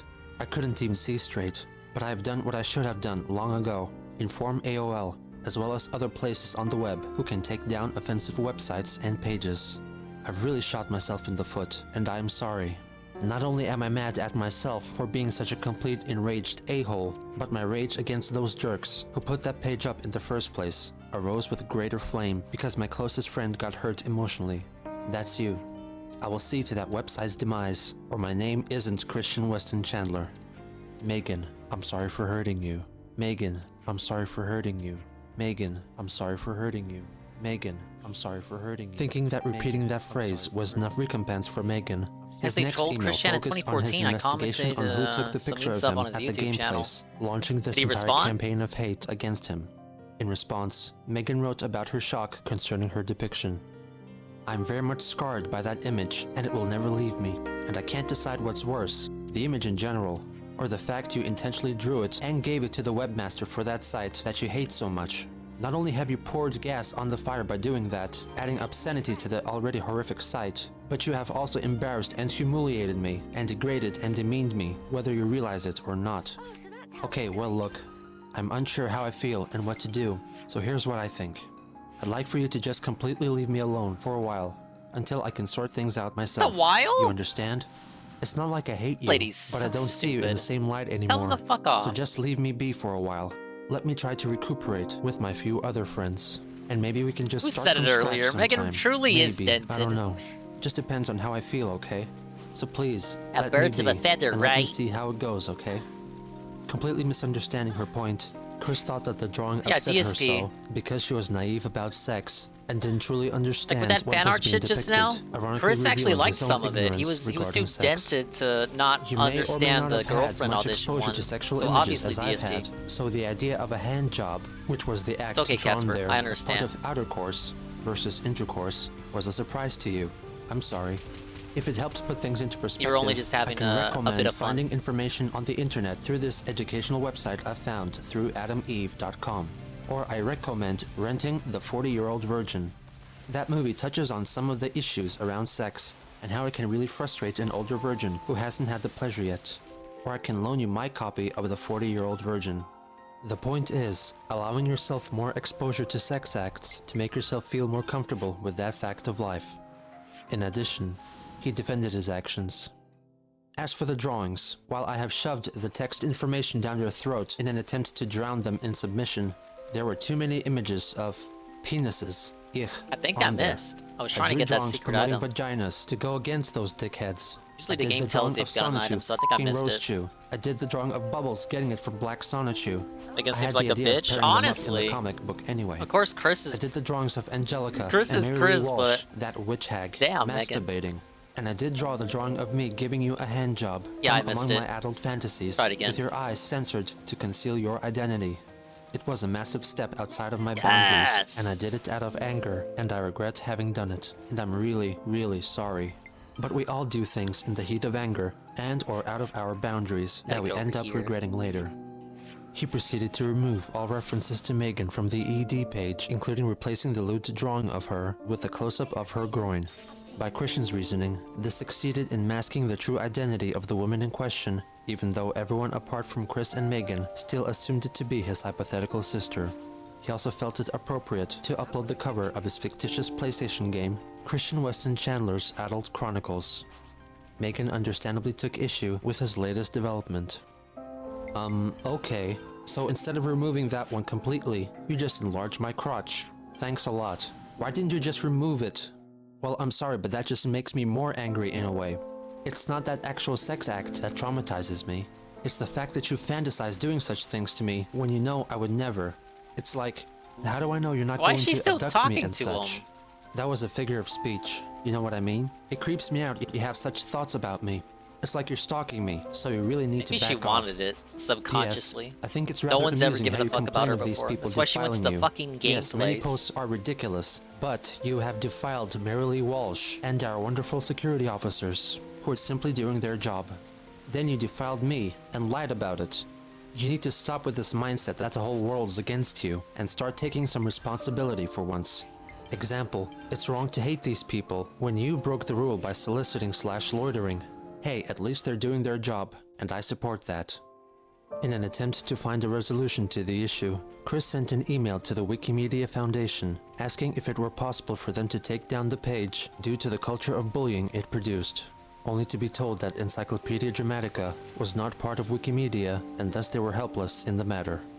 Chris once again emailed Megan berating ED, upset that the authors of the page assumed that the woman was his imaginary sister, who shared the name of his imaginary daughter, hence theorizing that Christian wanted to impregnate his mother so he could successfully have intercourse with his daughter, who was also his sister. He also revealed that drawing that image may have in fact prevented something even more heinous. As for the drawing itself, I realized that it was done not only out of inspired fantasy, angst against ED, I was about to say, that's quite but fortuitous. also a major release for my crazy, mixed-up hormones. Very If I didn't foreboding. have the foresight to put my pent-up frustrations and feelings in the form of something, I might have become an abusive maniac. So thank God for allowing me to release my bottled-up frustrations in a more positive, yet not so politically correct, and not physically hurting others method. He insisted that if they ignored the webpage, the trolls would lose interest and forget about them. In the meantime, disgusted Probably by true. everyone accusing him of having incestuous desires, Chris made it explicitly clear that the woman in the drawing was in fact his friend Megan, editing the phrase, drawing pictures of himself having sex with his imaginary twin sister, to drawing pictures of himself having sex with his lost sailor soldier, Megan, who dumped his sorry ass for drawing the pic of him f***ing her. She never even had any inkling of interest in him. What a intolerable, sad sack loser. But there was nothing more he could do to save their relationship. By the end of April, Megan had severed all ties with Chris. As a result of his adoration for her, he had created a veritable shrine for Megan, comprised of her own drawings that she gave him, figurines, pictures, and other media which were inspired by his desire for her. Over the coming years, the shrine slowly dissipated. As an expression of humility, he uploaded an image gallery called, You Know What? I Hate Me Too, onto his ED page, which comprised of a selection of images from his comics, wherein he depicted himself getting beaten up, downtrodden, and looking unflattering. What's more, the pastor at his church discovered his online activities and subsequently expelled Christian from Grace Baptist Church, but he soon found refuge in Wesley Memorial United Methodist Church. Kind of To a add bit insult much to for the injury, pastor, right? Michael Snyder, the manager of the game place, banned Chris from the store for 2 weeks, most likely due to his frequent outbursts of racism towards the African American children and the temper tantrums he threw whenever he lost, which eventually resulted in an overall drop in patronage. In May, seemingly moving on from the events of the previous 2 months, Chris uploaded a gallery of photos onto the Adult Swim message boards of his Rock Band guitar controller, which he custom painted in the theme of the cartoon character Meatwad from the Adult Swim show Aqua Teen Hunger Force. On May 11th, he was officially baptized at the Wesley United Methodist Church. In June, troubles with Chris at the game place escalated to the point that Michael Snyder permanently banned him from the establishment. In retaliation, Christian called over his parents, so Snyder called the police, as he was well within his rights to refuse service to anyone he saw fit. After this expulsion, the only form of regular social interaction he had left were his church activities.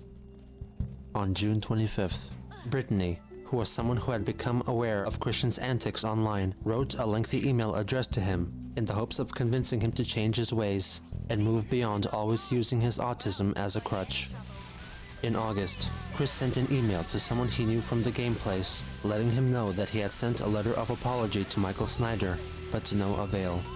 Yeah, that ain't gonna do In nothing. early August, Christian uploaded another video addressing the trolls who were dragging his name through the mud and blamed ED for the end of his relationship with Megan, threatening to cease publication of the upcoming Sonichu issue 7 until the page was taken down. Throughout the video, he uses his glasses and hands for cartoon-like theatrics to dramatically emphasize his message. Citizens of the internet, I present an open message to each and every one of you. Y'all should know me by now, but if you don't, I am Christian Weston Chandler. I'm Phil Burnell! The original creator of Sonichu, the Electric Hedgehog Pokemon, back on March 17th, 2000. Any days earlier are void. I have a whole bunch of people on the internet give me hate. Show me a lot of hate. And I do not appreciate it. Takes me off. Y'all think I'm just a sap, a chump, you are. Dumbass, whatever you may think. You are. But you know what? You, Brew. every last one of you who has expressed hate against me, you're the shitheads. Maybe it's you who's a shithead, motherfucker. Every one of you who thinks I'm homo and calls me that because I am not, I'm straight. I'm straight. Why You're am the I homos. still getting Every last one of hate? you. Nor is he a pedophile. I am not a pedophork, you dorks! He expresses his disgust for the pornographic images others How have am I supposed uploaded to fight the this ED one? page, stating that he prefers vaginas, referring to them by the euphemism China. The hatred I I'm prefer getting the China. from every last one of you who has contributed to that Encyclopedia Dramatica webpage. And every other forum, internet document, lewdly drawn pictures with dicks. I love dykes. Dykes. China. I don't think that word doesn't. Dick, I just Never look mind. away with a moment of being freaked out. No, he just means he likes Rob He Gavigan's confirms videos. once and for all that the woman pictured in She Came for Quick is Megan. And by the way, that is not Crystal, whose eyes are censored. That is Megan. And just Doesn't make the situation any better when you say that. And twisting it around as such. He describes his simple and wholesome wish for the future. If I ever do find the one that is to be my sweetheart, I will give her such care, such tenderness, such love. We get around to hanky-panky, that's fine. That's good. The hanky-panky? We get married. I will have my God creation, my God called daughter. She will be taken care of. Lovingly. That's right, Ghost MC. The sweetheart was Those there of the you whole who time. mock It was me right in front of him, otherwise under his nose. with He didn't even such realize it. Frivolous, lucrative adultery. If I ever hear any more new stuff, it will weigh on your conscience with me tearing at your souls emotionally. I'll leave you with any other thoughts that you may have. But if you dare twist these words around, that will weigh worse on your conscience. The words that I provide from sound mind and How the heart. fuck am I supposed to reach this fucking fish? It will weigh heavily on you. It will weigh heavily on you. 2 days later, the Chris Chan page was declared Article of the Now on Encyclopedia Dramatica. The following day, Chris emailed Bill O'Reilly from Fox News, Dateline NBC, and NBC Nightly News about his conflict with Encyclopedia Dramatica, apparently for the second time. I wish to re-report the heinous webpage of worst levels of mockery against me. This webpage has been haunting me since it originated around Halloween 2007. He implicated Jason Kendrick Howell as the creator of the page, declaring him the head troll, and directed the majority of his hatred towards him. He also recorded another video, urging fans of Sonichu to more help brain take down power the than I ED have page, after 1 a.m. under the Probably. impression that he had more fans than he actually did. Attention! All Sonichu fans on the internet who do not hate me. There's one here. Christian Weston Chandler. Where is it? For I have an important message for y'all. If Not y'all would these actually guys. like me to bring up new There, stuff there. for Sonichu and conclude the stories, you could do so by having that Encyclopedia Dramatica page taken down so that I can feel more comfortable in drawing and coloring the comics that y'all have grown to love. If you want to send all your This sort of complaints makes for me sense. I mean, not doing this the work I almost should be works doing, for him you to can send every last complaint blackmail him like this. to the one called Jason Kendrick Howell. You guys also known as want Hell more Games comics to make fun of, or right? Liquid Snake. For he is, and I quote in an email he sent me, the creator of the Encyclopedia Dramatica ED page for me. He urges everyone to send their hate to Kendrick Howell. And that's for you, Jason Kendrick Howell. As sure as I am to get at least 1 ounce of vagina, I have your number, and you're going down.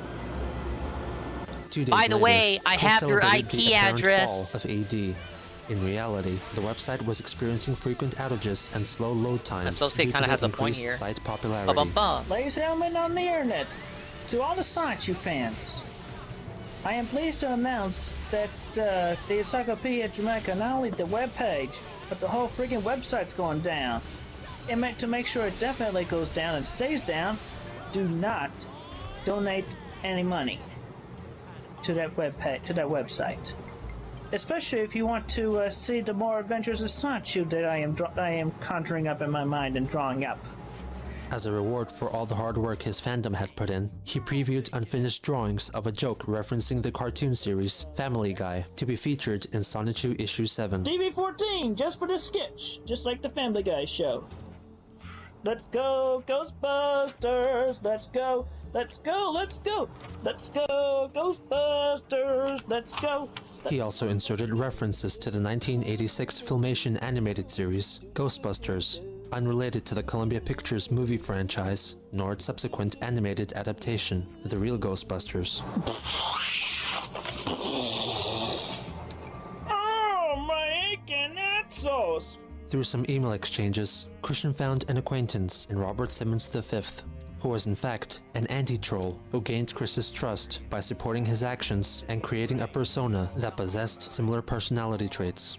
He even resorted to filming videos announcing his support for Chris and his love for Sonichu, all while touting a yellow-colored Sonic necklace. Good evening, citizens of YouTube. I must be quiet because it's at night. I don't want to wake up my parents, so please forgive me for not talking loud, and I hope all you can hear me. I know of Liquid In Chris, an but I email didn't know about dated this August guy. 12th, Chris confided in Robert and confessed his adoration for Meg Griffin from Family Guy. She is not ugly. She has always been a beautiful catch in my eyes. I just do not understand how anyone would see Megan as ugly. And I feel it is very pitiful that Seth MacFarlane would make her the punching bag of most everyone else on the show. Seth doesn't when write the clearly show. she does not deserve He such just made torturous it. punishment. Oh my I am in God. the same boat as she is, if you think about it. I'm the punching bag This of is the how jerks it's on done. ED. Oh who are my getting God, their it's heinous me, lulls, Vibona, a the rehash of raid, lull, the meaning party of laugh out 6. loud. But Hello, in my lady. opinion, lulls means laughs Welcome to under the lubricities, 1 a.m. which is suffering obviously fest. not good. I saw you were He also wrapping admitted up Metroid Robert Prime into his elite list of men and whom playing he does retro not games, hate. I think. 3 days later, he recorded and uploaded another video. I got 3 addressed more to his Ascension supposed quests to fan do base, and 1 more conceding Gauntlet, that and I Encyclopedia can Dramatica close the has fucking not book fallen. on this game. This is an official update to all the loyal Sonichu fans on the internet and everywhere else. Am I pulling an all-nighter? I'm trying not to. It's only 1 in the morning. I got stuff in the morning I gotta do. I'm gonna have to set the alarm. But I say, apparently, I got like 1 real quest left, and then the last 2 are more like just watching cutscenes. Anyway, He addresses the scheme trolls had to steal his Sonichu medallion. well, I have been hearing the thanks for the rumor rate. of the medallion stealing. As Finished you can Metroid see, Prime, struggling to find the last 3 it's still on me, artifacts and man. failed all Ain't nobody gonna scans. get off me, cause more security measures have been taken. This one might be the Failed real all one. scans. This Oh, one you might be failed the to get false all the one. scans. Oh, you missed some. I'm How trying are not you to do know? that. That's to your own understanding. Chris implores his fans to contact Nintendo and Sega about. Oh yeah, we're catching up with Christian. I haven't seen. I hadn't seen this documentary that this guy has been doing on him. 73 fucking parts. I figured, what better time to start than now? We're up to part 5. Apparently, it gets worse later on, ladies and gentlemen. I had no idea. But blame Scrumbles. Stopped watching at like 35. I can't imagine. Like that's so early on. Well, like halfway. How much more worse it gets. Not as good, depressing. I missed some very specific boss enemy during the boss fight. Oh, I think I know which one you're talking about. It's either the flamethrower one or the one with the rotating heads. Yeah, the wasps in that boss fight are specific, and they only appear there.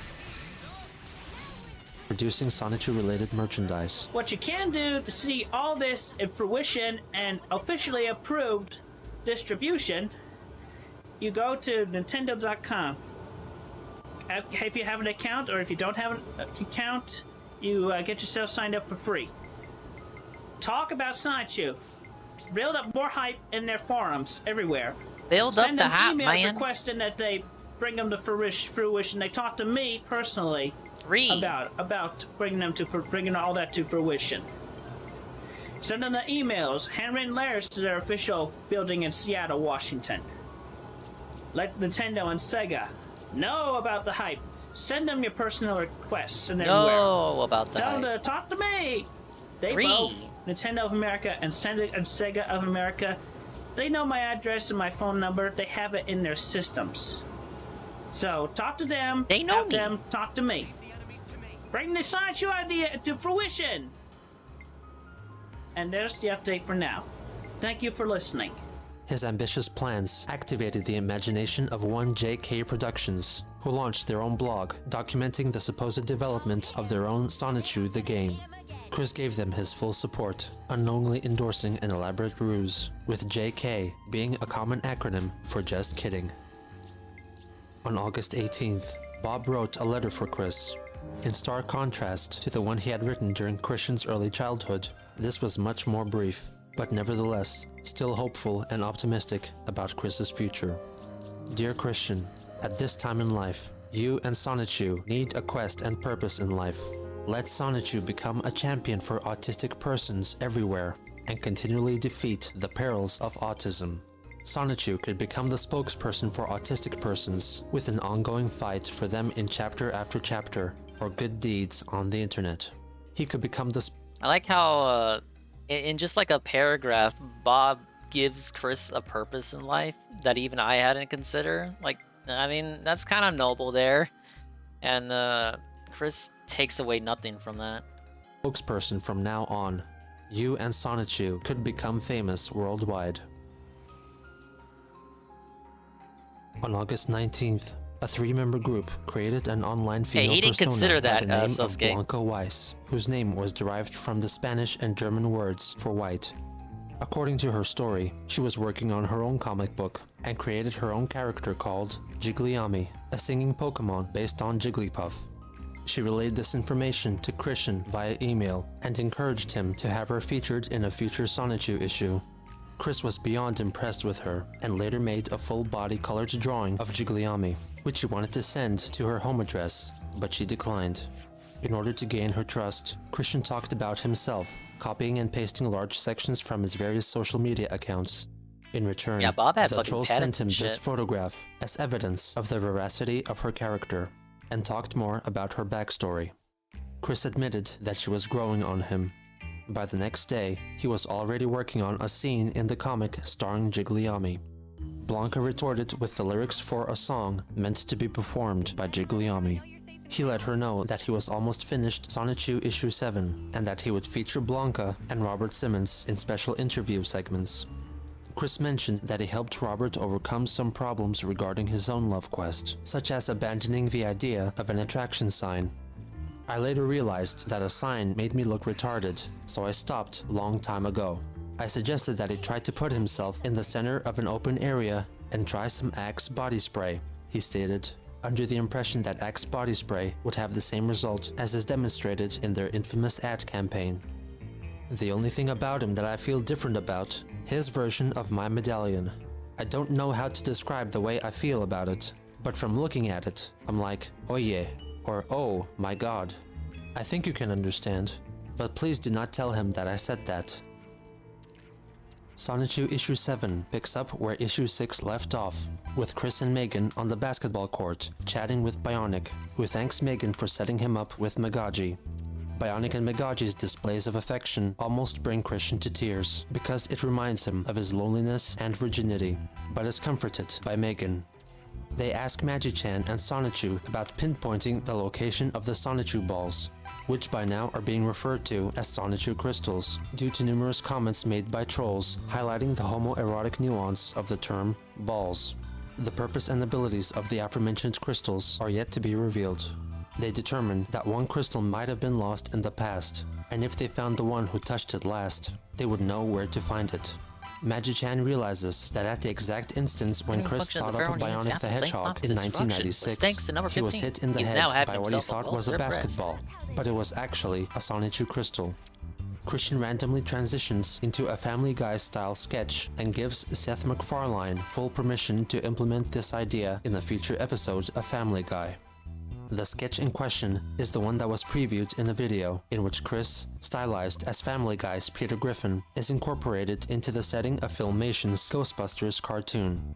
Ironically, his witty reimagining of himself bears far more resemblance to his actual appearance than his official comic book persona. Hey, Peter. Magi-chan says that he can bring Chris and Sonichu back to 1996 to retrieve the crystal, so he encapsulates the three into a time sphere that brings them back to Chris's time in Manchester High School. Current-day Chris happens upon 14-year-old Chris, who has a conversation with Joseph Herring, depicted as having an acne-ridden face, despite all known photos showing him clear-skinned and handsome. Chris is hit in the head by the crystal, and Sonichu discreetly catches it, avoiding any possible temporal tampering. Beavis and Butthead is also briefly referenced. They proceed to bring the crystal back to the present day, but the time sphere abruptly stops, flinging Chris out of it. Magi-chan comes to the conclusion that Chris is lost. Shenhui stopped. The crystal's power made him able to pass through my sphere. The crystals activated like rockets upon his friction from the stop, and he was propelled into the void of time. There is nothing we can do for him right now. All we can do is wait for a time warp to pen, and if I sense his presence at that moment, there is a chance I can go in and retrieve him. The time warp may open at any random time in the future. Christian's self-imposed exclusion from the storyline was in order to satisfy the many people online telling him that the Sonichu comics primarily focused on Chris rather than the eponymous hero. Sonichu informs Rosechu of the situation, stating that he will survive and will be in a sense watching over them like God. They embrace, with Chris depicting Rosechu's panties under her skirt, in order to defy all claims that he is a homosexual. Meanwhile, in the time void, Chris get him to possibly stop absorbs the the two trolling. crystals into his Quit hands, trolling. which causes Quit mind to flood trolling. with memories Give it a from his rest. recent real-life past, which clash with the thoughts of the comic book Chris, drawing the episode to a close. The comic segues into a special section devoted to the goings-on of the KCWC radio station, hosted by DJ Jamsta Sonichu and his girlfriend, Lalisa Rosechu. He interviews Jigliami and her cute manager Blanca. Jigliami is portrayed with a medallion bearing her own likeness around her neck. Lalisa then conducts an in-depth interview with Robert Simmons V, who is said to resemble Chris in many ways. On the day issue 7 was released, Christian finished drawing the cover for the Spring Break Special Issue 8, which he sent to Blanca. For this issue, he changed the name of the comic to Rose Chew. Towards the end of August, Evan Christopher George uploaded a Sonichu-related creation which he called Seamanchu, which according to his official biography was originally a Pikachu that was raised by a swarm of Pokemon called Beedrill. Despite the drills in lieu of hands design bearing resemblance to that of Beedrill, the character's name, red goggles, and drills are derived from seamen as seen in the anime series Gurren Lagann. Evan decided to email his creation to Chris in the hopes of being included in a future issue of Sonichu. Okay, the Gurren Lagann reference. When he said the name, let me just keep playing it.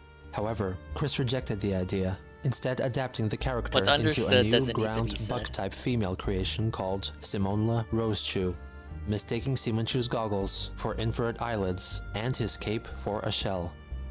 2 days later, Christian uploaded a video describing his role in the development of the Sonichu video game by JK Productions, still under the impression that it was a legitimate organization. Alright, well, first off, I am going to give y'all some talk as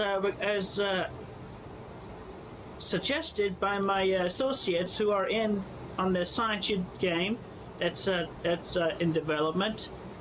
I'm still thinking about the story very much. I got a big chunk of the stories in my head. It's gonna be like multiple stories, like, you know, we'll go through multiple characters, all the original Sonichu and Rosechew hedgehogs. Once we get the game project off the ground, hopefully with the assistance of Nintendo of America and Sega of America, there will definitely be the release of the official Sonichu merchandise, including officially released and distributed manufactured medallions, for one thing. Copies of my CWC on TV DVD that you've seen only a few bits of on the YouTube and such, and as well as possible Sonichu action figures. He mentions that the Sonichu comic will once again be focused on Sonichu, and that Chris will eventually return, only to retire as mayor of Quickville and give himself a smaller role in the story. He then continues to elaborate on the storyline of the game. And then we go on to Bubbles. Everybody love Bubbles?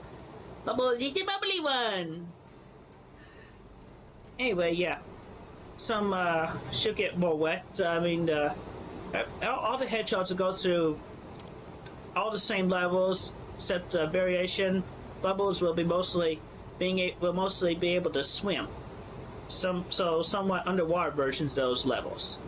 And a Juck, she'll be flying high, casting off wing attacks against the enemies in her story. He reveals that Black Sonichu's name will change, possibly as a response to the backlash he had received due to the racial connotations of the name. Also, for short, for Black Sonichu was Black Chew, I'm changing it. For his nickname, as it will be revealed in the upcoming Spring Break issue. Everybody have fun on Spring Break! He will prefer to be called Blake. Simply Blake. How creative. Yeah, so anyway, yeah, Blake's farting around with Bubbles.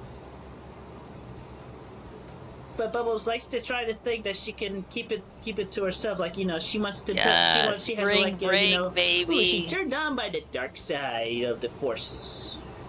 And all the nuttiness that Blake will want to bring with him. He talks about Blanca and her involvement in his personal and creative life. It's nice to know that I actually do have a good gal pal that I've made over the internet recently, whose inspired character, she was inspired by me. Her inspired character I've given my full approval of and introduced in the comic I just uploaded to what is now can also be considered to be Sonichu.net. Nothing but net. Screw your com, I got the net. Yeah. And she, herself, is the original character of the new bubblegum pop star, Jiggly Yummy! Jiggly Yummy! Yeah.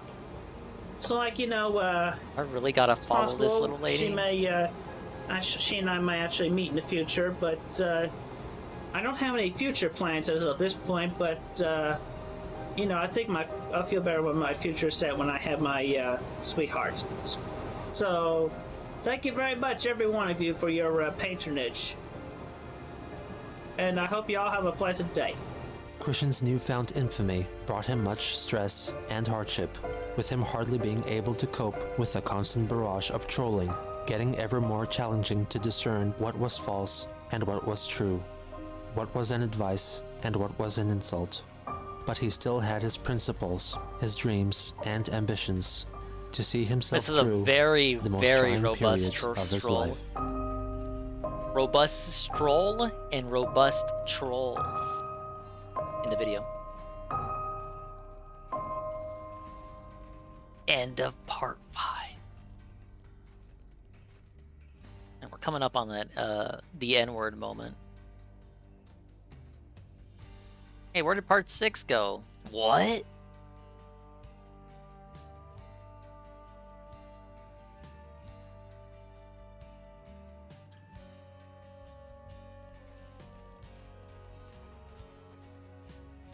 Oh, he had to re-upload it.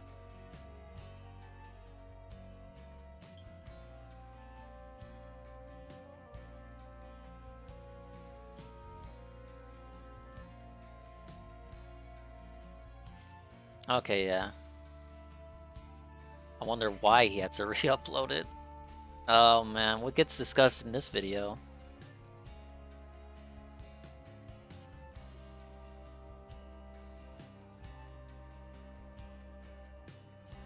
I should write this all down.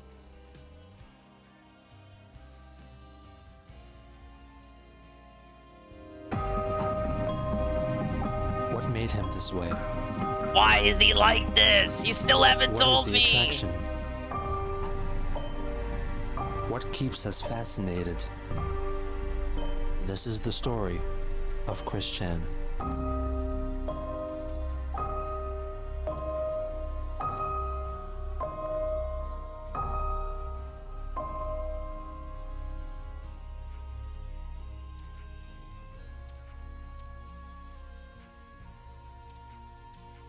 Towards the end of August 2008, hoping to further develop their relationship, Christian emailed Blanca asking about her opinion on pornography and admitted that he has seen his fair share. He revealed that he enjoyed TV shows like Keeping Up Appearances, Are You Being Served, and Monty Python. Chris encouraged her to upload a video of herself on YouTube, or at least have a video call with him. He also mentioned an alleged recent interaction with Megan. If you recall my gal pal, Megan Schroeder, My gal I chatted pal. with her earlier tonight. She has forgiven me for my mistake. She is doing well, and she has been going out with a volunteer fireman for about over a month now. Although I had her at I love you when I lost her then, I can still be happy for her successes as a true friend. Yeah, that's a good answer, Unif. She let Blanco know that he had gotten used to the existence of the They're Encyclopedia bad in Dramatica different page, ways. but was still It's not all tormented black and by white. the images of a transgender rose chew. She is all woman. She was born with and still has her God-given vagina and both ovaries. I would seriously really wish and like very much see all the dicked up images removed from the page and replaced with more accurate fan art of Rose Chew with vagina. Not only With that, vagina. but it seriously ticked me when just after I found the page back in November 07, I received in emails a few copies of those particular images. Then I distinctly, right to the point, straightforward told all the people that sent the image copies, as well as the people of the ED page, to remove their pickled images. Only if they would replace their dick-headedness with honest, God-blessed images of Rose Chew with vagina and absolutely no Vagina. friggin' penis. Blanca revealed that their relationship was in fact growing stronger, and sent the following photo to Chris to further persuade him of her genuineness. This convinced him to provide her with his home phone number. Christian Biggest also informed mistake of her your of his life, scheme to right combat images of Rose Chew with a penis Let's by get making little, his own Wrexham sexual here. drawings of a truly At his female peak, Rose Wrexham. Chew. Blanca then encouraged him to proclaim his intentions in a YouTube video. On September 2nd, 2008, in order to replace the sexual imagery of which he disapproved, Christian uploaded 9 nude drawings of Rose Chew in a variety of sexual situations. Many of these drawings were actually traced from pre-existing erotic renderings of characters such as Amy Rose from Sonic. 3 days later, JK Productions claimed that they had received a cease and desist order from both Sega and Nintendo due Wow, to the the same time, unauthorized huh? use of the likeness of their characters. The artists in response drastically redesigned the main characters. For example, Sonichu was reimagined as Reginald the Anteel, which was a crossbreed of an anteater and an eel who sported a dashing suit with a pickle in his breast pocket. Rosechu was similarly replaced by an anteel with gay overtones. Chris was also supplanted by a voluptuous female version of himself.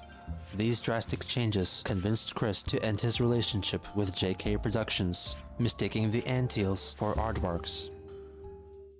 In the face of what has been long I don't know, established, the dapper Christian one released seemed kinda episode cool. 17 of Sonichu issue The little 8 pickle? before the comic was completed. Rather than the supposed spring break theme, episode 17 came about as a direct response to the recent drama concerning ED and 4chan, resulting in a sex-filled and surprisingly pornographic offering. Due to the shocking nature of its content, the episode was originally available in 3 different versions, based on the TV parental guidelines devised by the FCC. TV-Y7, which contained no graphic content, TV-14, which included sexual acts with the nudity censored, and TV-MA, which was the uncut and uncensored version. Before the prologue, Chris inserted a disclaimer in which Sonichu and Rosechu say that they are over the age of 18 and give some warning as to what will shortly be witnessed. We, Christian Weston Chandler, and everyone of this hand-drawn series fully support safe sex and the proper use of condoms during vaginal penile intercourse. Sonichu also promotes the idea of sex and dating education classes in schools to better prepare youngsters for their first flirts with courtship. The story begins with Sonichu and Rosechu preparing to make love. Sonichu mentions that he needs to purchase double extra-length condoms because his penis is 7 inches long. Chris then proceeds to explain the sexual anatomy of Sonichu and Rosechu, which for the most part are identical to the human equivalents. With the help of diagrams, he goes on to explain sexual intercourse between 2 electric hedgehog Pokemon of the opposite gender, and once again promotes the practice of safe sex. The scene returns to the lovemaking. Chris offers a depiction of Sonichu's penis's point of view as it enters Rosechu's mouth. They go through several positions during their lovemaking. The TV-14 version superimposes a banana over Sonichu's penis, an orange slice over Rosechu's vagina, and blue stars over her nipples. After the copulation, Rosechu explores a website called 4cent Garbage, a representation of both Encyclopedia Dramatica and 4chan. She discovers that the people there were uploading lewd drawings of Rosechu and the other Rosechus possessing male genitalia. She's angered by it, while Sonichu mistakes the drawings for photographs and falls ill and faints. She puts him to bed to rest. She then decides to take her own arousing photographs, which happen to be the images which were previously posted by Chris on ED. In the TV-14 edition, her bare body was concealed by a red bikini that Chris drew in Microsoft Paint. To her dismay, her efforts were for naught, as only more anatomically incorrect images of her appear on 4cent Garbage. So Sonichu, Rosechu, and Wild Sonichu travel to the 4cent Garbage building, with Wild joining in to search for the next Sonichu crystal. Sonichu and Rosechu aim to confront the boss of the corporation, who goes by the name Jason, signifying Jason Kendrick Howell. Chris creatively hints at his surname by referencing Lovey and Thurston Howell from the 1960s TV show Gilligan's Island. Meanwhile, Wild Sonichu turns invisible. They enter the building and ask a devil-like creature called Beale, who is working as a receptionist, where to find Jason. That's They kinda state silly. that they need to take That's the kinda silly elevator there. to floor 66 plus Yeah, 6. man, the devil's the pair fucking go up the secretary. elevator and witness the various goings-on of each floor. Rosechu attacks Get someone it? who was Because uploading it's an like image of her with the male corporation's genitalia, worse than and the Christian devil. briefly comes out of the time void to punch a man viewing the depiction of Chris using an oversized drinking straw. Many of the images were lifted straight out of ED. In the uncensored version, they witness more provocative activities, such as pictures of Sonic characters in sexual settings, which apparently excite Sonichu. The graphic cartoon pornography of the upper floors in fact arouse both Sonichu and Rosechu. On the 70th floor, they witness the destruction of an Xbox game console, which is referred to as a hexbox, highlighting Christian's hatred of the gaming system. Meanwhile, Wilde locates the crystal, which overrides his camouflage powers. The protagonists finally reach the 72nd floor and are greeted by an ominous Jason draped in a dark hooded cloak with, apart from one eye, his face concealed by shadows. They politely request that the Christian page be taken down, stating that the page goes against the values of the United States and her citizens. Jason states that the page will remain, and Sonichu goes for an attack, but is quickly thrown aside. They decide to leave quietly, but then Jason throws a pickle at Roshu's head, which infuriates her. It'd actually she be in flies the up interest into of the air to shed the her country for clothes the page and to reveals remain that she up. wears a C-cup Not that bra. Chris would She understand takes off her brassiere and underwear, her nude body for all to see. Her fiery rage transforms her into the incredible lioness. I am the power. I am the warrior. I am the almighty woman. Almighty True to all woman? of my gender, I will overpower any evil Like 1 or degree good of man separation who away defies from us almighty femme and make him protag. succumb to our will. I have the almighty uterus that makes me strong and super powerful enough to protect the loved ones within me until they emerge to their glorious birth. By my ferocious will, I shall punish he who has defiled my people with the worst unnatural addition ever by this one's heinous hand. I am woman. Hear me roar. She flies at Howl, grabbing hold of his head with her thighs. In a ferocious rage, she tears open his skull, but Jason remains alive. Roshu calms down and reverts to her old self. They regroup with Wild, crystal in hand. They bring it back to the mayor's office, where the rest of the Sonichu crystals are kept. With 2 in Chris's possession, they have only 1 more crystal to find on their own, so they could finally rescue Crystal. In the epilogue, all the Rosechus gather together to make nude photographs of themselves in support of women's liberation. Simone La Rosechu digs herself out of the ground and is introduced to everyone. They are surprised by the sudden arrival of one Zapina Rosechu, who wants to help them out, but announces that she is 14 years old. Rosechu regrettably announces that she cannot contribute due to dumb laws. Lalisa insisted that she can work as a volunteer, using her light emission powers to help with the photo shoot, which will serve as a protest to the efforts of the slanderous jerks. Episode 17 was widely lambasted, forcing Chris to quickly remove the uncensored edition from the website. He defended the drastic change in tone in his comic in an email to Blanca. I wish to make it perfectly clear that I, Christian Weston Chandler, a sound-minded virgin, do not see women as sex objects. I honestly see women as my equal, human beings who have every right as any person in this world do, and I care about how women feel. Story-wise, Roshu is only doing what she, herself, as an individual, feels is right in a great act of protest against the real-life forceandgarbage.com, which is encyclopediadramatica.com, and every woman has every right as human equals to speak their voice as loud as they feel for or against what they each set their individual sights upon. Ladies, I care. I seriously do. Ladies. It was around this time that a troll, who identified herself as Lord Silly Nipples, assumed Blanca's identity without informing the original trio of trolls, who created and then shared with Chris Blanca's supposed MySpace page, and sent an email asking him to send her sexy nude photos of himself. In return, she promised she would show her own sexy side. Captivated by the promise of nudes, he took an array of revealing photos of himself and sent them to whom he thought was Blanca, taking little notice of her suddenly changing her email address or the various physical and biographical inaccuracies seen on her MySpace page. On September 11th, Blanca's MySpace profile picture was changed to a photo of a black man in a pickle costume, and Lord Silly Nipples posted Christian's nude photos onto the ED page. Humiliated by the revelation, he recorded a video addressing the event, conceding that Blanca, as he knew her, was a troll. An official update. You know who I am, but right now, at the moment, I'm upset and sad. The featured friend that I have recently given a guest spot in the 7th comic book, turns out that woman was a fake troll. Well, he tricked me into revealing some Somewhat adult type stuff. I was tricked. I was betrayed. He also mentions the mysterious appearance of an advertisement for Sonichu toys purportedly seen in a magazine. I have taken the notice of the recent ad in the video game magazine or comic book somewhere. I'm not sure exactly where, about merchandise.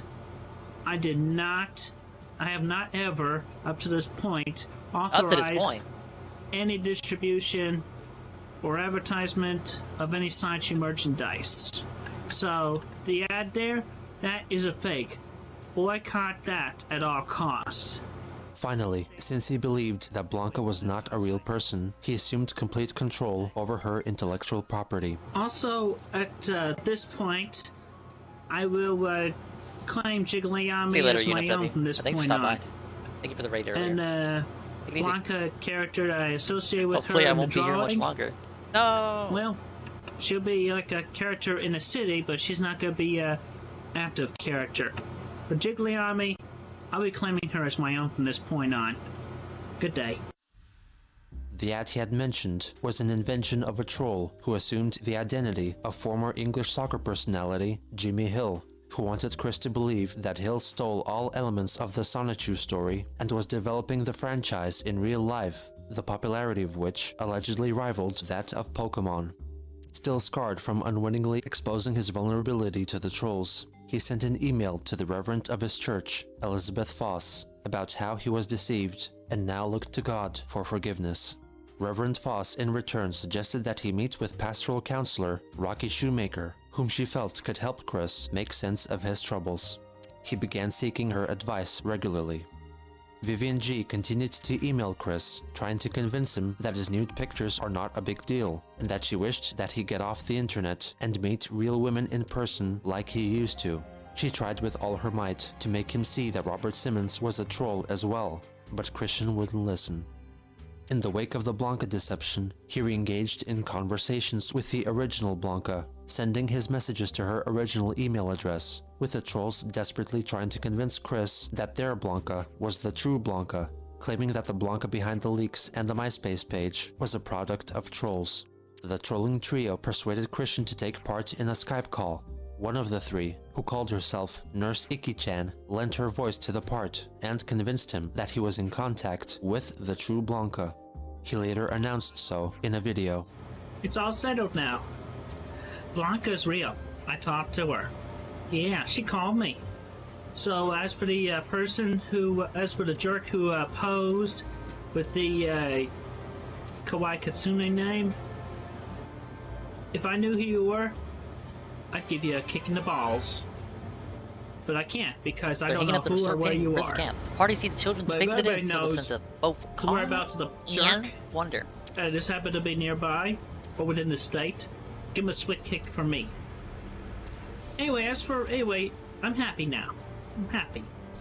He also addresses the issue of counterfeit Sonichu merchandise produced by Jimmy Hill. First off, the toys in the UK. They're definitely fake. I have never approved any merchandise or distribution of such merchandise yet. So therefore, the advertisements of such Sonichu merchandise in the UK, all fake. What's up, Double A?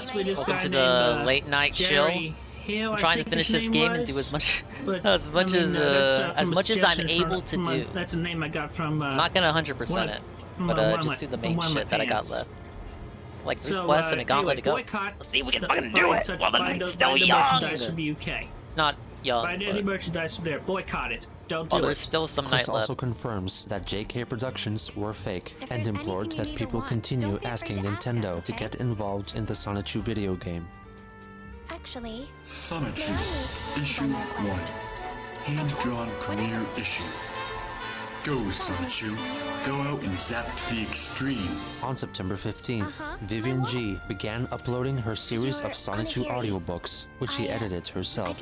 A narrator told the story of the comic in a calm yet dramatic voice, with Vivian herself providing crass commentary in the form of annotations. The project made no attempt at addressing inconsistencies, spelling errors, or storyline issues, and simply delivered the story in a straight, deadpan manner. The team would continue to make audiobook videos covering the Sonichu story for the next few years. Possibly sometime in September, Lord Silly Nipples, impersonating Christian's childhood friend, Tiffany Robinson, sent him an email requesting to receive a copy of his Yup, I'm on TV DVD, who upon receiving the gift, leaked the contents onto the internet. This leak featured most of the videos and photos on the disc, including this photo of Barbara Chandler.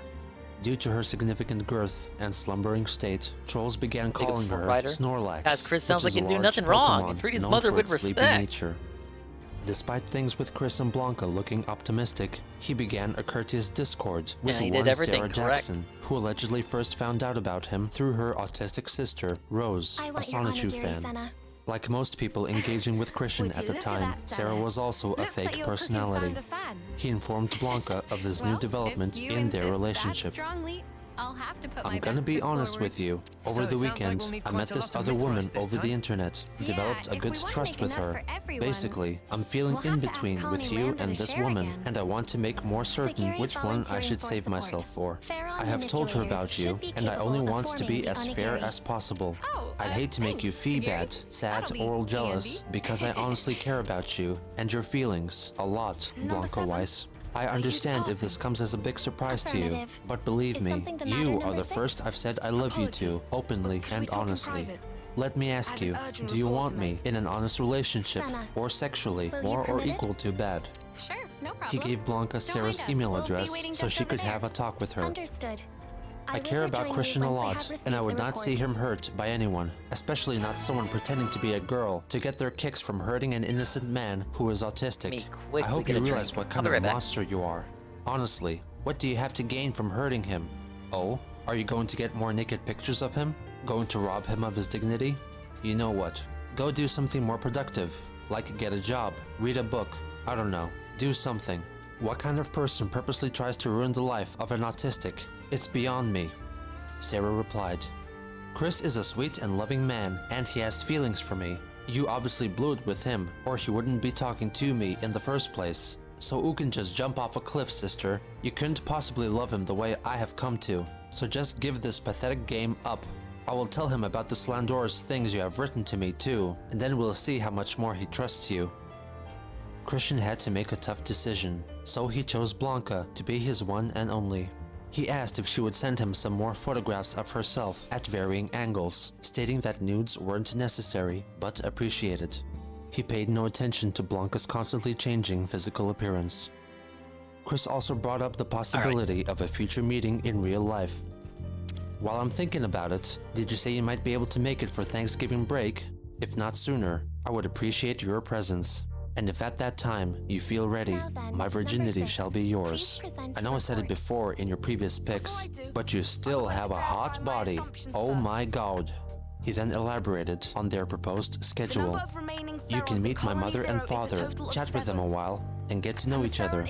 Then you and I, we can go upstairs to my bedroom to just hang out, watch TV, or chat a while. Maybe even some video gameplay with Guitar Hero or something. For dinner that evening, our first date, I will take you out to McDonald's, Arby's, Burger King, or a small restaurant like that.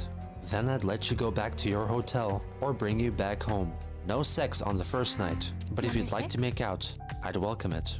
For lunch, I take you to this good all-you-can-eat pizza, salad, soup, dessert buffet that I know of in Charlottesville. Then we can take in a romantic movie at the theater, or we can walk the downtown mall and or walk in the park.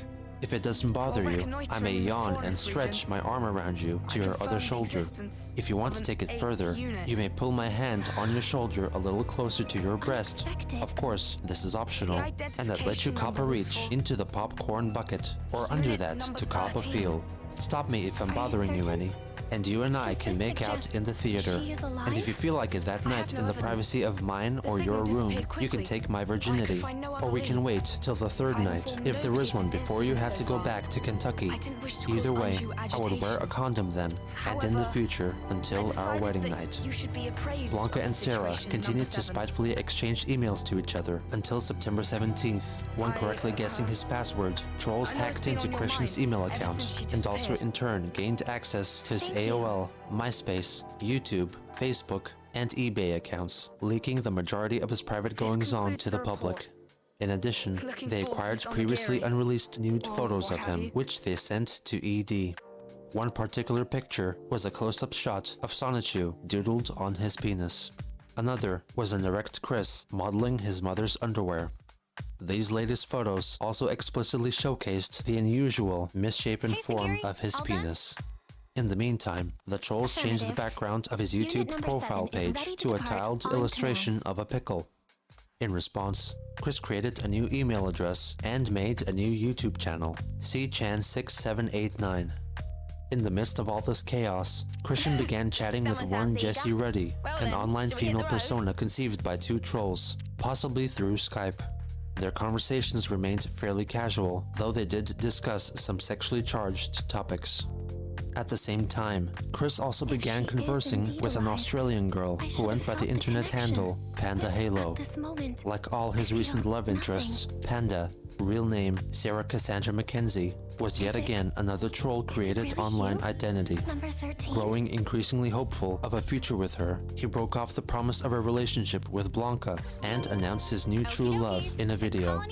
This was the first instance of Chris introducing his videos with the phrase Captain's Log and listing off the relevant stardate, which was the method of log entry and record keeping used in the Star Trek TV and film franchise. However, it is likely that Chris was actually referencing a Star Trek parody seen in Family Guy instead. Captain's Log, Stardate, September 24th, 2008. It all comes back to This is an fucking update for the Family Guy. Sonichu fan base. As you can Doing see, a late night stream I am here. safe and The well. late night I have no intention of hurting or killing myself. Trying to finish off this game He once and for finally all. leaves his bitterness towards Adam Stackhouse behind him. Also, I would like to update by letting y'all know course, I'm about gonna have to bring it out, Adam Stackhouse, who I'm gonna was bring the it winner out of the, once again play once for the that final Parappa DLC comes out. contest. Leave him alone. I hold no grudge against him. So you leave him and his family, including his sister, alone. It's all forgiven. It's all in the past. Done deal. Also, I have a big announcement. I'm taken. Right, so I don't want to bear true name. what do we do now, Senna? For my fear of her, for my worry about her safety. But I want to shout out my love to her. This is for you. Ow. He proceeds to sing Never Gonna Give You Up by Rick Astley, with the song's appearance in a Family Guy episode serving as a backing track.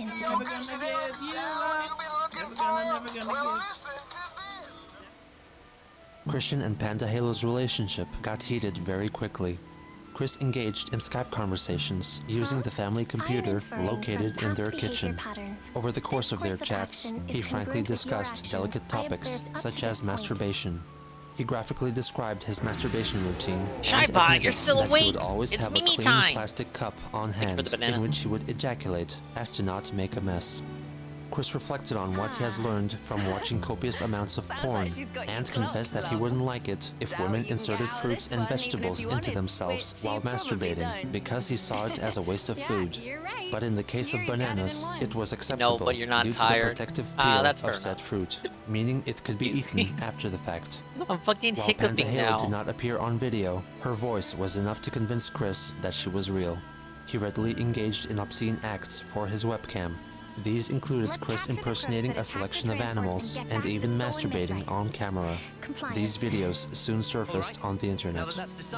It was possibly around this time that Vivian G had a 3-hour-long chat with Chris through AOL Instant Messaging, during which she desperately tried to convince him that all the women offering themselves to him over the internet were fake.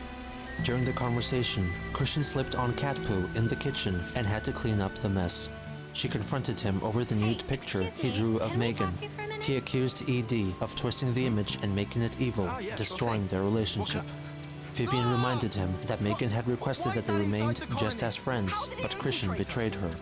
He then proceeded to talk about his need for a sweetheart to fulfill his wish of fathering a daughter by the name of Crystal Weston Chandler.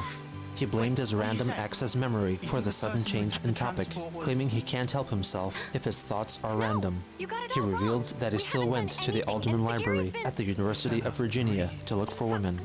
Vivian then explained that people usually go to the library to study and not to hook up with strangers. The discussion gave him a headache. Chris then talked about his desperate need for a dating education class, which would be especially useful for the third date onwards. Vivian pointed out that the dating experience would be completely different for every person, and that sex is not guaranteed on the third date. Chris eventually didn't know how to reply because his mind became a blank. She asked him to roleplay to find out what he would say when meeting a girl. Ynir immediately began talking about drawing his comics. She told him that if he were to say that to a girl, he would be perceived as immature and childish. Christian then asked if it would make a difference if he told women that he drew sex pictures instead. Vivian recoiled, stating that that would be disturbing. She begged for him to seek professional help, admitting that trying to help him herself was like fighting a wall. On September 29th, Christian reignited communications with his former sweetheart, Blanca, telling her that he had a dream in which the name of his true sweetheart-to-be was revealed to be Blanca Weiss. As a show of affection, he announced that he will send his original Sonichu, Rosechu, Black Sonichu, and Gigliami medallions, as well as his drawing of Gigliami to what he thought was her aunt and grandmother's home address. I hope that you are feeling better, and that you feel delighted after reading that God and Jesus have finally revealed their...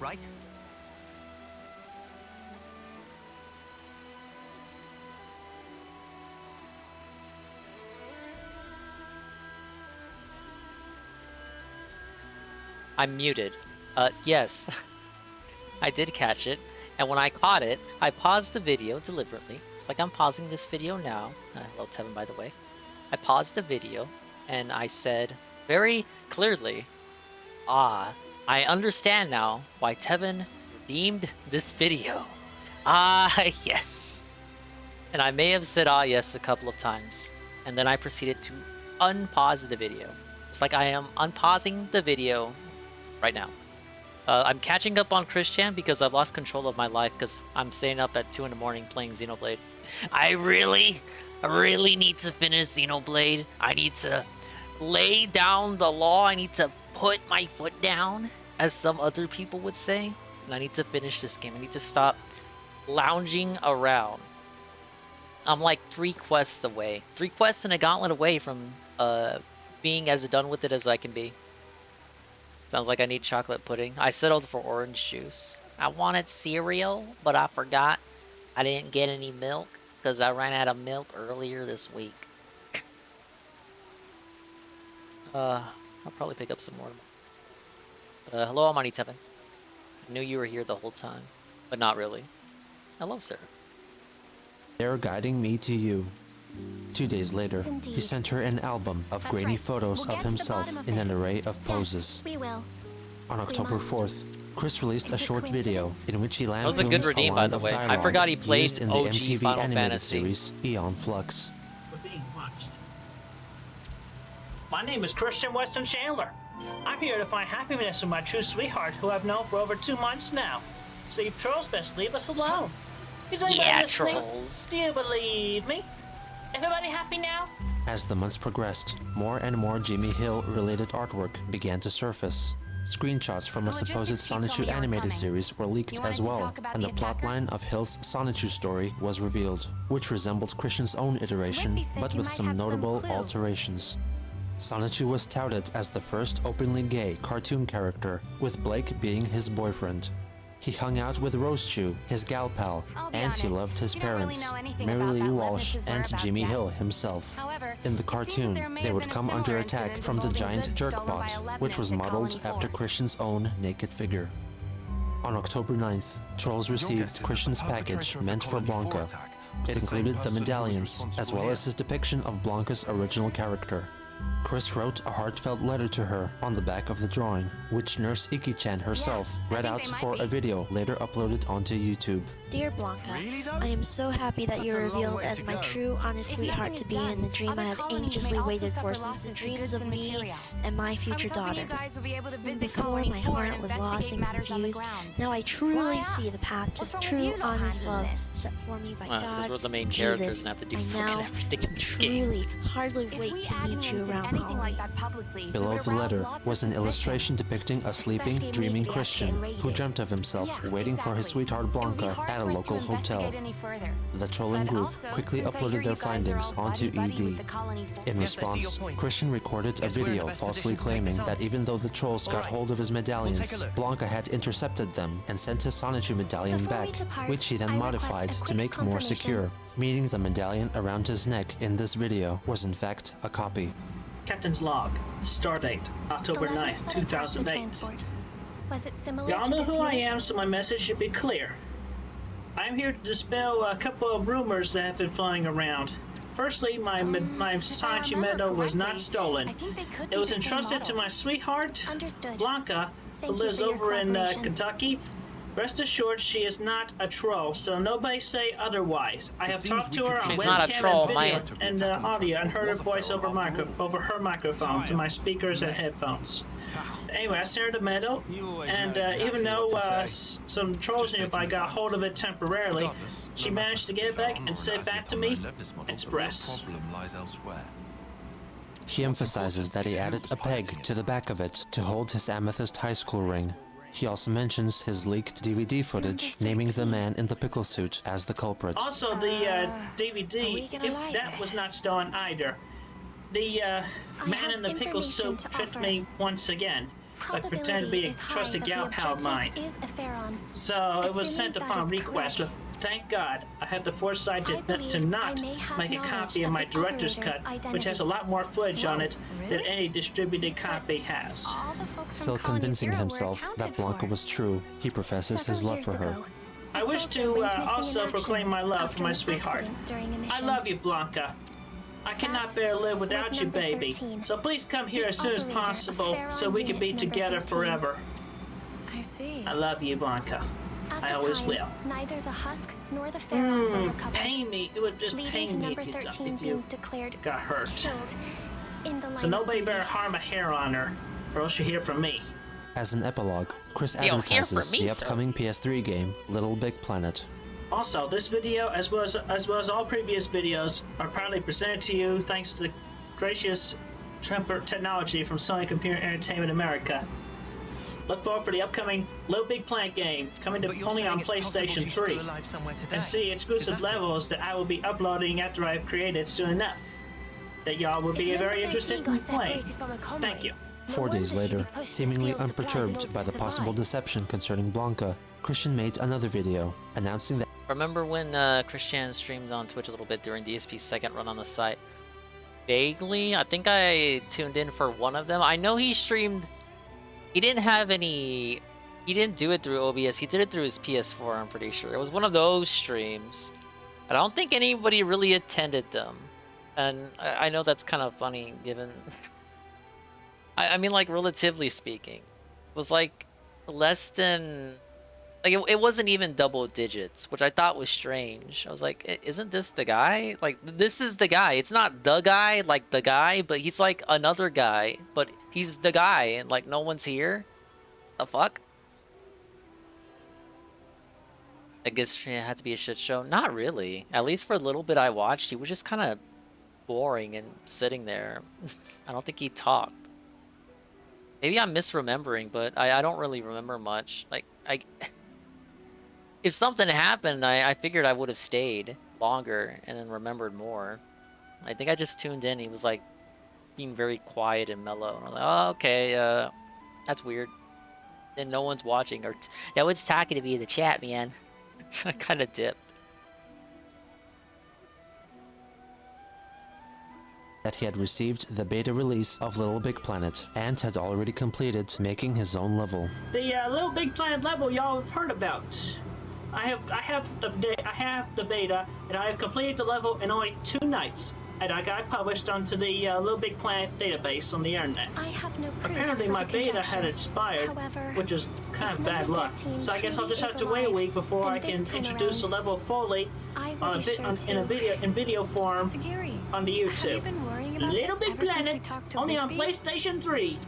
Never accept any invitations, even downloadable to a Xbox. He continues by airing his grievances concerning Jimmy Hill. Master Jimmy Hill, as you all may know about him, he has perpetrated the rights of the rights of Sonichu for myself. As y'all well know, for the longest time now, that I am the original owner and creator of Sonichu and Roastchu. This imposter is blatantly copying everything note for note from me. I mean, you take a good look at that. Take a look at that. Because all that is just this Sonic the Hedgehog action figure custom painted. I can easily custom paint this to look like that. With acrylic paint even. So simple. He printed And shit so out. crappy, Just another too. thing that DSP He does. compares the appearance of his official Sonichu website with Hill's flagrant imitation, and also mentions the supposed release of Jimmy Hill's Yup, I'm on TV DVD. And all we did was take every footage that was originated from this DVD and dubbed his voice just over my name. So That makes it instead of me saying transformative, Christian Weston Chris. Chandler, Yes! he just dubbed us over each time by saying Jimmy Hill. It even says on the bottom here, the part of Jimmy Hill is played by an actor. An actor. And look at that freaking cover. It's more based on my original comic cover than the original DVD. Anyway, do not buy from Jimmy Hill. He's a fraud, a phony. Finally, Chris proclaims that the trolls should stop bullying him because he is ignoring them. You bullies, I know y'all are afraid of me. Because without me, y'all would have nobody to pick on at this point. No matter how many times you direct your influences towards me, I'm just ignoring you. Because basically all you're doing is basically being unheard of. You're basically talking to a brick wall. And I am just blatantly ignoring you hands down. So you may as well just give up. Your opinions and voices are not being heard. You're not scaring me. Y'all are not scaring Blanca. You're scaring nobody, misters. It's time to face facts, misters and misses. I am safe. I am well. And I'll be staying that way. And I shall keep watch for any bullies. And I will take all necessary steps in due time as I cross those bridges, be they sound or broken. Thank you very much, and have a good day or evening. It was on this day that the person responsible for the Sarah Jackson character decided to kill her off by assuming the role of her sister and telling Chris that she was allegedly killed in a car crash. On October 14th, Panda Halo created a subsite of Sonichu.net called Sonichu Fans, which was most notable for incorporating an internet relay chat feature, or IRC, where people could gather and chat about Sonichu and other related matters. Over the course of the next couple of months, Chris joined the chat to discuss various topics and answer fan questions. On the same day, YouTube user Icarus69, who was the one who had received Christian's package, showed off the medallions which recently came into his possession. On October 15th, Chris uploaded a 7-page preview of a future Sonichu comic, in which Chris Chan Sonichu travels to the 4-cent garbage building but is captured by a tractor beam. He is forced to revert to his human form, which brings his medallion back into existence. Jason's minion, Beal, grabs hold of the Sonichu medallion, but is shocked that he remains powerless. Christian reveals that the true Wasn't that guy source supposed of to be his the powers secretary? is his amethyst high school ring, to convince the trolls that his medallion was not as important as they had thought it was. He uses his ring to transform back into Chris Chan Sonichu and launches a hyper beam at Beal, which also ends up hitting Jimmy Hill, knocking out his teeth. On October 20th, the trolls behind Blanca put an end to her story. Icarus69 filmed himself desecrating the original medallion in a myriad of means. He sliced it and stabbed it with a knife, mimicked it performing forced fellatio on a pickle, placed it into a pickle jar, crushed it with a hammer, and set it ablaze, quenching the fire by urinating on it. My wooden bed is delicious! Did we come here for nothing?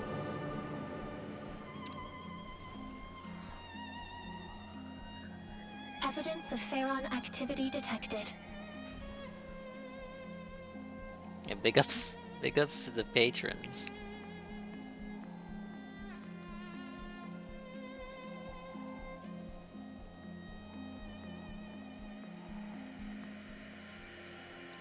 Alright, the madness continues.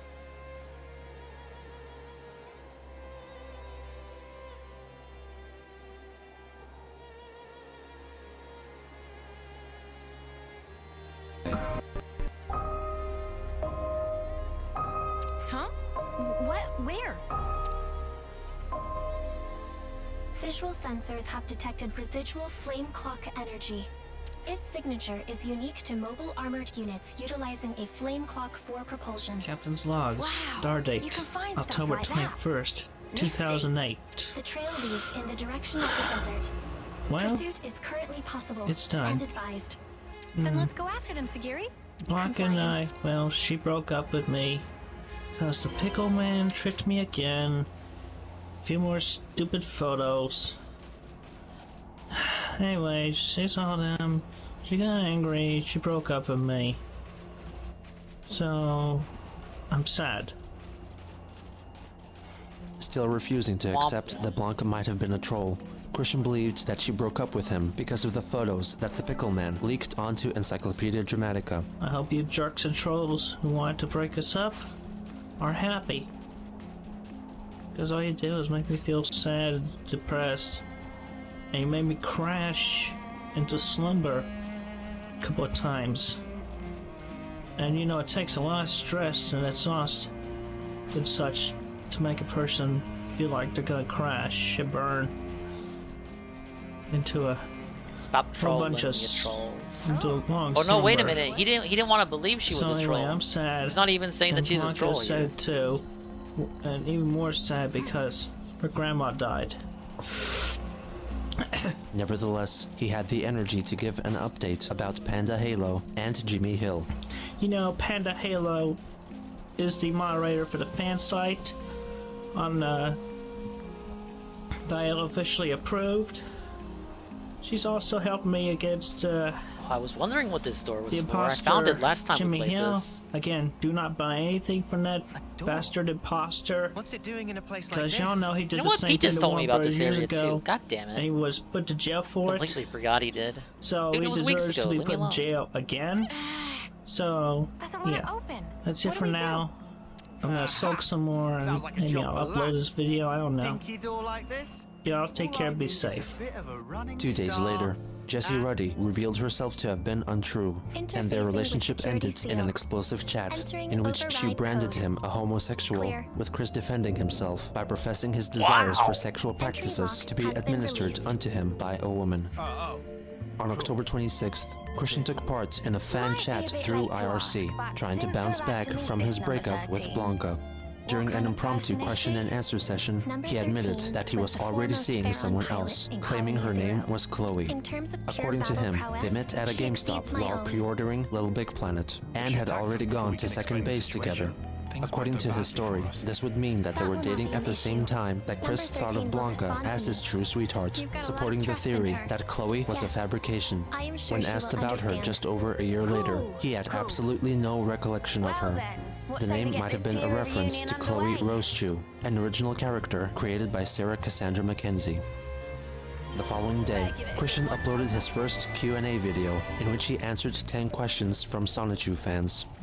This is the first Q&A video of a lot of Q&A videos of questions from Sonichu fans on the internet. Anyway, y'all know who I am. And this is Lil Chris. Oh, this was the last location I knew together then. at Creator. Chris introduces Lil Chris, which he created at a Creator Critter workshop after winning a gift certificate from a radio station years ago. Good little bear. And this is my guitar. Y'all should know my guitar. Also, this is my wristband. I put it on my wrist for when I play guitar. Now, on to the questions. During the Q&A session, he reveals that he gets his clothes from Goodwill or the Salvation Army, and discusses Black Sonichu and Neatsirk. So the jail's a quick video. What happens when they commit crimes and what's The the only worst area crime? needs to get all the fucking... We have jails. This is just like Same the as last everywhere area else. whose map I Trial need to fill and out. sentence after being turned After guilty tonight, we'll never have to or color innocent. maps in again. And the worst crime? Importing cigarettes or alcohol. Which, At least as far as this game Which goes. the sentence for that would be 10 years or $1,500 fine. Case dismissed. He once again mentions Chloe. And for my tale, what's the status of my love life? Non-existent? 100% heart. Met the girl named Chloe at the GameStop where we have reserved Little Big Planet. She lives around here. on the Dickerson Road. That's nearby. Other details I will leave discreet, because I do not want to reveal any more information than necessary, for there can be imposters on the internet trying to get a cheap laugh, whatnot. We have no hostile intentions. Oh, look at me, I'm a troll. I think I'm named on as a girl. Hello? Receiving unrecognized ID. Not a good idea. Clear on unit. In Quickville, the sentence for that would be 20 years prison or $2,000 fine. Case dismissed. Christian is asked if he would become a sperm donor. And would I ever become a spleen donor? Maybe. That's the answer. Whoa! Twins? Well, that's it for the Q&A, but I want to close this with a comment from somebody else that wants to confirm my identity. A friend of mine, whose name shall remain anonymous at the moment. She says, "Okay, Chris, if you read out this message I sent, I'll know it's you. Please just read it out in full, and then the trolling should stop. I want to talk with you and catch up on everything. You know it's me because I'll use the word ban." He unintentionally reveals the identity of the person in question. I only talk to you on, I mean, I almost died. And if I'm 100% sure it's just between you and me, from Megan Hey, Shaw. Welcome to the 8-hour endurance round. It is uncertain whether these were Megan's actual words or those of a troll who assumed her identity. On the same day, he uploaded a video showcasing his skills on the game Guitar Hero World Tour, playing the song Heartbreaker by Pat Benatar. In the video description, he asked viewers to vote for him in the GameStop Be a Star sweepstakes competition held by GameStop to promote the release of the game Guitar Hero World Tour. The contest asked people to send in photos of themselves in a Guitar Hero pose, and the picture with the most votes would win a $400 GameStop gift card. It was rumored that the winner would also be included as a playable character in the game, but this was proven to be false. This was Christian's entry.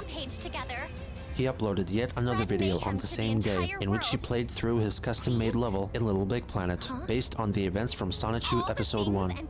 Even though there is no audible commentary from Chris, it is most likely that he did provide it during the recording session, as his in-game character's mouth moves, which happens when the player speaks into a microphone connected to the gaming system. The following day, he uploaded a video in which he shows the optional race dash available in his level. On October 31st, two trolls put up a sign on the front lawn of Christian's house. The sign read Encyclopedia Dramatica and also featured an illustration of a black man in a pickle suit. Due to the ever-lengthening Christian page on ED getting too difficult to manage, Cogstaff founded The Quickie, a Wikipedia-style database solely dedicated to cataloging Chris's past and present activities. On November 11th, Christian announced on his Sonichu site that he had won the Be a Star sweepstakes after trolls collectively got together to vote for his photo, under the misconception that his likeness would be included in Guitar Hero. He claimed that he would share his $400 gift card with his church congregation, only to later confess that he spent a sizable portion of it on himself by purchasing games for the Nintendo Wii. 3 days later, he posted several videos concerning the game Little Big Planet. In the first, Chris plays through his custom-made level styled after the cartoon Aqua Teen Hunger Force. Next, he demonstrates how to create your own Sonichu-looking character. Later that day, he uploaded another video with audible commentary for the first time. Hello, y'all should know me by now. All the people on the Little Big Fan community, as well as all my Sonichu and Rosechu fans. If not, my name is Christian Chandler, okay? He previews the idea of a collector's case, which he designed to store all in-game items he receives. Basically, the idea of the whole collector's case here is backing up all your items so that when you get to that point, just back up all your items into each of these little boxes. I didn't see that shit coming. And level 70. Feel like you need no problem those items for level you're working on. You just come back into the level. You just come back into your own version of this level after you add your items, and go get them. In a separate video, he shows off his own personal collection in his own collector's case.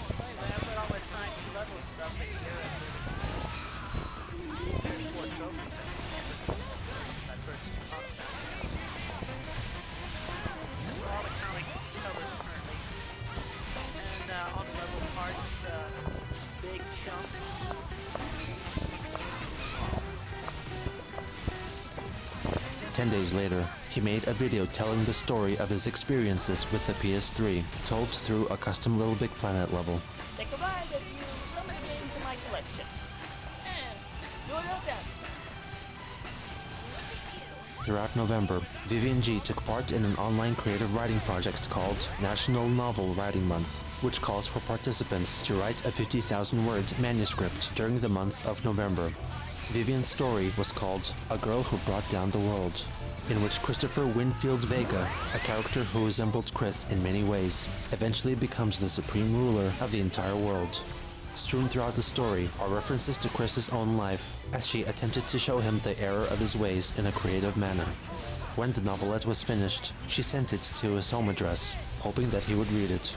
Upon receiving it, he was most concerned about who was going to pay for shipping, but since NaNoWriMo could send the writers one free copy of their own story, it is likely that Vivian offered Christian's address instead. When he brought up the book again months later, he admitted that he had not read it yet. On December 1st, Chris confessed to Panda Halo that he was looking forward to possibly making a new gal pal. I just went out to Golden Corral with my father. Mom stayed home because she didn't feel well. Anyway, I've made a new gal pal today, the server who served me and my father. She was cute. Her name is Caitlin. Eventually, she commented on the Family Guy episode I was playing on my PSP. I introduced myself to her, and there was a peaceful spark. I left her a note on a napkin. I noted my being internet famous and mentioned Sonichu.net, then listed my phone number in inquisition of being friends. If I'm there again, I'll make a note to talk to her again, or ask about her among the staff. My family and I personally know a couple of the other Female staff members, both older and taken. He never mentioned her again. Throughout the last month of the year, Christian continued to make sporadic appearances in the Sonichu Fans IRC, in which he updated his fans on his personal goings-on and answered any questions. During these chats, Vivian confronted Chris with fake information that challenged his worldviews, such as asking him about non-Caucasian female fans and telling him that a gay fan found him attractive. In an IRC conversation from December 15th, a purportedly female user named Blue Spike asked Chris whether he would film a tour of his house. He said he'd consider it. 3 days later, he revealed that he paid $35 to have Sonichu copyrighted. In the same chat, Vivian informed Chris of a Sonichu fan named Ryan Cash, who killed himself when he heard that there would be no more Sonichu comics released as long as the ED page was still up. Christian said that he was saddened by it, but still made sure to advertise a virtual meeting place for Sonichu fans in PlayStation Home. He added that he would consider making a tribute video for Ryan. On December 22nd, Vivian brought up Ryan Cash again, claiming that his family hoped that their son's death did not upset Chris too much. He confessed that he had an emotional moment, but was feeling better. He offered a message for the family. Try to move on and live life as peacefully as possible. I'm sure Ryan would have wanted his family to be happy as much as possible. I know that God and Jesus would have told them the same thing from the Bible. 5 days later, Christian and Panda Halo had an allegedly private chat during which she told him that Robert Simmons had come to Australia for a visit and that she met up with him. She constantly teased Christian, inciting jealousy by saying that Robert was a really nice guy and that they went to the beach together, where she got to try out her new bikini. When she asked about a possibility of a threesome involving Rob, Chris, and herself, Christian confessed that he was against it. They discussed masturbation, which they referred to by Christian's preferred euphemism, masturbating. He admitted that he would be willing to be penetrated by a strap-on dildo when they're finally together, and also said that he would have sex with a female dog for her, specifically a collie. Christian also revealed that he bought a chocolate condom for $1, which he will be saving for their first time. He also confessed that he loved her. The next day, they had another chat in which they discussed more private details, such as Chris's fecal incontinence. During the conversation, Panda confessed that she was having emotional and painful period pains and unleashed a series of bizarre outbursts at Christian. It especially angered her when he said that he wasn't up for cybersex at the moment. Panda instructed Chris to f*** a dick you're a gay anal sex. He later revealed that he lacked inspiration for making YouTube videos due to his sudden internet fame. Panda said that it must suck being famous for f***ing being a f***ing retard with autism, you dumb dog f***er. He took little notice of her verbal eruptions and, in general, was growing distant in their interactions. Panda Halo finally managed to convince Chris to film his first video in over 2 months. Captain's log. I wish to express my deepest appreciation for everybody who voted for me on the Guitar Hero Be a Star contest, and for allowing me to be the first to win the first of the $400 gift cards weekly there. He also addresses Ryan Cash's family. And for Ryan Cash and his family, I feel for you and I'm sorry, but best thing you could do for Ryan and yourselves, just to move on. Try to be happy in the future. And if that is true, there must Gee, be so much power. That's a lot worse than when that child locked himself in the room after seeing Optimus Prime die in the original movie. He informs his fans that Sonichu Issue 8 will be released in early January and announces that the first meetup of the Sonichu Home Club over on the PlayStation Home Network will take place on January 2nd. Do not leave me, fans, because you know more is to come, definitely. But you know, just depends on my inspiration. I get a lot of stress in my life, and it sometimes hinders me. And even my mental block. I am a little embarrassed from saying that, but it's a truth. But you can depend on me to have the comics up as soon as possible at my own pace. So patience will be greatly rewarded. Thank y'all very much, and have a pleasant day, and talk to y'all again in 2009. 2 days later, Cassie Rosechew emailed Chris letting him know that she and her friend, Sarah May, created Sonichu Girls, a web forum dedicated to the female fanbase of Sonichu. He quickly came and introduced himself to everyone, and proclaimed that he empathized with the fairer sex. I feel that I am truly in touch with my feminine side, to the point where I'm capable of learning from that to better understand how to treat women in a caring, nurturing, positive way. I've also learned from Red Skelton of how to be a gentleman. Sometimes I wonder between my caring attitude and the lack of a sweetheart if I was born the wrong gender. I wonder what life would have been like if I had actually been born a girl. But afterwards, I'd realized that I should still appreciate being born a boy to gentleman. God gave me the package, and I signed for it. He thanked his female fandom for treating him like a king. On that same day, Gay for Sonichu, a web forum for the gay Sonichu fans, was founded by one named Ignatius J. Riley, named after a character from the novel A Confederacy of Dunces by John Kennedy Toole.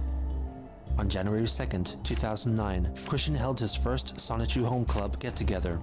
This event was recorded and later transcribed, but that video has since disappeared and thought to be lost. On the same day, he received an email from someone claiming to be Takashi Tezuka, a famous video game director associated with Nintendo. He stated that Nintendo were going to introduce Sonichu and Rosechew as characters in the game Animal Crossing City Folk for the Nintendo Wii. But during development, they left their Wii Connect 24 feature on, and the characters wandered off into the network and were encountered by other players of the game. The following day, Christian participated in a 2-hour-long IRC chat with members of the Sonichu Girls, who persistently praised and complimented Chris to the point of collectively exclaiming about how they all wanted to lose their virginity to him. Towards the end, he confessed that he didn't get along well with his father, citing his unwillingness to wash his hands, the number of arguments he starts, and his homophobia as pressure points. While getting asked why he didn't move out and live life on his own, he said he was feeling stressed. Blue Spike revealed that her real name was Julie. Behind the scenes, Christian and Julie's relationship was getting more heated, which came to a boil in an IRC chat a day later. Julie confronted Chris, upset to find out that he was still dating Sarah, and Chris was compelled to say that he loved her more than Panda. Then Sarah joined the chat and understandably felt betrayed. Everyone in the chat called him a jerk. Julie was so hurt that she threatened to kill herself and left the chat. Christian responded with a somber "damn." He then told Sarah that he loved her more than Julie. After a while, Blue Spike came back. Chris regrettably confessed that he got carried away and professed his love to both of them. Julie threatened to reveal his lying ways to the Sonichu Girls. While Chris was still virtually being yelled at and branded as a heartbreaker, He confessed that he needed to finish the comic and left the chat. This day also marked the first documented Skype chat between Chris and Julie, with Julie revealing that she was moving to the United States from her home country, the fictitious Mulvania. On January 5th, Christian finally released Sonichu Episode 18 to the public. The prologue of the story once more establishes that all the relevant characters are of legal age by showing the birthday parties of Sonichu, Rosechu, and the Chaotic Combo. At Jungle Beach, Bubbles surprises Blake with a birthday cupcake, and they share a kiss.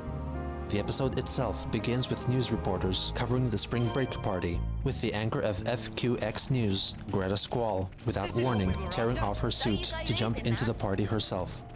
The scene cuts to DJ jams to Sonichu, who thanks Mayor Chandler for keeping Quickville clean, noting that nobody has to go home drunk or somky. He then promotes Quick Cola and informs the listeners of the upcoming events. The scene then joins Gigliami and Blanca backstage, excitedly waiting to perform. Sonichu and the Rosechews are at the beach enjoying the sun when they spot a mysterious Rosechew. Magi-chan telepathically informs Bubbles that there is a Sonichu crystal in the ocean, ordering her to fetch it. Sarah Mackenzie and the late Sarah Jackson make a cameo appearance. Chris incorporates an illustration made by Panda Halo into the artwork. Bubbles brings Blake off to the side and tells him that after she receives the crystal, they will meet under Pier 969. After she leaves, the dark new character assumes Bubbles' likeness. Chris then tells the origin story of this new addition to the cast, claiming that one egg from the Rainbow Blast in Episode 1 was launched into space and landed on the moon. After attached, Count Graduan appeared to mentor it into adulthood. He announced that she would not be able to give birth, but in return would acquire both male and female genitalia. She, or he, evolved into Sylvana Rosechew. Back in the present day, Bubbles is searching for the crystal, and Christian inserts a reference to the Disney animation The Little Mermaid. Meanwhile, Blake has just purchased a box of condoms labeled Jimmy, when Sylvana, disguised as Bubbles, surprises him. She convinces him to forego the condoms. They get to the pier and have sex. Unbeknownst to Blake, Sylvana secretes a sleep-inducing nectar from her vagina, which tranquilizes him. Bubbles then texts Blake, letting him know that she will meet him soon. So Sylvana transforms into Blake. In the meantime, Punchy tells Wild how much he fancies Angelica, but can't seem to express his feelings for her. Wild informs him of a dating education class at Quickville University. They agree that they both will join it. Gigliami is backstage and discovers the sleeping body of the true Blake. Bubbles is about to meet with whom she thinks is Blake when Magi-chan sends her a message telling her that he is an imposter. Skeptical, she tells him to use a thunderbolt attack on her. Unable to replicate the attack, she realizes that it's not the real Blake. But before Sylvana could destroy Bubbles, Magi-chan teleports her to Blake's bedside. Finally, Gigliami gets to perform the song War of Love, written by Blanca Weiss. After she finishes, Christian informs his readership that Blanca found herself a boyfriend and moved back to Kentucky. He also mentions the difficulty he had in choosing one out of 3 women he was flirting with over the internet.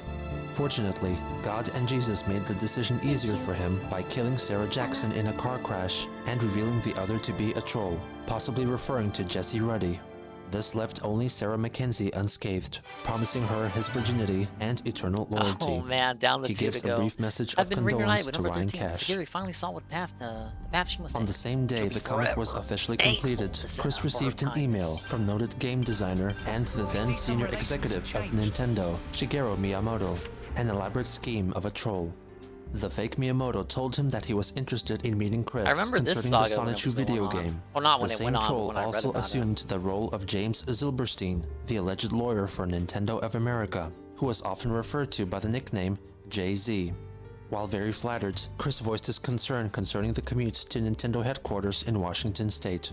The following day, he expressed his elation in a video. For those of you who own a Nintendo Wii and the Animal Crossing City Folk game, you'll be interested to know Sonichu and Rosechew, actual villagers, coming to your town, February 24th, 2009, my 27th birthday. And also with that, I am definitely in talks. Aside from the Nintendo associate who has informed me about the Animal Crossing deal, as well as their lawyer, the lawyer of Nintendo of America, who I will not reveal their names. Keep them quiet there. He talks about an issue concerning the names of some of his characters. I am working on the edits among the comics, you know, with name changes of some of the characters, because some of them are based on real life, but most are not. And also, I had to talk with the lawyer. I don't think they get dedicated which quests. were, Instead, I gotta go. Which were most relative to Sancho himself and the franchise, as well as those are only relative to me and my person, and those that were not relative to either one. And you know, just let y'all see what I did with my Wiimote and nunchuck. Look, Sancho colors, and I painted silver C's around the Wii. You know, make it more like Queek, and then, you know, just keeping it CWC there. Okay, so enjoy. Continue to make Sancho and Roschu very popular and praise him very much. Then we can get the games made. Alright, that's about it for now. Have a good day. Christian was told by Miyamoto and or Zilberstein that he was legally obliged to change the names of all the characters in his comics who were based on real people. He proceeded to go through the entire Sonichu back catalog, altering the names of people from his real life. Heavy, as Mary they would Lee say. Walsh, for instance, was reimagined as Sloweel Ryam and sometimes Sloweel the Witch, the names of whom being based on the reverse spelling of Mary Lee Walsh. Despite him manually altering all the instances of actual people being mentioned in his comic, he made no attempt at correcting the numerous spelling mistakes present throughout. Likewise, he was instructed to change his Curse Hameha attack because the word curse was deemed too aggressive. Chris consequently changed it to a Shin Ye Hameha, which was likely to have been a reference to the anime series Excel Saga director's name, Shinichi Nabeshin Watanabe, and is a similar use of wordplay to the Nabe Hameha, which is the iteration used in Excel Saga. This ongoing relationship between Christian and Miyamoto came to be referred to by the trolls as the Miyamoto Saga. They began to apply this label to other past interactions with Chris and particular people, be they real or fake. For example, his relationship with Megan became known as the Megan Saga. His conflict with Stackhouse was the Adam Stackhouse Saga, and his failed romance with Blanca became the Blanca Saga. This categorization system became common practice with future trolling endeavors and important life events. On January 6th, the same troll who posed as Miyamoto and his lawyer assumed the identity of Greg Mays, a web designer working for Nintendo, and emailed Chris, informing him that he had been assigned with the task of redesigning the Sonichu website in anticipation of Sonichu and Rosechu's incorporation into Animal Crossing. After a few exchanges, Christian gave Greg the administrative password to Sonichu.net, which was swiftly changed so Chris could not access it anymore. His other themed websites were also blocked. Mays claimed that lawyers representing Sega suspended the site due to a copyright conflict. Despite Mays denying it, Chris accused him of being a troll. Now listen, sir, I want you to restore all the files you've deleted from Sonichu.net, the Sonichu and Rosechu fan site, Quick's Pokesite 2, and the other Quick sites that were on there, or I will have my lawyer, his people of Nintendo, and the people of Sega, even the power of Mr. Miyamoto himself, bring in a tracking team, track you down, and force you to restore Sonichu.net, and all with a cruel, beating up, terribly painful punishment.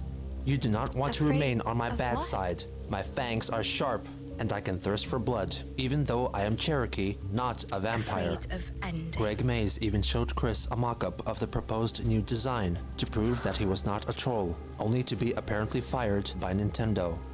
Look, thanks to a mistake on Sega's part, I've lost my job, and now I can't feed my kids for the next week.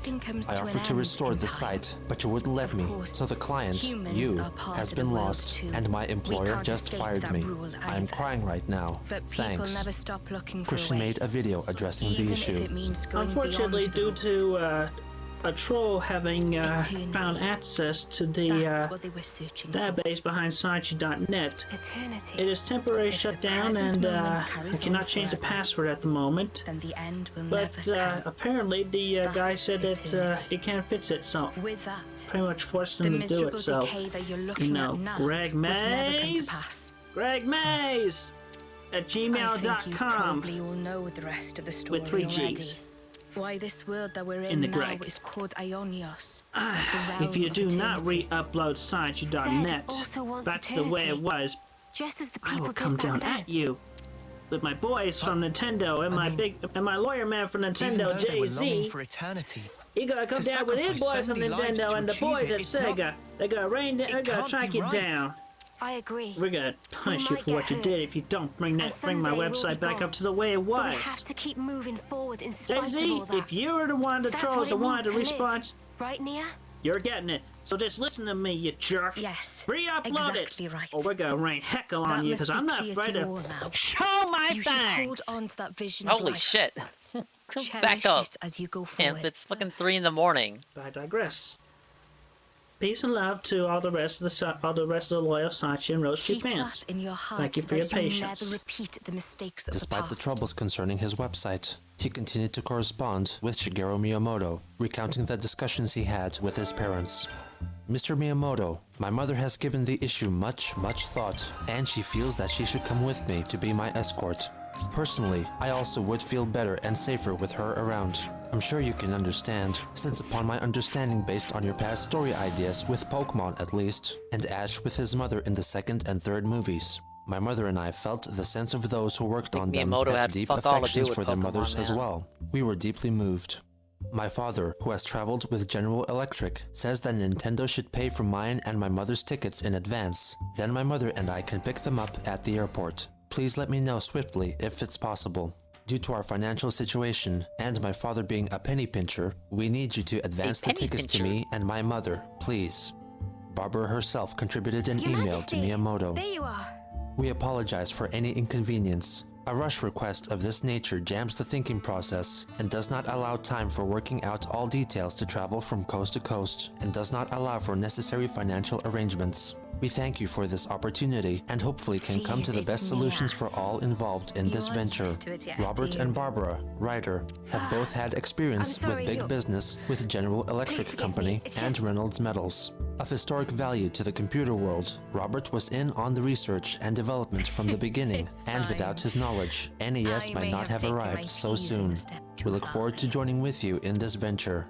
Yours truly, Barbara Weston Chandler, mother, Robert Franklin Chandler Jr., father. After arranging a new date, Chris presented Zilberstein with new game ideas, talked about his vast game collection, and suggested that it would be no trouble for Miyamoto to send him $800 to cover the trip to Washington. He suggested a plan B, which involved flying Miyamoto to Chris's house instead, but understood that it would be challenging given his busy schedule. When suggested that he should sell off his games to pay for his trip, Chris stated that he couldn't due to the history he had with them. He also talked about receiving a monthly social security payment for his disability, and then talked about the numerous times in his life he overcame the odds.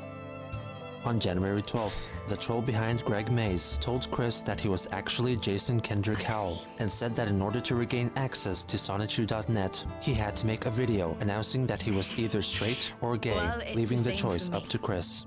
He made a 9-second long video stating that he was straight, holding up a poster of Britney Spears as proof. Don't you forget it. Insulted by its brevity, the one who called himself Jason ordered Chris to make a much longer video.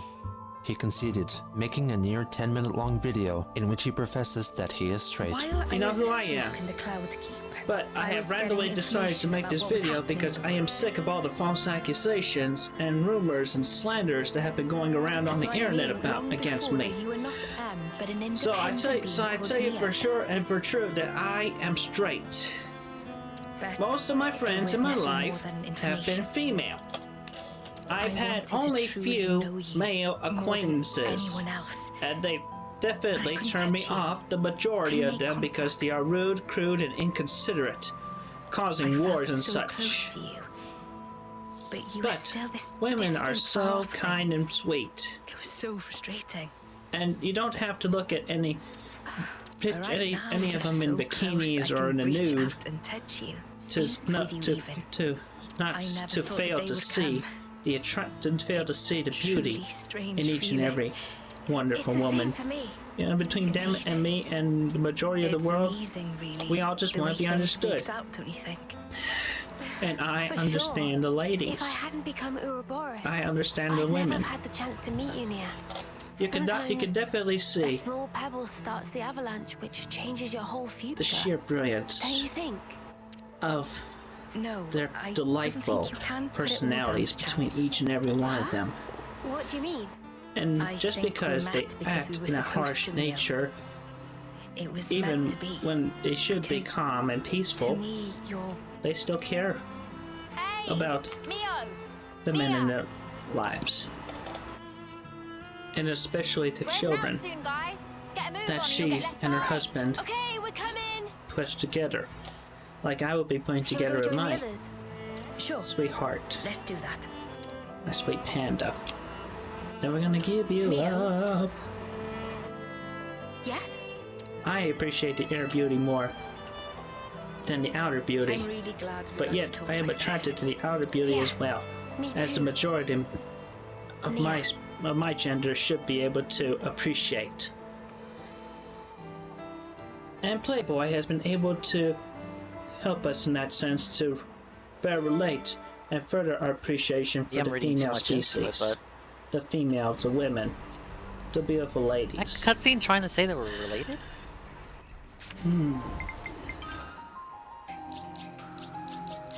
They have But I to be. They look digress too with holding similar. a Playboy.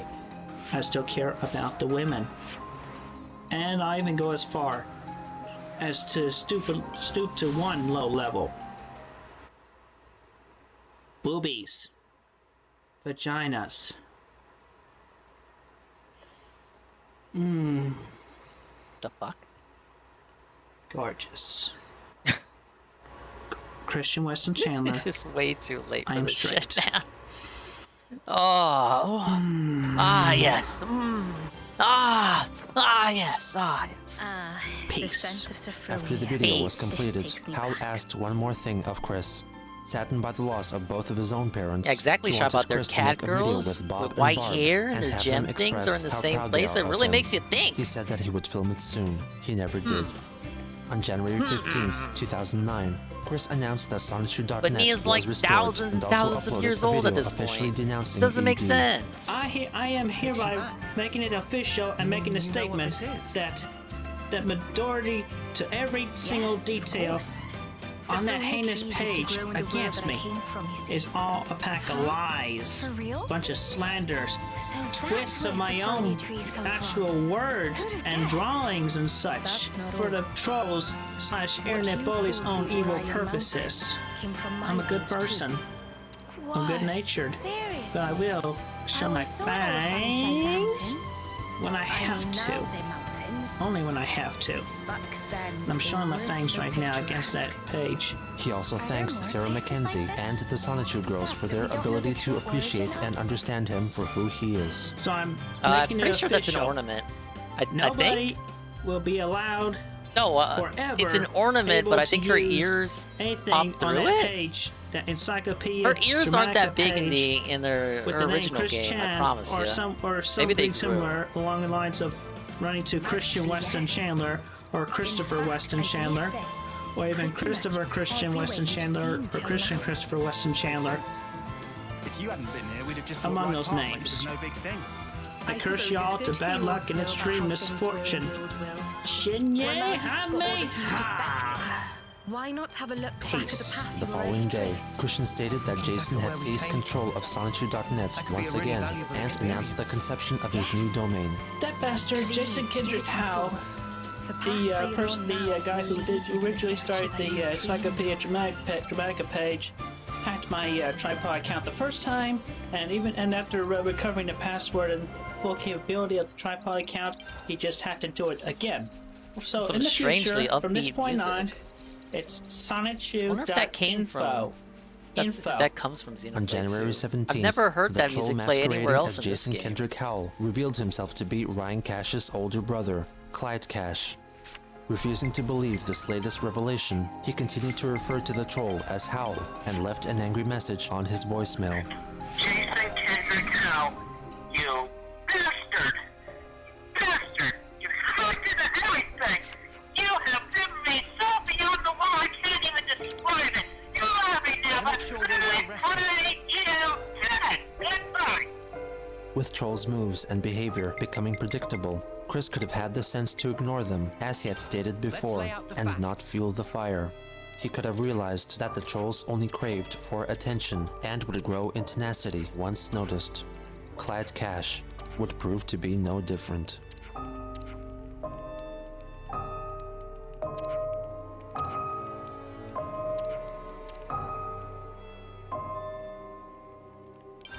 I think we need to discuss this.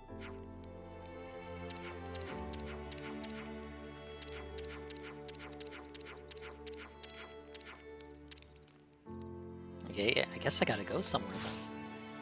Alright, I think that'll be the last one we watch for now. It's getting pretty late. I'll finish the remaining quests and then see if I can get a gauntlet.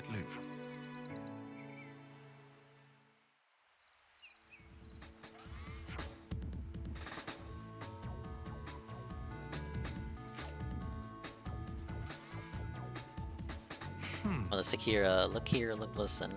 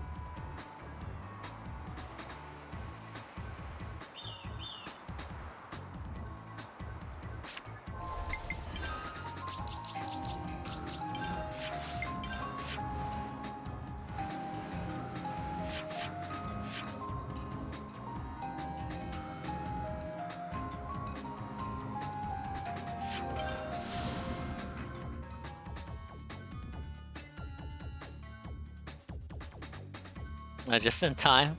I appreciate sticking around, Trevor. Take it easy, man. Big up Suhula. Very chill Dingus stream you've just arrived to. You're at Apex chill right now. Let's make You the most can of our break, guys. sleep to the dulcet tones of my voice at 2% in your ear. Okay, good as new. Just wrapping up some last minute quests in here. I don't have much of this game left, you guys. Now, what the hell am I supposed to do? I got the quest.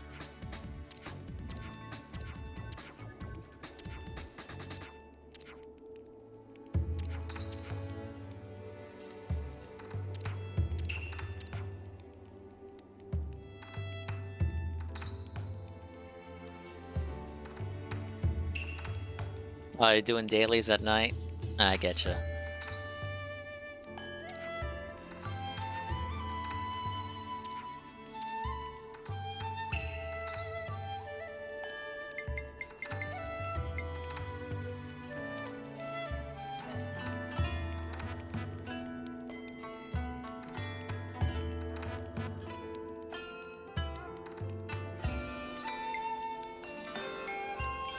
Let's lay out the facts.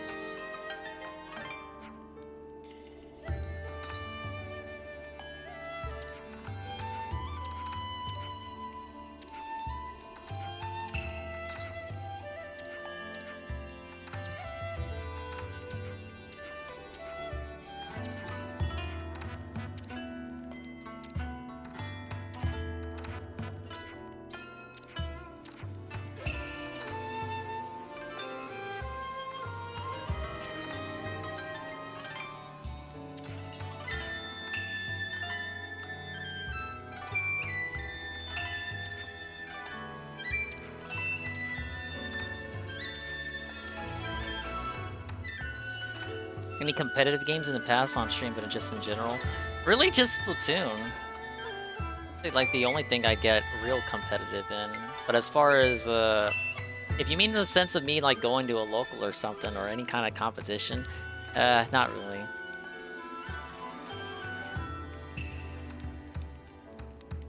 To one like, one local in my lifetime. More like, kind Kind of just to be there kind of thing, and just for fun.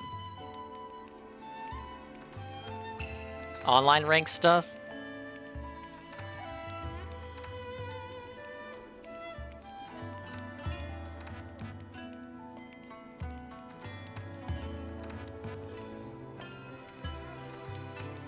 But for sure Splatoon. I guess there is always Road to Elite Smash, but I never got to Elite Smash because I fucking suck at Smash. Everything else I played online, pretty much just for fun. I don't really take rank that serious. But you know what? Crash Team Racing I played for like a fucking year. I would say I'm pretty good in that game. But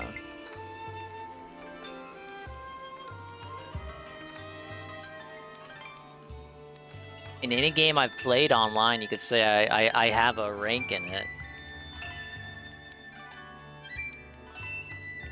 As far as stuff like Call of Duty, nah, not my fucking forte. I think we need to discuss this.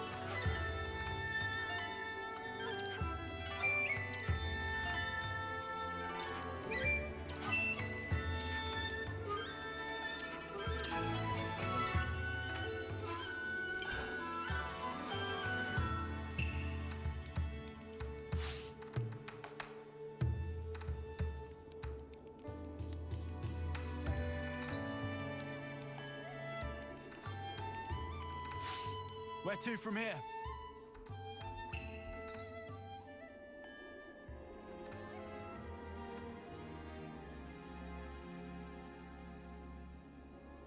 Let me just fix this. Yeah, so allegedly, I have to head here. I'm just trying to figure out why I can't get the quest. Let's see. See you later, Benjamin.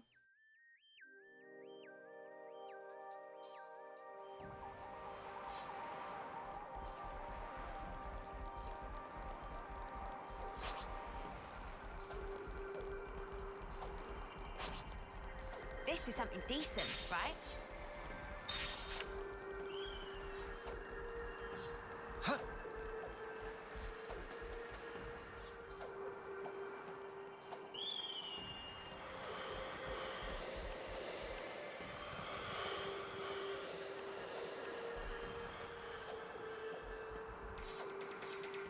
And this area is where that big-ass city used to be, before they teleported it in the middle of the story. That doesn't make sense to you? Oh, don't worry about it. Oops, they found us. Smarts.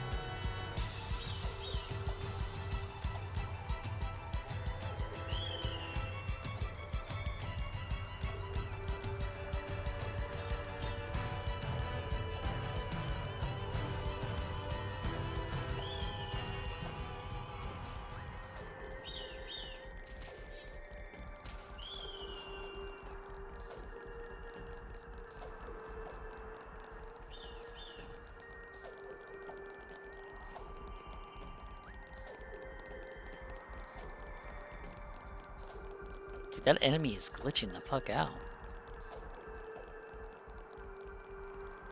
Oh, I see a chest. Alright, obviously I'm doing something incorrectly because I'm doing a conversation, but she doesn't want to start the quest line. I don't understand. Whoa, visitors. Oh, come on. I can't just get the chest. Alright, whatever. You're pushing yourself too hard.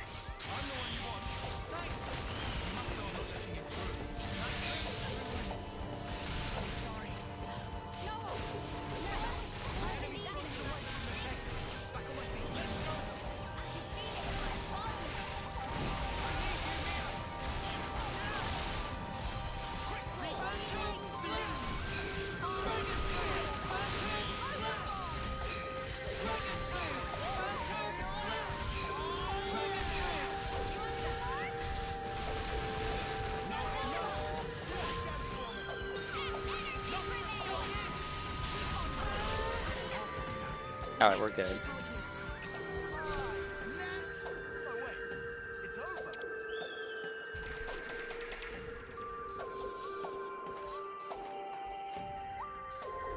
Maybe I have to be in the class? Oh, I'm not level... I'm missing a level. Okay. Dude, that explains everything. Yes. I was one level off the whole time. Okay, then that means I can start on the other one. My mind is made up. You have my full support.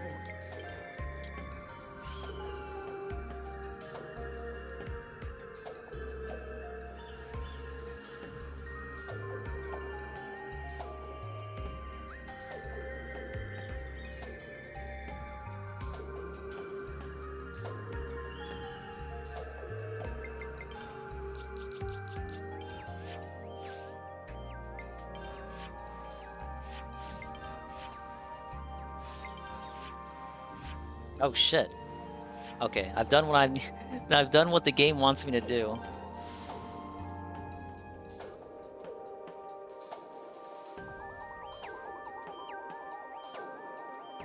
Did Divinity Original Sin 1 and 2 be up my alley? A game of that caliber? Probably not. I saw DSP play it, and I know DSP makes every game look bad. That's something like that would be more up Anne's alley, I think. Or Goon. You think this is going to make it all better, do you? Well, I will bear full responsibility. Thing is, Hula, a lot of people want me to play a lot of fucking games. Some people even did the fucking game redeem. I got a lot of stuff on my plate. And we'll get to it. We'll get to all of it, or at least most of it, at some point in this lifetime. Otherwise, well, there is no otherwise. Get DSP to play that boring shit so we can beg. Ack. I agree. What are you two bickering about? Your Majesty. What a welcome sight to see you return. What is generally just not for a stream. Yeah, even so, probably the same kind of temperament about it. Doesn't really seem my cup of tea. Has a problem arisen in my absence? No, just a trifling matter, really. Actually, we do have a bit of a problem on our hands, Your Majesty. Hey, mind you. We have to report the facts as they are.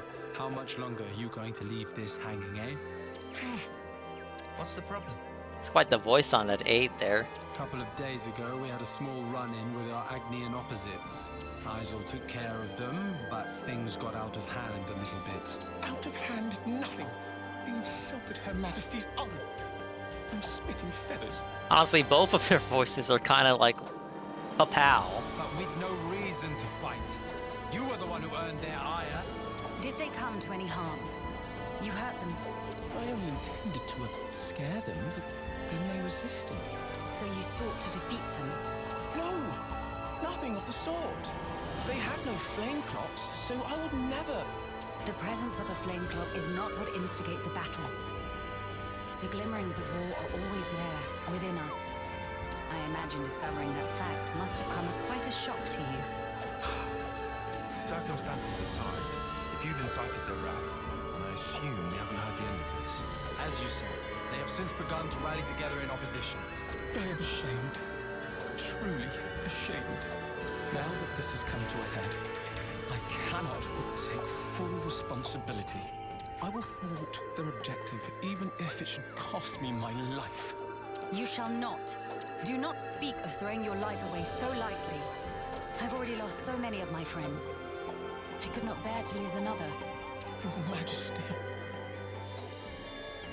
I told you, did I not? You are my hope. I will speak to the Agnian Chief Retainer personally about the matter. In the meantime, cool your head.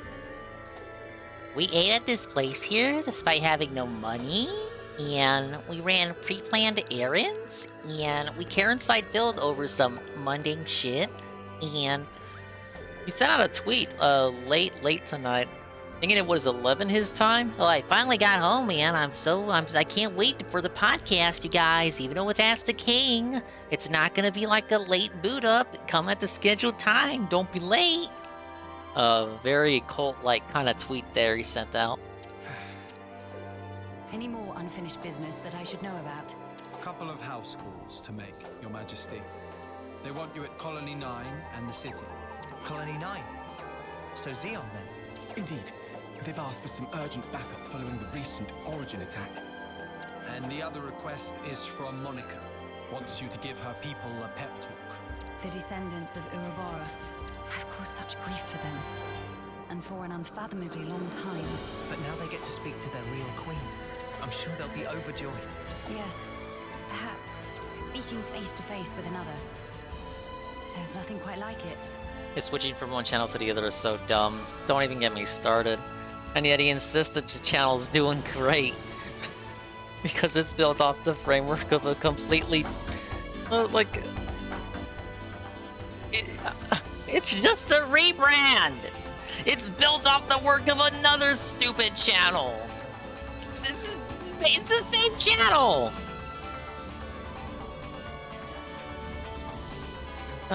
It's so lazy. He didn't even delete or private the old videos. Why would he anyway? It's too much effort. Like, if you're gonna rebrand it to keep the subscribers, the dead subscribers, at least go the whole mile. You can't even do that. I mean, I'm not advocating for him to get rid of the old stuff, but like, you think he would, given how much he talks about how it's like a new, starting over or something. A new beginning. Pickups on the video redeem.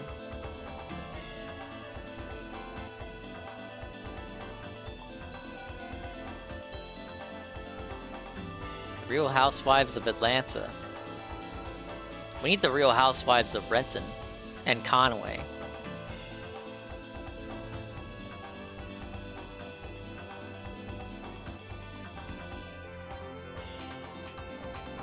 Candy, are you a lesbian? What? Because I've heard that, and someone at this table has been talking behind her back, saying she's a lesbian in the closet. They've been talking about me? Who said that? Who said that? Who said that? Who had been saying that? Who said that? Who said that? Who said that? Who had been saying that? Who said that? Who said that? Who had been saying that? Who said it? Who said it? Who's been saying it? You still haven't told me. Who had been saying that? Who said that? Who said that? Who did say it? Who said that? Who said that? Who had been saying that? Who said it? Who said that? Who had been saying that? Who said that? Who said that? Don't worry, it's almost over. Who said that? Who said that? This needs to be a new alert, Tevin. Who said that? Who said that?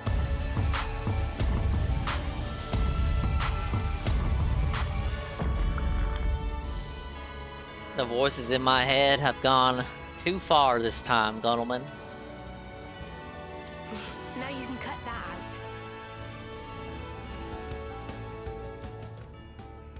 out. Agnes or Kevus, soldier or queen? What difference does it make? The future is to be created by each and every person in the world. I think you were the one who taught us that. True enough. Your unyielding spirit gives me the strength to go on. Sometimes when Melia smiles, I see sadness in her eyes, as if she's all alone in the world. Well, better start making the rounds. We've got to stop by Colony 9, the city, and... Agnes Castle, right? Safe journey to you all.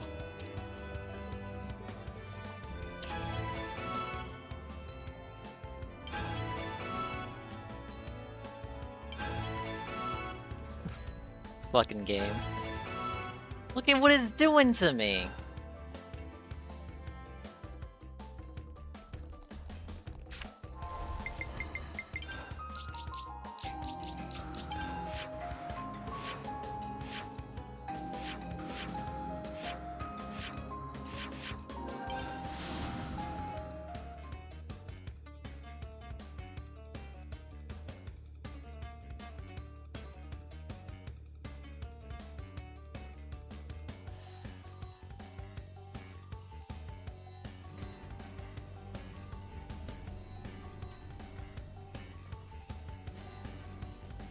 Your Majesty. Sorry to bother you. I'm sure you're rushed enough as it is. I'm here to discuss the speech you mentioned. Did I come at a bad time? No, not at all. We've been stretching our necks every day, waiting to see if you'd turn up. I too have been anxious to meet you. I'm sorry to have been a source of anguish for you this long. It's all been for today. I don't consider any of it a waste. Now, on to the matter at hand. Rallying the troops. With the final battle with Mobius looming before us, we're doing our best. I to already prepare. beat that But we idiot need like more 2 than just sessions ago. supplies. A battle to determine the fate of the world is hardly a light topic. Everyone's beside themselves with worry. Some poor souls have completely snapped. We're never gonna last in actual combat at this rate. I don't blame them. No matter how noble our cause, the fighting will cost us lives. We're caught between the future we desire and the present, which is ours to lose. It's a place beset on all sides by fear. You got that right. Especially when there's no guarantee you're going to be coming home. Even a brief address would do. Just as long as you speak to them somehow. I understand. I don't know if I'll be able to get through to them, but I will try. We'll be your guides while in the city. Make sure you don't lose your bearings. That would be most appreciated. While we're here, would it bother you if I took a look around the city itself? Please, be my guest. I think we'd all like that. Maybe we could take her to Centrillo Parade. There's plenty of people around there. No objections from me. There are some rather, shall we say, ardent followers of the Queen up that way. If they get too insistent, you might need to give them a friendly nudge. Oh yeah? All right, we'll keep a lookout.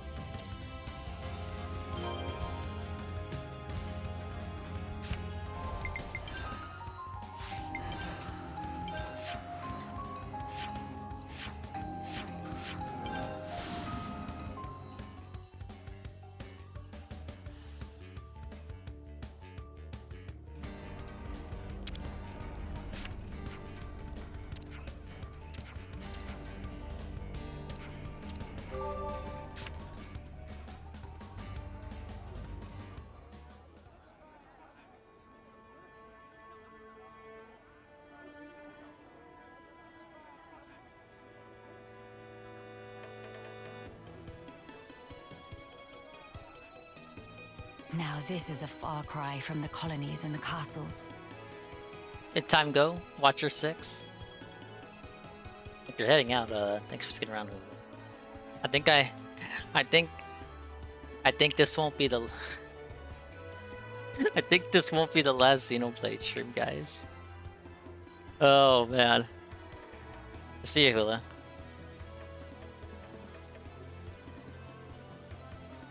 I thought it was gonna be, and then they gave me 3 quest lines derived from a single hero quest. So the game does not want me to put it down.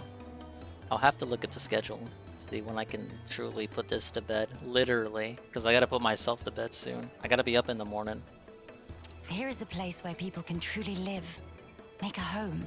I couldn't believe my eyes when I first saw this place. All these different people I'd never seen before. Things of all shapes and sizes. I wish I had been there to see your reaction.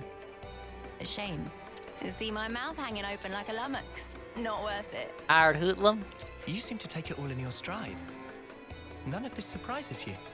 It's more that I'm assailed by old memories. Technologies of old are put into practice here. I feel the industry of those times. Huh? Is that really you? Queen Melia? Yes. I do go by that name. I knew it! I knew it from the moment I laid eyes on you. You were something special. Oh, finally caught up. Hey, old man, you're gonna give yourself a heart attack. Well, thanks for your concern, but I'll decide when and how I'm going to pop my clogs. I've lived my whole life for this day. Heck, you all have, haven't you?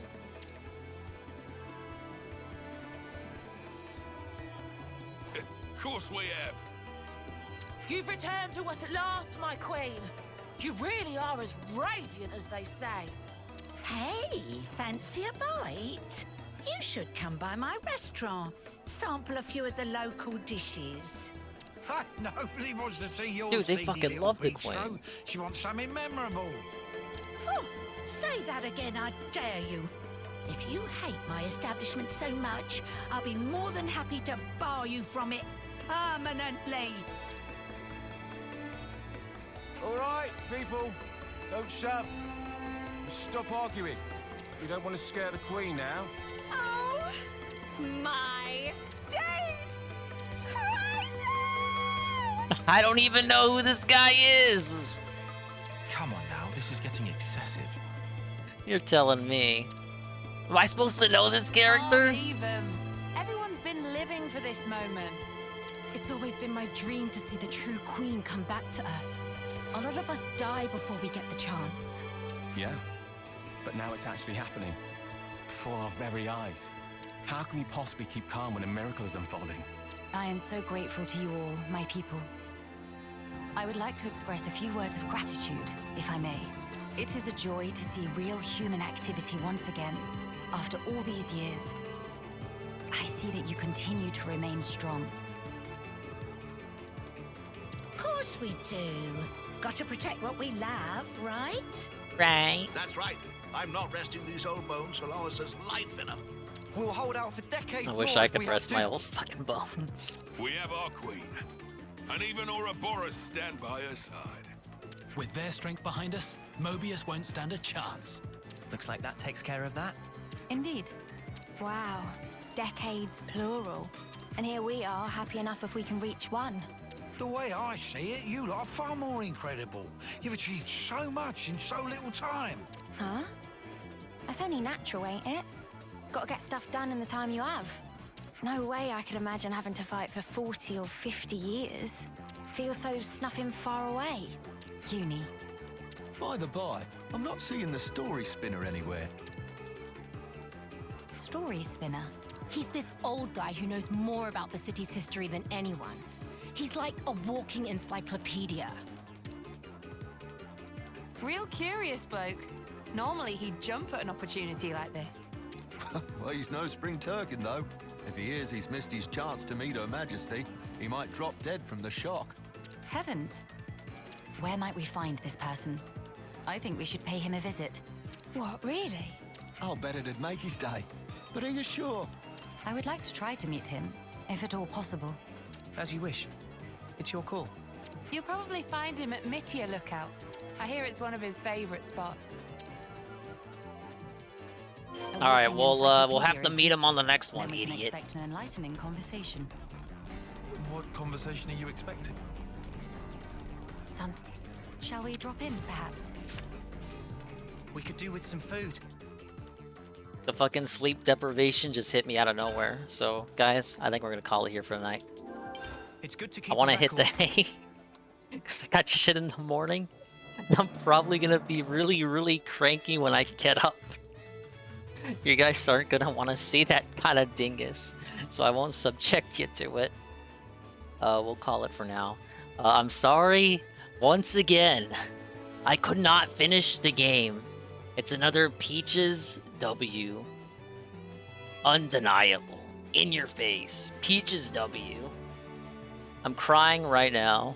The tears fucking strewn down my face. Oh well. What an amazing finale, I agree. I promise you though, next week will be the final finale. I literally just have 2 hero quests and the gauntlet. I keep putting the gauntlet in the title, and then I never do it. Look. I just need to grind up 1 more level. I can unlock Nia's story. I'm already doing Melia's story. I just wasn't expecting Melia's story to split up into 3 more fucking quest lines. What the fuck? What is this game's problem? Leave me alone. Let me finish it. I want to finish you. I want to finish. You hear me? Are you? It's so late. I just want to finish. I don't know what you're talking about. That sounds wrong out of context. But thanks for stopping by, guys. Sorry my stream sucks. Keep a record. I agree, it is good to keep a record. because if you don't, then stuff falls by the wayside. Like finishing games when you tell people that you're gonna finish them. Games you've been playing since July. I'm gonna go to Jezzy's stream. Jezzy finishes games. He finished Crash 4. I think he finished it. Pretend that he did. When is this coming back? Sometime next week, we could only hope. I'm gonna look at the schedule again. Schedule is once again dependent on Dave. DOD, dependent on Dave. Yeah, I have nothing past Monday planned. I know he's not playing Metroid on Monday because he's playing it on Sunday. So we'll be doing the writing stream Monday. But beyond that, no fucking clue. Dave has to tell me what he's fucking playing. He still hasn't told me.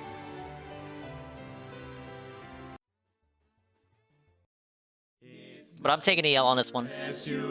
Take it easy, guys. Thanks for stopping by. Yes. Just get some rest already. I'm gonna be so annoyed in the morning. Like, why the fuck did I even stream this long anyway? It's 4 a.m. I should have been gone at the latest an hour ago, but I went longer anyway. And I basically got nothing out of it.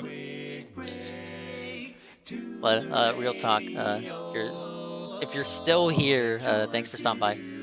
Big ups, Autodump, Shybot, Hula, Tevin, Kamino Shipai, Rydrick, Trevor Trove, Bayshot, Ghost MC, Perezga, Benjamin, UNFW, Eddie B, Sosuke, and Carl.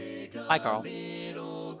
Of course, Lurkers, Anley, Alpha Elite, Chalupa, Jesse, Niddlecog, Peaches, PFAT, Soft B, Mark 1, Shroom Dukem, Eldmut, Aldernup, Bambi Whip, Cooler, Kaminari, Cerulean, DJ Filthy Rich, D-Scythe, Dwight, Boston, Fedorlo, Grizzly, Heavy Metal Gamer, Kian Goon, Mad Editor, Monte, Pass the Remote, Ragnarok, Scrumbles, Casper, Triggerborn, and everyone else. Was there anything to go over? Oh, yeah, there was. Pharaohs, Anonymous, Dirty Bits. Ian, he says, finish Xenoblade 2 and Ding is streaming. What a day. Yeah, Pharaohs can finish Xenoblade games, but I can't. God damn it. Ludwig, raid with a party of 30. Shybot, raid with a party of 3. Coggers, raid with a party of 4. UNFW, raid with a party of 2. P5 Phono, raid with a party of 6. And we'll catch you on the next one.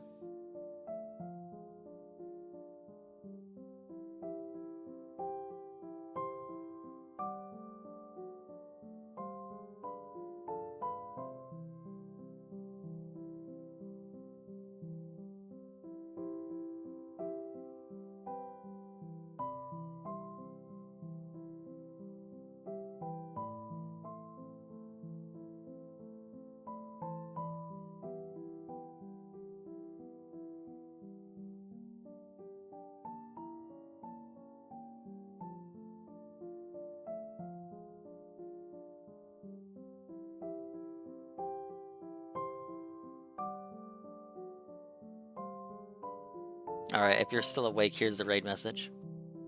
Jezzy's cool. He has a much better stream than me. He's starting up Street Fighter 5. He's going in hour 6.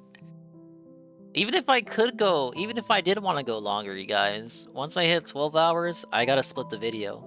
And you know my dumbass ain't gonna want to do that. Maybe that's just a cope. Speaking of which, one of my parts finally fucking processed. One of my VODs I've been waiting to make public. It's been processing all fucking day. But it was finally ready to go up, so I put it up. Whatever. I'm killing time till we got 10 seconds. Can barely talk and I'm hungry. I'm so hungry, you guys. Alright, adios. Take it easy.